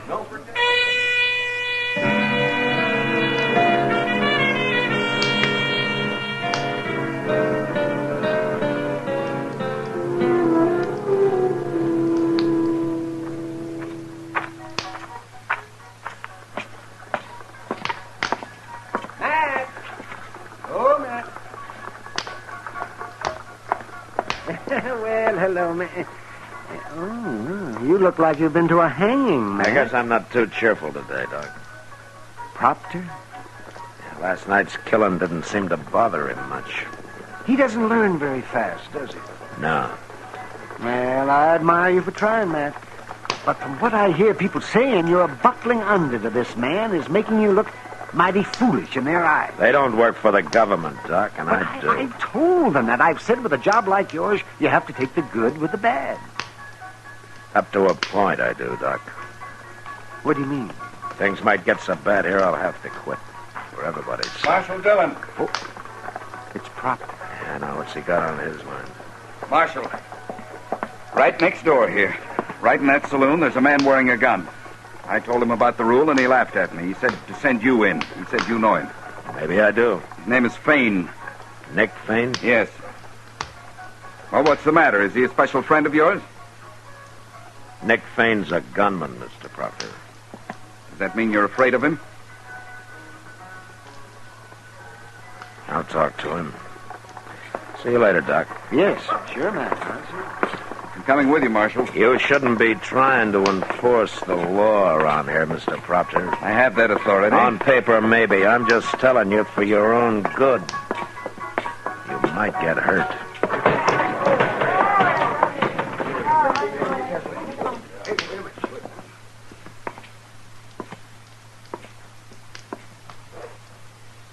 Hello, Fane. Howdy, Marshal. Is he back? Marshal, what's going on here anyway? Got a new rule about carrying guns, Fane. Yeah, I know. I saw them signs. Then why are you still wearing them? Mr. Proctor, why don't you shut up and stay out of this? Marshal, did I ever cause any trouble in Dodge? No, Fane, you never did. And I never will. As long as you run this town the way you have. I respect you, Marshal. But a man like me, I got a lot of enemies. I'm not like most men. I'd take my gun off, my life wouldn't be worth a nickel. No, I don't think it would. I'm not taking it off, Marshal. Not even if it means fighting you. Is it going to come to that? Mr. Proctor, I'm going to have to make an exception in Fane's case here. You're afraid of him. Don't be a fool, mister. He ain't no more afraid of me than I am of him. You can't make an exception. You break the rule for one man, you have to break it for everybody. It's a bad rule, Mr. Proctor. Can't you see that? Are you going to take this man's gun? No. All right. And I'm sending a telegram to Washington. We need a new marshal in Dodge.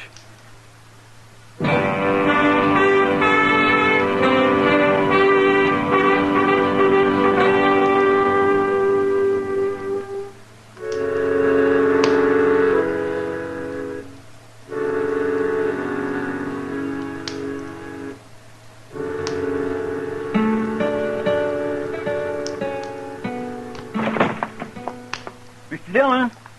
Mr. Dillon? Yeah, what is it, Chester? You better come around, and they've got Proctor. What? Who's got Proctor? Down the street there. They're going to tar and feather him. Tar and feather him? That trail boss, Stroud, him and some other fellows, they're going to tar and feather him. They caught him just as he was going into the telegraph office. Now, that was to get me fired. Now, he'll probably think I had something to do with this. Well, he's taking it real good, Mr. Dillon. He ain't saying a word. Look, see? They got a fire going under that pot and everything. Yeah. All right. let me through here, man. Let me through, man. Hello, Stroud. I hate to spoil your fun. You ain't going to spoil it, Marshal. Yes, I am. We know the whole story. We get rid of this meddler here and things will be all right again. Little hot tar ain't going to hurt him. I can't let you do it, Stroud. You can't stop us, Marshal. All right, you men, clear out of here. All of you. You see? They ain't about to move. You heard me. What are you going to do, Marshal? Shoot us? If I have to. Ain't you forgetting them little signs you put up about not carrying guns in Dodge? Marshal, there ain't a man here that's got a gun on him. You ain't going to shoot no unarmed man. You can't take us no other way. There's too many of us. By golly, he's right, Mr. Of course I am. All right, let's get on with the party, boys. To start stripping our friend from Washington there. Car's about cooked. Here. All right, hold it. Hold it! Wait a minute. Well, you're pretty smart, Stroud. You win. You know something? I'm glad of it. What? Chester. Yes, sir? Go tear down every sign we put up and be sure you find all of them. Yes, sir, I'll do it, Mr. Dillon. I'll do it. Glad. All right, men, you can go pick up your guns. The game's over.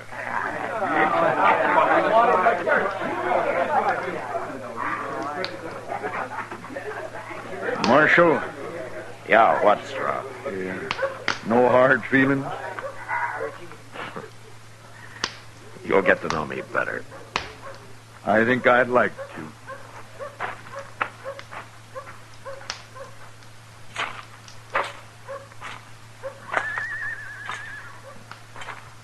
Well, you haven't said much, Mr. Proctor.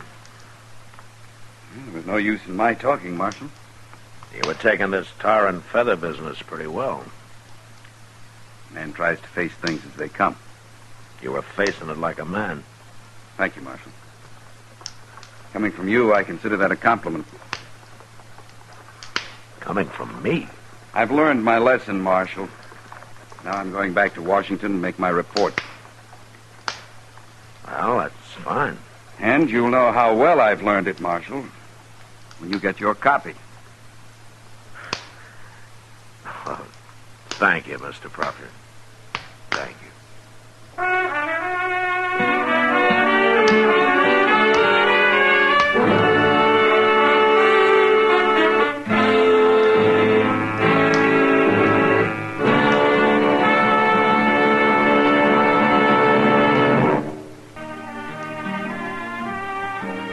Gunsmoke, produced and directed by Norman McDonald, stars William Conrad as Matt Dillon, U.S. Marshal. Our story was specially written for Gunsmoke by John Meston, with music composed and conducted by Rex Corey. Sound patterns by Tom Hanley and Bill James. Featured in the cast were Vic Perrin, John Daner, and Harry Bartell. Harley Bear is Chester, Howard McNear is Doc, and Georgia Ellis is Kitty.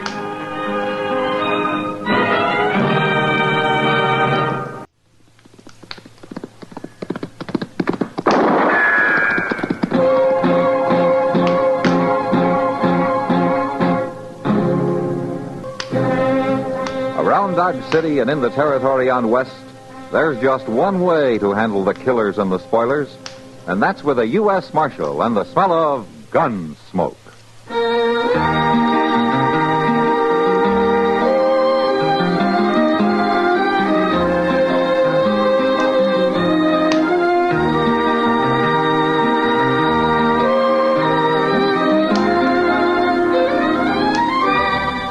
Gunsmoke, starring William Conrad. The story of the violence that moved west with young America. And the story of a man who moved with it. I'm that man. Matt Dillon, United States Marshal. The first man they look for and the last they want to meet. It's a chancy job, and it makes a man watchful. And a little lonely.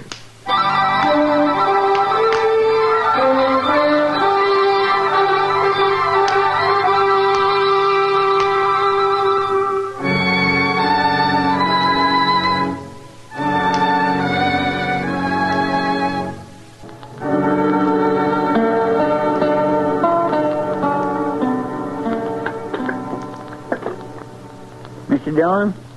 You want another cup of coffee? No, I don't think so, Chester.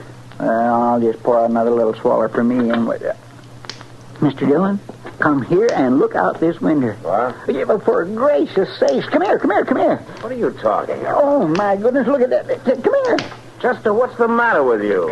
She's coming here, Mr. Dillon. Who's coming here? I don't know, but she is the prettiest girl I ever seen in all my life. Why, she just can't be real. She is the one prettiest girl I ever... Good morning, gentlemen. Good morning, ma'am. Well, won't you come in? Thank you, sir. Would one of you gentlemen be the United States Marshal here? Yes, ma'am, I am. Matt Dillon. Is there anything I can do for you? Well, my name is Colleen Tawny, Marshal Dillon. And I've got the most terrible, awful trouble you ever heard of. Oh? Well, would you like to sit down and tell me about it? Well, that's mighty kind of you, Marshal. Here, take this chair, Miss Colleen. Let me dust it off a little bit for you. I'm right obliged to you, Mr... Chester Wesley Proud. How do you do, ma'am? I'm proud to make your acquaintance, Mr. Chester. There you are. Thank you. I just love people. They're always so nice to you. Except that... Oh. You, mentioned some kind of trouble? I'm an orphan, Marshal Dillon. All alone in this world. Oh? I was brought up by a dear old aunt, mostly in the South. But then she took me to San Francisco. And last month, she passed away. Oh, that's too bad, Miss Tawny. Colleen. Just about everybody calls me Colleen. It's kind of Irish, I reckon. Though I'm more Southern than most anything else. You are? I came from San Francisco on the stagecoach. And I had just enough money to get me to my kinfolks down south. If I got any kinfolks anymore. And I could just kill whoever done it, Marshal Dillon. Whoever did what, ma'am? I took all my money. I put my pocketbook on that baggage truck just for a minute. Over at the depot it was. People are always so nice to you. You just don't think. Somebody robbed you, is that it? Every living cent I had in this world. Why, I'm a pauper, Marshal Dillon. I'm destitute. Oh, well, can I fetch you a dipper of water or something, Miss Colleen? I'm all alone without nobody to turn to, nor even a roof over my head, or anything to eat, or anything. Oh, well, now, it's not as bad as all that, ma'am. It's not? Really? Well, I think we can fix you up with a room over at the Dodge House for a few days.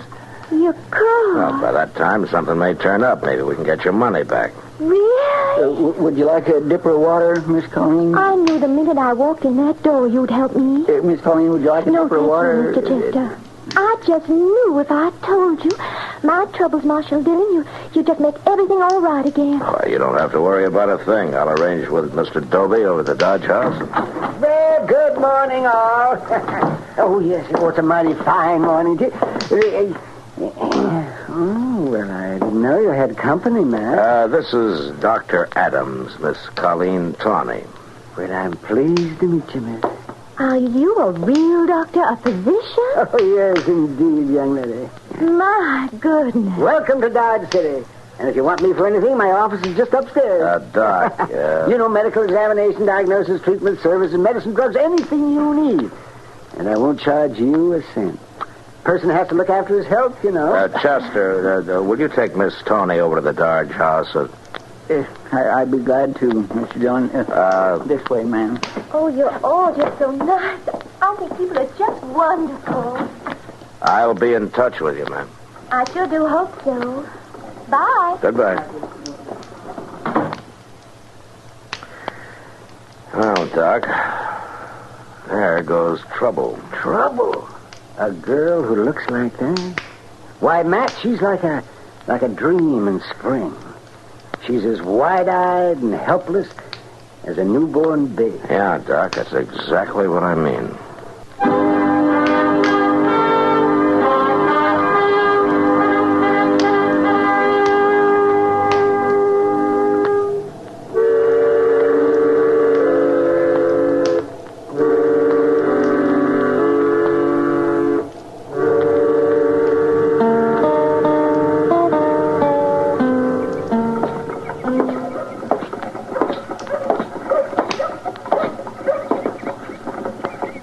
Huh.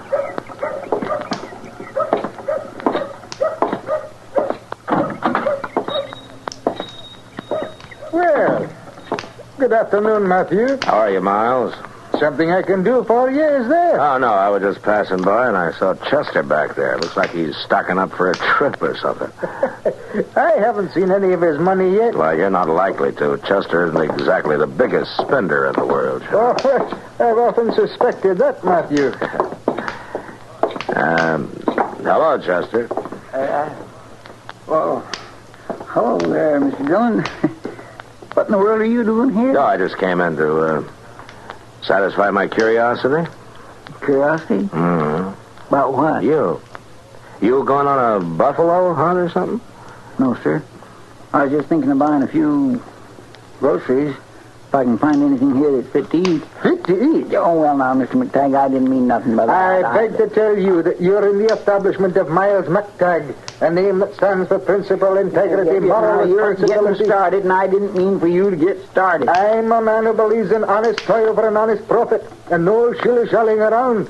A man who gives honest value on every item in the store. And whoever started that rumor about weevils in my flour barrel is an outright liar. Sure, Mr. McTagg, sure. Anybody can get weevils in hot weather. Well, of course they can. Yeah, well, now, are you really planning to buy anything, Chester? Well, sure I am. What?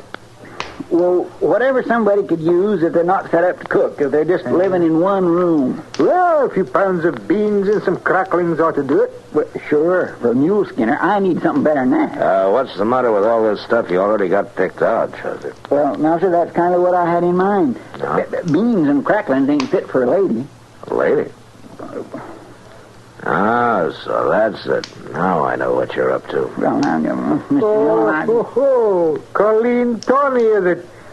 Well, I haven't seen that girl yet, but she certainly must be something. She's got everybody turning handsprings, eh? Yeah, she sure has, Mom. Well, now, she's just a kid. Somebody's got to look after her, that's all. Somebody's already looking after her. I sent over a load of food a couple of hours ago. You did? Aye. Bull Rieger bought it. Bull Rieger? He's old enough to be her father. He didn't act very fatherly, all dressed up as though he was going to a preaching. Oh, that old fool. Well, now I hear that he's quite the devil with the women, Chester. You're going to have to get up and hump some if you're going to run rivals with him. Look here. Never mind, Chester. Look, before you pay for this stuff, I think I'll go over and have a little talk with Miss Tawny.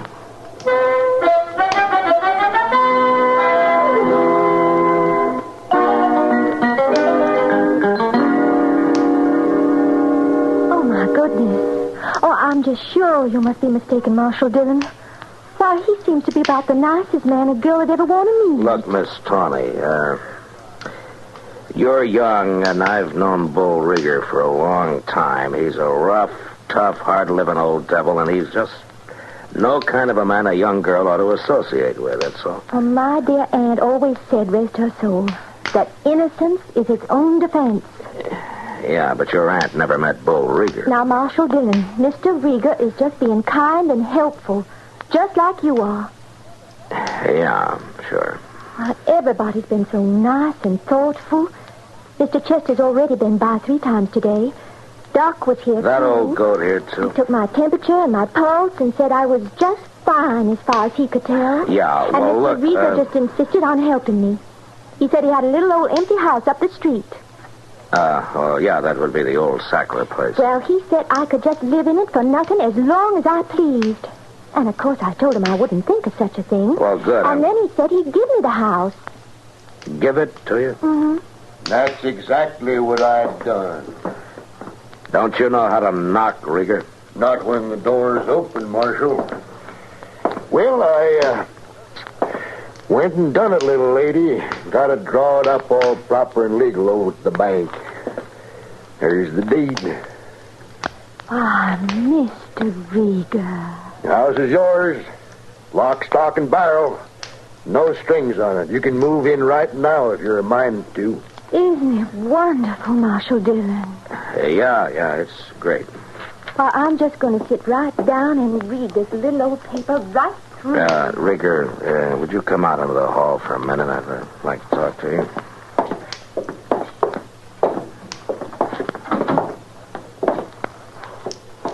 I know what you're going to say, Marshal. That girl's just a kid, Rigger. I'm aiming to marry that little lady, if she'll have me. You're what? Oh, I know, Marshal. I've been kind of cussed all my life, but you're seeing a changed man is standing here. I'd better be, Rigger. Or I'll change you myself, and don't you forget it.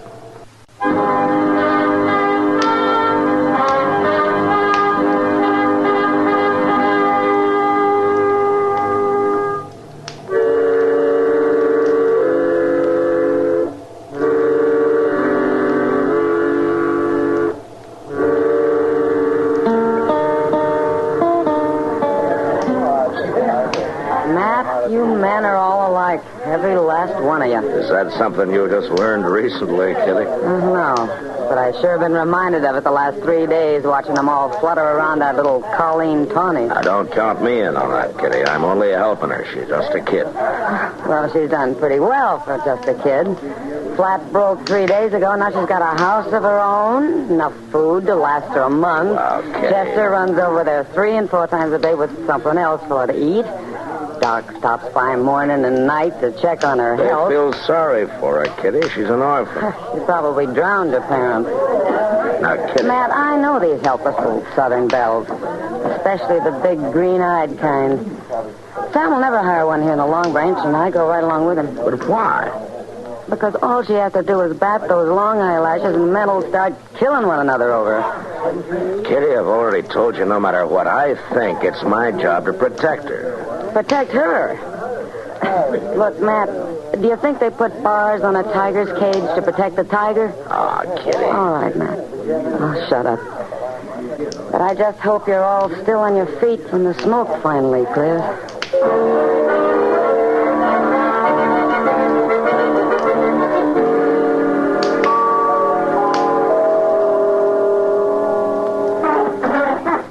Well, it's getting late, Matt. Yeah, that's right, Doc. Guess I better be running along. Won't do you any good, though, Doc. Bull Rieger's calling on her. He's been over there all evening. He has? Uh-huh. Chester's hanging around outside in case she needs help, as he puts it. I can't find that she's more likely will, too, with that ruffian in the house. She ought to have a cultured man, I guess. Nice and refined. You happen to know anybody like that, Doc? Well, yes, I do. I've been kind of thinking some the last few days. Forget it. You're old enough to be her grandfather. In Europe, they don't look at it like that. They're civilized. Yeah, but this happens to be Dodge City, Doc. Oh, well, at least a man can dream. Yeah, I guess so. I'm just talking, man. I just like sitting and looking at her. You and Chester both. That Bull Rieger, though. I do believe he's real serious. Well, he sure acts like it. All right, Marshal, where is she? What have you done with her? What's the trouble, Rieger? Well, she's gone. That's the trouble. Yeah. Bag and baggage, and you had something to do with it. Oh, now, wait a minute. She is gone, Mr. Dillon. And she's took all her belongings. I went in the house and looked. Oh?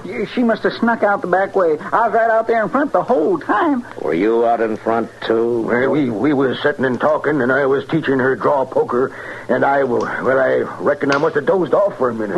Drunk, more than likely. Never you mind, Doc. I got the stomach for a fair amount of liquor, but she just kept filling up my glass. So you taught her draw poker, huh? How much did you lose, Rieger? About $100, as far as I could tell, but how'd you know I lost? That's pretty easy. You mean you reckon she was cheating, Marshal? You were there. But I wasn't paying no attention. I figured it was just a joke, sort of.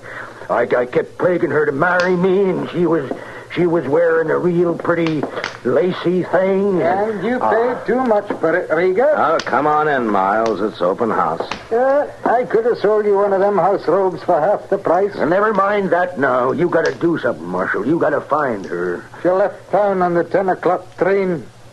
Are you sure of that, Miles? I walked up to the station. Fine young woman. I'm real glad I didn't meet her any sooner. I might have cut up as crazy as Rieger here.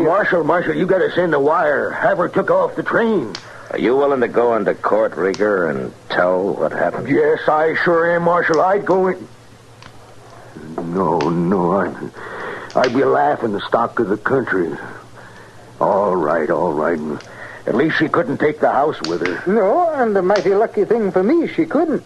What do you mean? She sold it to me. Signed over the deed and everything. $600 cash.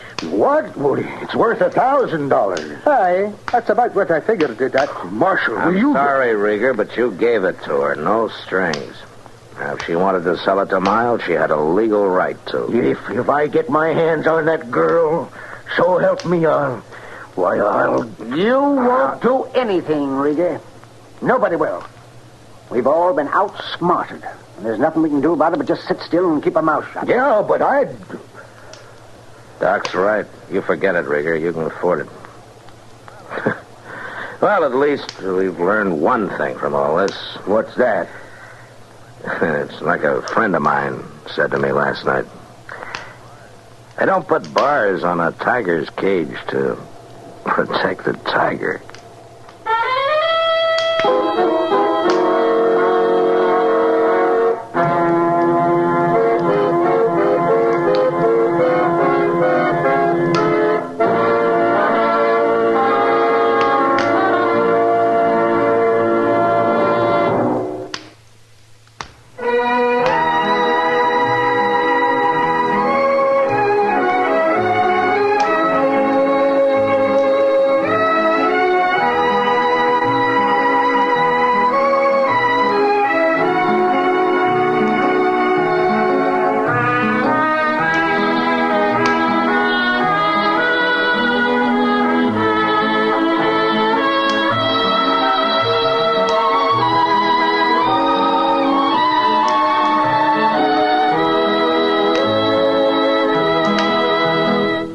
Gunsmoke. Produced and directed by Norman McDonald. Stars William Conrad as Matt Dillon, U.S. Marshal. Featured in the cast were Parley Bear as Chester, Howard McNear as Doc, and Georgia Ellis as Kitty.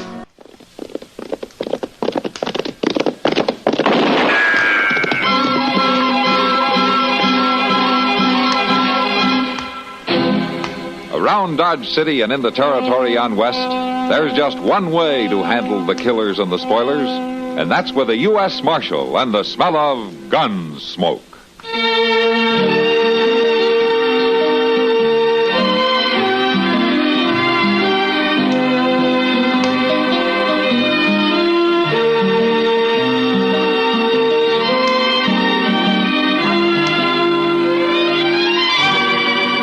Gunsmoke, starring William Conrad. The story of the violence that moved west with young America. And the story of a man who moved with it. I'm that man. Matt Dillon, United States Marshal. The first man they look for and the last they want to meet. It's a chancy job, and it makes a man watchful. And a little lonely.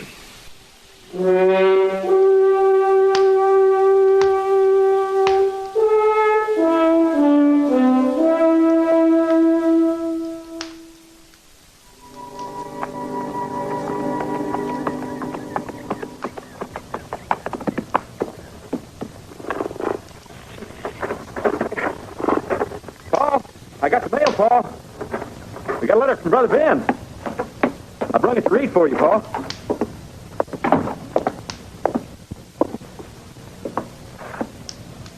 Paul? Where are you?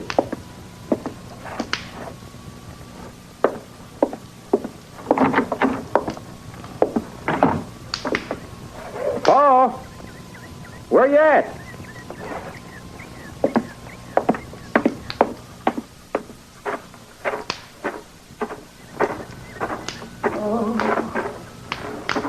Paul? Paul, where are you? Down here. Chris' bed.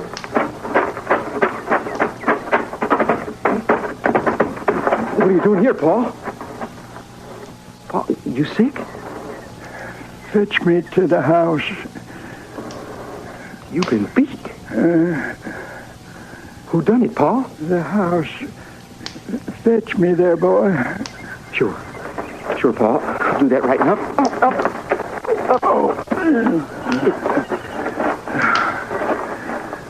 Can you make it on your feet? Hey, you'd rather I carry you, Pa? Oh, I can walk. Tell me, Pa. Who done this to you? Just get me to bed, boy. You know who done it?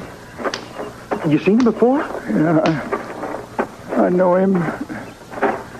Tell me his name, Pa. No, ain't no use in your knowing. Sure there is. Sure, I'll go after him. No. Oh, you ain't going no place. Well, then there's the law, Pa. It ain't right for him to go off free. No, leave it be, boy. I ain't never had no need for the law. But, Pa... I said leave it be. You go ahead.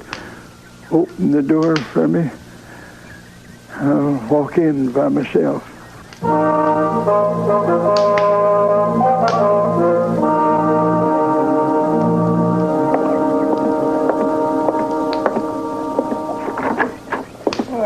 hello there, son. What can I do for you? I come to see the marshal.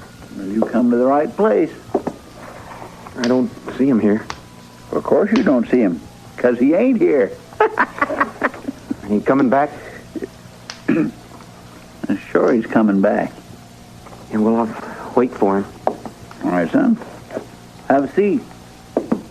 Thanks.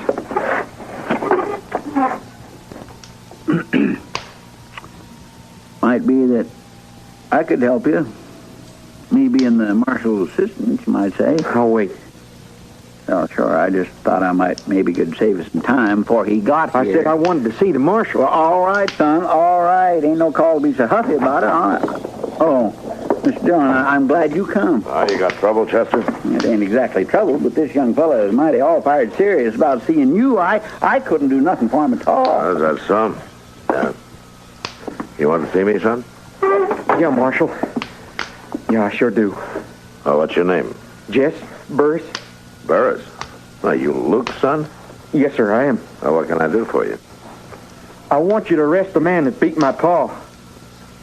You can do that, can't you, Marshal Dillon? Well, you better tell me more about it. Yeah, well, I found him yesterday, laying down by the creek, all beat and bloody.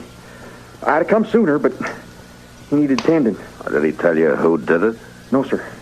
No, he wouldn't. But I know right enough. It was Smed Moley. Well, if your pa wouldn't tell you, how do you know? I've been asking questions. See, Pa had some bad dealings with Smed, Marshal. He seen him here in Dodge yesterday morning and called him down good. He called him a cheat and a liar and a horse thief. Oh, Pa can give it to you good when he's of a mind. That's right, Mr. Dillon. It happened right out there on Front Street while you was over in Hayes City.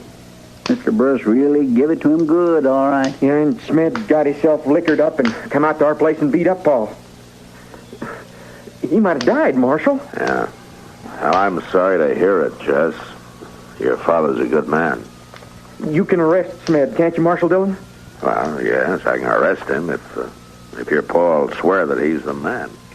Oh, he ain't going to do that, Marshal. Well, why not? Is he afraid? Pa ain't afraid of nothing. That's most of the trouble. Well, how's that?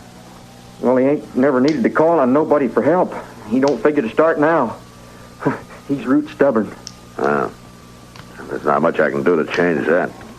Maybe not, Marshal. But maybe you could stop a killing. You figure that this isn't the last of it, then, huh? No. No, it sure ain't the last of it. Unless you lock Smed Moley up for a while. All right, Jess, huh? I'll go talk to your pa.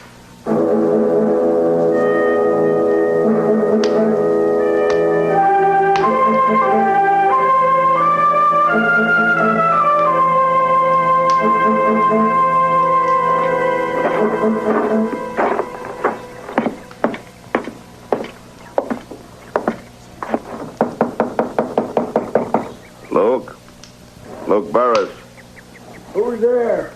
Matt Dillon. I'd like to talk to you. Come on in, Marshal.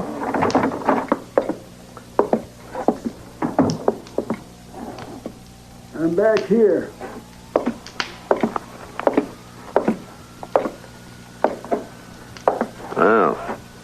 Sorry to see you laid up, Luke.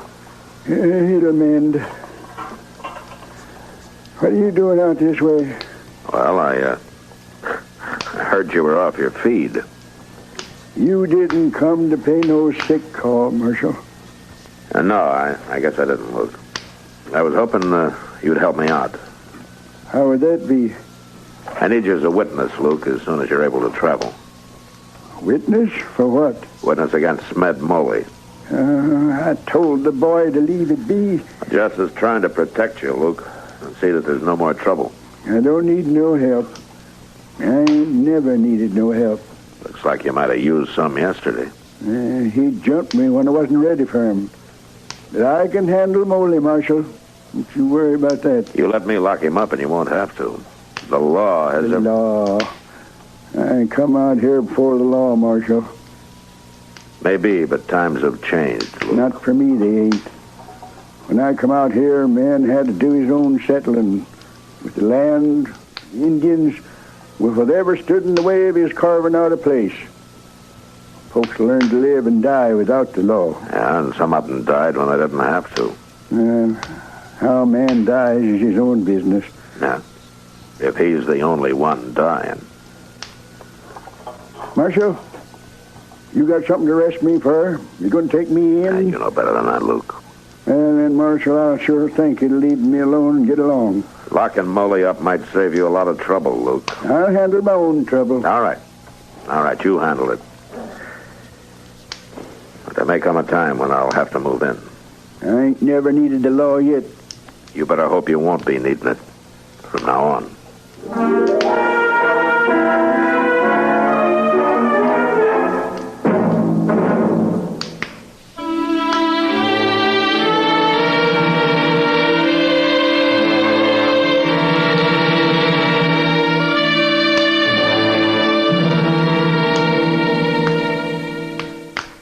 Pete? Hello,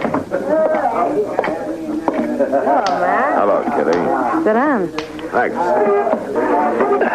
Well, the law business must be pretty good. Oh? How's that? You're usually in here earlier than this. Yeah. Well, it's not that business is good, I can tell you that. Matter of fact, Kitty, I'm having a hard time selling the law. Oh, what do you mean? Old man Burris. He got beat half to death yesterday. And he won't let me haul in the fellow that did it. Mad Moley. Yeah, Mad Moley. How did you know? Everybody knows.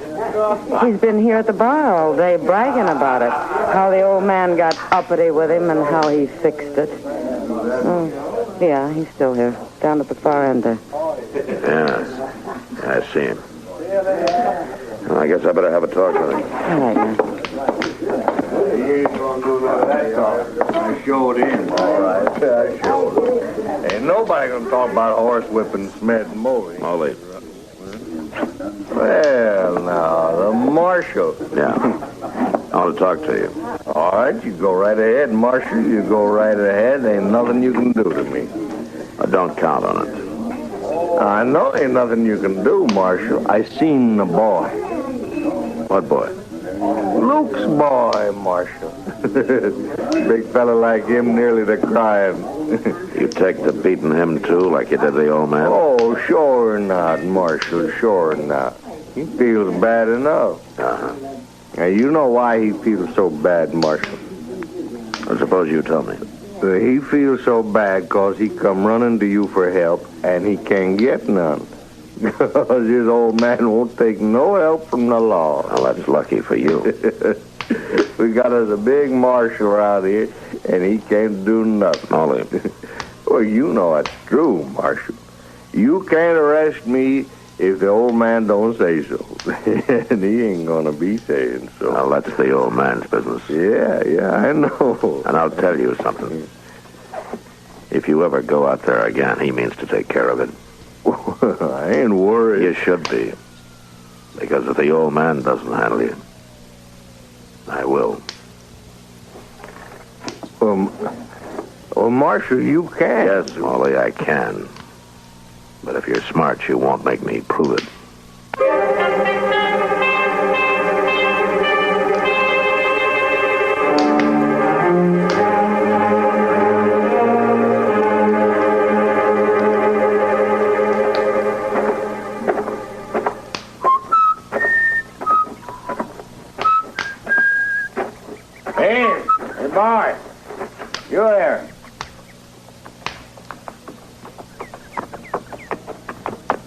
You ain't got no business coming out here no more. Well, see, with me, I got business here. Unfinished business.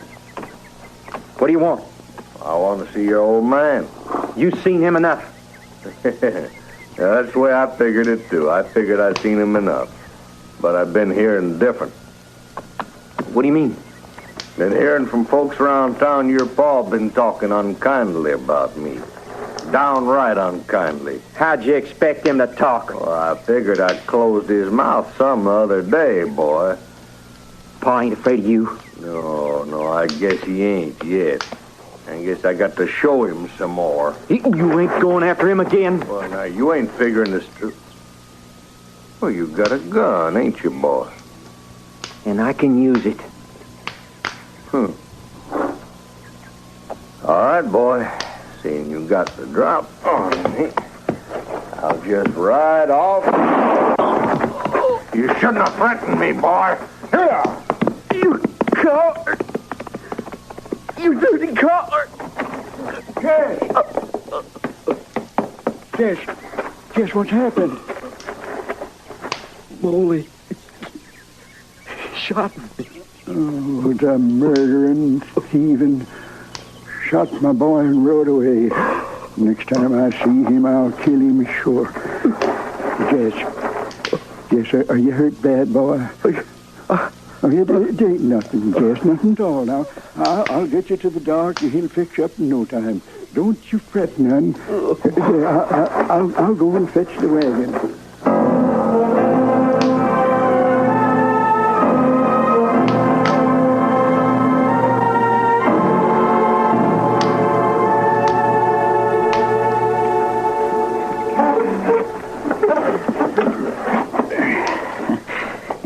Pretty nice, ain't it, Mr. Dillon? Just sitting out here, watching the world go by. Uh-huh. Of course, ain't much of the world going by, I gotta admit that.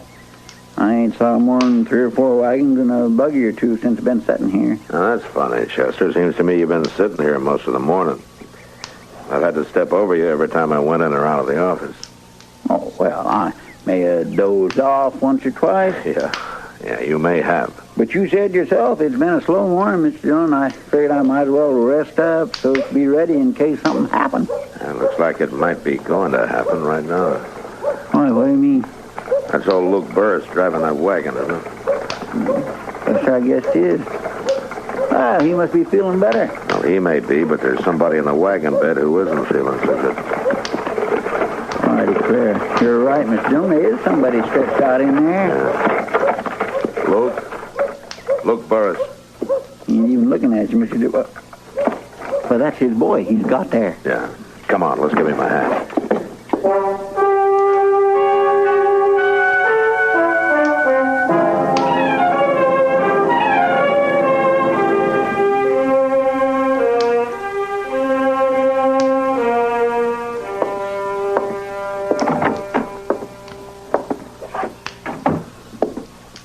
How is he, Doc? He's not good, Matt.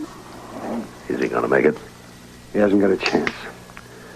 The bullet was fired at point-blank range. It's a shame. Yeah. Can I go in? You can't do him any harm now. He's only got a few minutes. Come on. Yeah.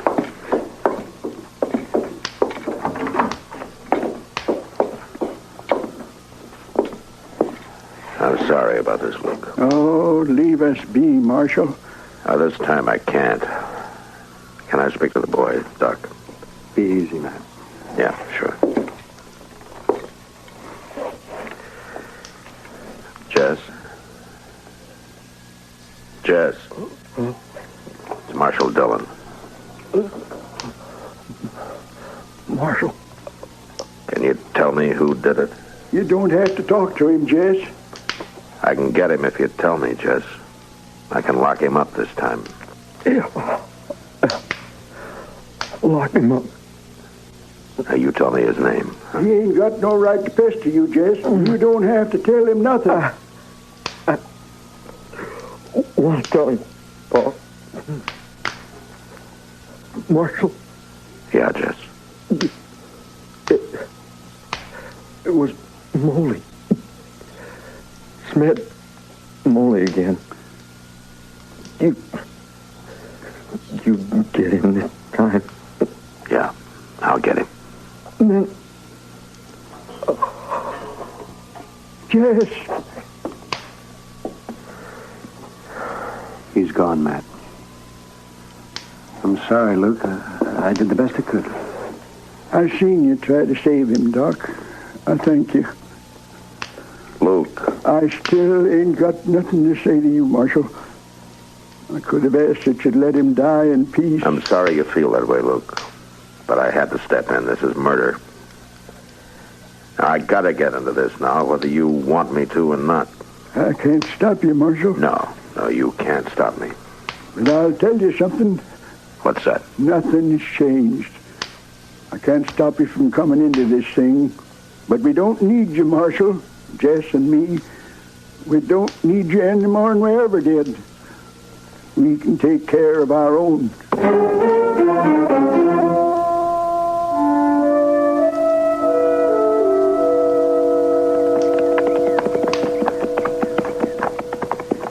I've been kindly hankering to go back to Texas for some time now, but this sure ain't the way I'd like to make the trip. Uh-huh. Trailing a man for a day and a night can sure wear a fella down. Ain't that right, Mr. Dillon? Yeah. Wouldn't be so bad if a body didn't have to keep his eyes so open every minute.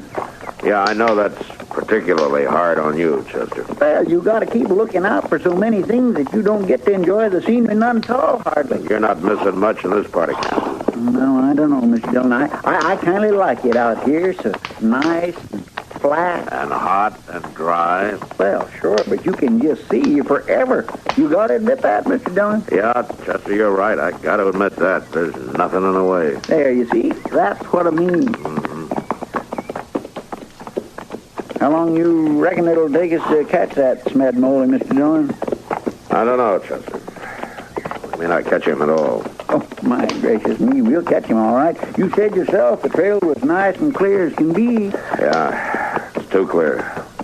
What do you mean by that? We're not the only ones following us.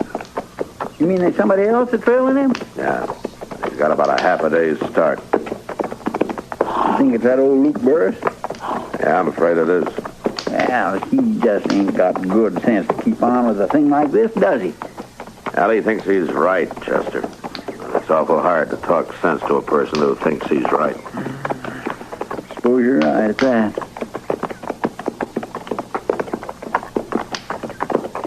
What yonder, Mr. Dillon?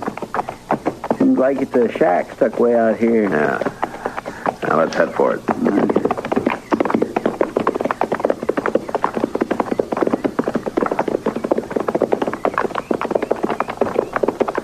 Keep your eyes open, huh? Yes, I am.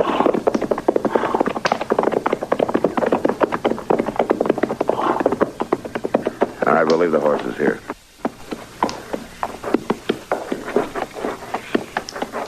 Bring your rifle. I got it right here.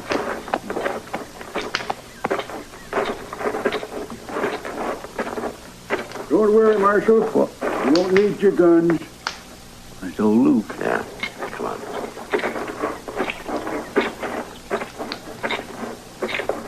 I've been ahead of you all the way. Yeah. I know, I saw your trail. No sense both of us making this trip. I told you, Luke, when it's murder, it's my business. Well, there ain't no need. Now, we'll see. I already seen you. What do you mean? Come inside, Marshal. Come on, inside. Come on, Chester.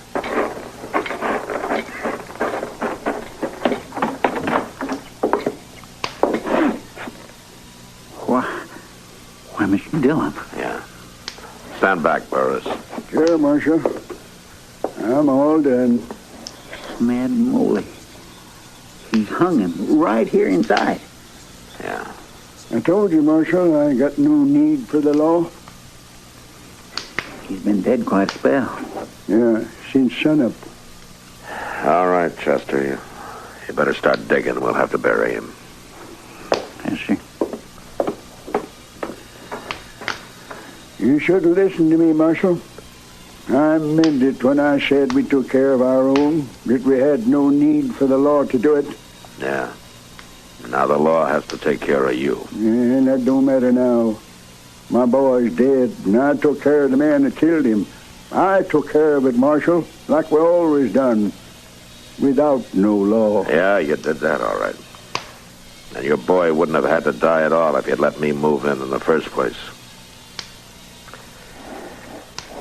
All right, come on, Luke. You can help Chester dig the grave.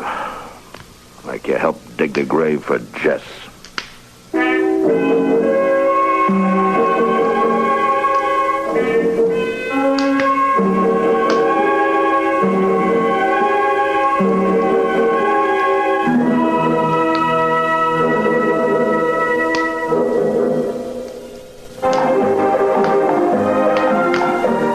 Gunsmoke. Produced and directed in Hollywood by Norman Macdonald, stars William Conrad as Matt Dillon, U.S. Marshal. The story was specially written for Gunsmoke by Marion Clark, with editorial supervision by John Meston.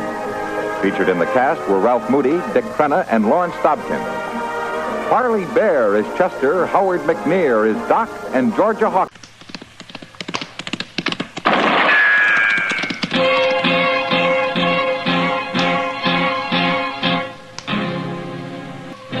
Around Dodge City and in the territory on West, there's just one way to handle the killers and the spoilers, and that's with a U.S. Marshal and the smell of Gunsmoke.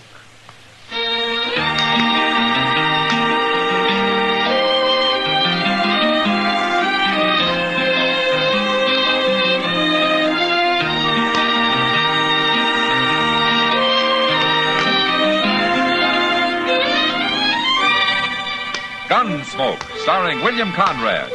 The transcribed story of the violence that moved west with young America. And the story of a man who moved with it. I'm that man.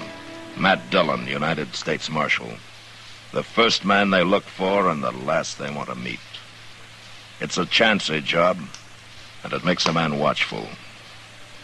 And a little lonely.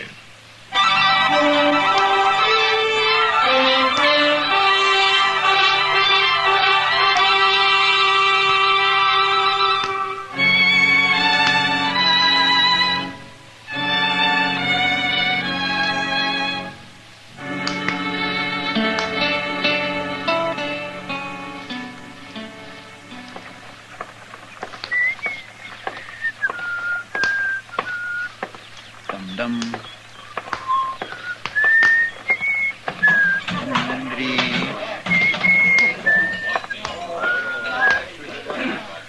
Hello, Chester.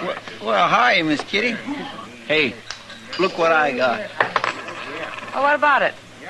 Why, that's a whole $1, Miss Kitty.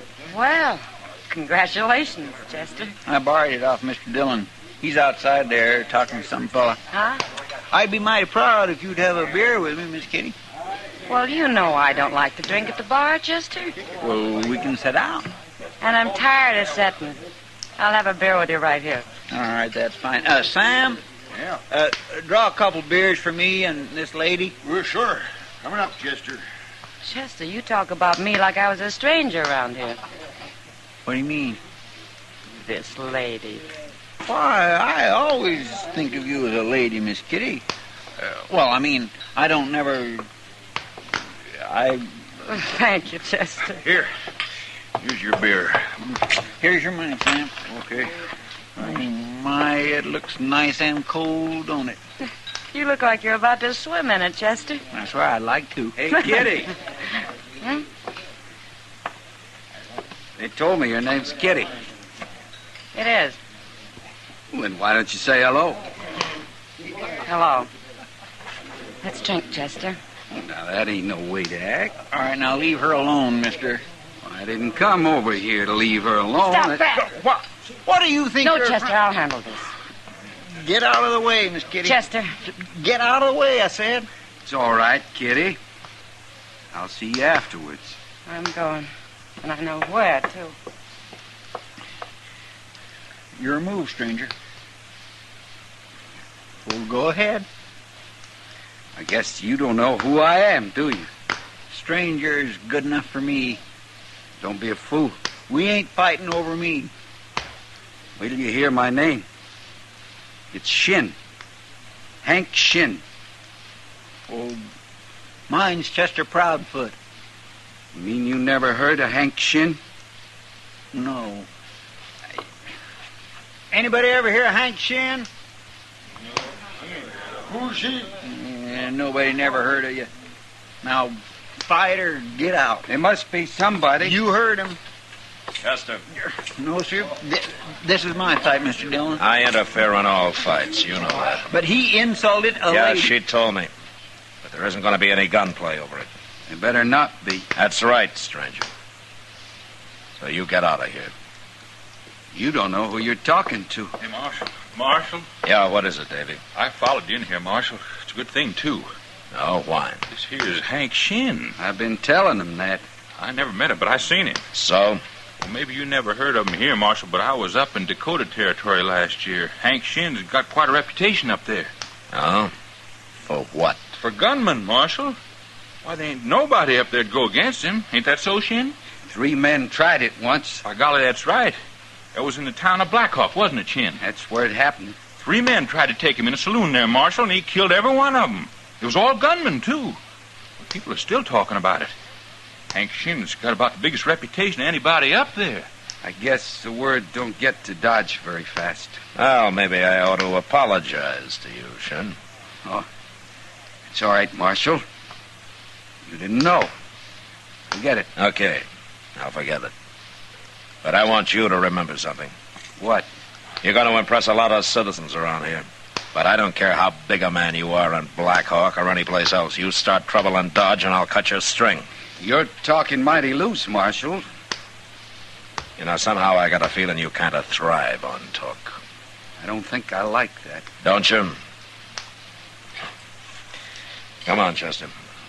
Yes, sir. I'd have fought him anyway, Mr. Dillon. I don't care who he is. I didn't step in to help you out, Chester. I did it to stop a gunfight. Oh, somebody's going to fight him if he keeps going on like that. Maybe. And I hope there's no trouble while I'm gone. Yeah. Say, I plumb forgot. You're taking Santa Fe up to Abilene tonight, ain't you? Yeah, I'll be back in about a week.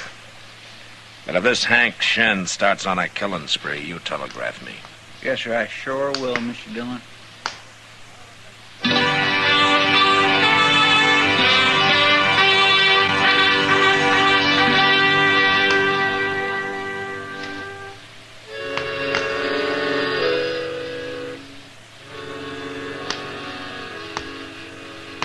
My business in Abilene didn't take as long as I thought it would.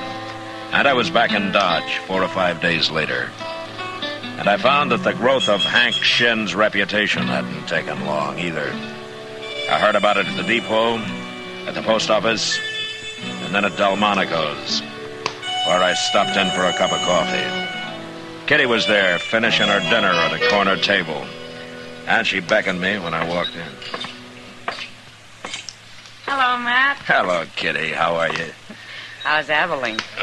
It's still growing. Bill Hickok sent his regards. That's nicer. Is he as handsome as ever? Yeah, he is.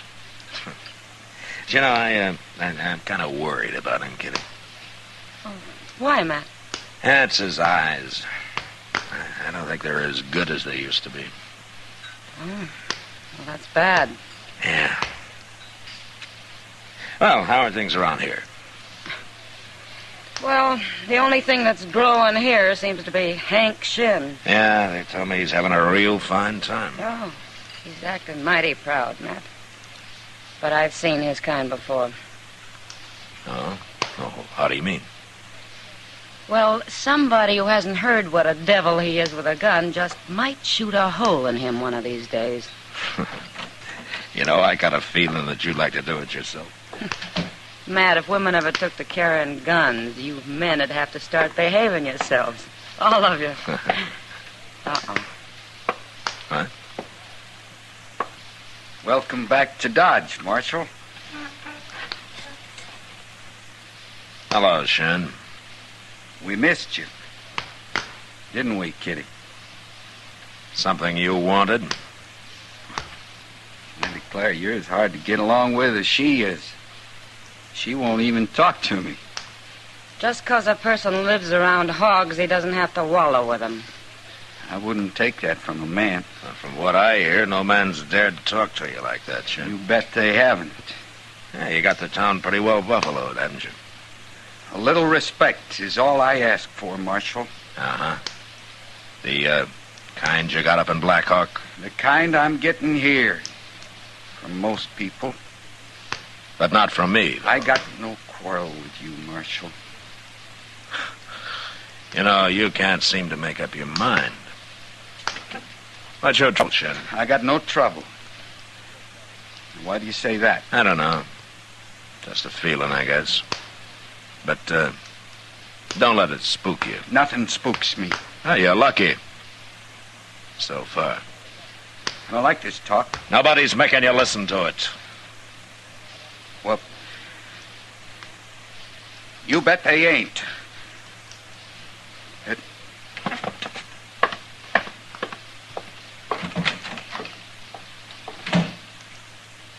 You know what I think, Matt? No, what, Kitty? I think Hank Shin's off center. Way off. Well, we'll find out how far, Kitty. Any day now.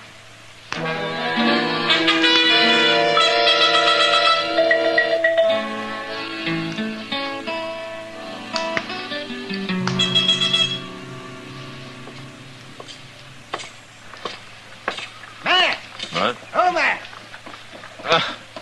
Well, how are you, Doc? When did you get back, Matt? Oh, about an hour ago. I was just coming up to see you. You were, yeah? Yeah. Hey, you remember Jim Branch? Jim Branch? Oh, Jim Branch. Yes, I oughta. I cut a frozen toe off of him last winter. Yeah, well, I ran into him up in Abilene. He wanted me to give you this. He did? But what is it? $20? Oh, $20. Well, that was worth waiting for. He didn't know exactly how much it was that he did owe you. I'd nick him for more if he was here, but this'll do all right. What's he doing in Abilene? He give up buffalo hunting? Yeah, he told me he'd never go out on the prairie again. He's running the old golf house right now. The old golf house? You mean, did he buy that? No, he bought into it. Oh, yes, I always knew that man had money hidden away somewheres. Well, he's quite a dude now, Doc. Beaver hat, fancy shirts. Oh. I hardly recognize. What's that? It came from the Alafraganza. I thought things have been too quiet around here lately. It's about time we had a killing. There's Chester. Oh, good. At least it wasn't him that got shot. Mr. Dillon? What happened, Chester? It was Hank Shin, Mr. Dillon. He just killed a man in there. What, a fight? Yes, sir. Oh, this fellow was awful drunk. Some stranger, I don't know who he was. Well, him and Shin got to arguing, and he went for his gun, and Shin shot him. Killed him dead. Well, I'll look at him anyways. He seemed half scared, Mr. Dillon. Oh, Shin? Yes, sir. He kept trying to say who he was, but the fellow was too drunk paying attention. And then afterwards, Shin looked kindly surprised, like he didn't quite know what had happened. Oh, is that so? There he is at the bar there. Oh, well, where's the dead man? Well, he was right here with you. Oh, somebody drug him off the corner there. Oh, yes, I see him. I see him. Stand back. Here's the marshal, Shin. Now, what's he want? Now, it was a fair fight. Now, you tell him, Davy. Sure, I will. Marshal, I seen the whole thing. Chester already told me about it, Davy. That fella drawed first. I tried to tell him who I was, but he wouldn't listen. I did, too. I told him this here is Hank Shin from Black Hawk. I told him that before he ever got started. He was drunk. He was too drunk to know what he was doing. Too drunk to fight? He shouldn't have tried to fight me. He should have known better than that. Now maybe people will leave me alone. Why? Because you outdrew a drunk man? What are you saying, Marshal? You seem kind of upset, Shin. Did it get you this way when you killed those 3 men up in Black Hawk? I'm all right. I'm all right. Now, you leave me alone. I want everybody to leave me alone. Yeah, sure. But next time it may be a little different. What do you mean? Somebody might come along who hasn't been told what a killer you are. A real gunman, Shin, not some drunk who probably couldn't shoot straight if he was sober. You're the worst man I ever met, Marshal. Anyway, I told you to leave me alone. Okay, Shin, I'll leave you alone. Here. Have a drink on me. You need it. Come on, Chester. My, he's so mad he can't talk, Mr. Dillon. He's already talked too much. What's wrong with him, anyway? Maybe he's not getting all the respect he needs. No. Wait a minute. What? That man tying up his horse over there. I don't know him. He knows you, though. He's coming over here. Yeah. Who is he? He's a gunman from New Mexico, Chester. His name's Al James. By golly, I was right. Matt Dillon. Yeah, that's right. Hello, James. It's Marshal Dillon now, ain't it? Uh-huh. Oh, this is Chester Proudfoot. Hello, James. How you do? Chester? Oh, what are you doing in Dodge? Oh, nothing, Marshal. Looking around. Yeah. You, never came here before? No. I never did. Man like you has usually got something in his mind, hasn't he? I'm here on pleasure, Marshal. Little gambling and the like. Uh-huh. All right, James, but you stay out of trouble, huh? Dodge isn't as wide open as some of the towns you've been in. Man gets a reputation, it sure stays with him, don't it? You wouldn't be able to sell your gun if it didn't. Now, ain't that the truth? See you around later. I'll buy you a drink, maybe. You too, Chester. Sure.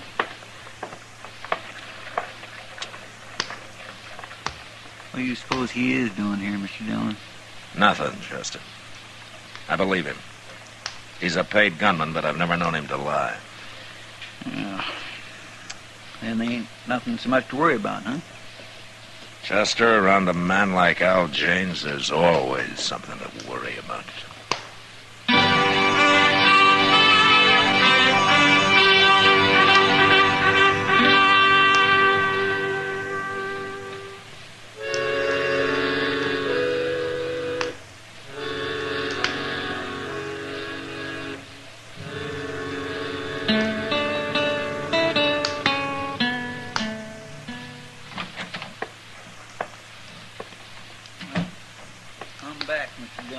Did you have a good supper? Oh, just terrible. Oh, where'd you eat? Or at the Durango Cafe. Ah, could have been chili beans. Yes, sir. Oh, I'll never go there again. Not after tonight. Why not? Well, they are sour, Mr. Dillon. Like they'd been cooked a month ago.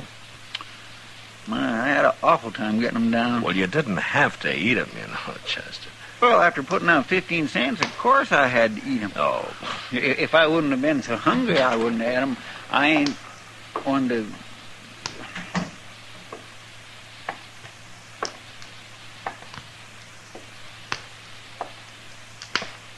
Marshal? Evening, Shin. Marshal, I've been thinking. What? I've been thinking about this afternoon. Yeah? You was right. I needed a drink. So? I don't like killing people, Marshal. And that's the truth. I don't like it. Why are you telling me about it? I tried to tell Davy and some of them fellas, but they wouldn't believe me. I'm tired of it, Marshal. I just don't want no part of it. Oh? I thought maybe you could explain it to them, to everybody. And they'd listen to you. You tell them I'm through, Marshal. Tell them I ain't a gunman no more. Just a plain, ordinary man. And if you're so plain and ordinary, why don't you tell me what this is all about? I did tell you. And if you don't believe me, you know what I'm going to do? I'm going to take off my gun. And I'm going to leave it right here. Now there. Now you believe me? Well, do you?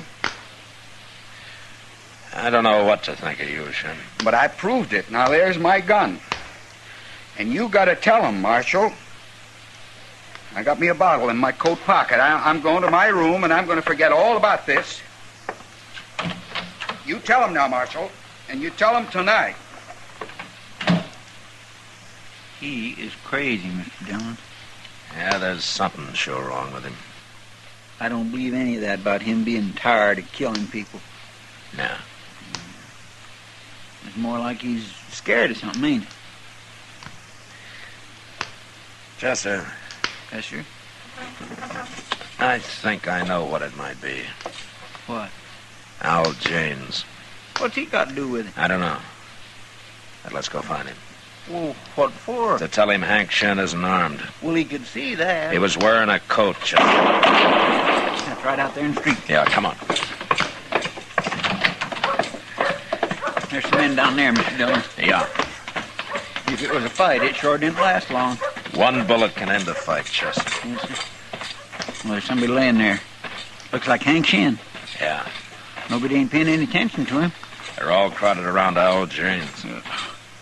By golly, that is Janes. I'm going to go take a look at Shen, Chester. You better go back and get Doc, huh? Yes, Mr. Dillon. I'll hurry.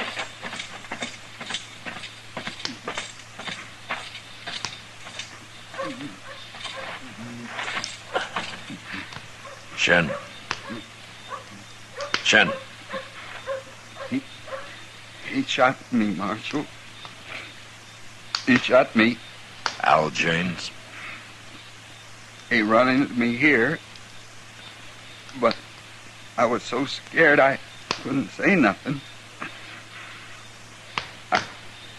I tried to open my coat to show him I wasn't armed, and he shot me.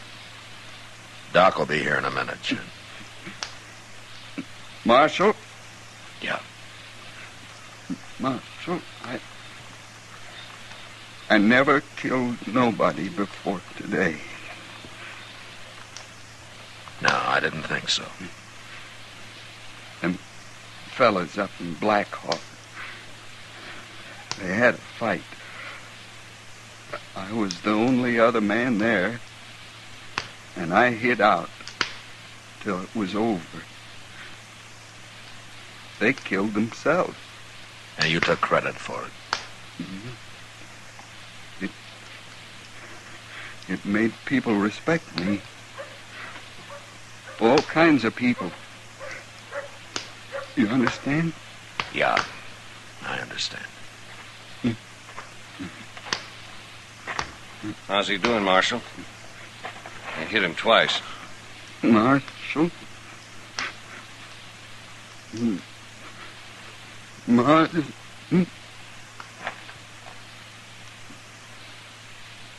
Well, he sure died slow. Pretty slow, James. He went for his gun, Marshal. The men over there can tell you they saw it. You heard about his reputation and you had to kill him, didn't you? Self-defense, Marshal. There's nothing to talk about. Hank Shen was a liar, James. His reputation was a fake. What? I don't believe you. It's true. Now, besides, he wasn't even armed. Take a look. He ain't wearing a gun. But he went for it. I saw him. Everybody did. You killed an unarmed man, James. I don't like that. You'll have to stand trial for it. That ain't what's bothering me. No? It was a mistake. I'll get off.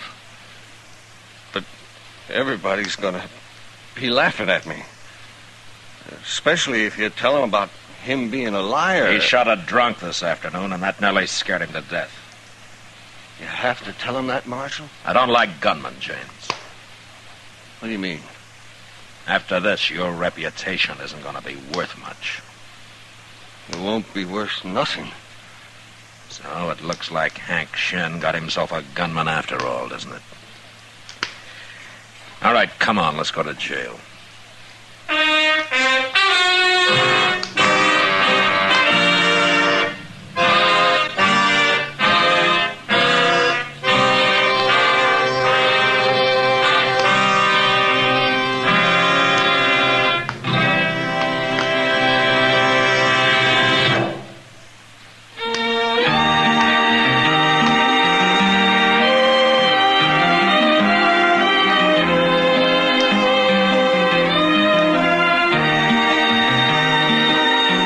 Gunsmoke, produced and directed by Norman Macdonald, stars William Conrad as Matt Dillon, U.S. Marshal. Our story was specially written for Gunsmoke by John Meston, with music composed and conducted by Rex Corey. Sound patterns by Tom Hanley and Bill James. Featured in the cast were Vic Perrin, Paul Dubov, and Barney Phillips. Harley Bear is Chester, Howard McNear is Doc, and Georgia Ellis is Kitty.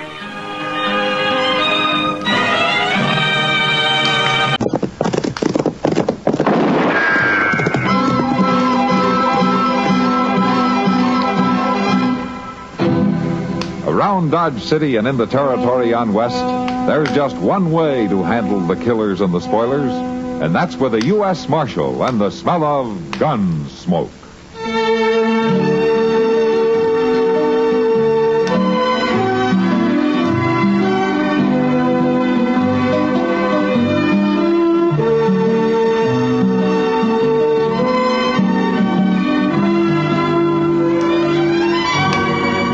Gunsmoke, starring William Conrad, the story of the violence that moved west with young America, and the story of a man who moved with it.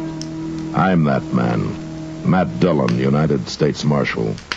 The first man they look for and the last they want to meet. It's a chancy job, and it makes a man watchful and a little lonely.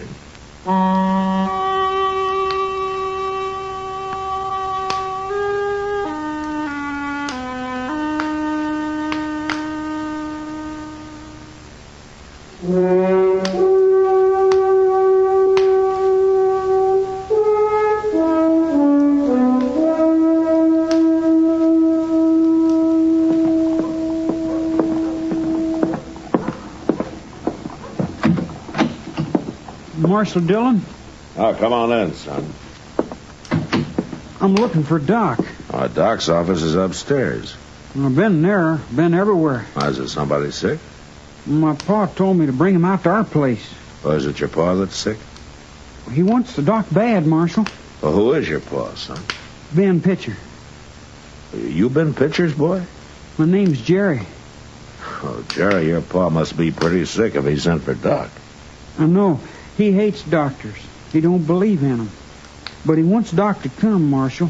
Told me I had to find him. I've looked everywhere. I'll go with you. Well, you don't have to go. I'm going to ride out there with him, Jerry. When your pa sends for a doctor, something's really wrong. Come on.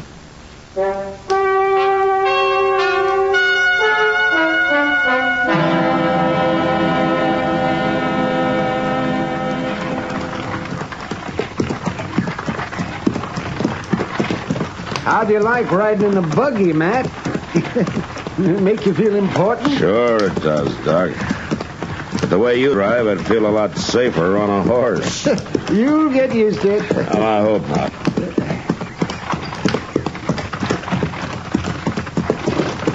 Oh, there you go. Oh.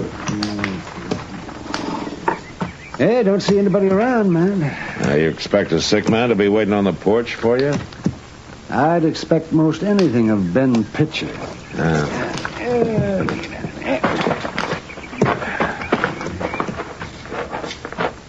You know, a man can change, Doc. Not him. Not Pitcher. Well, we'll find out soon enough.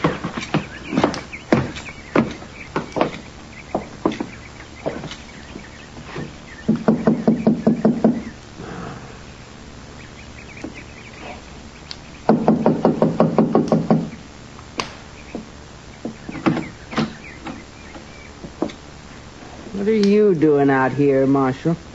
I just came along to keep Doc company, Miss Pitcher. Oh. Where's the boy? Jerry said tell you he'd be along directly. Why didn't he come back with you? And he said that you gave him a list of stuff to buy while he was in town. Oh, I forgot. Yeah, so we're wasting time. Where's Ben, Miss Pitcher? He's over there. Over where? In the barn. Well, what's he doing in the barn? You ask him, Doc.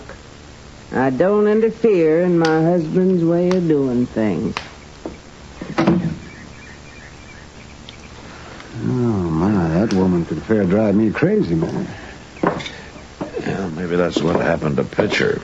Between the two of them, it's a wonder the boys made out at all. Jerry seems okay so far. Yeah, if they have their way, they'll make a spook out of him, yeah. I could, all right. Pretty good barn he's got here. Yeah. Doc, I'll go in first, huh? What? You follow me.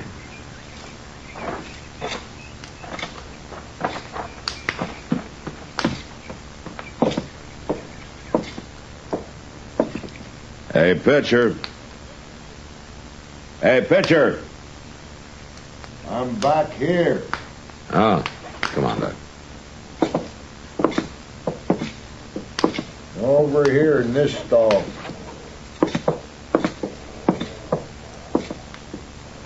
I thought it was Doc. He's here, pitcher. What are you doing in there with that cow? I thought you were sick. I ain't sick, Doc. Well, who is sick? My cow. What? Well, my cow's got the colic or something. I done everything I can for her. You mean you had me come all the way out here to doctor a cow? Well, I sure wouldn't let you doctor no humans. But a cow's different. I don't mind so much you working on a cow. Oh, you don't? Huh? No. Humans can get well by themselves, but cows is helpless. They're kind of pitiful. I ought to kick you right in the head, Ben Pitcher. If you're so smart, do something for my cow. Before she dies, Doc. All right. I'll look at her. But you sure don't deserve it, Ben. You ain't doing it for me. You bet I'm not. Now get out of the way and let me in there.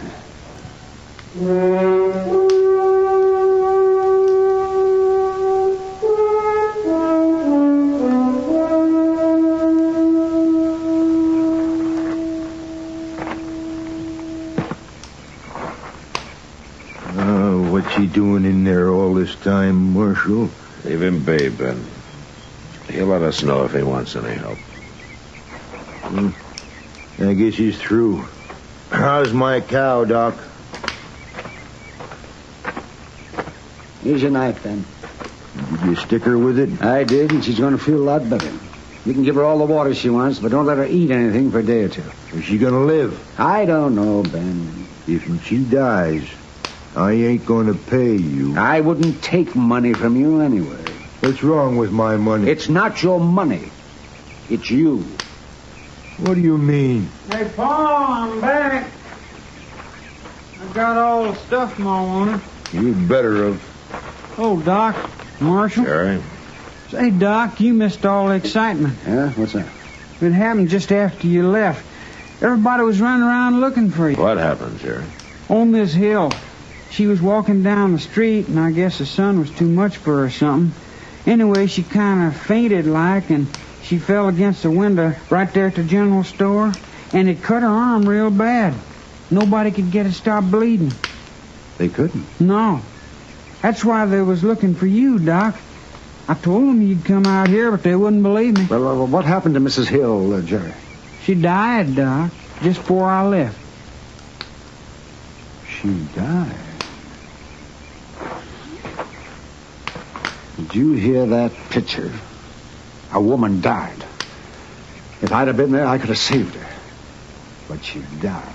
Well, don't talk at me. She died because of you and your rotten, lying ways. Hey, take it easy now, Doc. I'll show you. Nobody eats me. Paul's got a knife. Hey, no, pitcher. Oh, he cut him. Pitcher. Here, I got your Doc. Yeah. You ripped me with that knife, Matt. Yeah. You hurt bad. It's bleeding. Help me in the house, Matt. You can look at it there. Sure, Doc. Come on. What about Paul? Let me know when he comes to. I'll come back and knock him out again.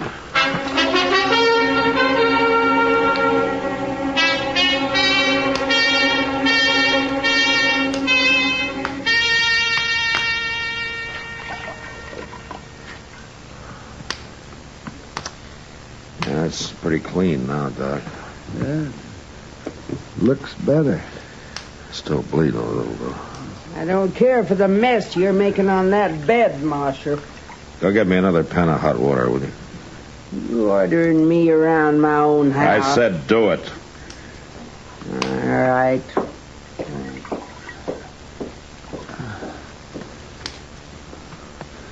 Matt? Yeah, Doc. I'm not sure, but I don't think that knife ruptured anything. Oh, good. But a couple of those veins have to be tied off. Then I got to be sewed up. Oh?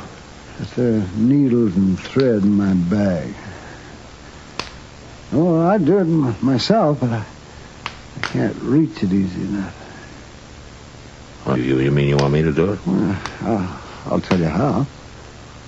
You think I can? Oh, it's easy, especially for a gunfighter. Yeah, that's what I was thinking. Yeah, I can bleed to death this way. Yeah. I won't have any trouble, Doc. I'll go get your bag. Now, here, you hold the cloth on it. Huh? I've got it.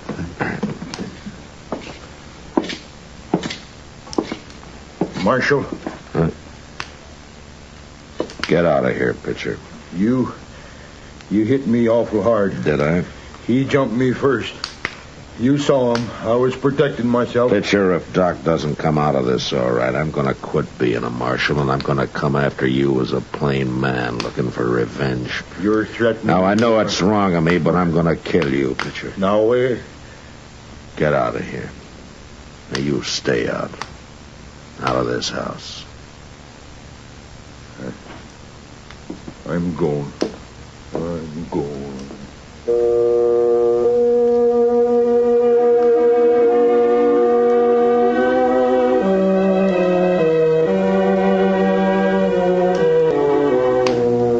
It wasn't easy, and I felt like I had fence posts for fingers, but I finally got Doc sewed up.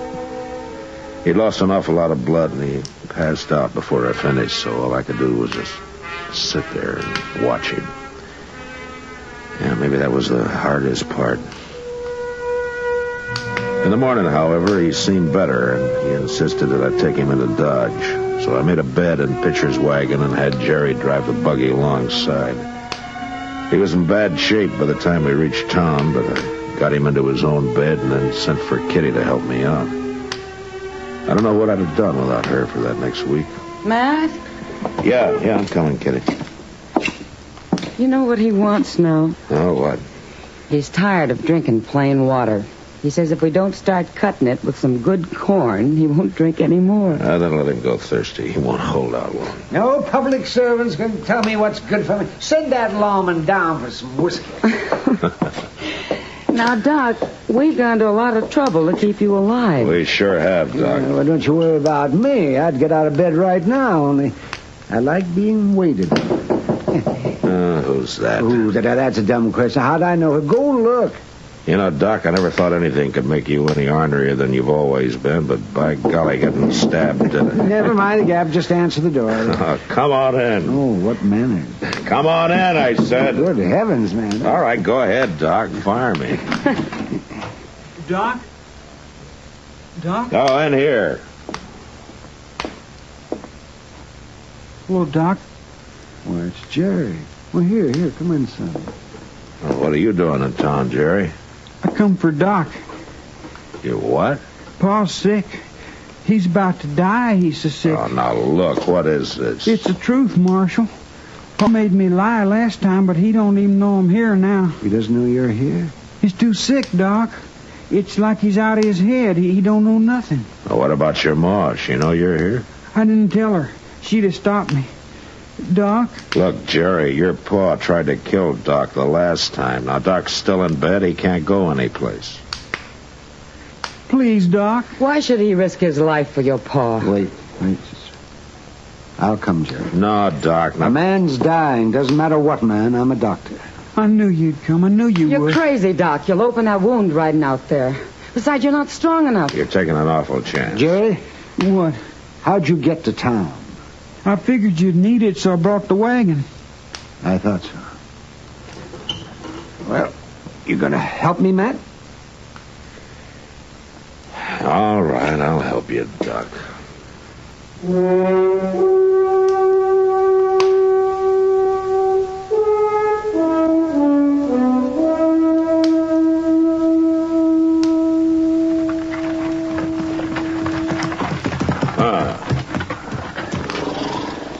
I'll give you a hand, Doc. I can make it.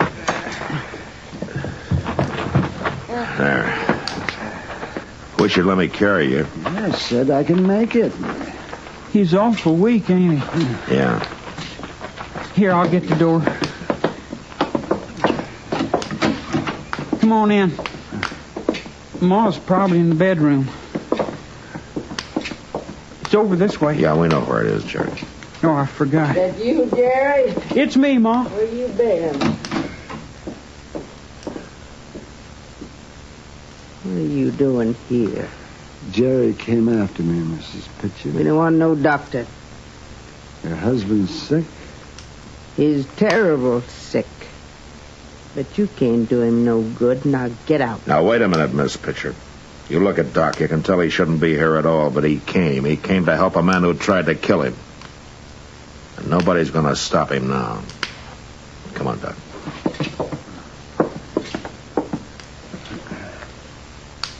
Miss Pitcher, you get out of the way.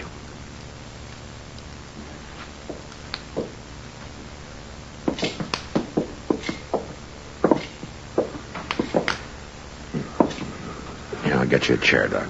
Thank you. There you are.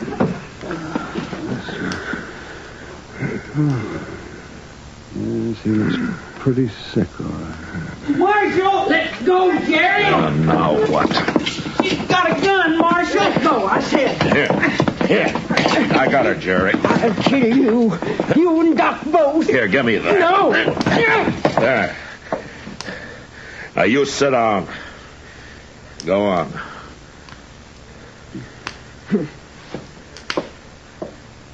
Jerry, you go see if Doc needs any help, huh?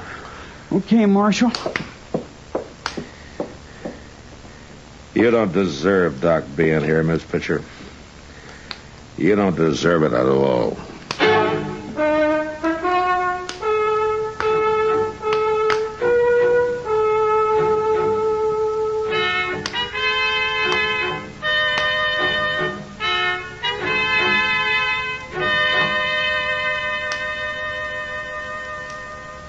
Marshal. What? I've been thinking. All night I've been sitting here thinking. Oh? I don't want my husband to die. I can't have him die. And Doc's doing everything he can for him. Can you save him? Do you think he can save him? I don't know, man. Mrs. Pitcher?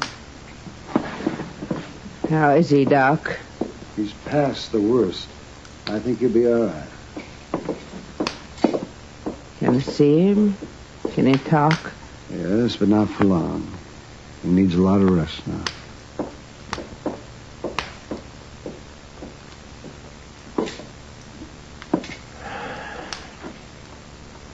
You look like you could use some rest, too. But...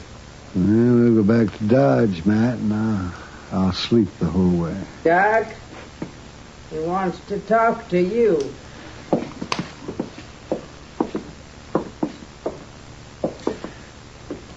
What is it, Pitcher? Ma says that you was here all night. I was, yes. She says you saved my life. Maybe I helped. Maybe. But what I want to say is that I ain't gonna pay you. You what? I didn't ask you to. Doc saved your life, Pitcher. Maybe he did. But I ain't gonna pay him. Doesn't matter, but why not? 'Cause my cow died. Alfred. Pitcher. Matt. Yeah, what, Doc? Don't bother. Let's go. Okay. Doc, Yes? He means what he says, Doc. I can't change him. It's all right, ma'am. I can't change him. But there's something I gotta say. Yes? I'm proud to have you in my house, Doc. I'm real proud. I can't say no more.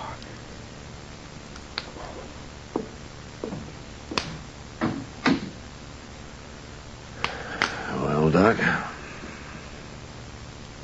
I've been paid, Matt. Paid pretty good.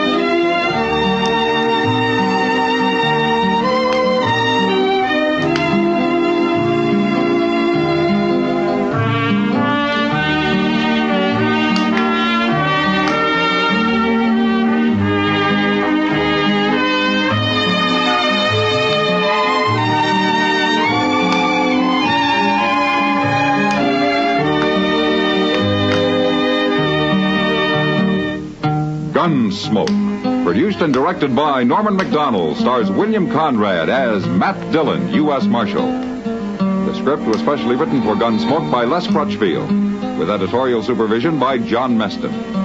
The music was composed and conducted by Rex Corey. Sound patterns were by Ray Kemper and Bill James. Featured in the cast were Parley Bear as Chester, Howard McNear as Doc, and Georgia Ellis as Kitty.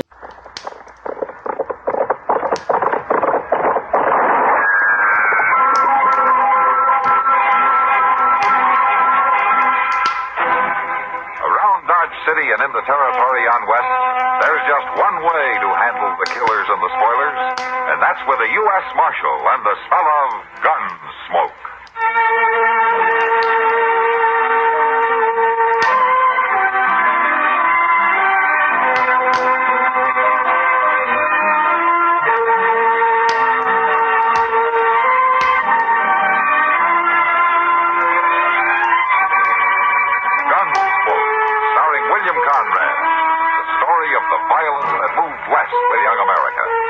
And the story of a man who moved with it. I'm that man, Matt Dillon, United States Marshal. The first man they look for and the last they want to meet. It's a chancy job, and it makes a man watchful and a little lonely.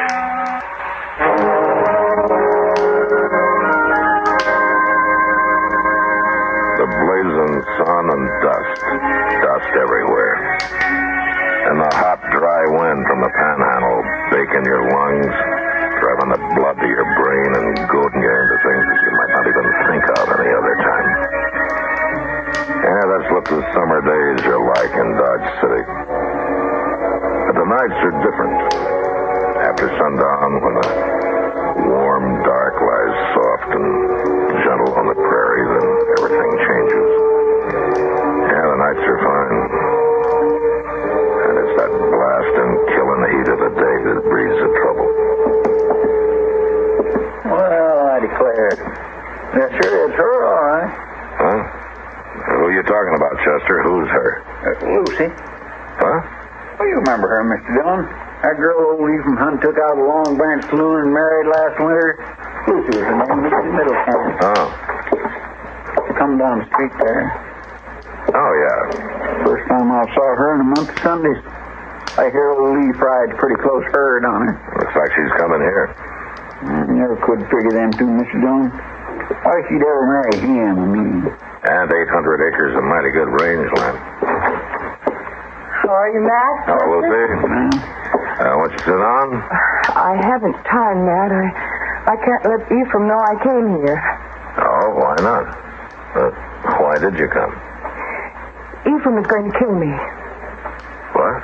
It's true, he told me so. I know everybody thinks he's so good. He studied to be a preacher and all, but But he's not good. He's mean and he's cruel. I made an awful mistake when I married him, and now he won't let me go. Well, why does he want to kill you? He accuses me of things. Crazy, terrible things. Oh, do you want to file a charge? Have him locked up? My word against his? With him always quoting scripture and the like, and me 6 months out of the dance hall? People can't forget that. Maybe it's only you who can't forget it, Lucy. Matt, I've been reminded often enough. He keeps telling me I'm evil and that he tried to save me. He said when I married him, I led him into sin, and now I have to pay. Well, what do you want me to do? Will you talk to him? Warn him something? Oh, Matt, he's crazy. I don't know what he might do. Lucy, I can't take a hand in this without more to go on. Well, sooner or later, you'll have to take a hand in it, and if you wait too long, you'll have to bring him in for murder. My murder. Oh, think about it, Matt.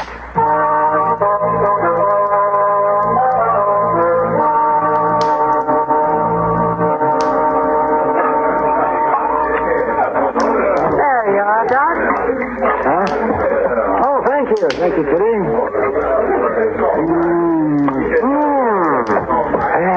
That's good. That's good. I don't know, what are you grinning at? Not grinning at anything. I suppose you think if you ply me with beer, you can get me fuddled enough to beat me. Well, don't drink if it bothers you. No, it doesn't bother me that much. Besides, I taught you everything you know about Chucky. Come on, Doc, it's your move. I know. Don't rush me now. Hey, that's my man. I wasn't going to move it. I was just reaching over it. Don't get so excited. Yeah. You sure that's the move you want to make? Well, I moved him, didn't I? All right. Jump. Oh, you're so smart. You bet your life I'll jump. Now what are you going to do? Huh? This. Oh. There's gratitude for you. I teach you how to play, and now you beat me. Don't take it so hard, Doc. Have some more beer. Don't try to get back from my good Hey, Doc. Oh, Matt, there's Matt. Matt, over here. Doc. Kitty. Hello, Matt. What are you looking so pleased about, Kitty? Yeah, she just whooped me in a game of checkers, and she's vain as a peacock. Sit down, I'll play you a game. Oh? See what I mean, Matt? Oh, maybe later. I'm looking for Ephraim Hunter right now. Oh, he was over there at the bar a few minutes ago. Huh? Yeah, there he is. I want to talk to him for a minute. I'll see you later. All you get's a sermon. Maybe that's what I need.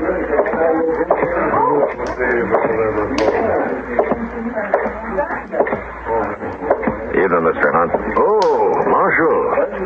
Will you join me? Well, thank you. Glass for Marshal Dillon, lad. Sure. Evil it may be, but a vast help indeed in banishing the cares of the day. A man like you shouldn't have any cares, Mr. Hunt. Care lurks everywhere in this vale of tears, Marshal. Man's brief joy is dearly bought. Your good fortune, sir. Luck.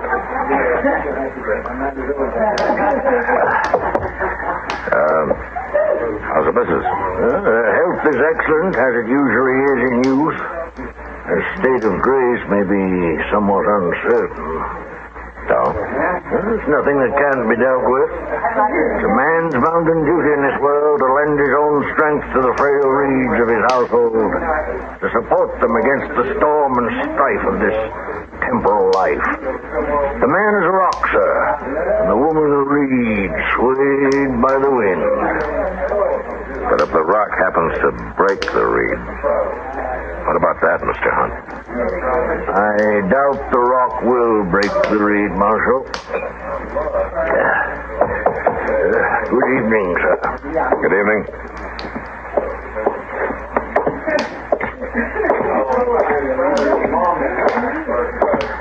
You were right, Kitty. I got a sermon. Thought you would.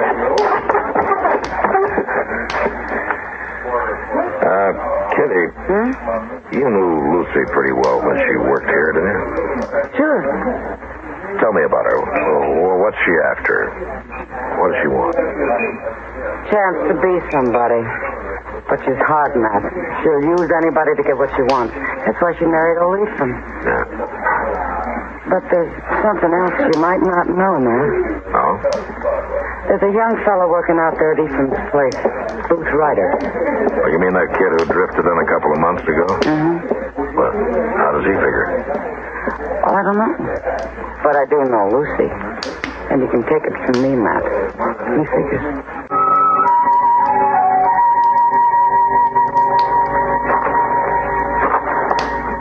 Well, it's been fine talking to you, Marshal, but I reckon I better get back to work. Unless you got something else in your mind. No, nothing, I guess. I just wondered how things were going, Boo. No, I like it fine here. Yeah, I understand Ephraim's a good man to work for. I got no complaints. Mm-hmm. How do you get along with Miss Hunt? Fine. Why? No, I just wondered. Weren't you wearing a gun when you first rode into town? Mr. Hunt don't hold with guns. He don't pack one himself. Never had any reason to, I guess. You got something on your mind, Marshal? You're a young man, Booth. This is a big world. Why don't you go take a look at it? Some of the big spreads up north or on out west in the territories. Marshal, with a setup like I got here, a man would be crazy to pull out. He might be crazier to stay. No, I like it fine here. Just fine. All right. I can't run you out. It's your life, Booth. As long as it lasts.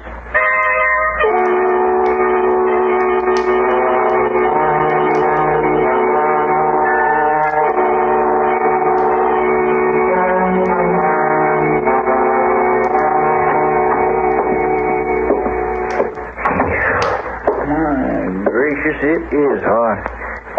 Yeah. What in the world are you sitting inside for?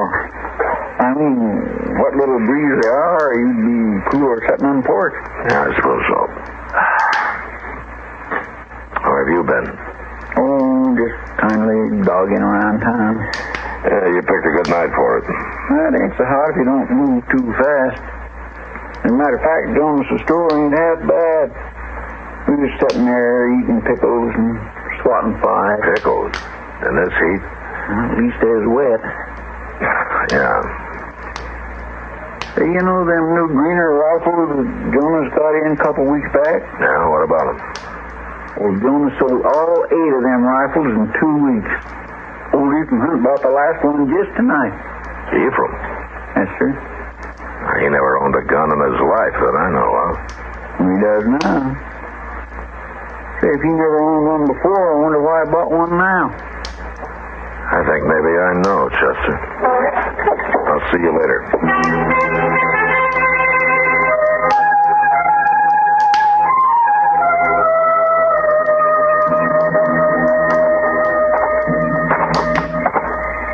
Booth!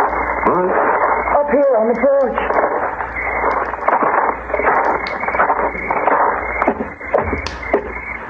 You out of your mind, Lucy? Ephraim's out in the barn. Yeah, but... Come here, Booth.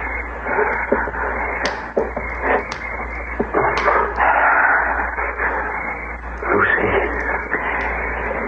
He bought a gun, Booth, in town this evening. He's got it out there with him now. He's drinking.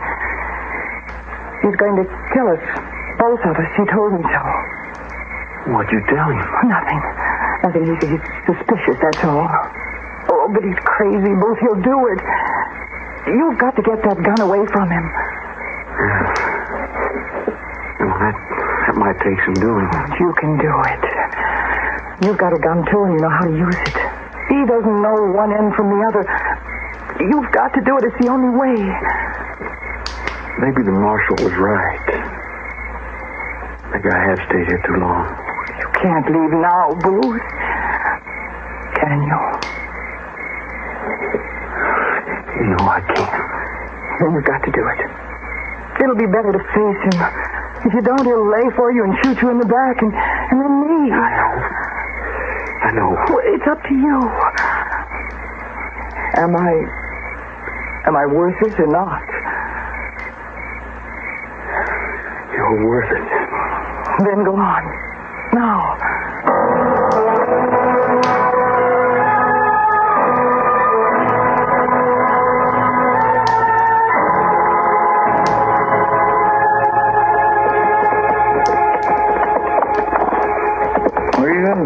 Mr. Dillon? Got me buffalo, Chester, all the way out from town. I've been trying to figure it. I still don't know. But if it ain't stopped, you know where it's going to lead to. Well, I haven't got a thing to go on. Because a man buys a gun doesn't prove he's planning a murder. And sometimes women get the crazy idea they're in danger when they're not. And a rumor starts easy with a hired hand around the place. I know. 10 to 1, Ephraim will order me off his property and tell me to stay off. And he's got a perfect right to do it. If I was in it. Come on, Chester. I guess we should have got here sooner, Mr. Dillon. Yeah. Hey, over this way, Chester. They came from the barn, not the house.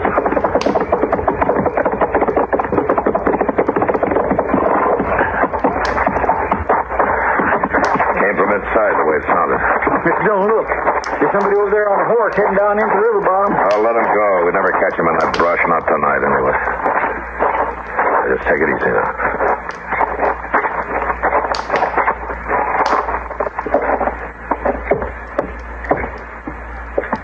Mr. Hunt? Lucy? Now, over this way. Here, Chester.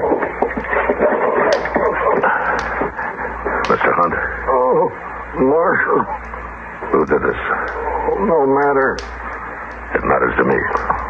Marshal, I admire you. You have implicit faith in the law. The law covers an old man being a fool. The Reed survives. Mr. Hunt?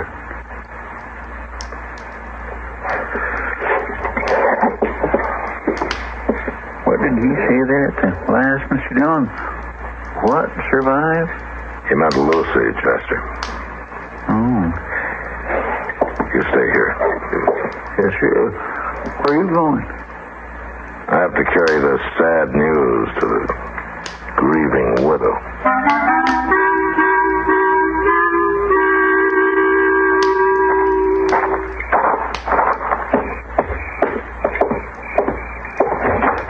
What were you doing out there so long? Matt. Who were you expecting? Well, I thought it was my husband. What are you doing here? What is it, Matt? Has something happened? You heard the shots, didn't you? Oh, I heard some shooting a while ago, but what's happened? It's Ephraim, isn't it? Who else would it be? Oh, I don't know. It was Ephraim. You really outsmarted me, Miss Hunt. You planned it and you carried it out, and you'll get away with it clean as a whistle, and I can't touch you. What are you talking about? Your husband's murder. You're out of your mind. I guess I should have figured what you were up to, but I didn't. You were too smart for me. You killed him without touching a trigger.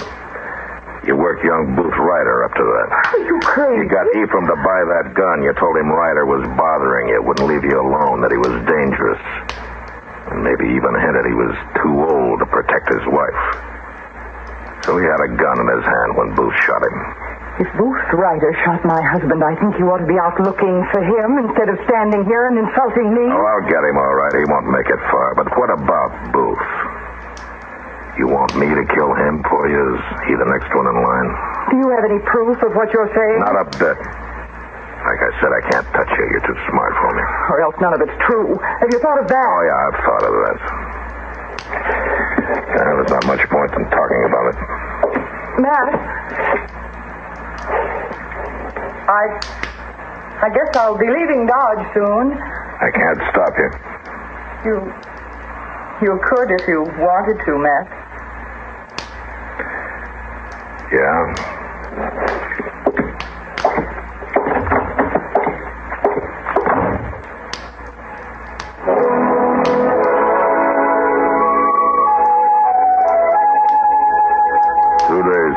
With no sign of Booth Ryder. I figured he was waiting it out somewhere around town, waiting to see which way the wind was going to blow, but I didn't know where. And I didn't have much case against him. It was probably a waste of time, but I still had to try. I had to bring him in and try. I just never saw a hot spell last as long as this one. It's just enough to downright frazzle a person. Yeah, that's a rough one, all right. 8 o'clock. Almost dark. And that thermometer ain't dropped 1 notch yet. Keeps on like this much longer, I swear it'll drive folks back east. Now, here comes somebody. I wish it'd drive somewhere. What? Charlie Bilk. Oh, reckon he's hunting somebody to stake him to a bottle. Looks like we're going to be honored. Yeah, I'm afraid we are. Evening, Marshal Dillon. How do you, Chester? Charlie. It's real hot tonight, isn't it? Yes, certainly is. Marshal, I heard the rumor going around you might be looking for this fellow Booth Rider. Yeah, that's generally known. Well, I might be able to tell you where he is right now. I could, There's enough money for a bottle. Well, tell me. Marshal, I dislike being an informer, of course. No, I feel it's my duty as a citizen. Just tell me, Bilk. Well, Marshal, I want If you got anything to tell me, say it and get out. Well, he's hiding in the hayloft down the livery stable, but you got no call. You got your money, Charlie. Now go on, get out. Well, all right. Well, evening, gentlemen. All right, Chester. Let's go get Booth.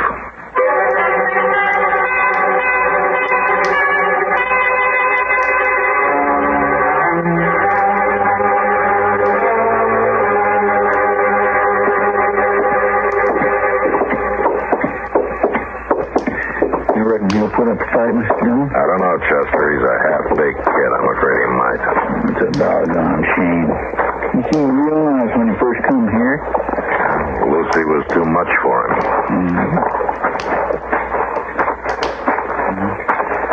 Here it is. Yeah.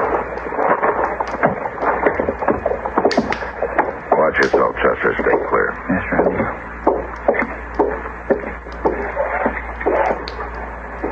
Booth. I know where you are. Why don't you make it easy on yourself? Come on down and give up. You got no protection up there. I can stand here and throw bullets up into that loft as long as I have to until one of them finds you. All right, your last chance, Booth. Hold it, Marshal. Stay back, Chester.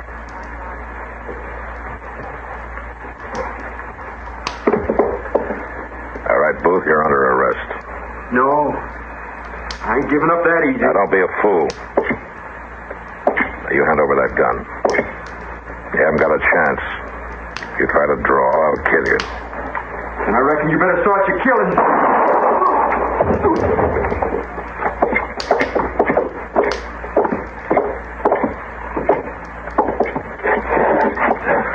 Well, at least he won't have to stand no trial. No, he's not dead, Chester.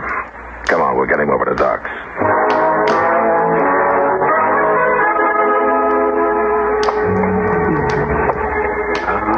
Young fella, now, take it easy now, if you can.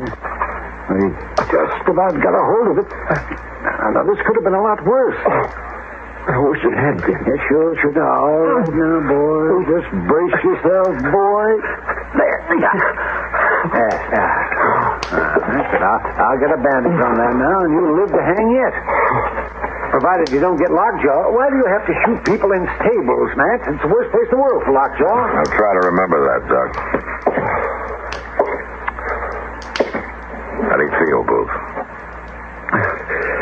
I'll make out. You've been hiding at the livery stable all the time? No, I circled back and I stayed in the barn after the hunt place. I figured you wouldn't be looking there. You figured right. That's about all I figured, right? She was using me, Marshal. That's what it was. She told me I went back out there. She gave me 2 weeks' wages. Told me to drift. Well, now you know. She laughed at me and called me a green kid. I reckon maybe she laughed at him, too. She hadn't ought to laugh, Marshal. That's what she figured wrong. What do you mean? I choked her to death. Both probably have let you off clean. You were in the clear. He had a gun in his hand, even if he didn't know how to use it. But not now. Yeah. I guess it don't matter much now. It's a funny thing, too. I was heading up north when I stopped here. I hit Dodge long about sundown, so I figured to lay in for the night. And I met Mr. Hunt in the saloon, and he gave me a job. I wasn't aiming to stay here, Marshal. You weren't, I was just riding through. Yes, sir? You ought to have kept on riding.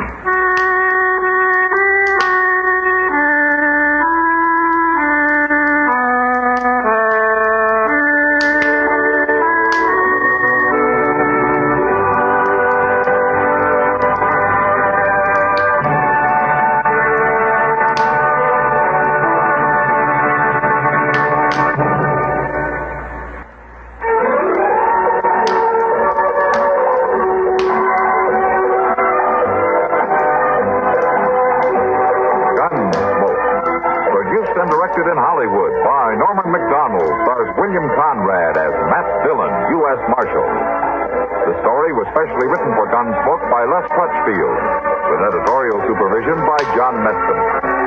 Featured in the cast were Lynn Allen, Dick Crenna, Joseph Kearns, and Lawrence Dobkins. Harley Bear is Chester, Howard McNear is Doc, and Georgia Ellis is Kitty.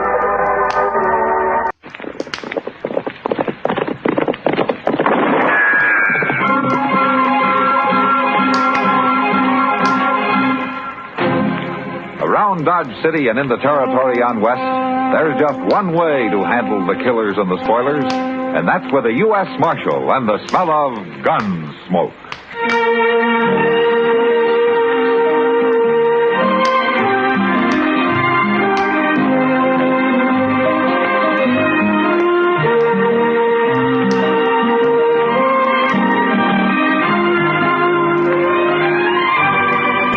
Gunsmoke. Starring William Conrad, the story of the violence that moved west with young America, and the story of a man who moved with it. I'm that man, Matt Dillon, United States Marshal. The first man they look for and the last they want to meet. It's a chancy job, and it makes a man watchful and a little lonely.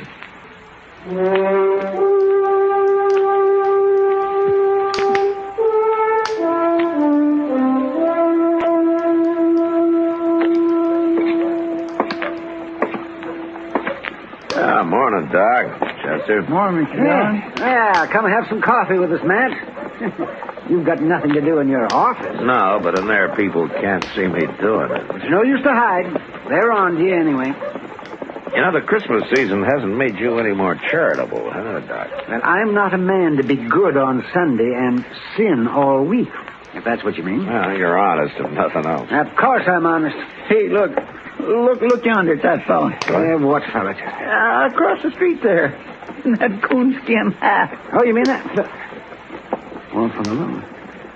Well, I never did. Now, that's the tallest man I ever saw. And that rifle he's carrying as long as he is.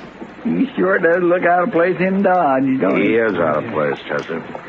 That's a squirrel-hunting southern mountain man. Well, is that what well, he's coming over here. Well, at least he ain't another gunman, Mr. Dillon. Well, that's something to be thankful for. Howdy. Hello.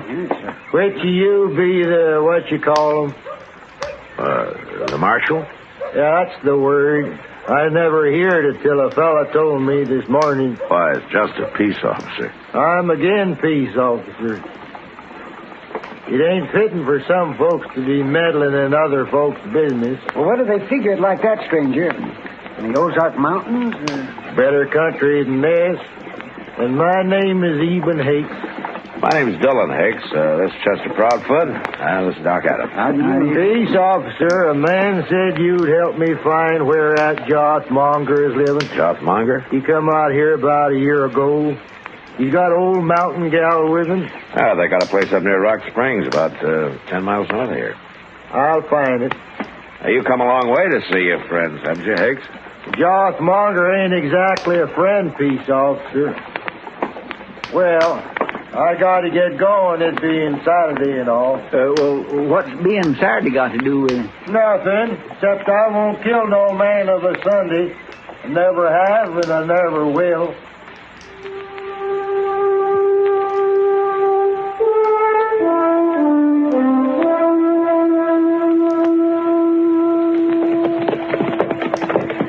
Jothmonger's place don't look no better than it ever did, does it? Not much.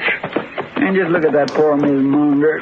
Out doing chores as usual. I wonder where Joth is. Sleep somewhere, probably. Morning, Miss Monger. Hi. Hi, ma'am. Poorly. Is Joth here, ma'am? Today wasn't Saturday, he'd be here. What? Joth heels into Dodge every Saturday. He does. Well, I never see him. He socialized more, you'd see him. Joth's got his ways, Marshal. They're lonesome, but they're his'n. I see. Miss Monger, do you know a man called Eben Hicks? Hakes. You speak that name around here, you won't be welcome, Marshal. Is there trouble between you? You call Joth being the only Monger left, and even being the only Hakes left, then you could say there's trouble. Oh, you mean it's a feud, huh?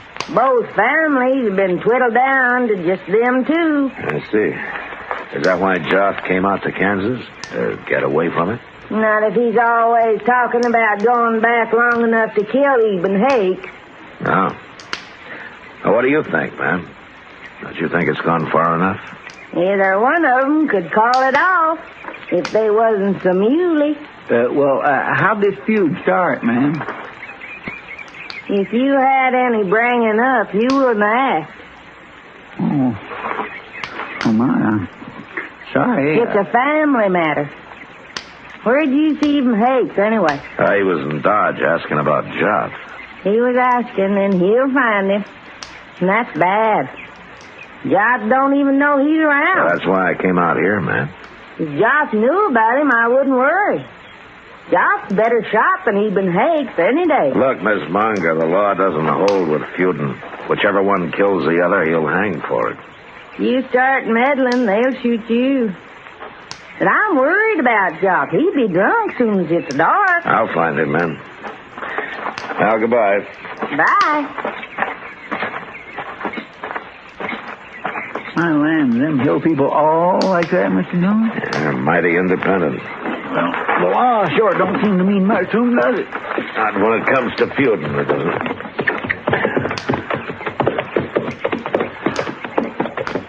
Chester. Huh? Look over there. What? For that little bluff. Well, forevermore. How'd he get here? I don't see no horse. Well, let's go ask him.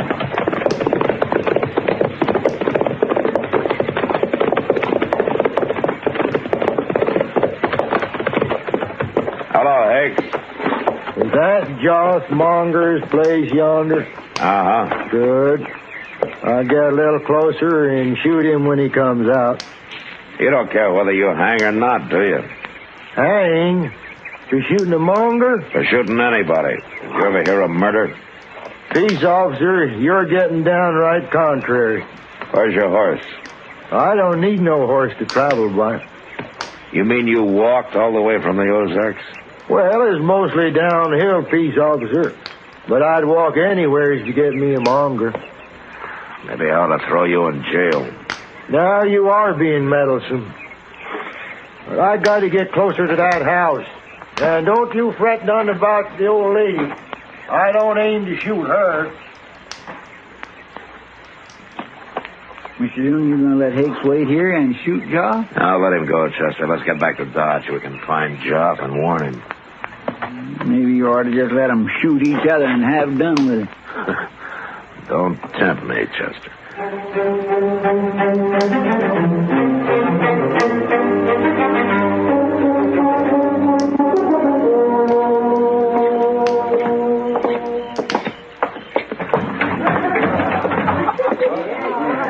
ask Sam if he's seen Jock, will you, Chester? All right, sir. Evening, Kitty. Oh, hello, Matt. Where you been? Pretty near midnight. Well, I've been trying to stop a feud, Kitty. A long time since I've heard of a feud around Dodge. Now, this one kind of got transplanted from the Ozarks. The Ozarks? Then it's a wonder that crazy Joth Monger isn't mixed up in it. Well, it's Joth I'm looking for. I'll bet your $1 right out back, Matt. Out back?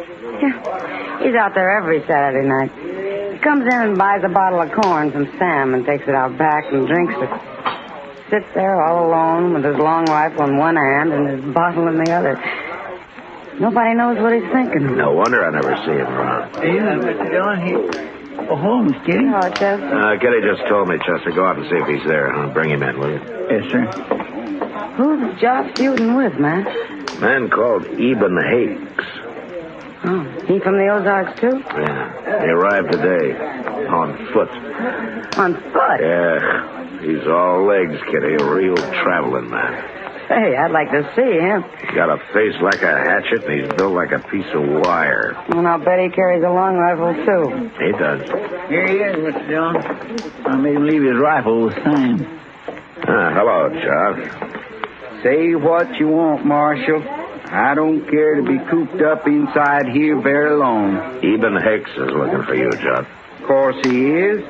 Mongers and the Hakes been looking for each other nigh on to 40 years. And most all got found, too. You been drinking, Jeff?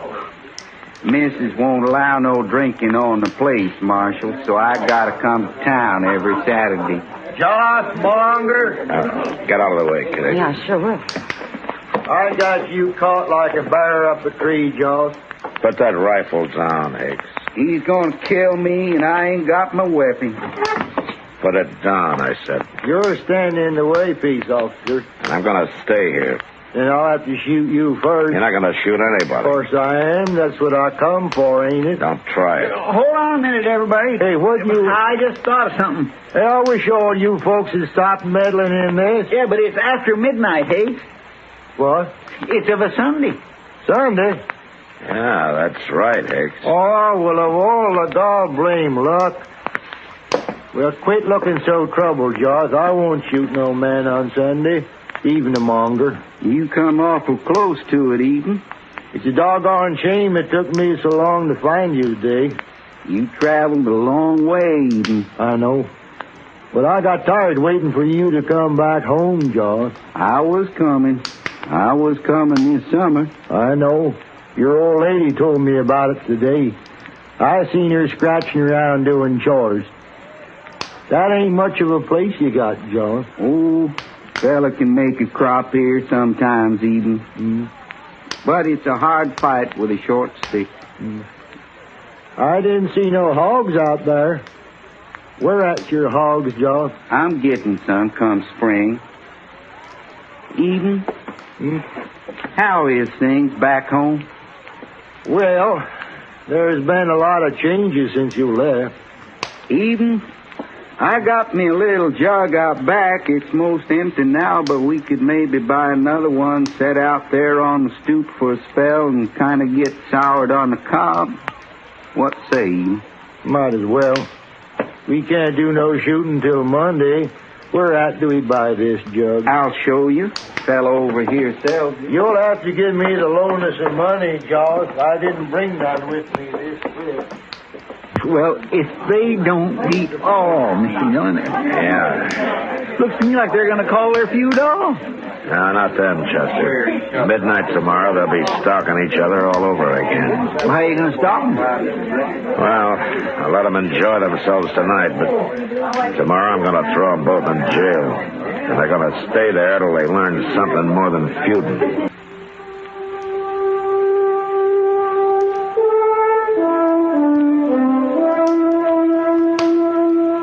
I wasn't sure that jail would teach Joth and Eben a thing, but I still couldn't let them run loose and shoot each other down. So the next morning, Chester and I went looking for them. We found where they'd built a small fire out back of the Long Branch, and we found a number of empty bottles. But that was all. We searched the town till noon with no luck, and then I decided to ride out to the Monger place and see if by any chance Joth had returned. There was nobody in sight when we got there, so we dismounted and walked up to the door. Well, there's smoke coming out the chimney, Mr. Dillon. Yeah, that doesn't mean Joth's here. Oh, no, sir.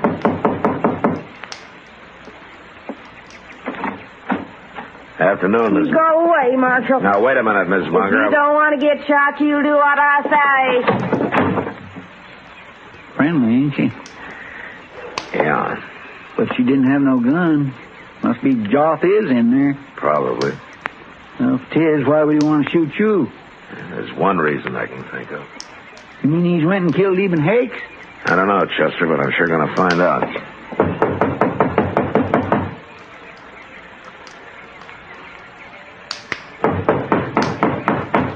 They ain't going to open it none. Yeah, there's a window around at the side.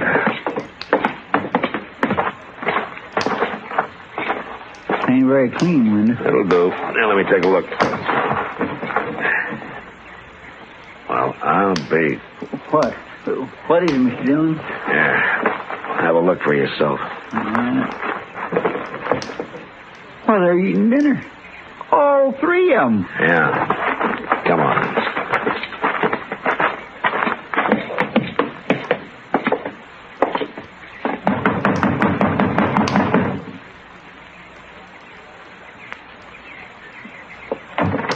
I want to talk to the men, Miss Munger, and I'm coming in. Joth? All right, stay away from those rifles. He busted in. He busted right past the woman. I never heard of a man coming in another man's house that way. He had any upbringing, he wouldn't have. Is this the kind of people they got in Kansas, Joth? It's the first I've seen of it. Never mind about that, Joth. Why did your wife threaten to shoot me? What's going on here, anyway? You hadn't come to put him in jail. You wouldn't get shot, Marshal. Oh, how did you know I was going to put him in jail? Even says you told him he would. That's right, I did. If he killed anybody. I ain't killed nobody. Feud's off.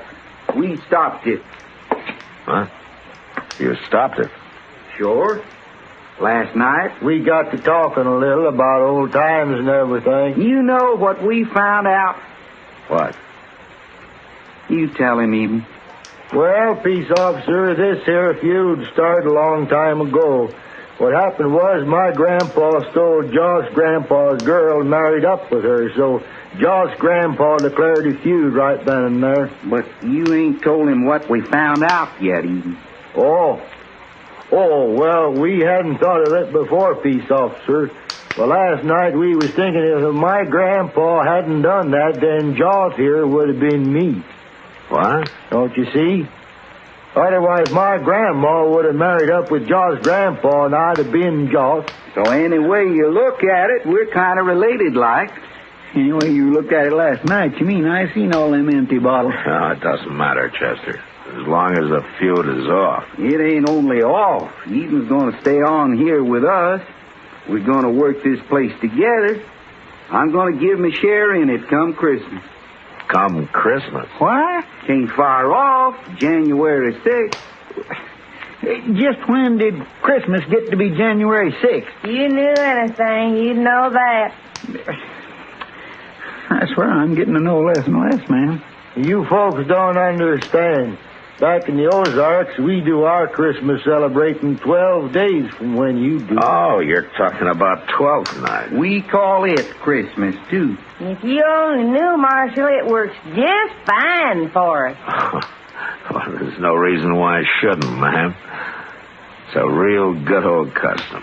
Say now, maybe you and Chester'd come out and celebrate with us? Well, they don't mind kraut and sour pickles and cornbread and coffee, they'll come. Well, now, woman, ain't there going to be no chitlins? If you hadn't asked, I was keeping them for a surprise. Miss Monger, chitlins or no chitlins, I'd be proud to come. Me too. Well, we'll leave you to your dinner now. And, we'll see you all 12th night, huh? Oh, yeah, sure. Well, sure to come back 12th night.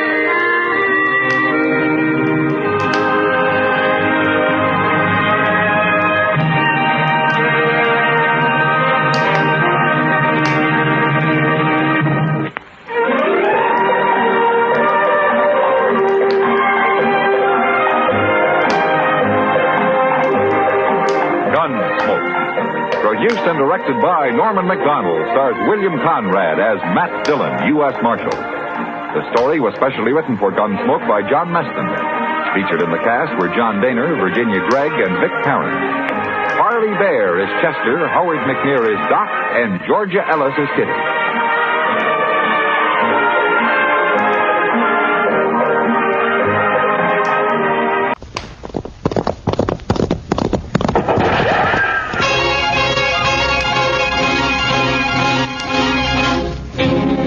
Around Dodge City and in the territory on west, there's just one way to handle the killers and the spoilers, and that's with the U.S. Marshal and the smell of Gunsmoke.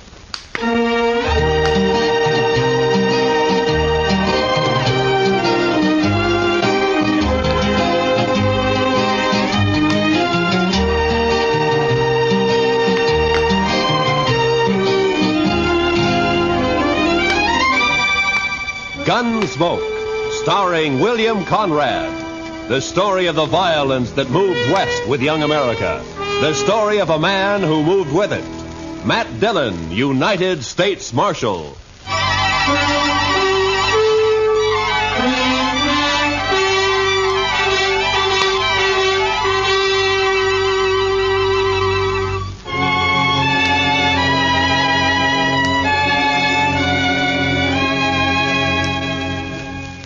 It was the dust. The heat was bad enough in Dodge City, but out on the plain, it was the dust.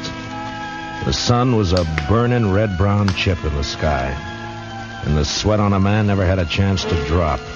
It was blotted and dried with dust. Doc, Chester, and I had ridden to old man Gore's place 10 miles out. He'd had some trouble with one of the hands. Fella had gone loco with liquor and had been shooting up the cattle. We found him, stripped naked nearby on his haunches, crying, drunk over a parched water hole. Doc had got him to bed and fixed him up some. And now we were heading back for Dodge. Darn horse. Seems he's just bound to stomp all the dust in Kansas in my eyes. Maybe the marshal will buy you a camel, Chester. This keeps up, we'll all buy camels. I remember the time back in Waco when I was just Doc, a small... Chester, boy. You see something ahead on the side of the trail there? Yeah, maybe. It looks like some poor calf strayed off and dropped. I don't think so. It looks like a man. Come on.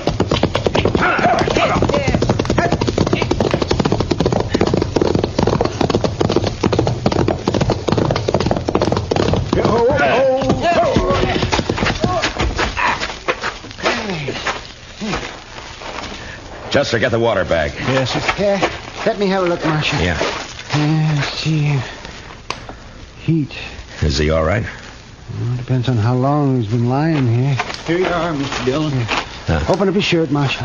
Chester, get some of that water on his wrists. All right. It looks like an Easterner, huh?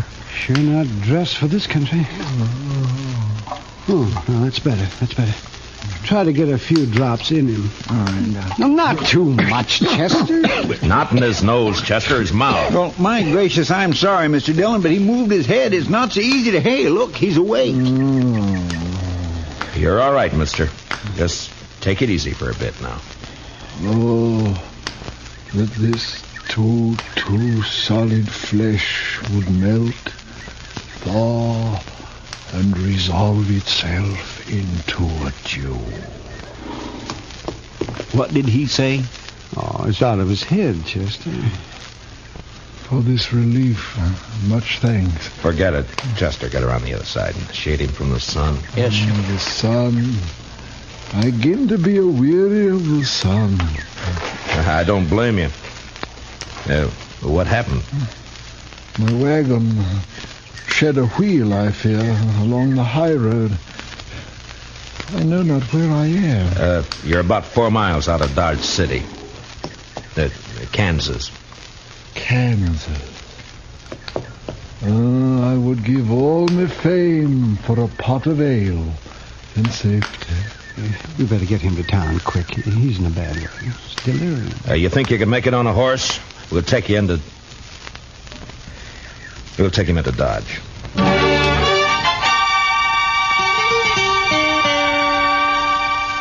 And he passed out again. We tied him across Doc's horse. Doc and I doubled up, and Chester rode behind. The stranger was a tall, skinny man with a face like a friendly mule. Big hands and thin wrists stretched out from his sleeves. He had no papers on him, nothing. And until he woke up, we wouldn't even know his name. Doc settled him down in the back of his place, and he was still asleep when Chester and I rode out to where we figured he'd left his wagon. Wasn't hard to see when we found it. What color wagon would you call that, Mr. Dillon? Puce, Chester. Puce. I guess so. Seems to be some writing on the side there. Yeah. Oh, Irving Henry, thespian supreme, disciple of the immortal bard. I should have known he was a religious man. He's an actor, Chester, the immortal bard. Shakespeare, William Shakespeare, wrote plays, poems.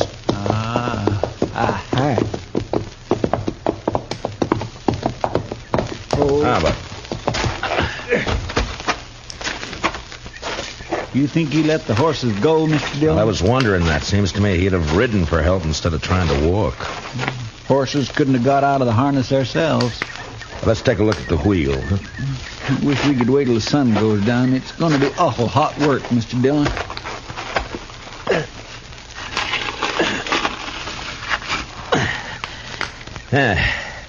It's not too bad. The pin fell out.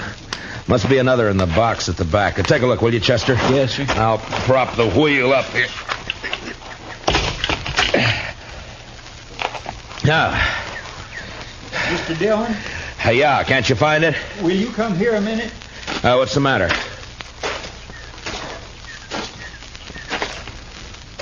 Take a look in there.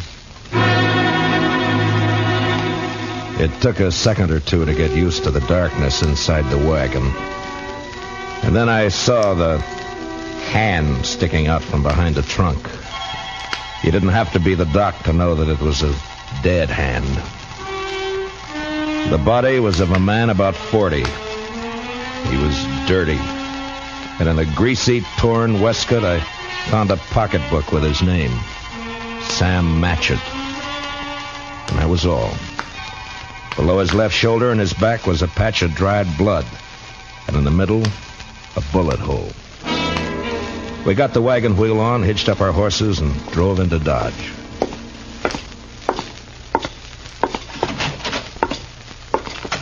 Doc? Oh, that's you, Marshal. Yeah. Yeah, I'll be right out. All right. Get that fella's wagon fixed up? Yeah, I brought it in. Is he awake? Oh, I haven't looked in the last half hour. I was making coffee. You want some? No, thanks. Oh, it's a funny thing about coffee. When it's hot weather like this, drink it scalded and it makes you feel cooler outside. Look, Doc, I got to see that fellow. I want to ask him a couple of questions. Oh, that's so? I found a dead man in the back of his wagon. You don't say? You better take a look. Chester's bringing him in the side. Oh, sure. You want to go on back? Yeah, thanks, Doc.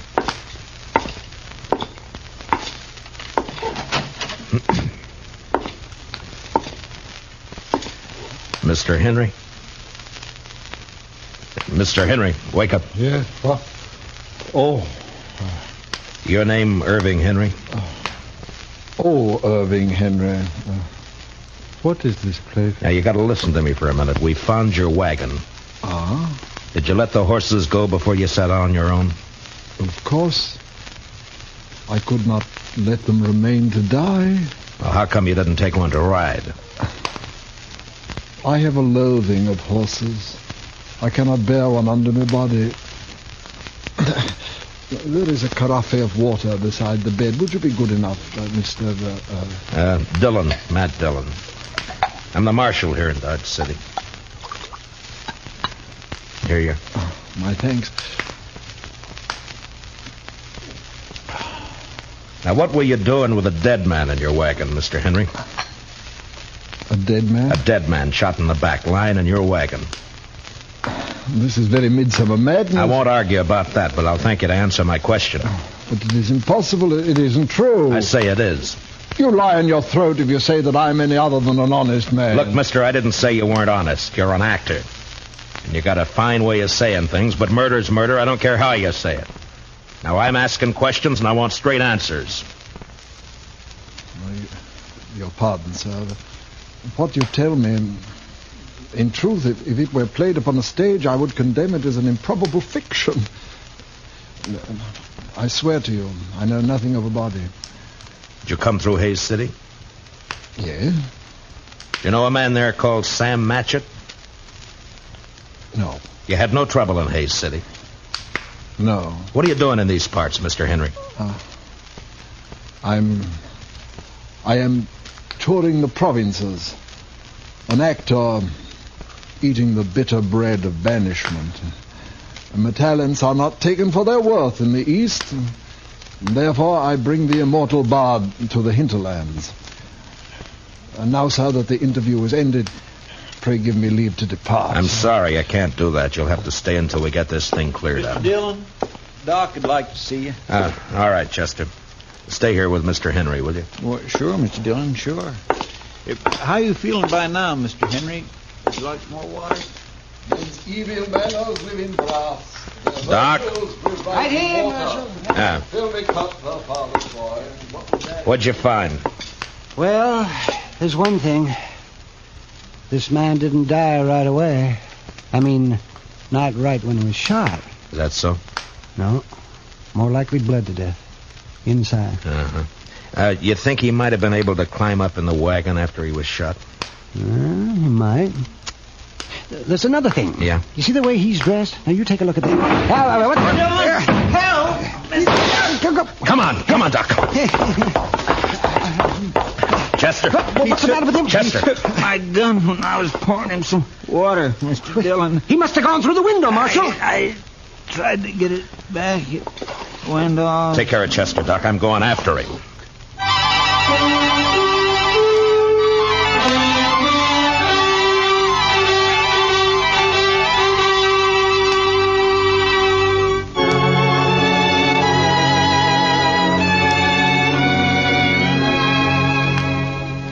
When I went out of there, I didn't know how badly Chester was hurt. There was a lot of blood on his head and over his face. It was nearly dark outside, and the street was empty. It was supper time. I could see the women through the windows getting food ready. The kids were inside, too. Sure looked peaceful.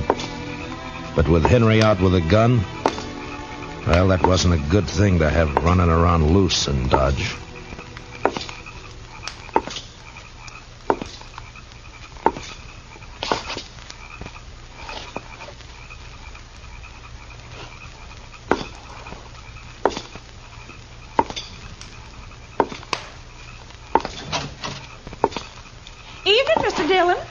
Did you see a man run down the street, Miss Fletcher?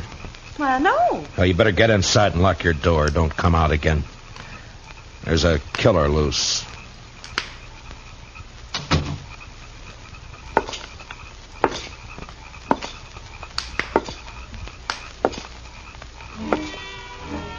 I walked the length of the street, listening, waiting. And when I got to the end, there was nothing. He hadn't taken a horse, I'd have heard that. And in a way, I was sorry, because if he'd tried to hide and dodge, there'd be no way to get out of shooting that wouldn't get women and kids hurt.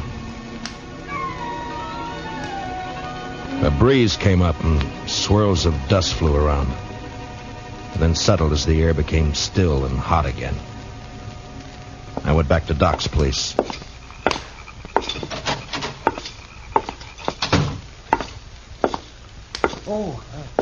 Did you find him, Marshal? No. How's Chester? Oh, I'm fine, Mr. Dillon. Just creased my head, more mess than hurt. Oh, good, Chester. Look, you want to go home or you want to work? I want to work. All right, go down to the office, get yourself another gun, and round up some men, many as you can. As long as Henry stays in town, we're in trouble. Now, keep your eyes open. Meet me back here. Yes, sir, Mr. Dillon. Take my gun with you, and if you see him, watch out. All right, now get going. Yes, sir. Doc, I'm going to have to make you a deputy, too. Well, maybe instead of digging out bullets, I'll be putting some in. It's not funny, Doc. Now, come on. All right, we'll start here. I'll take this side, you take the other. Get the men to go through their houses and tell them to look for their horses. Tell them what's happening. By 10 o'clock that night, as far as we could tell, Henry hadn't left town. There were plenty of places for him to hide, though. We had 50 men out searching. Chester and I were working along back of the express office. There were a couple of houses there we hadn't covered. You wouldn't think a man like that'd be a killer, now would you, Mr. Dillon? I never saw a man yet couldn't be, Chester. Depends on your reasons for killing, I guess. Now, let's take a look behind these boxes, huh?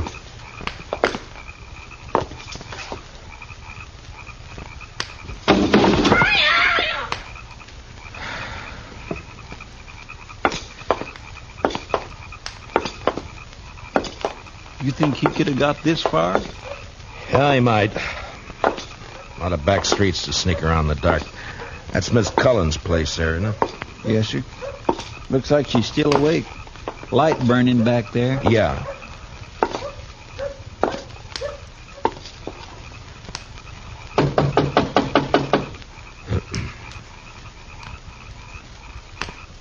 Seem a bit cooler to you tonight, Mr. Dillon? Yeah, a bit.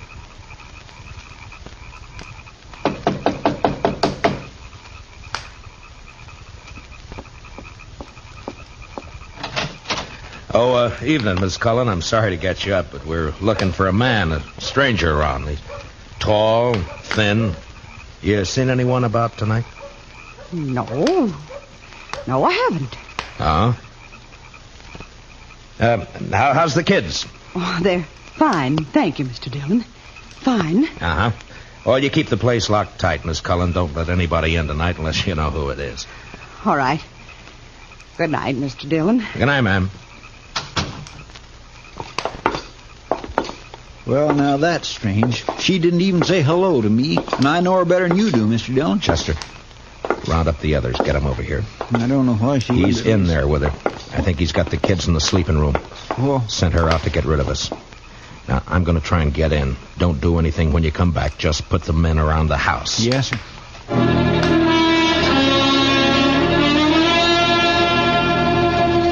I'd seen Miss Cullen make a move with her head, and her eyes said the rest. When I told her to lock up, I shook my head, and I hoped she understood. I wanted that front door to stay open.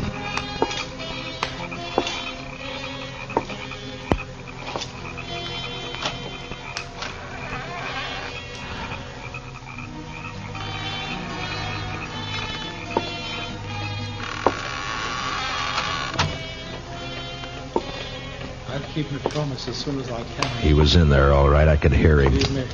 I wanted him alive, but I wasn't going to risk hurt to Miss Cullen or the kids getting him. Please. I did what you asked. Don't hurt the children, please. They will never know this night. And in the morning, when they're awake...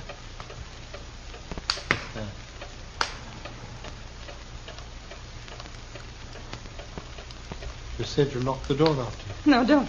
I shall keep the pistol turned to the girl's head now. Someone is here. They try to take me.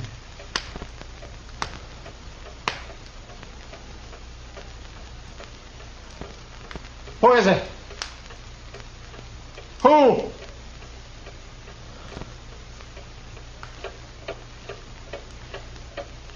Mr. Dillon, go away. Please. He'll kill us. You lied. You lied. Oh, tiger's heart wrapped in a woman's hide. Listen to me, Marshal Dillon. Throw your pistol in here, and then come in with your hands before you. I have no stomach for child killing, but I will not hesitate to do so.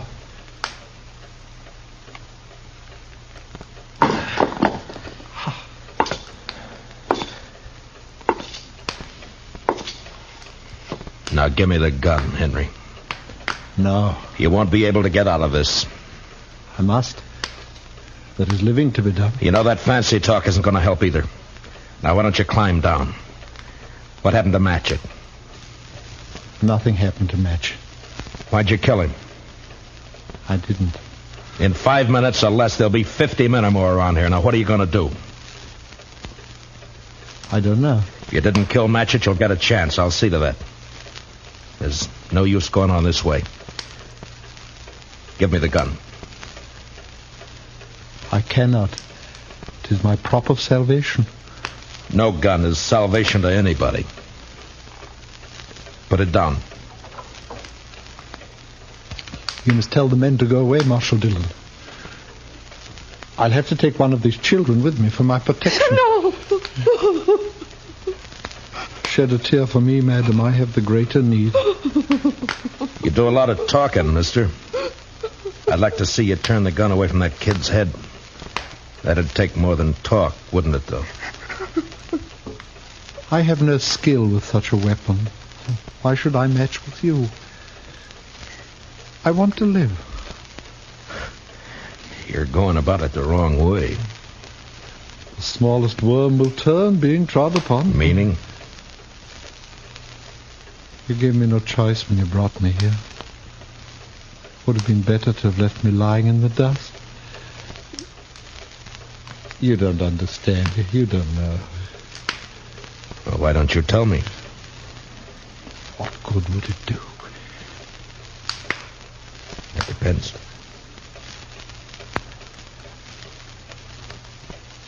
My life has been the theater. As a boy, I was a student of Shakespeare. You would look at me. Who would accept this face for Hamlet? This ill-shaped body for Romeo? His speech has become my speech, but when the fools only look, they cannot listen for laughing. There have been ugly men before you. It hasn't been cause for murder. Why'd you kill Matchett? In New York, there was a man, a gross, stupid man who fancied himself an interpreter of the bard. He took me, as his apprentice. And together we set out for the tour. I would play only the voices. Never Richard, never Henry, never Lear, only the voices. Whilst he, stumbling, drunken, he muddled and tore to a tatter the words that I should have spoken.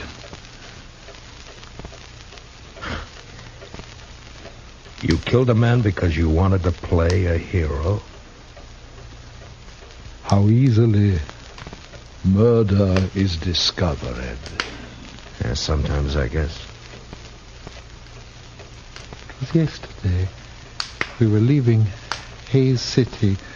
We played there for 2 days, and it made me a laughing stock. It was night, and he became drunk and threatened to leave me in the next town. I made him stop the wagon, and taking up a pistol, I shot him. He did not die at first, and when I saw what I had done, I wanted him to live. And I put him into the wagon, and I drove on, hoping to find a doctor. Then, as the night passed, I saw that he had died. And I was afraid. The wagon broke down? Yes, I put my purse into his clothes and took his name for mine. How I've hated the name of Sam Matchett. But you wouldn't understand. I wouldn't. Well, what now? I want to live. I want my chance. You've done a murder. I can't let you go. You know that. Don't make it harder. I lost my husband 2 years ago. I know what it is to be alone. You've been alone, haven't you? I'm sorry. But you killed someone. We may pity, though not pardon, dear. I'm going now, Marshal. If you walk out of there with your gun, you're a dead man. Death's a great disguiser. I must have my chance. Don't do it, Matchett. There'll be killing. Madam, forgive me. I would not have harmed your children. Matchett, put down your gun. Let me go my way. Please. There are a lot of men waiting for you out there, Matchett. You know what'll happen if you open the door.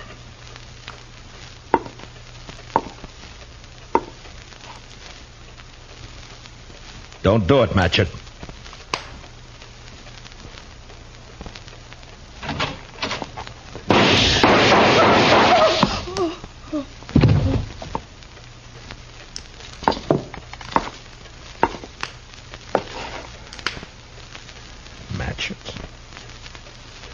Sleep, perchance to dream. Aye, there's the rub. For in that sleep of death, what dreams may come.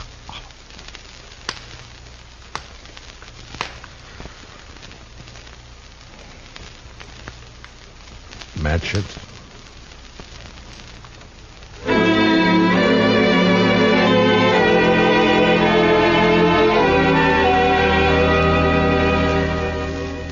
He knew he was going to die. The minute he opened that door, he knew it. And maybe he wanted to, because he fired first, a single shot. We buried him in back of the church, and I found some words in a book to put on his grave. He that dies pays all debts.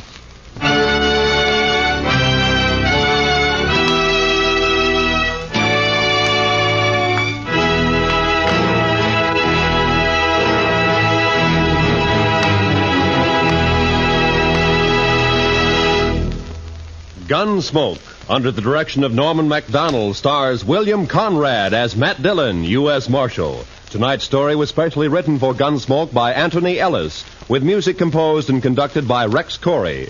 Hans Conried was featured as Henry, with Mary Lansing as Mrs. Cullen. Parley Bear as Chester, and Howard McNear as Doc. Join us again next week as Matt Dillon, U.S. Marshal, fights to bring law and order out of the wild violence of the West in Gunsmoke.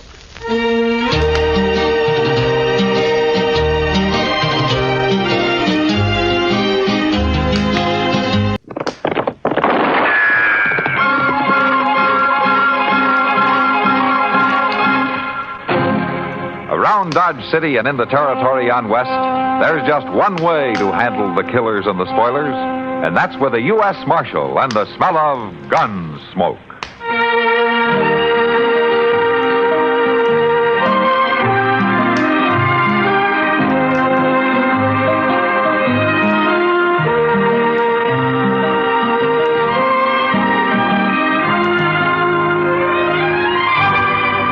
Gunsmoke, starring William Conrad, the story of the violence that moved west with young America, and the story of a man who moved with it. I'm that man, Matt Dillon, United States Marshal.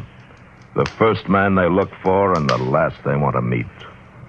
It's a chancy job, and it makes a man watchful and a little lonely.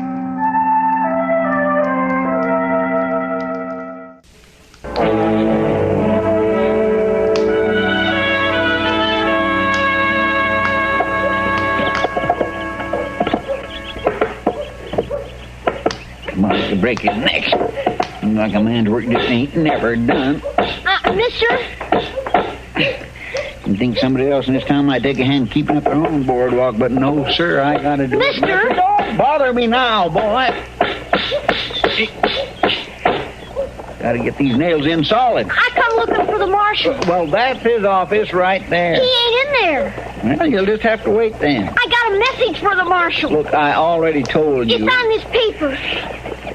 Let's see it. I'm supposed to give it to the marshal person. Well, you ain't gonna give it to him if he ain't there. When he be back, mister? My land, boy, I got enough to tend to without fretting about where Mr. Dillon is every minute. You want me to give the paper to him? I ain't to let loose of it to nobody else. Well, it'd be all right to let me see it. I'm the marshal's assistant, his right-hand man, you might say. I ain't to let it loose. Yeah, forevermore. Just quit bothering me about it, then. I got enough to do.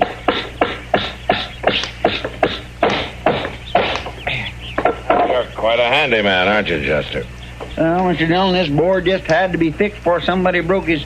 Oh, this boy's been looking for you. I got this paper. It's for the marshal. He wouldn't let me so much as look at it. I can't make nothing out of it. Never mind, Chester. You can give it to me, son. I'm the marshal. Oh, here. Thank you. Hey, boy. Hey, wait a minute. I ain't just supposed to give it to the marshal, that's all. Just give it to the marshal. Look at him go, Mr. Dillon. You want me to go after him? No, never mind, Chester. Let him go. All right.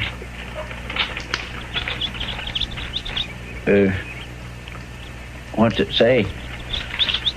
Chester, I'm going to ride out of town a ways. Well, kindly sudden, ain't it? Does that note say something I should know about, Mr. Dillon? No. I'll be back as soon as I can. All right, then. It don't matter to me none that folks won't tell me nothing about nothing. It seems like there's only one thing around here I'm fit for, and that's using a hammer.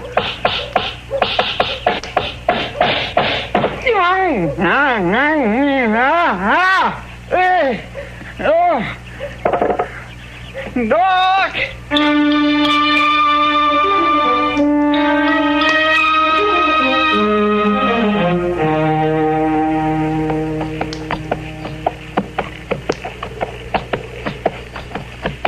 Matt?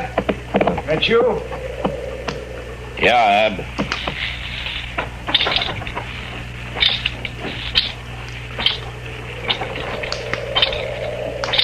I knowed you'd come. The boy brought me the message. You hurt bad? Bad enough. In the back. Here, let me take a look at it.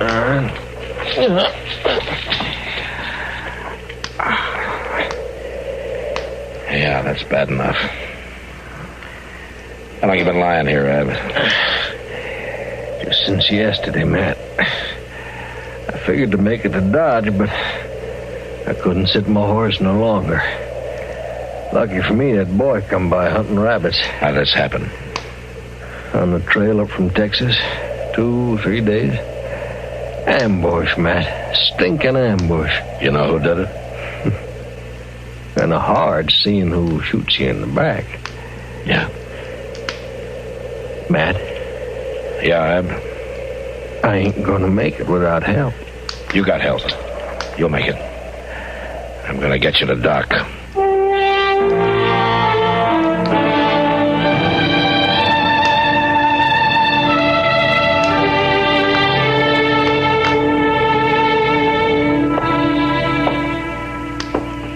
Pour some water into that basin for me, will you, man? I want to wash my hands. Yeah, sure, Doc.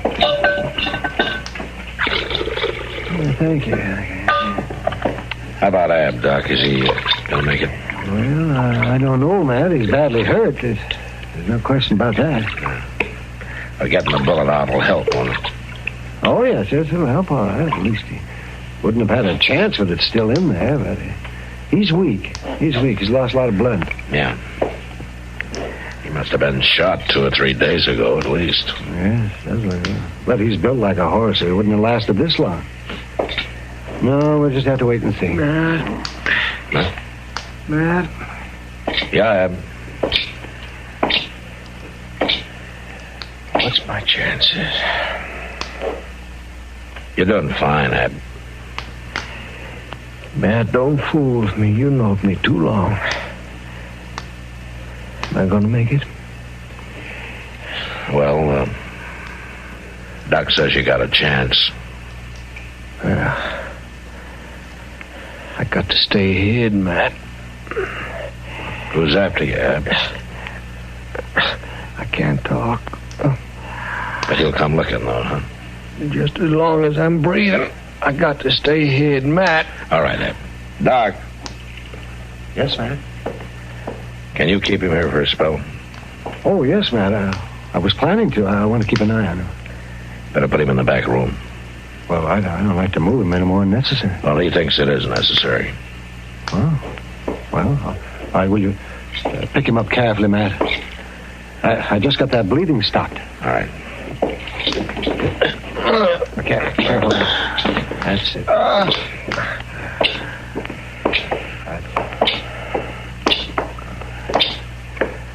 You'll be out of sight in here, Ab. Yeah. That's it. Now, just lower him gently, Matt. Just gently. Thank you, Matt. Yeah. You won't say nothing. I won't say anything. I'll look in on you later, huh? Well, he'll be all right in there, if he makes it at all.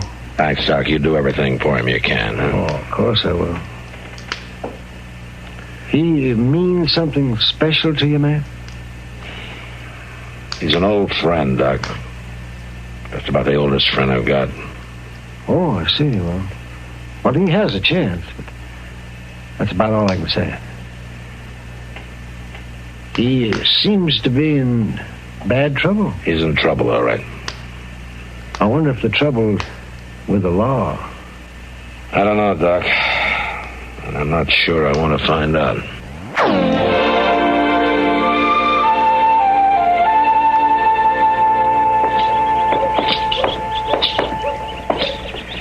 I declare, Mr. Dillon, it seems like we're eating our supper in the middle of the day, don't it? Yeah, it stays light a lot longer this time of year. It just don't set right with me. Oh, what's that? Why, eating supper in broad daylight that way? Well, nobody's forcing you, know. What do you mean? You can wait to do your eating till it's dark. Oh, no, I couldn't do that. Oh, why not? Why, my stomach won't let me, that's why not. It's nagging at me to feed it by mid-afternoon, no matter what time of year it is. Mr. Dillon? Yeah? You know that fella? That one in the dark vest standing over there in front of the Dodge house? No, I don't think I do. Why? Well, I just wondered if he was maybe some kind of a lawman or something. He's been asking so many questions around town. Well, what kind of questions? Well, mostly it seems like he's trying to track down a fella named Hob or Abe or Ab Butler or something like that. Oh. He's asking all over about him. Ab Butler. You know him? Yeah. I better have a talk with that fella. Well, is it something I ought to know about, Mr. Dillon? No, Chester, I'll handle it. Oh, gun it. Nobody never wants to... I'll see you at the office. Why, yes, sir.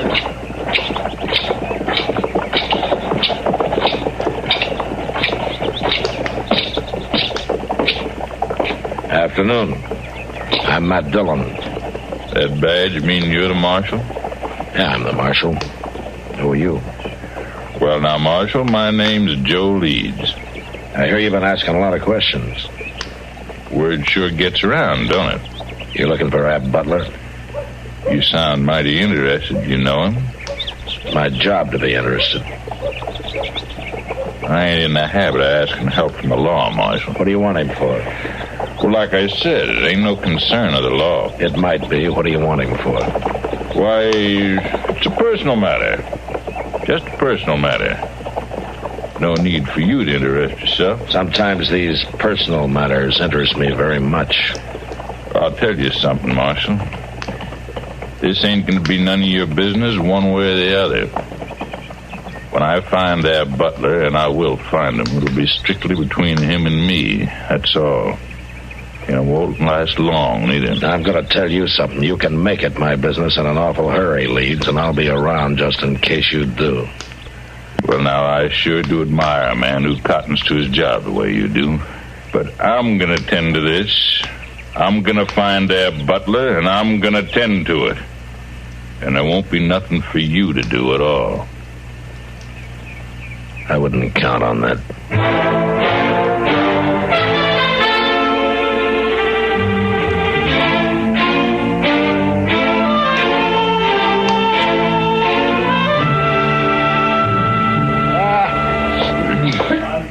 Sam, just a short beer. I got to get back to the office. Sure thing, Doc.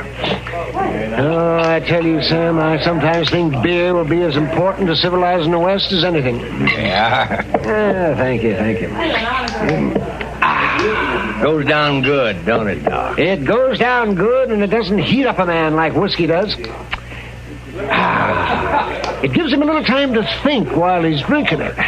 And it's about as good a remedy for dust in the throat as I know of. Well, you sound like you're making a speech, Doc. He was going on about how good the beer is. No, wait a minute. Wait a minute, Sam. I didn't say this beer. I was talking about beer in general. Oh, come now, Doc. This beer's not so bad. Oh, no, but it could be a lot cooler. What couldn't? Well, I guess you're right, Kitty. It's better than nothing. Thanks very much. Why don't you come over to the table, Doc, and sit down? No, I can't, Kitty. Thank you just the same. I got a very sick man up in the office. I don't want to leave him alone too long. Anybody I know? I don't think so, Kitty. No, I've never seen him before. What's the matter with him? He was shot in the back. And he's been in bad shape, real bad shape. So, yeah, well, I got to get back. I'll see you later, Kitty. Yeah, sure, Doc. I'll tell you one thing, Kitty. If I ever got me a bullet in the back or anywhere else, I'd sure want Doc around to dig it out for me. Yeah, Sam. He's an awful good doctor. He's more than that. Yeah, he sure is. Yeah. Taking such close care of a fellow he never even saw before. Staying up there in his office with him in all this heat. You know, I bet he doesn't get paid a cent. Doc's a fine man, all right. Another drink, mister? No more. Here. Oh, thanks. Where's the Doc's office? Why, it's right down at the end of the street, mister, and up some side stairs. There's a sign hanging there. Thanks. Hey, mister, you got some change coming? Well, I don't know what put him into such an all-fired hurry all of a sudden. He's been standing here drinking beer most of the morning. Funny he didn't ask Doc when he was standing right next to him. Yeah, it is funny. Hello, Kitty. Hello, Sam. Oh, hello, Marshal. Oh, Matt. You want a beer? Kitty, you know that fellow who just went out of here? Will you ever talk to him? No, Matt, I haven't. Something wrong? Well, I'm not sure. I know one thing, Marshal. Oh, what's that, Sam? He can't be feeling too good. He just asked me where the Doc's office was. And he seemed to be in an awful hurry to get there. What? And that's where he's headed right now? That's what it seemed like. He didn't even wait to pick up his change. I'll see you later. Matt?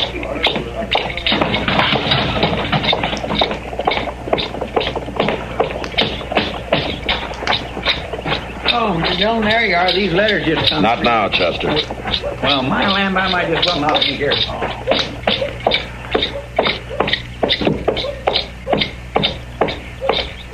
Leeds, stay where you are. I told you this was my affair, Marshal. Don't come after me. Come down those stairs, Leeds. You're not stopping me now.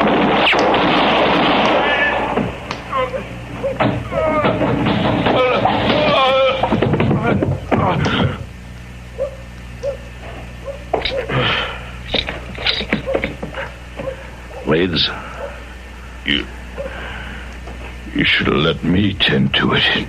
You tried to tend to it once, with a bullet in the back. He had it coming. He run off with the money.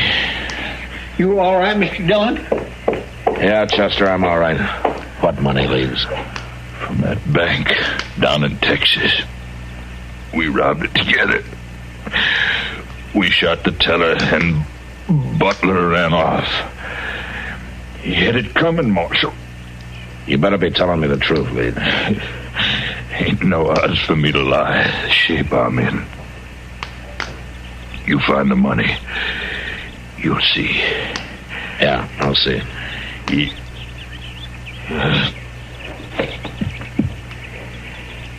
dead, Mr. Dillon. Yeah. You know what he was talking about? Yeah, Chester, I'm afraid I do.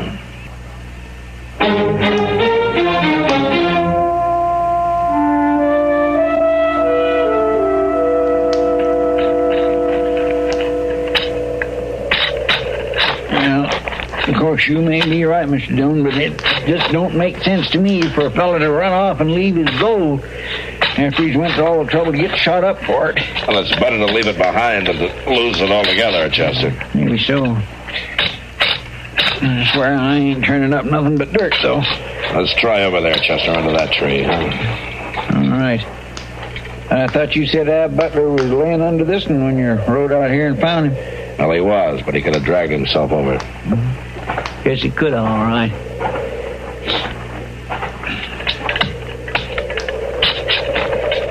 Sure is a sight of digging attached to the marshal's office, ain't they, Mr. Dillon? Yeah. Sure, I must have dug as many graves as the undertaker. Probably do a better job of it, too. Maybe that's what you're cut out for, Chester. How's that? Maybe you ought to be an undertaker. Oh, no, sir, Mr. Dillon. I admit I dig a nice, deep grave, but I ain't got no desire to make a career out of it. I'll get... Well, now. What is it? Well, there's something under here that don't belong to be here, Mr. Dillon. I can't quite make out what it is. Now, let me see. Yes, sir. There it is. It's saddlebag. Yeah, give me here. There you are.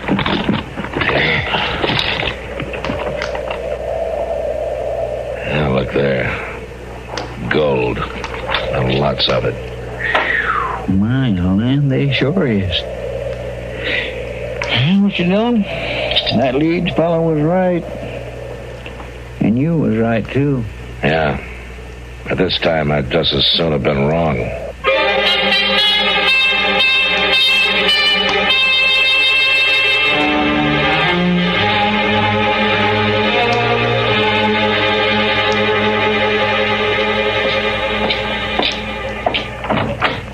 Oh, hello, Matt. Come in, come in. Hello, Doc. And I finally got some good news for you. Oh, is that so? Yes, I can tell you now, Matt.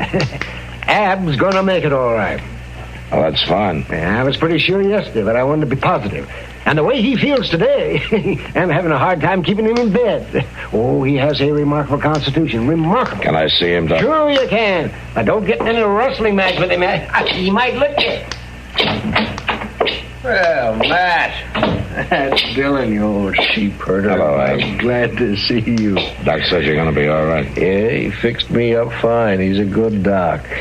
Yeah, he is. And I'm beholden to you, Matt, for bringing me to him.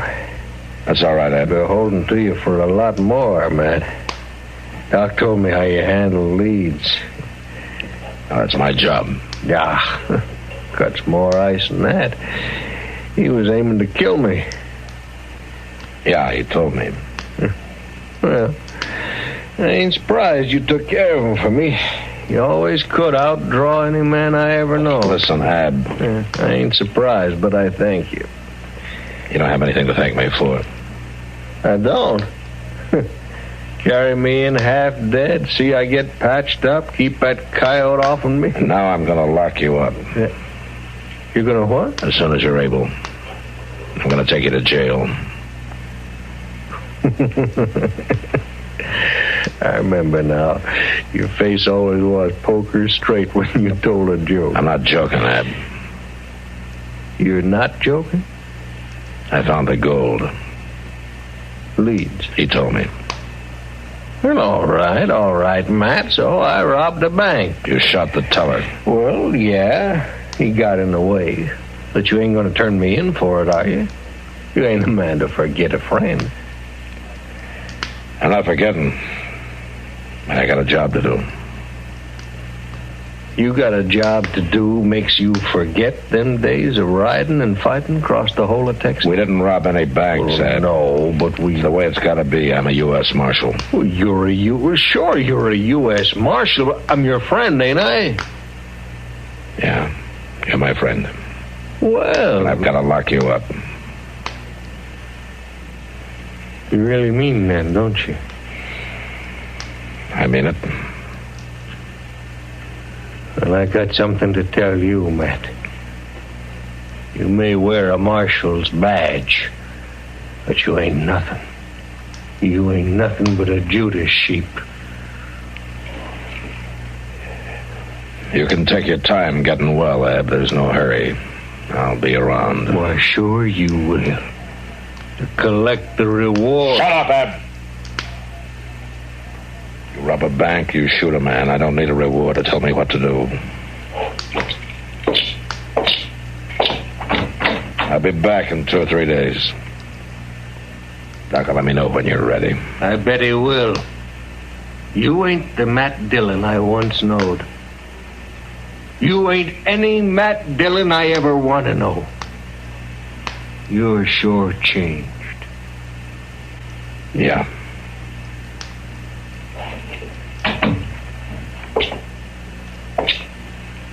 Was everything all right, man? I don't know, Doc. What's wrong? Well, sometimes you wonder just what friendship means and how binding loyalty should be. And you wonder just who that loyalty is to be given to. Well, I don't understand, man. Never mind, Doc. I'm going to go back to the office. Well, you want me to walk along with you? No, thanks, Doc. I think I'd just soon be alone.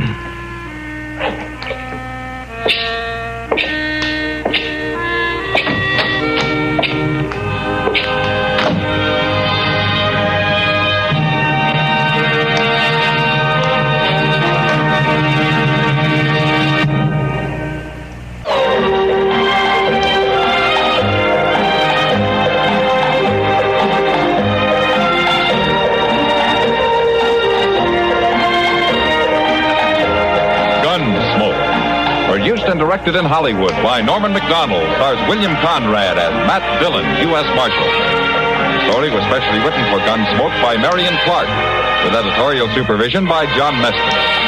Featured in the cast were Richard Beals, Lawrence Dobkin, Barney Phillips, and Joseph Kern. Harley Bear is Chester, Howard McNear is Doc, and Georgia Ellis is Kitty.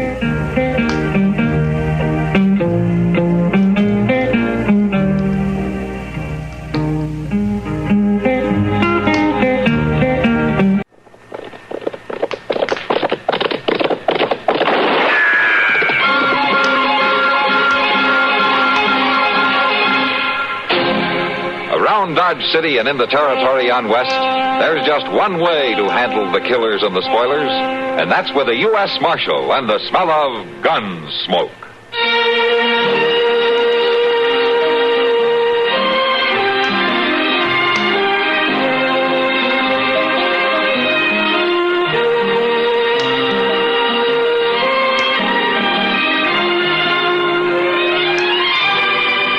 Gunsmoke. Starring William Conrad, the story of the violence that moved west with young America, and the story of a man who moved with it. I'm that man, Matt Dillon, United States Marshal. The first man they look for and the last they want to meet.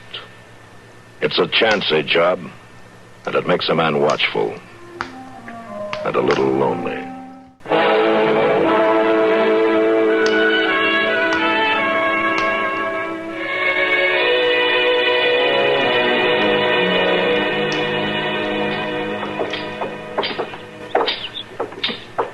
You don't have to come with me, Chester. I'm coming, Mr. Dillon. Keeping up as best I can. Well, if that's all the gumption you got, you're better off back at the office. Well, just let me rest a little bit, Mr. Dillon. What's the matter? Are you sick? I just ain't got no spunk to me these days. What, have you seen Doc? Oh, land, no. Last time I asked him to give me a tonic, he wanted to charge me a whole $1 for it. And at that, he wouldn't make no guarantee he'd cure me. Look, Chester, I'm only going to the telegraph office. There's no need for you to come along. Oh, no, I don't want to shirk my job. Will you go back to the office and lie down? Oh, I couldn't do that, Mr. Dillon. Lying down's the best cure I know for being tired, Chester. No, sir, it ain't. Pardon me. That's one of the worst things a body can do. Lay himself down when he's tired. It isn't. It is for me. I get to hear myself breathing so hard, owing to how tired I am. And it just clean wears me out listening to me breathe. Well, no, I do declare. What? What? Look yonder. There's that nice little Miss Curtin loading her wagon over to Jones's. Yeah? Now, where at is Rob Curtin? He ain't loading up his own wagon. Well, I don't know, Chester, but Well, you may be able to stand by and watch a lady do a man's work, but it's something I just cannot abide. Poor little thing like that. Lifting and hefting them big, heavy things. Now then, Miss Curtin, you just leave them feed sacks to us. Miss Curtin? Oh, Marshal, Chester. Well, they are mighty heavy. For a little bit of a thing like you, maybe, but for me,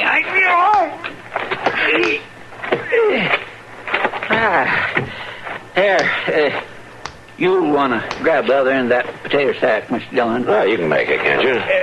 If you don't mind. You try it. No, Mr. That'd be better for you. All right, here we go. Well, I do thank you. And just wait till I tell Rob who gave me a hand. Anything else to go in, Miss Curtin? Well, not that I know of, Chester. How is Rob, anyway? Fine and silk, thank you, Marshal. Good. Well, you can see for yourself. Look here, Rob, all the nice help I've had. Hello, Marshal. Well, now, I didn't know but what you was home ailing or maybe working. One or the other. Guess you two took care of all the heavy stuff. I was waiting on Jonas. He went out back to fetch me these nails. Much obliged to you. Well, you folks just never get out our way. I'd be pleased if you'd come take supper with us sometime. That's very kind of you, Miss Curtin. We better be starting back. Thanks again for the help. Don't mention it, Rob. I suppose it's worth a small mention, all right. We'll hope to see you soon now. All right. Yeah. Well, aren't you going to wave to him, Chester? Oh, I'd like to, Mr. Dillon. I declare I am just clean played out.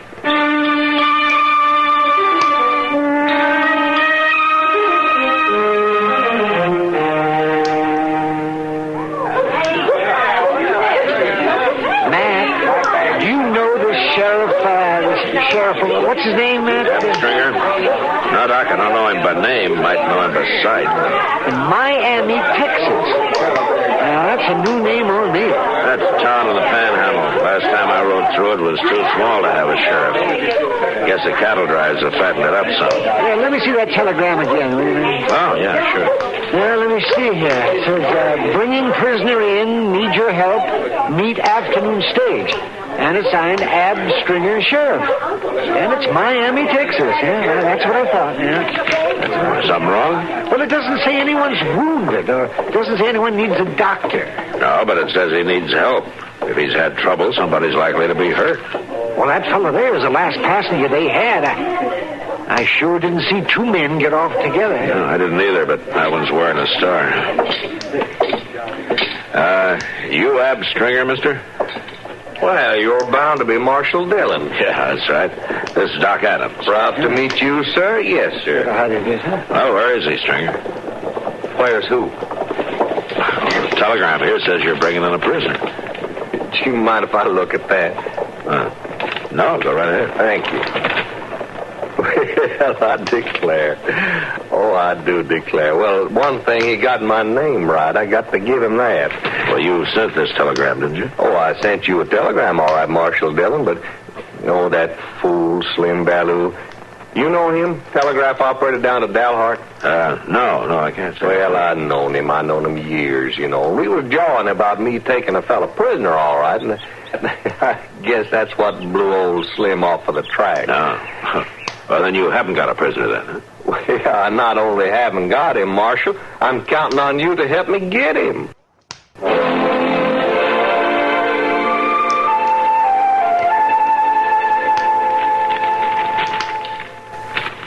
Well, now, they sure are a fierce-looking crew, ain't they, Marshal? Yeah, some of them look mighty rough, all right, Stringer. Of course, I say these wanted pictures, they serve their purpose. No? Looking through them keep a man in out of the heat, or the rain, or the cold. Ain't worth dried beans to help a man find the no count he's looking for. Yeah, they start a pretty good fire on a cold morning. Don't they, though? You haven't come across your man on these? No. Wouldn't be the first time I went fishing into a mess of these and didn't get my catch. Of course, might be he ain't stayed one place long enough to get his picture took. Yeah. That name you gave me, Sam Frazier, that doesn't mean a thing to me. Well, changing your name is just like rolling over in bed, Marshal. Ain't there a thing to it. Changing your face, that's another story. That comes a mite harder. Yeah, but I've seen them try. Oh, yeah, many's a time. And they get by with it now and again. You know, I found out a long time ago, if a man sets out to fool you, and he's half right about it, he can get the job done. But you know this Frazier. You'd know him outside. Oh, and he'd know me. Well, here's the latest batch of wanted posters. Thank you. If he isn't in them, we'll have to try something else, I guess. Yeah. We're used to that, you and me. Is that a fact? Yeah. Always trying something else. Yeah, that's the job.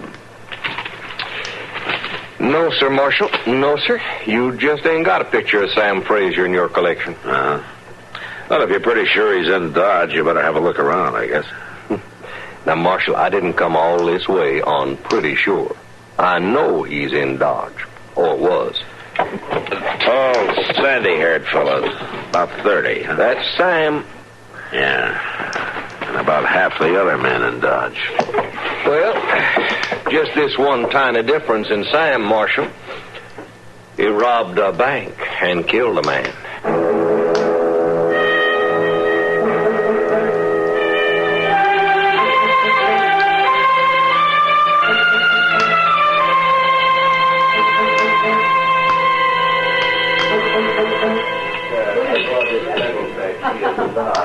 I tell you, Matt, wouldn't hurt to study Ab a while. He's the best-natured lawman I've ever seen. Oh? You got some kind of idea I'm not jovial, Kitty?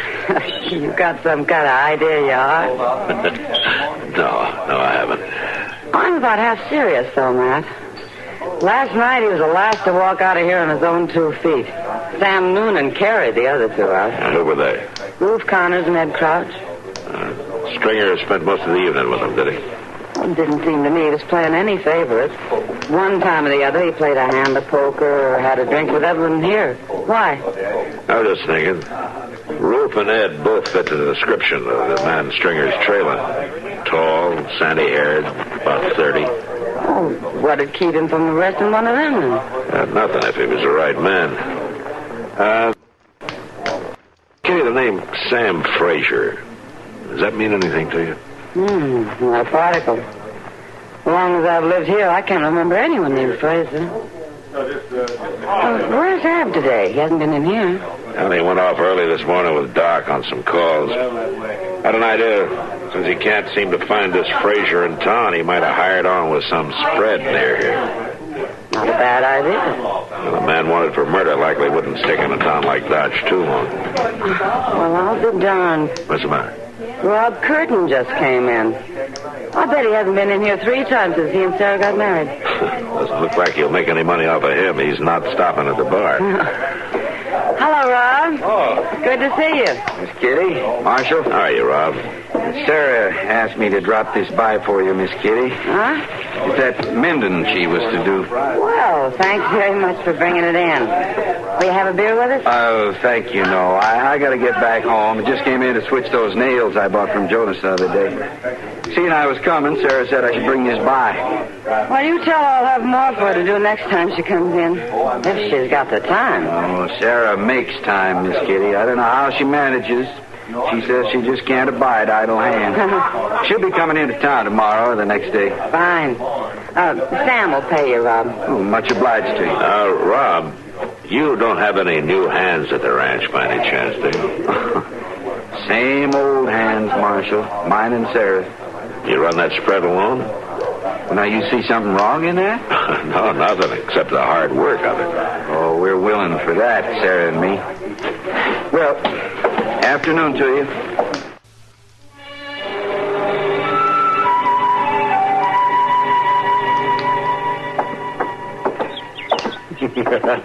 Oh, now, you're funning me again, Abstract. Oh, that'd be a fool thing for me to try. It's the truth, Chester. Just ask Marshal Dillon. He's been all through that part of Texas. You mean to tell me the whole of that town is dugouts, storm cellars? There are 2 buildings in that town that stand above the ground. That's what I'm telling you. A man riding through at night would swear there's no town there at all. And riding through in the light of day, he'd be sure of it. Well, that makes folks living like sacks of potatoes. Of course, that's cool living, dug down in the earth that way. And a panhandle summer will give you cause to want cool living. But it's the winds, you know. It's the cyclones. That's how come they live that way. Well, a cyclone can't blow away what's not standing there in the first place. I can see that. Sure. Now, some folks say that that's how come nobody can talk a Texan down. Because, you see, anybody learns to talk against the wind like that, he ain't going to be out-talked by no mortal man. Well, now... Ab, you got me so I don't know what's joshing and... Well, that don't really bother you, does it, Chester? Oh, no, sir, I can admire it. All this laughing and funning, seeing you got trouble you're hiding. Well, everybody's got troubles right enough. Yeah, but you just ain't one bit closer to finding that Sam Fraser now, are you? Well, I haven't found him yet. But now, you know, with all this looking behind me, I must be getting closer. Now, wouldn't you say? I do declare you got a way of seeing the bright side, for sure. Oh, I'm sorry. Oh, well, Miss Curtin, I am sorry, It's ma'am. my fault, Chester. Rob says if I don't quit backing out of doors, I'll get trampled one day. Let me gather up your goods for you. Thank you. Miss Curtin, this here is Mr. Ab Stringer. Well, you're mighty kind to help, Mr. Stringer. I'm very pleased to meet you. That's Mrs. Curtin, is it? Yes, sir. Mrs. Curtin. Won't we should just put these parcels in your wagon for you, ma'am? Well, if you don't mind. Seems like you load my wagon more than Rob does lately, Chester. Oh, he ain't with you today, huh? No, he's at the ranch. I had just these few things to get and some errands to run. Rob says there wasn't any man's work to it. Now, you tell the marshal I was serious as could be about you taking supper with us. Just any time you're out our way. Oh, yes, ma'am, I'll do that. I'll remind him, sure. Oh, and I thank you kindly for your help, Mr. Stringer. I'm glad to oblige you, lady, ma'am. Here, allow me to give you a hand up. Well, thank you. Here's your lines, ma'am. Next thing you know, you'll be driving me home. Goodbye to you. Goodbye to you. Goodbye. Well, I declare if we don't get back to office, Mr. Dillon will think we walked clean out of town. You go on, Chester. I'm just going over to the stable for a spell. Well, now, you ain't thinking of riding off and leaving us now. If I told you, Chester, you'd swear I was funning you again.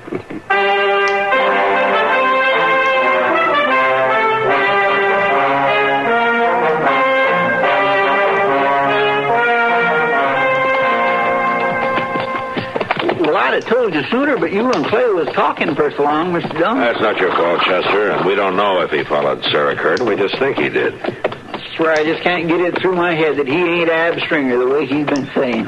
Clay says he can't be, and he ought to know. He's just up from Texas. He was there when they found Ab Stringer's body. And they're pretty sure this fellow we've been calling Ab was the one who killed him, huh?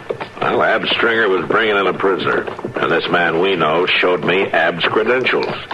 So he must have killed him and stole his papers. Just don't see how it could be. I swear I never met a nicer fella. And I sure never laughed so much. Yeah, he's kept us all laughing, Chester. Maybe a little too much.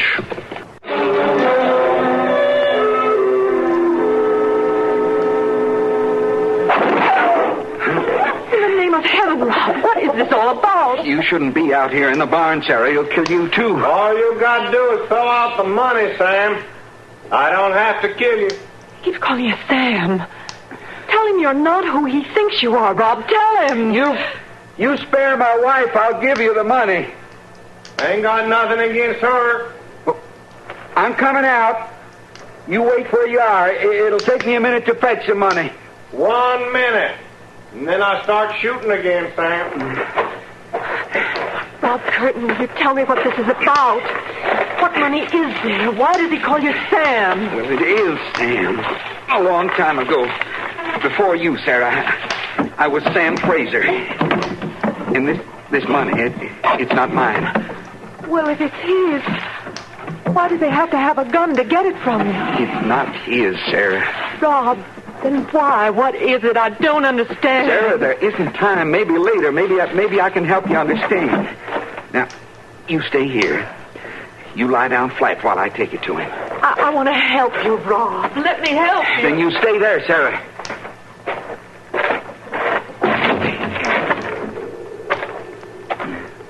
Sure sliced that minute kind of thin, Sam boy. I thought you were dead. But now, what kind of greeting is that between old friends? Of course, I can see you'd a lot rather I was dead. You could have kept all that money. You got your share years ago. Well, you was always more frugal than me, Sam. When I got to running again, I knew I could count on you for help. How come you still got it? Most of it's there, but not all. I've been working. My wife's been working. I was going to send it all back. To the bank we robbed? I got a life. I wanted to live it clean. Well, and taking your ma's name, hiding behind it, that's your idea of living clean? It helped. Till now. Well, Sam, we killed a man. I know. I'm paying for that every day and night of my life. The minute I heard that name meeting your woman, I knew my worries was done and gone. You can live with what's past, can't you? The killing, the taking of the money. I got more killings than that to fret me. But I can live with them all fine. Now I got this money. There's blood on it. But not enough, Sam. The way you're thinking, you're going to worry yourself to death, and I got to spare you that. I haven't even got a gun. So I see, Sam boy. So I see. Goodbye, Sam boy.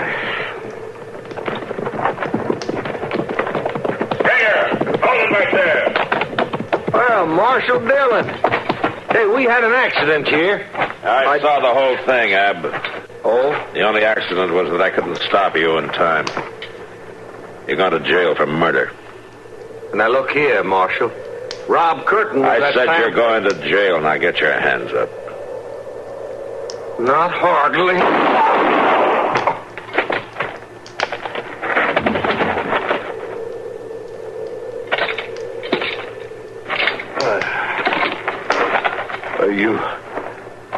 You got bright in a hurry, Marshal. Not hurry enough.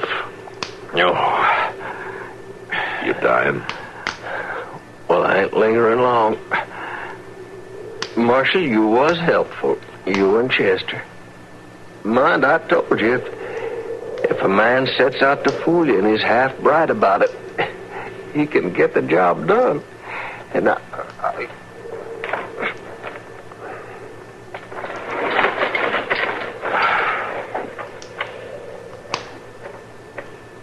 Mr. Dillon, look yonder. What?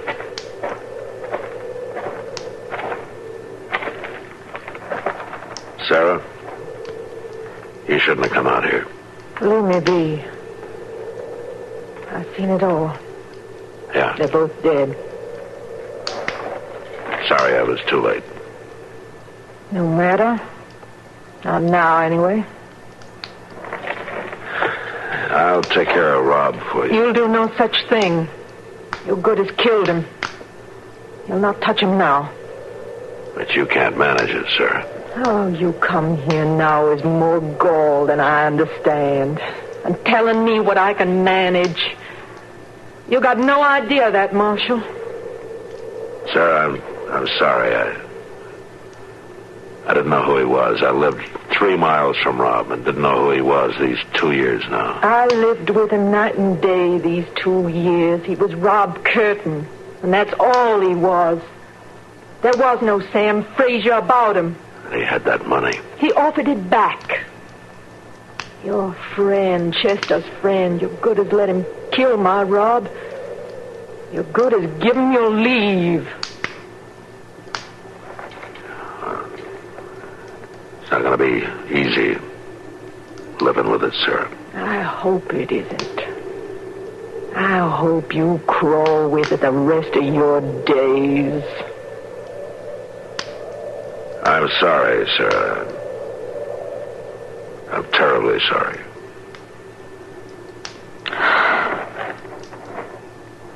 Sure, Marshal. I know. The question is, sorrow don't quite fix things, does it?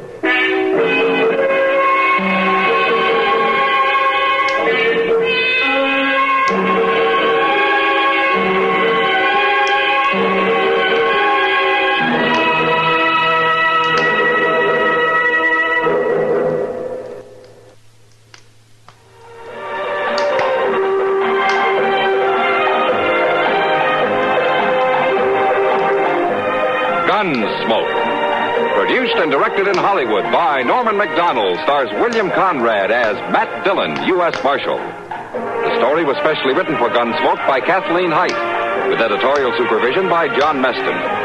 Featured in the cast were Lawrence Dobkin, Vic Perrin, and Gene Bates.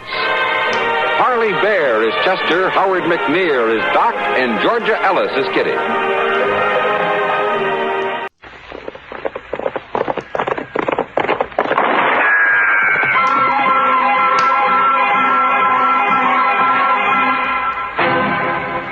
Dodge City and in the territory on West, there's just one way to handle the killers and the spoilers, and that's with a U.S. Marshal and the smell of Gunsmoke.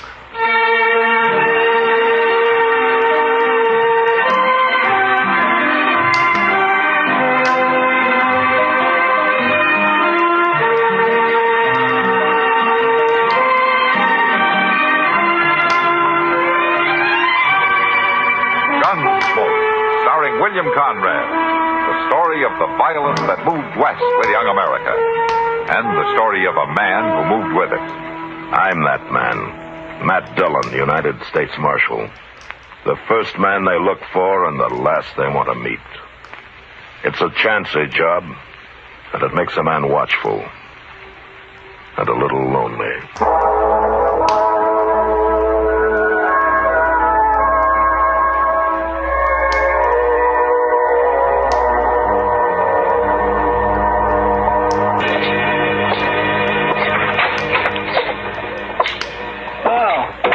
Dillon, turned them all loose early this morning, just like you said. Good, Chester.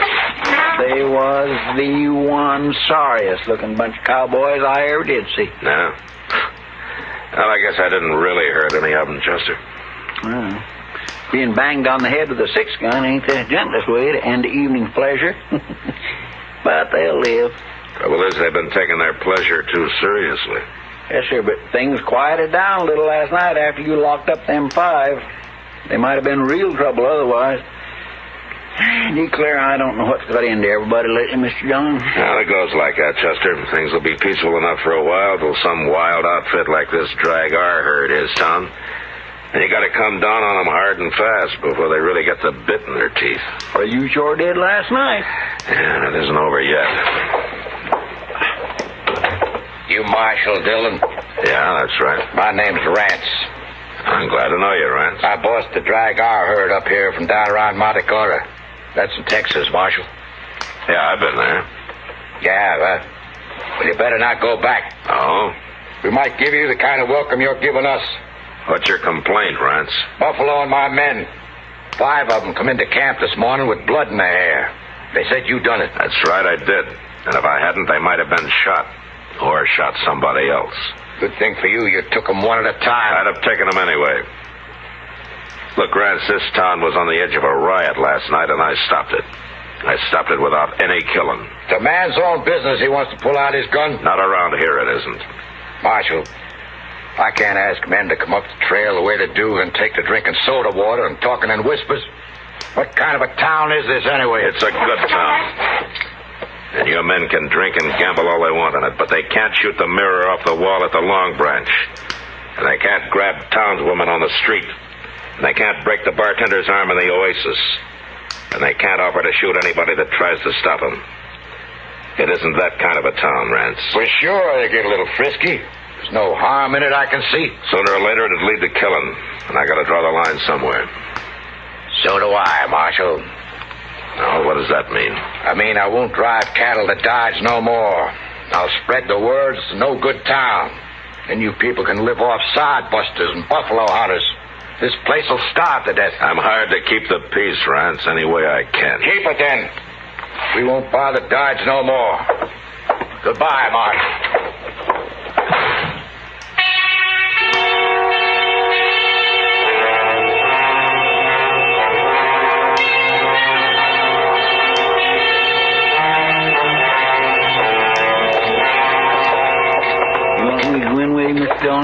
No, you wait outside, Chester.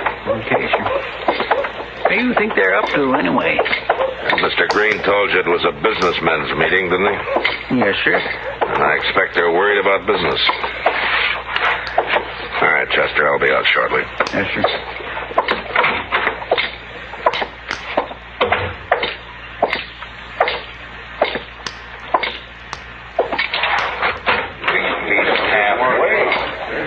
Hello, Marshal. Mr. Green. Oh, there. Gentlemen. Mr. Green, you asked me to come here. We all did, Marshal. Mr. Pepper, Mr. Howe, and, well, all of us. Practically every man who does business in Dodge is here. I don't see Rance. He says he does business here, too. He sure does, and that's what we want to talk about. Uh-huh. All right, go ahead. Well, we've had a meeting, Marshal. We've decided you've got to go easier on these cowboys. Oh, why? Well, we can't afford to lose all that business. That's why. There's always been some trouble the first day or so after a herd reaches Dodge. All I do is buffalo a few of the wildest, and gradually the rest of the cowboys calm down a little. Well, they won't stand for your slugging men and throwing them in jail. No? Nobody got killed last night, did they? Well, that isn't the point. According to the law, that's a pretty good point, Mr. Green. Well, now, the law's a fine thing, Marshal, but, well, we're also interested in business. You scared because one hard-headed trail boss has threatened you, Hal? You know, they're not all like Rance. Well, there's no use to argue, Marshal. We've got our minds made up. You're too rough with those men. Mr. Green, would you like to run this town? Why, no, of course not me, but we thought maybe if you'd kind of leave Dodge alone and do your work in the country, then we'd hire somebody the cowboys here take to a little better, if you know what I mean. Yeah, I do. It's a good thing for me I'm employed by the government, isn't it? Well, now, Marshal, we're just making a suggestion, sort of. Sure. And you know what, Mr. Green? You men are acting like fools. Well, now, It's true. There's only one way you'll learn.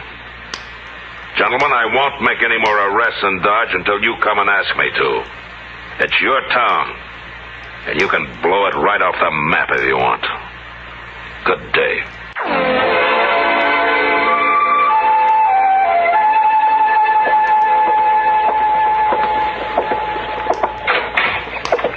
I got the mail, Mr. Dillon.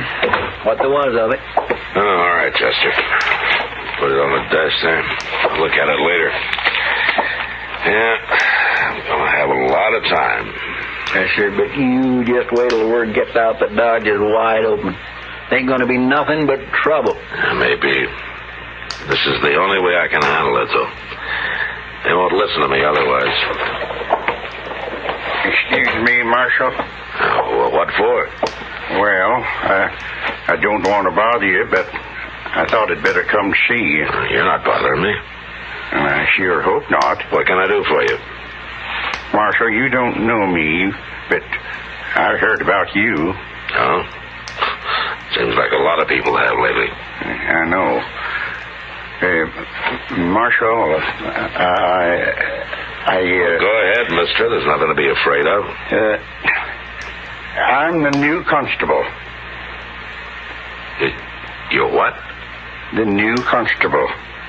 They picked me. I had to take it, Marshal. I'm so broke and all. You sound like you're apologizing. Well, I reckon I am. I didn't want you to be mad at me.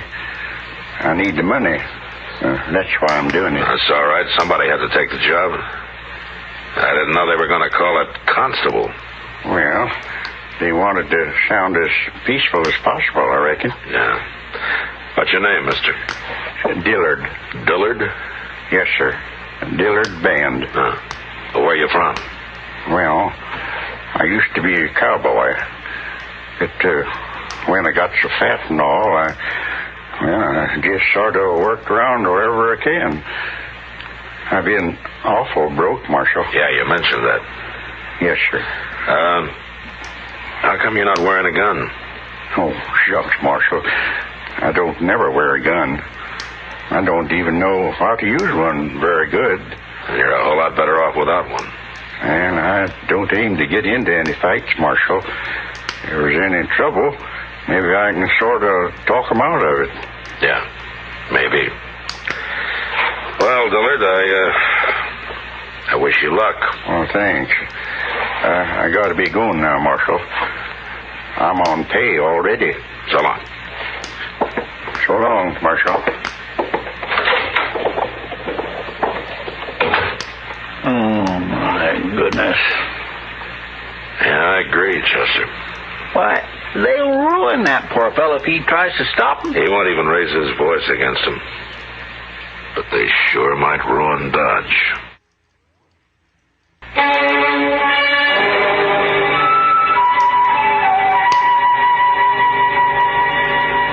The government paid for my office and the jail behind it, so I stayed there. It was sure that Constable Dillard Van, broke and fat and humble, wasn't going to manhandle any randy Texas cowboys and throw them behind bars. The first 24 hours passed peacefully enough. The Dragar outfit was busy moving their herd across the Arkansas and didn't get into town. But the next day, a new herd arrived. That night it seemed like all of Texas had come to Dodge. By midnight, no man, unless he was armed and ready to fight, should have been out on the street.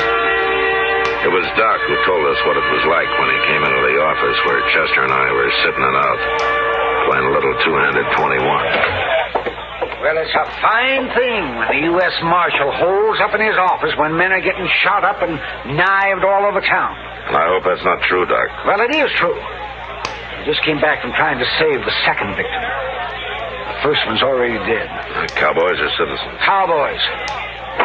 Citizens, I suppose those dunderheads would have been in here on their knees begging you for help. I don't want them on their knees, Doc. I know, Matt, but it's getting worse.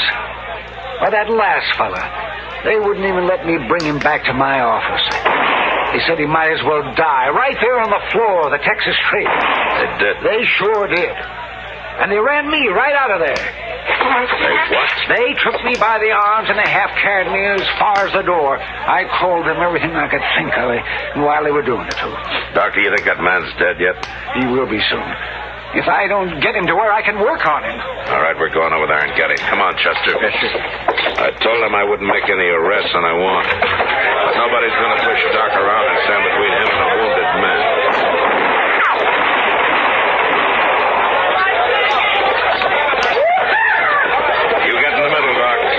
There was a tunnel under the street. I don't see Dillard nowhere. He ought to be out here talking his head off if that's his plan. Well, he's lucky if he doesn't get hung tonight. Watch your gun, Chester. Don't let anybody grab it. I'm carrying my hand on it.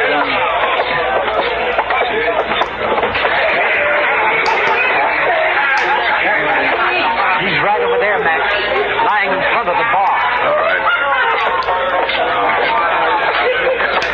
All right, get out of the way, will you? Will you make room? Will you move, please? Come on. All right, go ahead, Doc. See if he's still alive. Well, he doesn't look very good.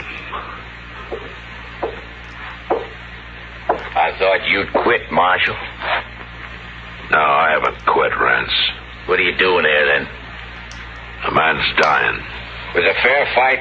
We believe in dying where we fall, Marshal. You don't need no help. I won't even argue with you, Rance. But the first man that interferes with Doc will die on his feet. And if you can't understand it any other way, just put it that Doc's a friend of mine. Is that clear enough? Now, man. Now, let's not have any trouble here. Now, let's talk it over and settle this peacefully. Could I... Oh, it's you, Marshal. Hello, Dillard. I'm having a terrible time, Marshal. Yeah, I can see that. Matt? Yeah, how is he, Doc? Bad. But I might save him. Okay. Dillard? Yes, sir? Help Chester carry that man over to Doc's office. Huh? Sure, Marshal, sure. Leave him be, Constable. That's enough, Rance. Let him die in peace, I say. You know, Rance, I'd throw you in jail, but I said I wouldn't make any arrests. And why don't you get out of here while you still can? I'll get out.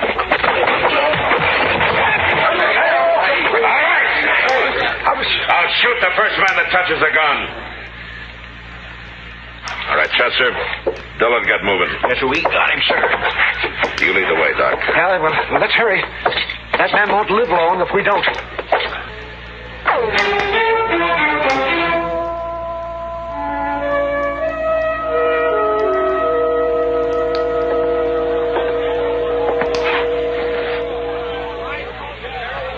O'clock in the morning and the crowd's thicker than ever, Mr. Dillon. Just come here and take a look.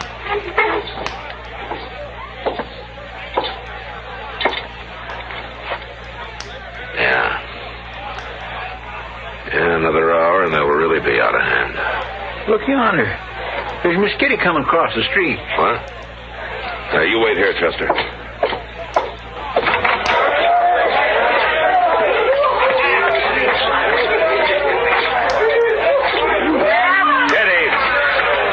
Kitty, what are you doing out here?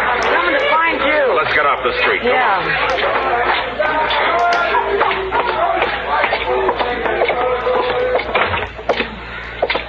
Phew, it's getting worse. Hello, Chester. Miss Kitty? You shouldn't have gone out in the street, Kitty. It's no worse than a Long Branch. And you ought to go home. I'm going. I'm all through till somebody puts a lid on this town. That Brance is over there right now, Matt, getting drunk and calling for blood. There's been enough blood around here already. How's that cowboy, the one you got out of there? Well, Doc was down a while ago. Said he took a bullet out. Said he thinks he has a chance now. Oh, good. You say Rance is working up trouble, huh? Yeah, he's trying. I guess he didn't take to your bashing him on the head. It quieted things down for a little while, anyway. They sure got that poor constable treed. Dillon, what's his name? He seemed like a nice enough fella. I sort of hope they don't hurt him. Well, when I left, they had him dancing on the bar. He looked about to cry. Well, that's harder on the bar than 'tis on Dillard. He's about the fattest peace officer I ever did see. Well, he's going to be fatter than ever after tonight. Every time he opens his mouth to talk, somebody pours a glass of beer down him. It's sort of pitiful, Matt. It's worse than that, Kitty. Yeah, I know. That's why I got out of there. You can kind of feel when a crowd like that starts to get real mean. Just listen to him out there. Well, I'm not even staying in town tonight. I'm going out to Ma Smalley's. That's a good idea, Kitty. Chester, you go along with her. I better stick around here. All right, so what's Mr. Green? Oh, my land, look at Dillard. A fella beat me up. He beat me up bad. He certainly did. Marshal, we came here to ask you... Wait a minute, Mr. Green. Chester, take Dillard up to Doc's place. I sure will. Come on, Dilly. Oh, thanks. Chester, you come back for Kitty here, huh? All right, sir. All right, Mr. Green, you wanted to ask me something? You've got to stop them, Marshal. Another man's been killed. Mr. Howe's brother. He caught a stray bullet out back of the Texas Trail. Oh, well, I'm sorry to hear that. I wondered why Mr. Howe wasn't here. He told me to tell you that he'll trust your judgment from now on. We shouldn't have interfered, Marshal, but we're all behind you now. Certainly are. You'll do something, won't you, Marshal? All right. It's pretty late, but I'll try it. Thank you, Marshal. I'll start with Rance. He's the worst of the lot. I'll go get him and throw him in jail. But before I go, I want every saloon keeper in Dodge to put out his lights and close up. We'll do that. Now, you gentlemen have to pass the word for that. I don't want to be seen until I go for Rance. We'll do it, Marshal. We'll do it right now. All right, then get going before it's too late.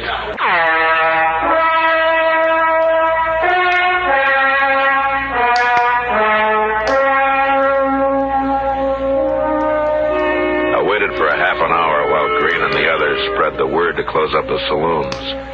The lights gradually went out up and down the street. Then I left the office alone. I found Rance in front of the Long Branch. I was able to reach him before I was recognized. He was stupid drunk, but he was being held up by a man who was fairly sober. Well, the marshal's back.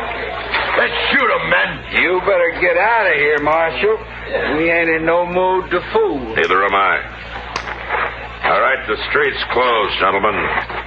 You go on back to your camp. It'll be open again tomorrow night. You're welcome to come back then. There won't be no town by tomorrow. Let's set it afire, men. Shut up, Brad. I won't shut up. All right, you're going to jail. What? You leave him be, Marshal. You want to fight, mister? Rance here's too drunk. He wouldn't have a chance. But you might. He's right, Pete. I'll never make it. You draw on him. Go on, shoot him. Well, I'm waiting, cowboy. I ain't no gunfighter. Go on, you coward. No. Why should I die? This ain't my business anyway. Will somebody do it then? I'll fight any man here. And I'll fight him fair. And I'll have to try it myself. Well, now, don't be a fool, Rance. He'll kill you. Get out of my way. No, you don't. Give me that gun, Pete. I'll keep your gun. Look out now, or I'll slug you. That was smart of you, mister. But he's still going to jail. Sure got a lot of nerve, Marshal, bucking a crowd like this. I'm one man against any other one man here. I'm not bucking a crowd. You cowboys aren't built that way. I've been in Texas, too, mister. Guess you win, Marshal. It looks that way. Now, you want to take Rance to jail, or do you want me to do it? His head might be less lumpy tomorrow if I do it, Marshal. Start walking, Rance.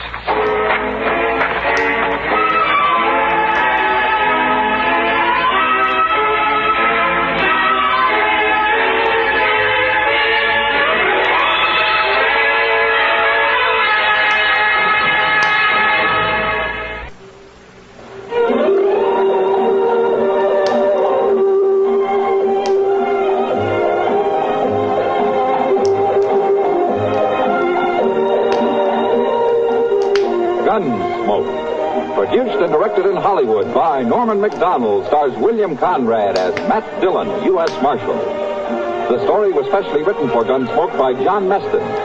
Featured in the cast were Ralph Moody, Ken Lynch, Bartlett Robinson, Vic Perrin, and Howard Culver. Ari Bear is Chester, Howard McNear is Doc, and Georgia Ellis is Kitty.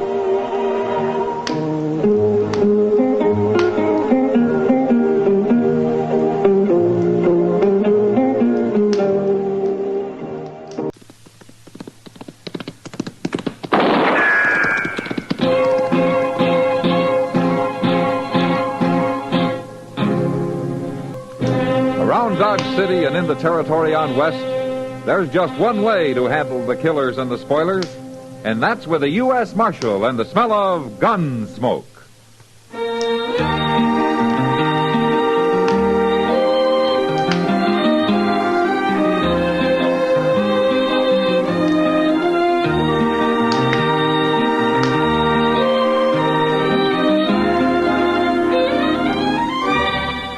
Gunsmoke, starring William Conrad. The transcribed story of the violence that moved west with young America. And the story of a man who moved with it. I'm that man. Matt Dillon, United States Marshal. The first man they look for and the last they want to meet. It's a chancy job, and it makes a man watchful. And a little lonely.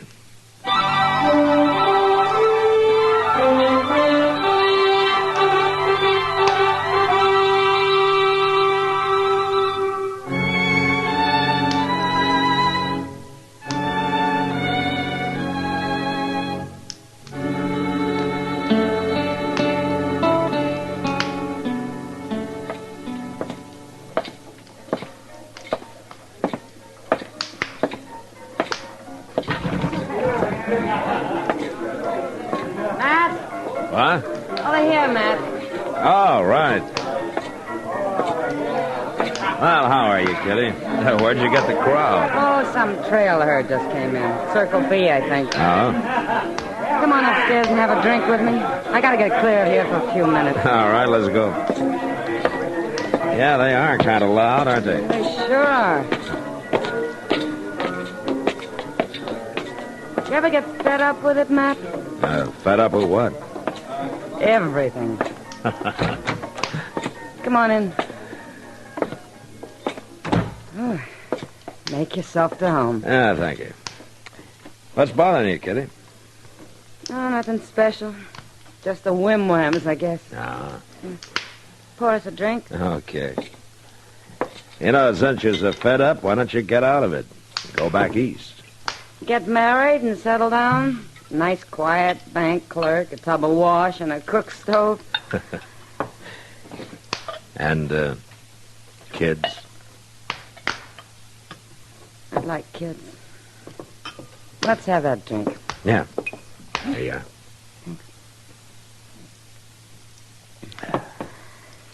I'm not getting out, and neither are you. So let's live while we still... Oh, if that's some drunken herder, so help me out. Yes? You sit downstairs. The marshal was up here. I'll come in. Matt?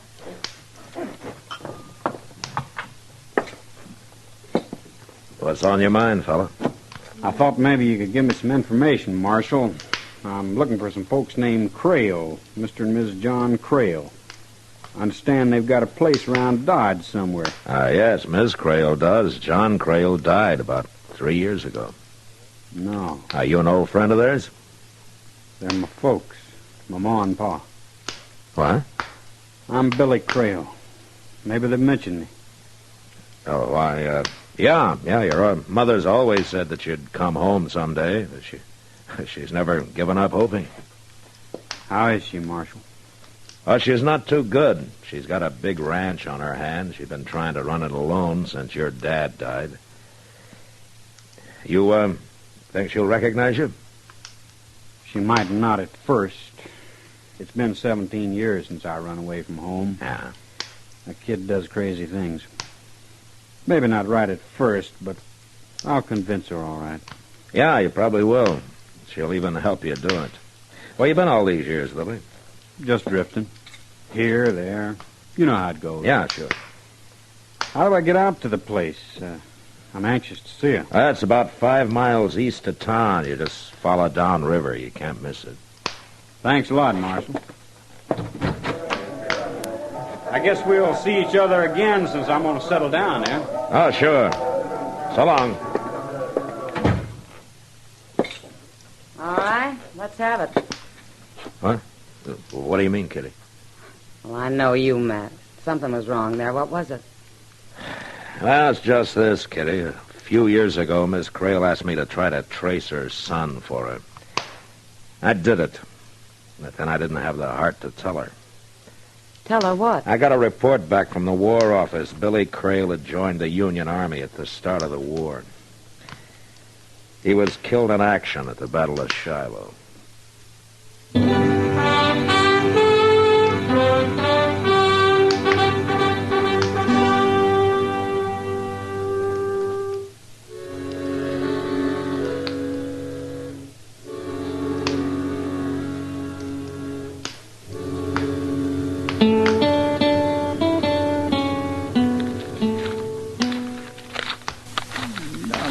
Dillon and I went through these here circulars till I'm blue in the face. They cutthroats, cattle rustlers, horse thieves, bank robbers, anything you can think of.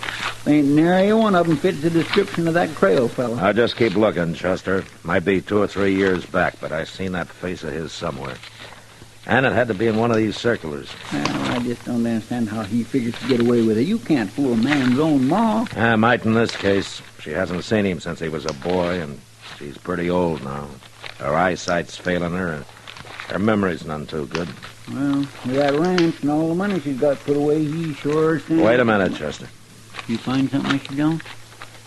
Uh-huh. Yeah, I thought so. He sure looks like him, all right. It is him. 3 years ago. Height 6'1", weight 185, sandy complexion, so on, so on. Sure fits him. Wanted in Lubbock for questioning in connection with the holdup of the Lone Star Bank. Previous arrest, Pecos Crossing, cattle theft, acquitted for lack of evidence. Convicted San Antone 8 years ago, armed robbery, served 4 years, paroled. Known associates, Nate Barger and Ponca City Kid. Reward $1,000. Calls himself Johnny Red. Well, Chester? Yes, sir? Let's go get him.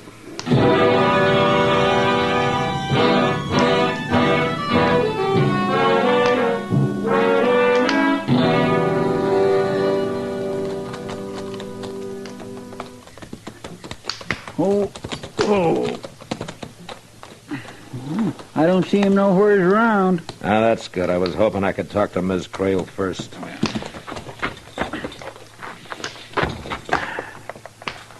Think you'll put up a fight, Mr. Dillon? I don't know, Chester. Who is it? It's Marshal Dillon, ma'am. Well, if this ain't a surprise now, come on in and set a spell, Marshal. Oh, thank you, Miss Crail.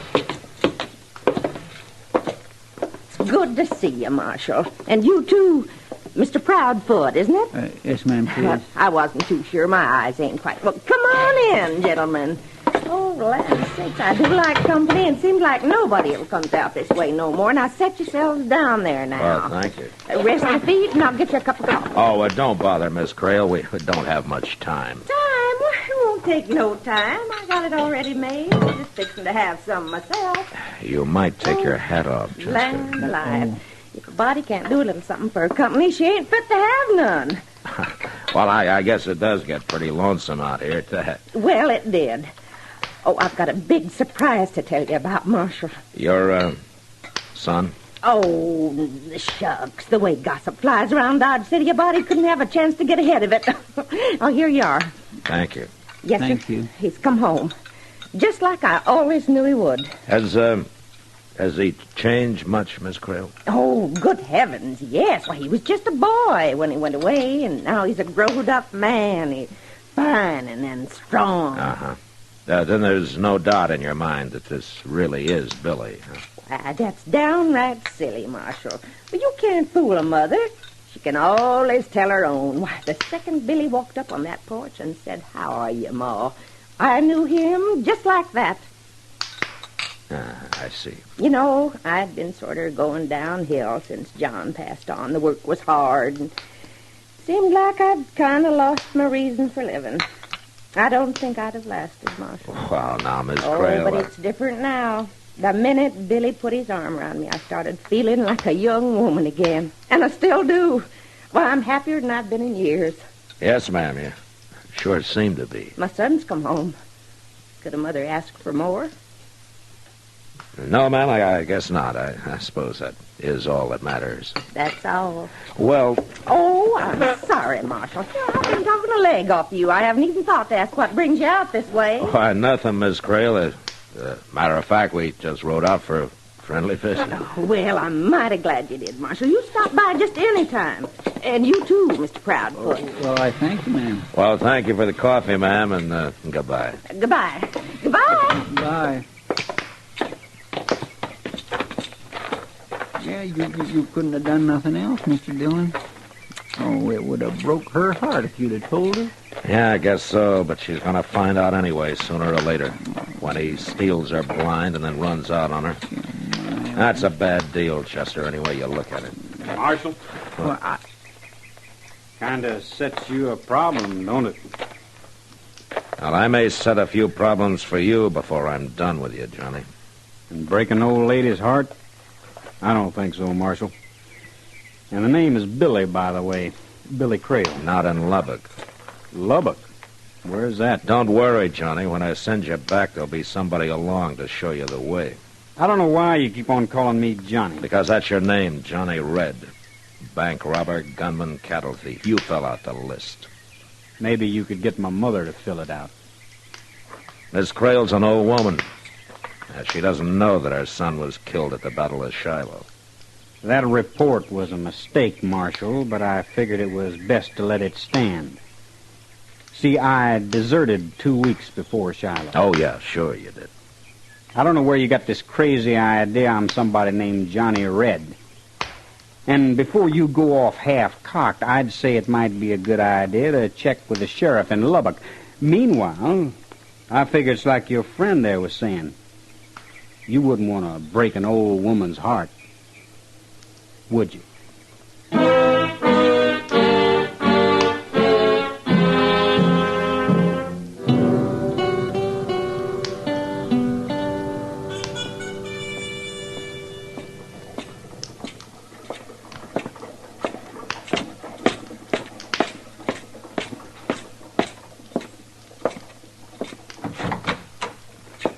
Afternoon, Matt.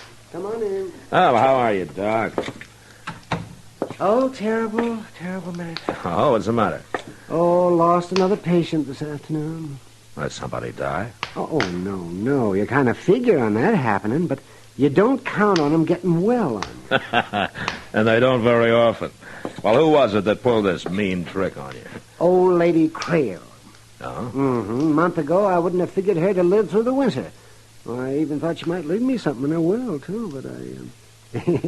Well, doggone it, she was jumping around out there this morning as chipper as a young filly. Ah, she's a young mother now. Well, that's no joke, Matt. That's exactly what it is. That boy of hers has been home 3 weeks now, and it's made a new woman out of her. Yeah. Only he's not really her boy, Doc. Huh? Well, no, what do you mean by that? He's an ex-convict from Texas. I had a reward circular on him from Lubbock. Oh, now, wait a minute, Matt. He might be able to fool other people, but his own mother... I know. A mother can always tell her own, huh? That's right, yeah. Well, maybe this is the exception that proves the rule.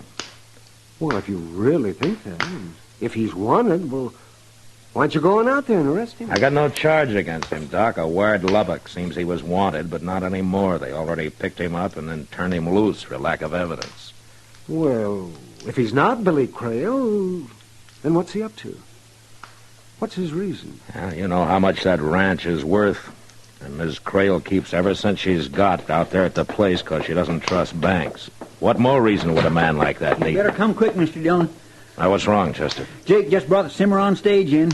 He got held up right outside of town. They shot the guard.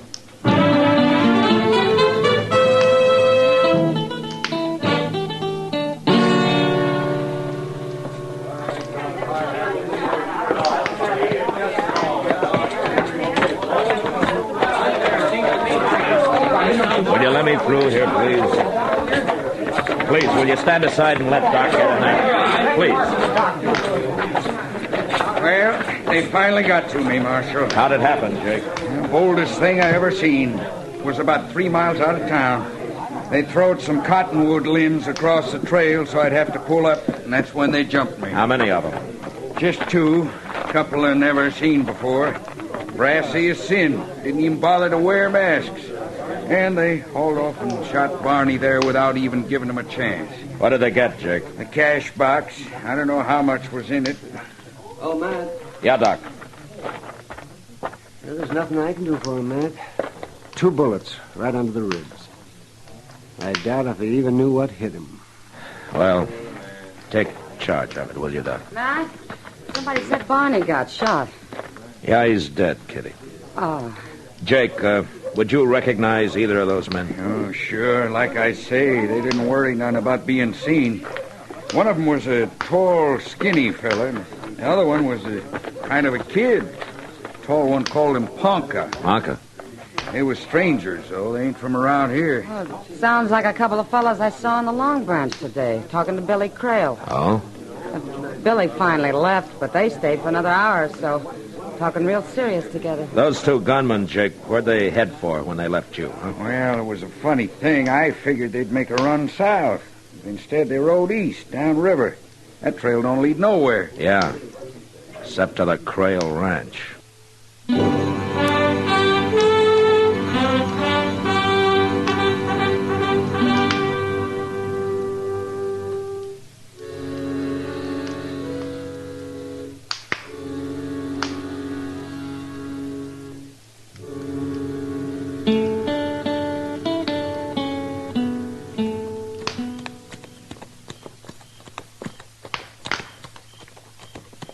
No sign of life, Mr. Dillon. Looks real quiet. Yeah, too quiet, maybe. No lights, neither. Pull up, Chester. Let's walk from here. Yes, sir.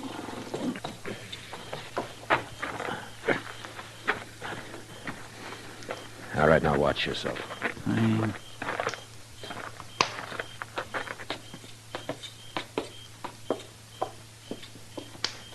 Now, when I jerk the screen open, I'm going to go in fast. I'll keep you covered, Mr. Dillon.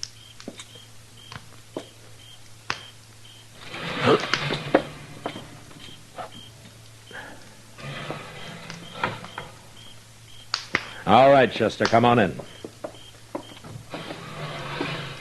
See if you can find a lamp, huh?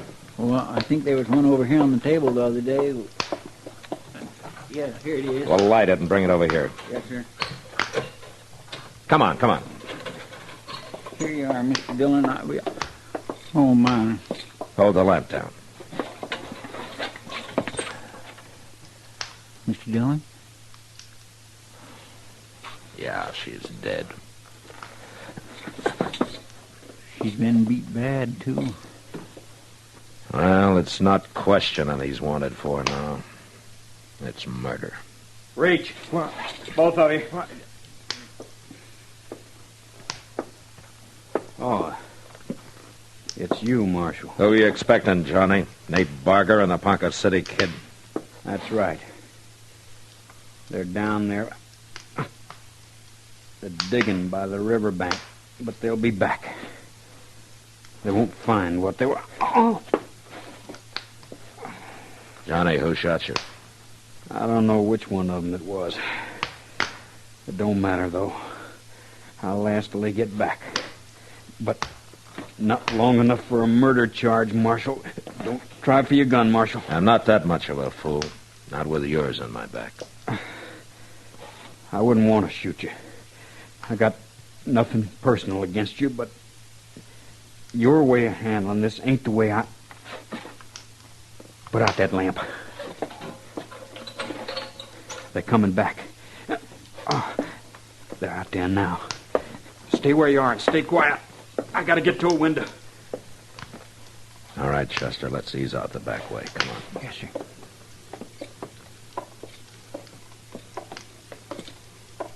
Get over here.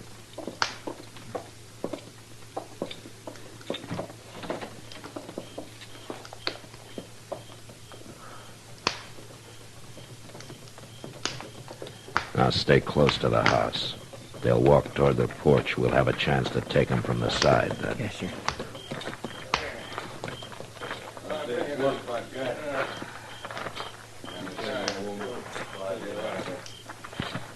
Tell you one thing. Yeah. She's still alive. She's sure ain't gonna lie about this time. Hot branding iron might help. All right, hold it. You're covered. Right over there at the corner, Ponca. I'll get him. I warned you, Ponca. All right, drop the gun, Barger. Go on, drop it. All right, I did. I dropped it. I give up. Don't shoot. You keep your hands high. That's right, Nate. Keep 'em up high. Johnny, no. Say hello to Ponca for me. No, Johnny, just no. Johnny, I had my hand.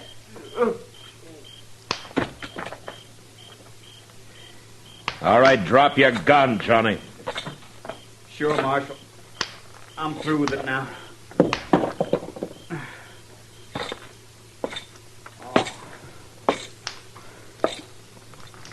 He had his hands in the air. You had no call to shoot him. You'd have took him in alive. He might have got out of it. This way it works out better. More sure.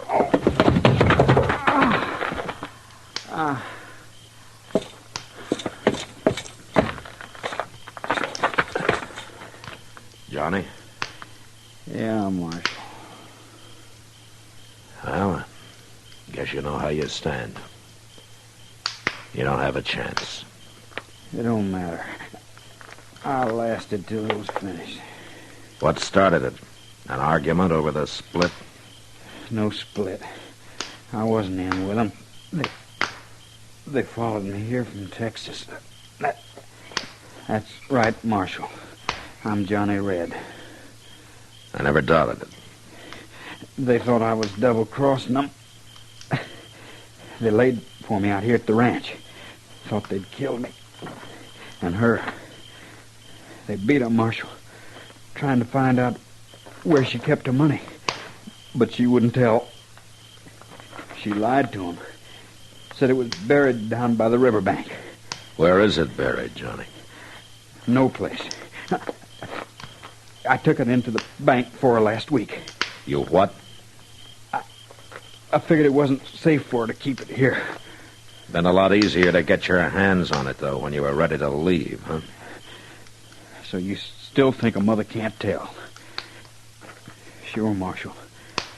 I've been called Johnny Red for years now. But my real name is Billy Crail. I wasn't lying about that. She was my mother. She was Mom.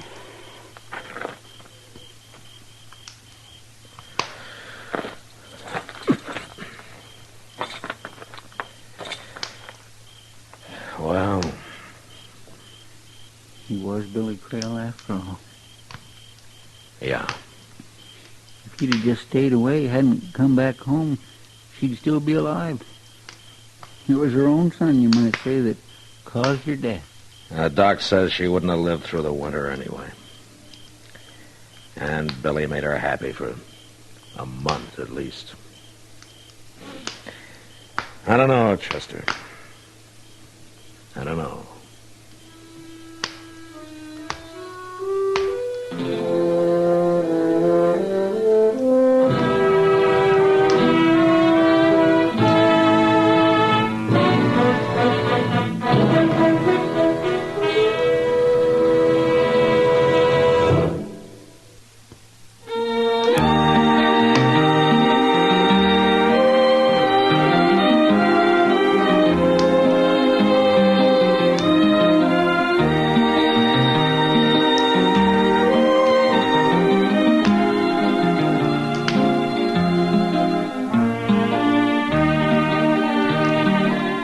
Gunsmoke, produced and directed by Norman Macdonald, stars William Conrad as Matt Dillon, U.S. Marshal. The special music for Gunsmoke was composed and conducted by Rex Corey.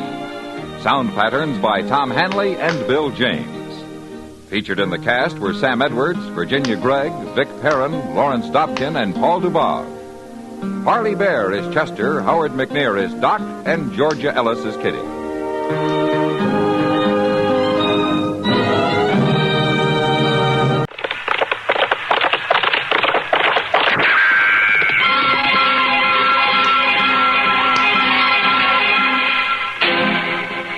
Dodge City and in the territory on west, there's just one way to handle the killers and the spoilers, and that's with a U.S. Marshal and the smell of Gunsmoke.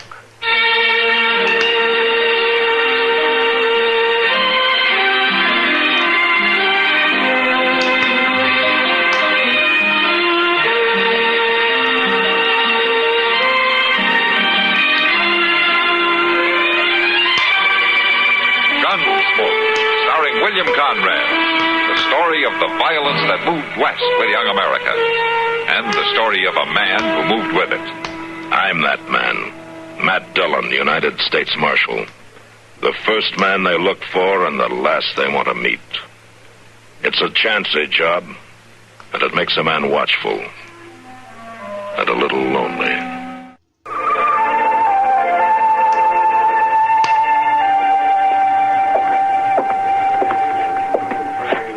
Barkeep! Barkeep! What'll you have? I was told I'd find the marshal in this place. Well, I don't rightly see him here now. At his office, they said he'd be here. Well, he ain't. Oh, a man should be able to find the marshal. Now, listen, mister, it ain't up to me. Miss Kitty? Yes, Sam? This man's uncommon anxious to see the marshal. You know where he is? Well, no, Sam, I don't.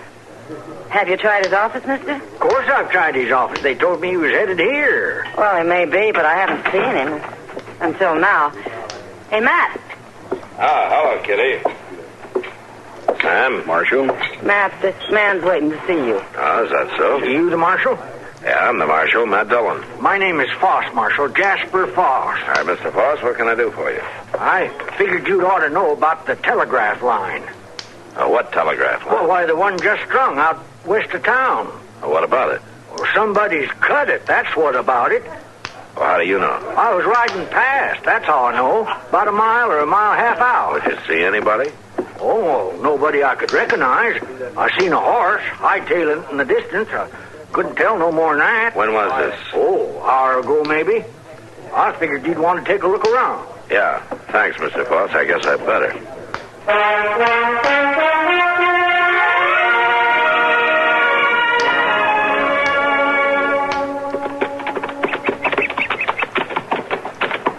Mr. Dillon, you reckon that fellow knows what he was talking about? Well, I don't know yet, Chester. I swear we rode most of the mile already. There ain't been no break. I guess we can make it a little farther. Well, sure, we can make it. We can make it all right, but I was just wondering if it was worth all this tracking around in the hot sun. You know, a man's brain can get addled by too much of it. Yeah. Sometimes it doesn't take too much, son. How's that? Never mind, Chester. Look up there, ahead. Well, I do declare. Looks like them army fellows is out riding themselves. We're working on the line. All right, come on.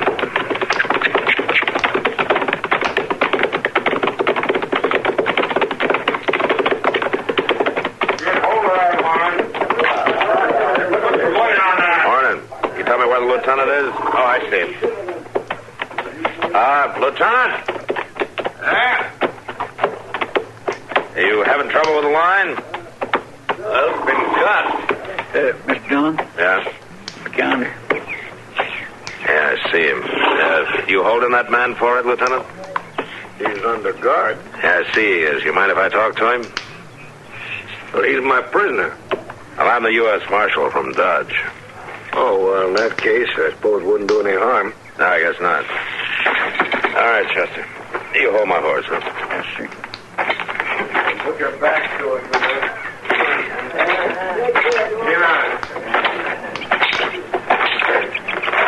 Hello, Small Hawk. Small Hawk is dishonored before his old friend. Sorry to see you like this. The marshal will have them set Small Hawk free. I don't know if I can do that. Did you cut the wire? It was cut by my knife. And they have a right to hold you. They have no right to send the wire across the land. Oh, why not? Wire doesn't hurt you. It is bad magic. It carries bad sounds across the land of my people. It can be good magic, too, Small Hawk. The white man makes no good magic for my people. I wouldn't be too sure. The white soldiers will shoot Small Hawk? I don't think you need worry about that. Yeah. Small Hawk not afraid. No, I know that. But just the same, I think I'll ride along when they take you to the fort.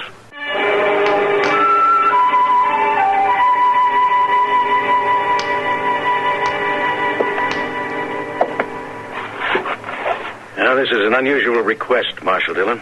Yes, Colonel, I know it is, but I think it might do some good in our dealings with the Indians.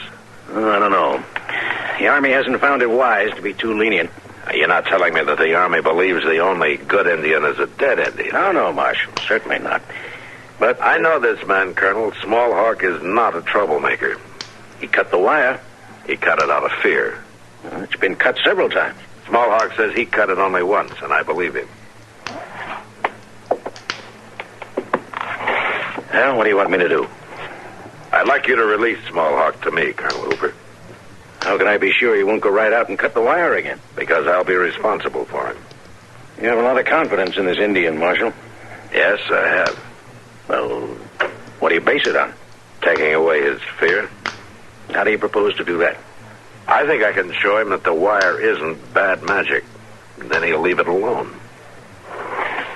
All right, Marshal Dillon. I'll release him to you.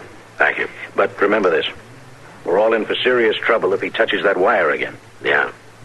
So is Small Hawk.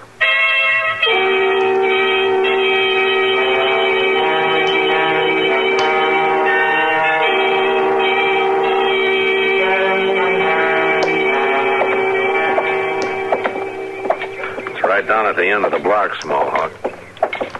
The Marshal is Small Hawk's friend. Sure I am. If it were not so, I would not walk with him. I know that. Small Hawk would no go to house of white man's magic. I want to show you it can be good magic, Small Hawk. Now, here we are. Let's go in.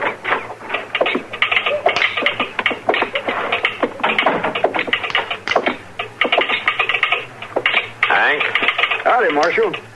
Hank, you got a man out at the Western Station to take messages off the new line? Yeah, Marshal, sure we have. Any way of getting a message to the Indian encampment on the river? Well, our man out there says there's usually a couple of braves standing around watching him. He could tell it to them, I guess. Why? Because my friend wants to send a telegram. Smallhawk does not trust bad magic. Well, you trust me, don't you? Yeah. All right, then listen to me. Now, they took your horse at the fort, didn't they? Soldiers took horse, yeah. So you got a long walk home. Smallhawk will walk with his head high. Yeah, but it would be even higher if you were on horseback. Now, what if the wire carried word to your son to bring you a horse? There is that magic in the wire? Yeah, there's that magic. Smallhawk will see if horse comes. Well, that's fair enough. Now, you tell me your son's name. Brown Wing. All right, Hank, you tell your man to get a message to Brown Wing to bring a horse to the road fork just outside Dodge. Tell him his father will be waiting. All right, Marshal, there's just one thing. Yeah, what's that? Who's going to pay for it, you or the Indian? Yeah, the government ought to pay for it. Now, Marshal, that kind of money ain't easy to collect. Yeah, I know that better than you. All right, I'll pay for it, Hank. Come on, Smallhawk. We better get you started out to meet your horse.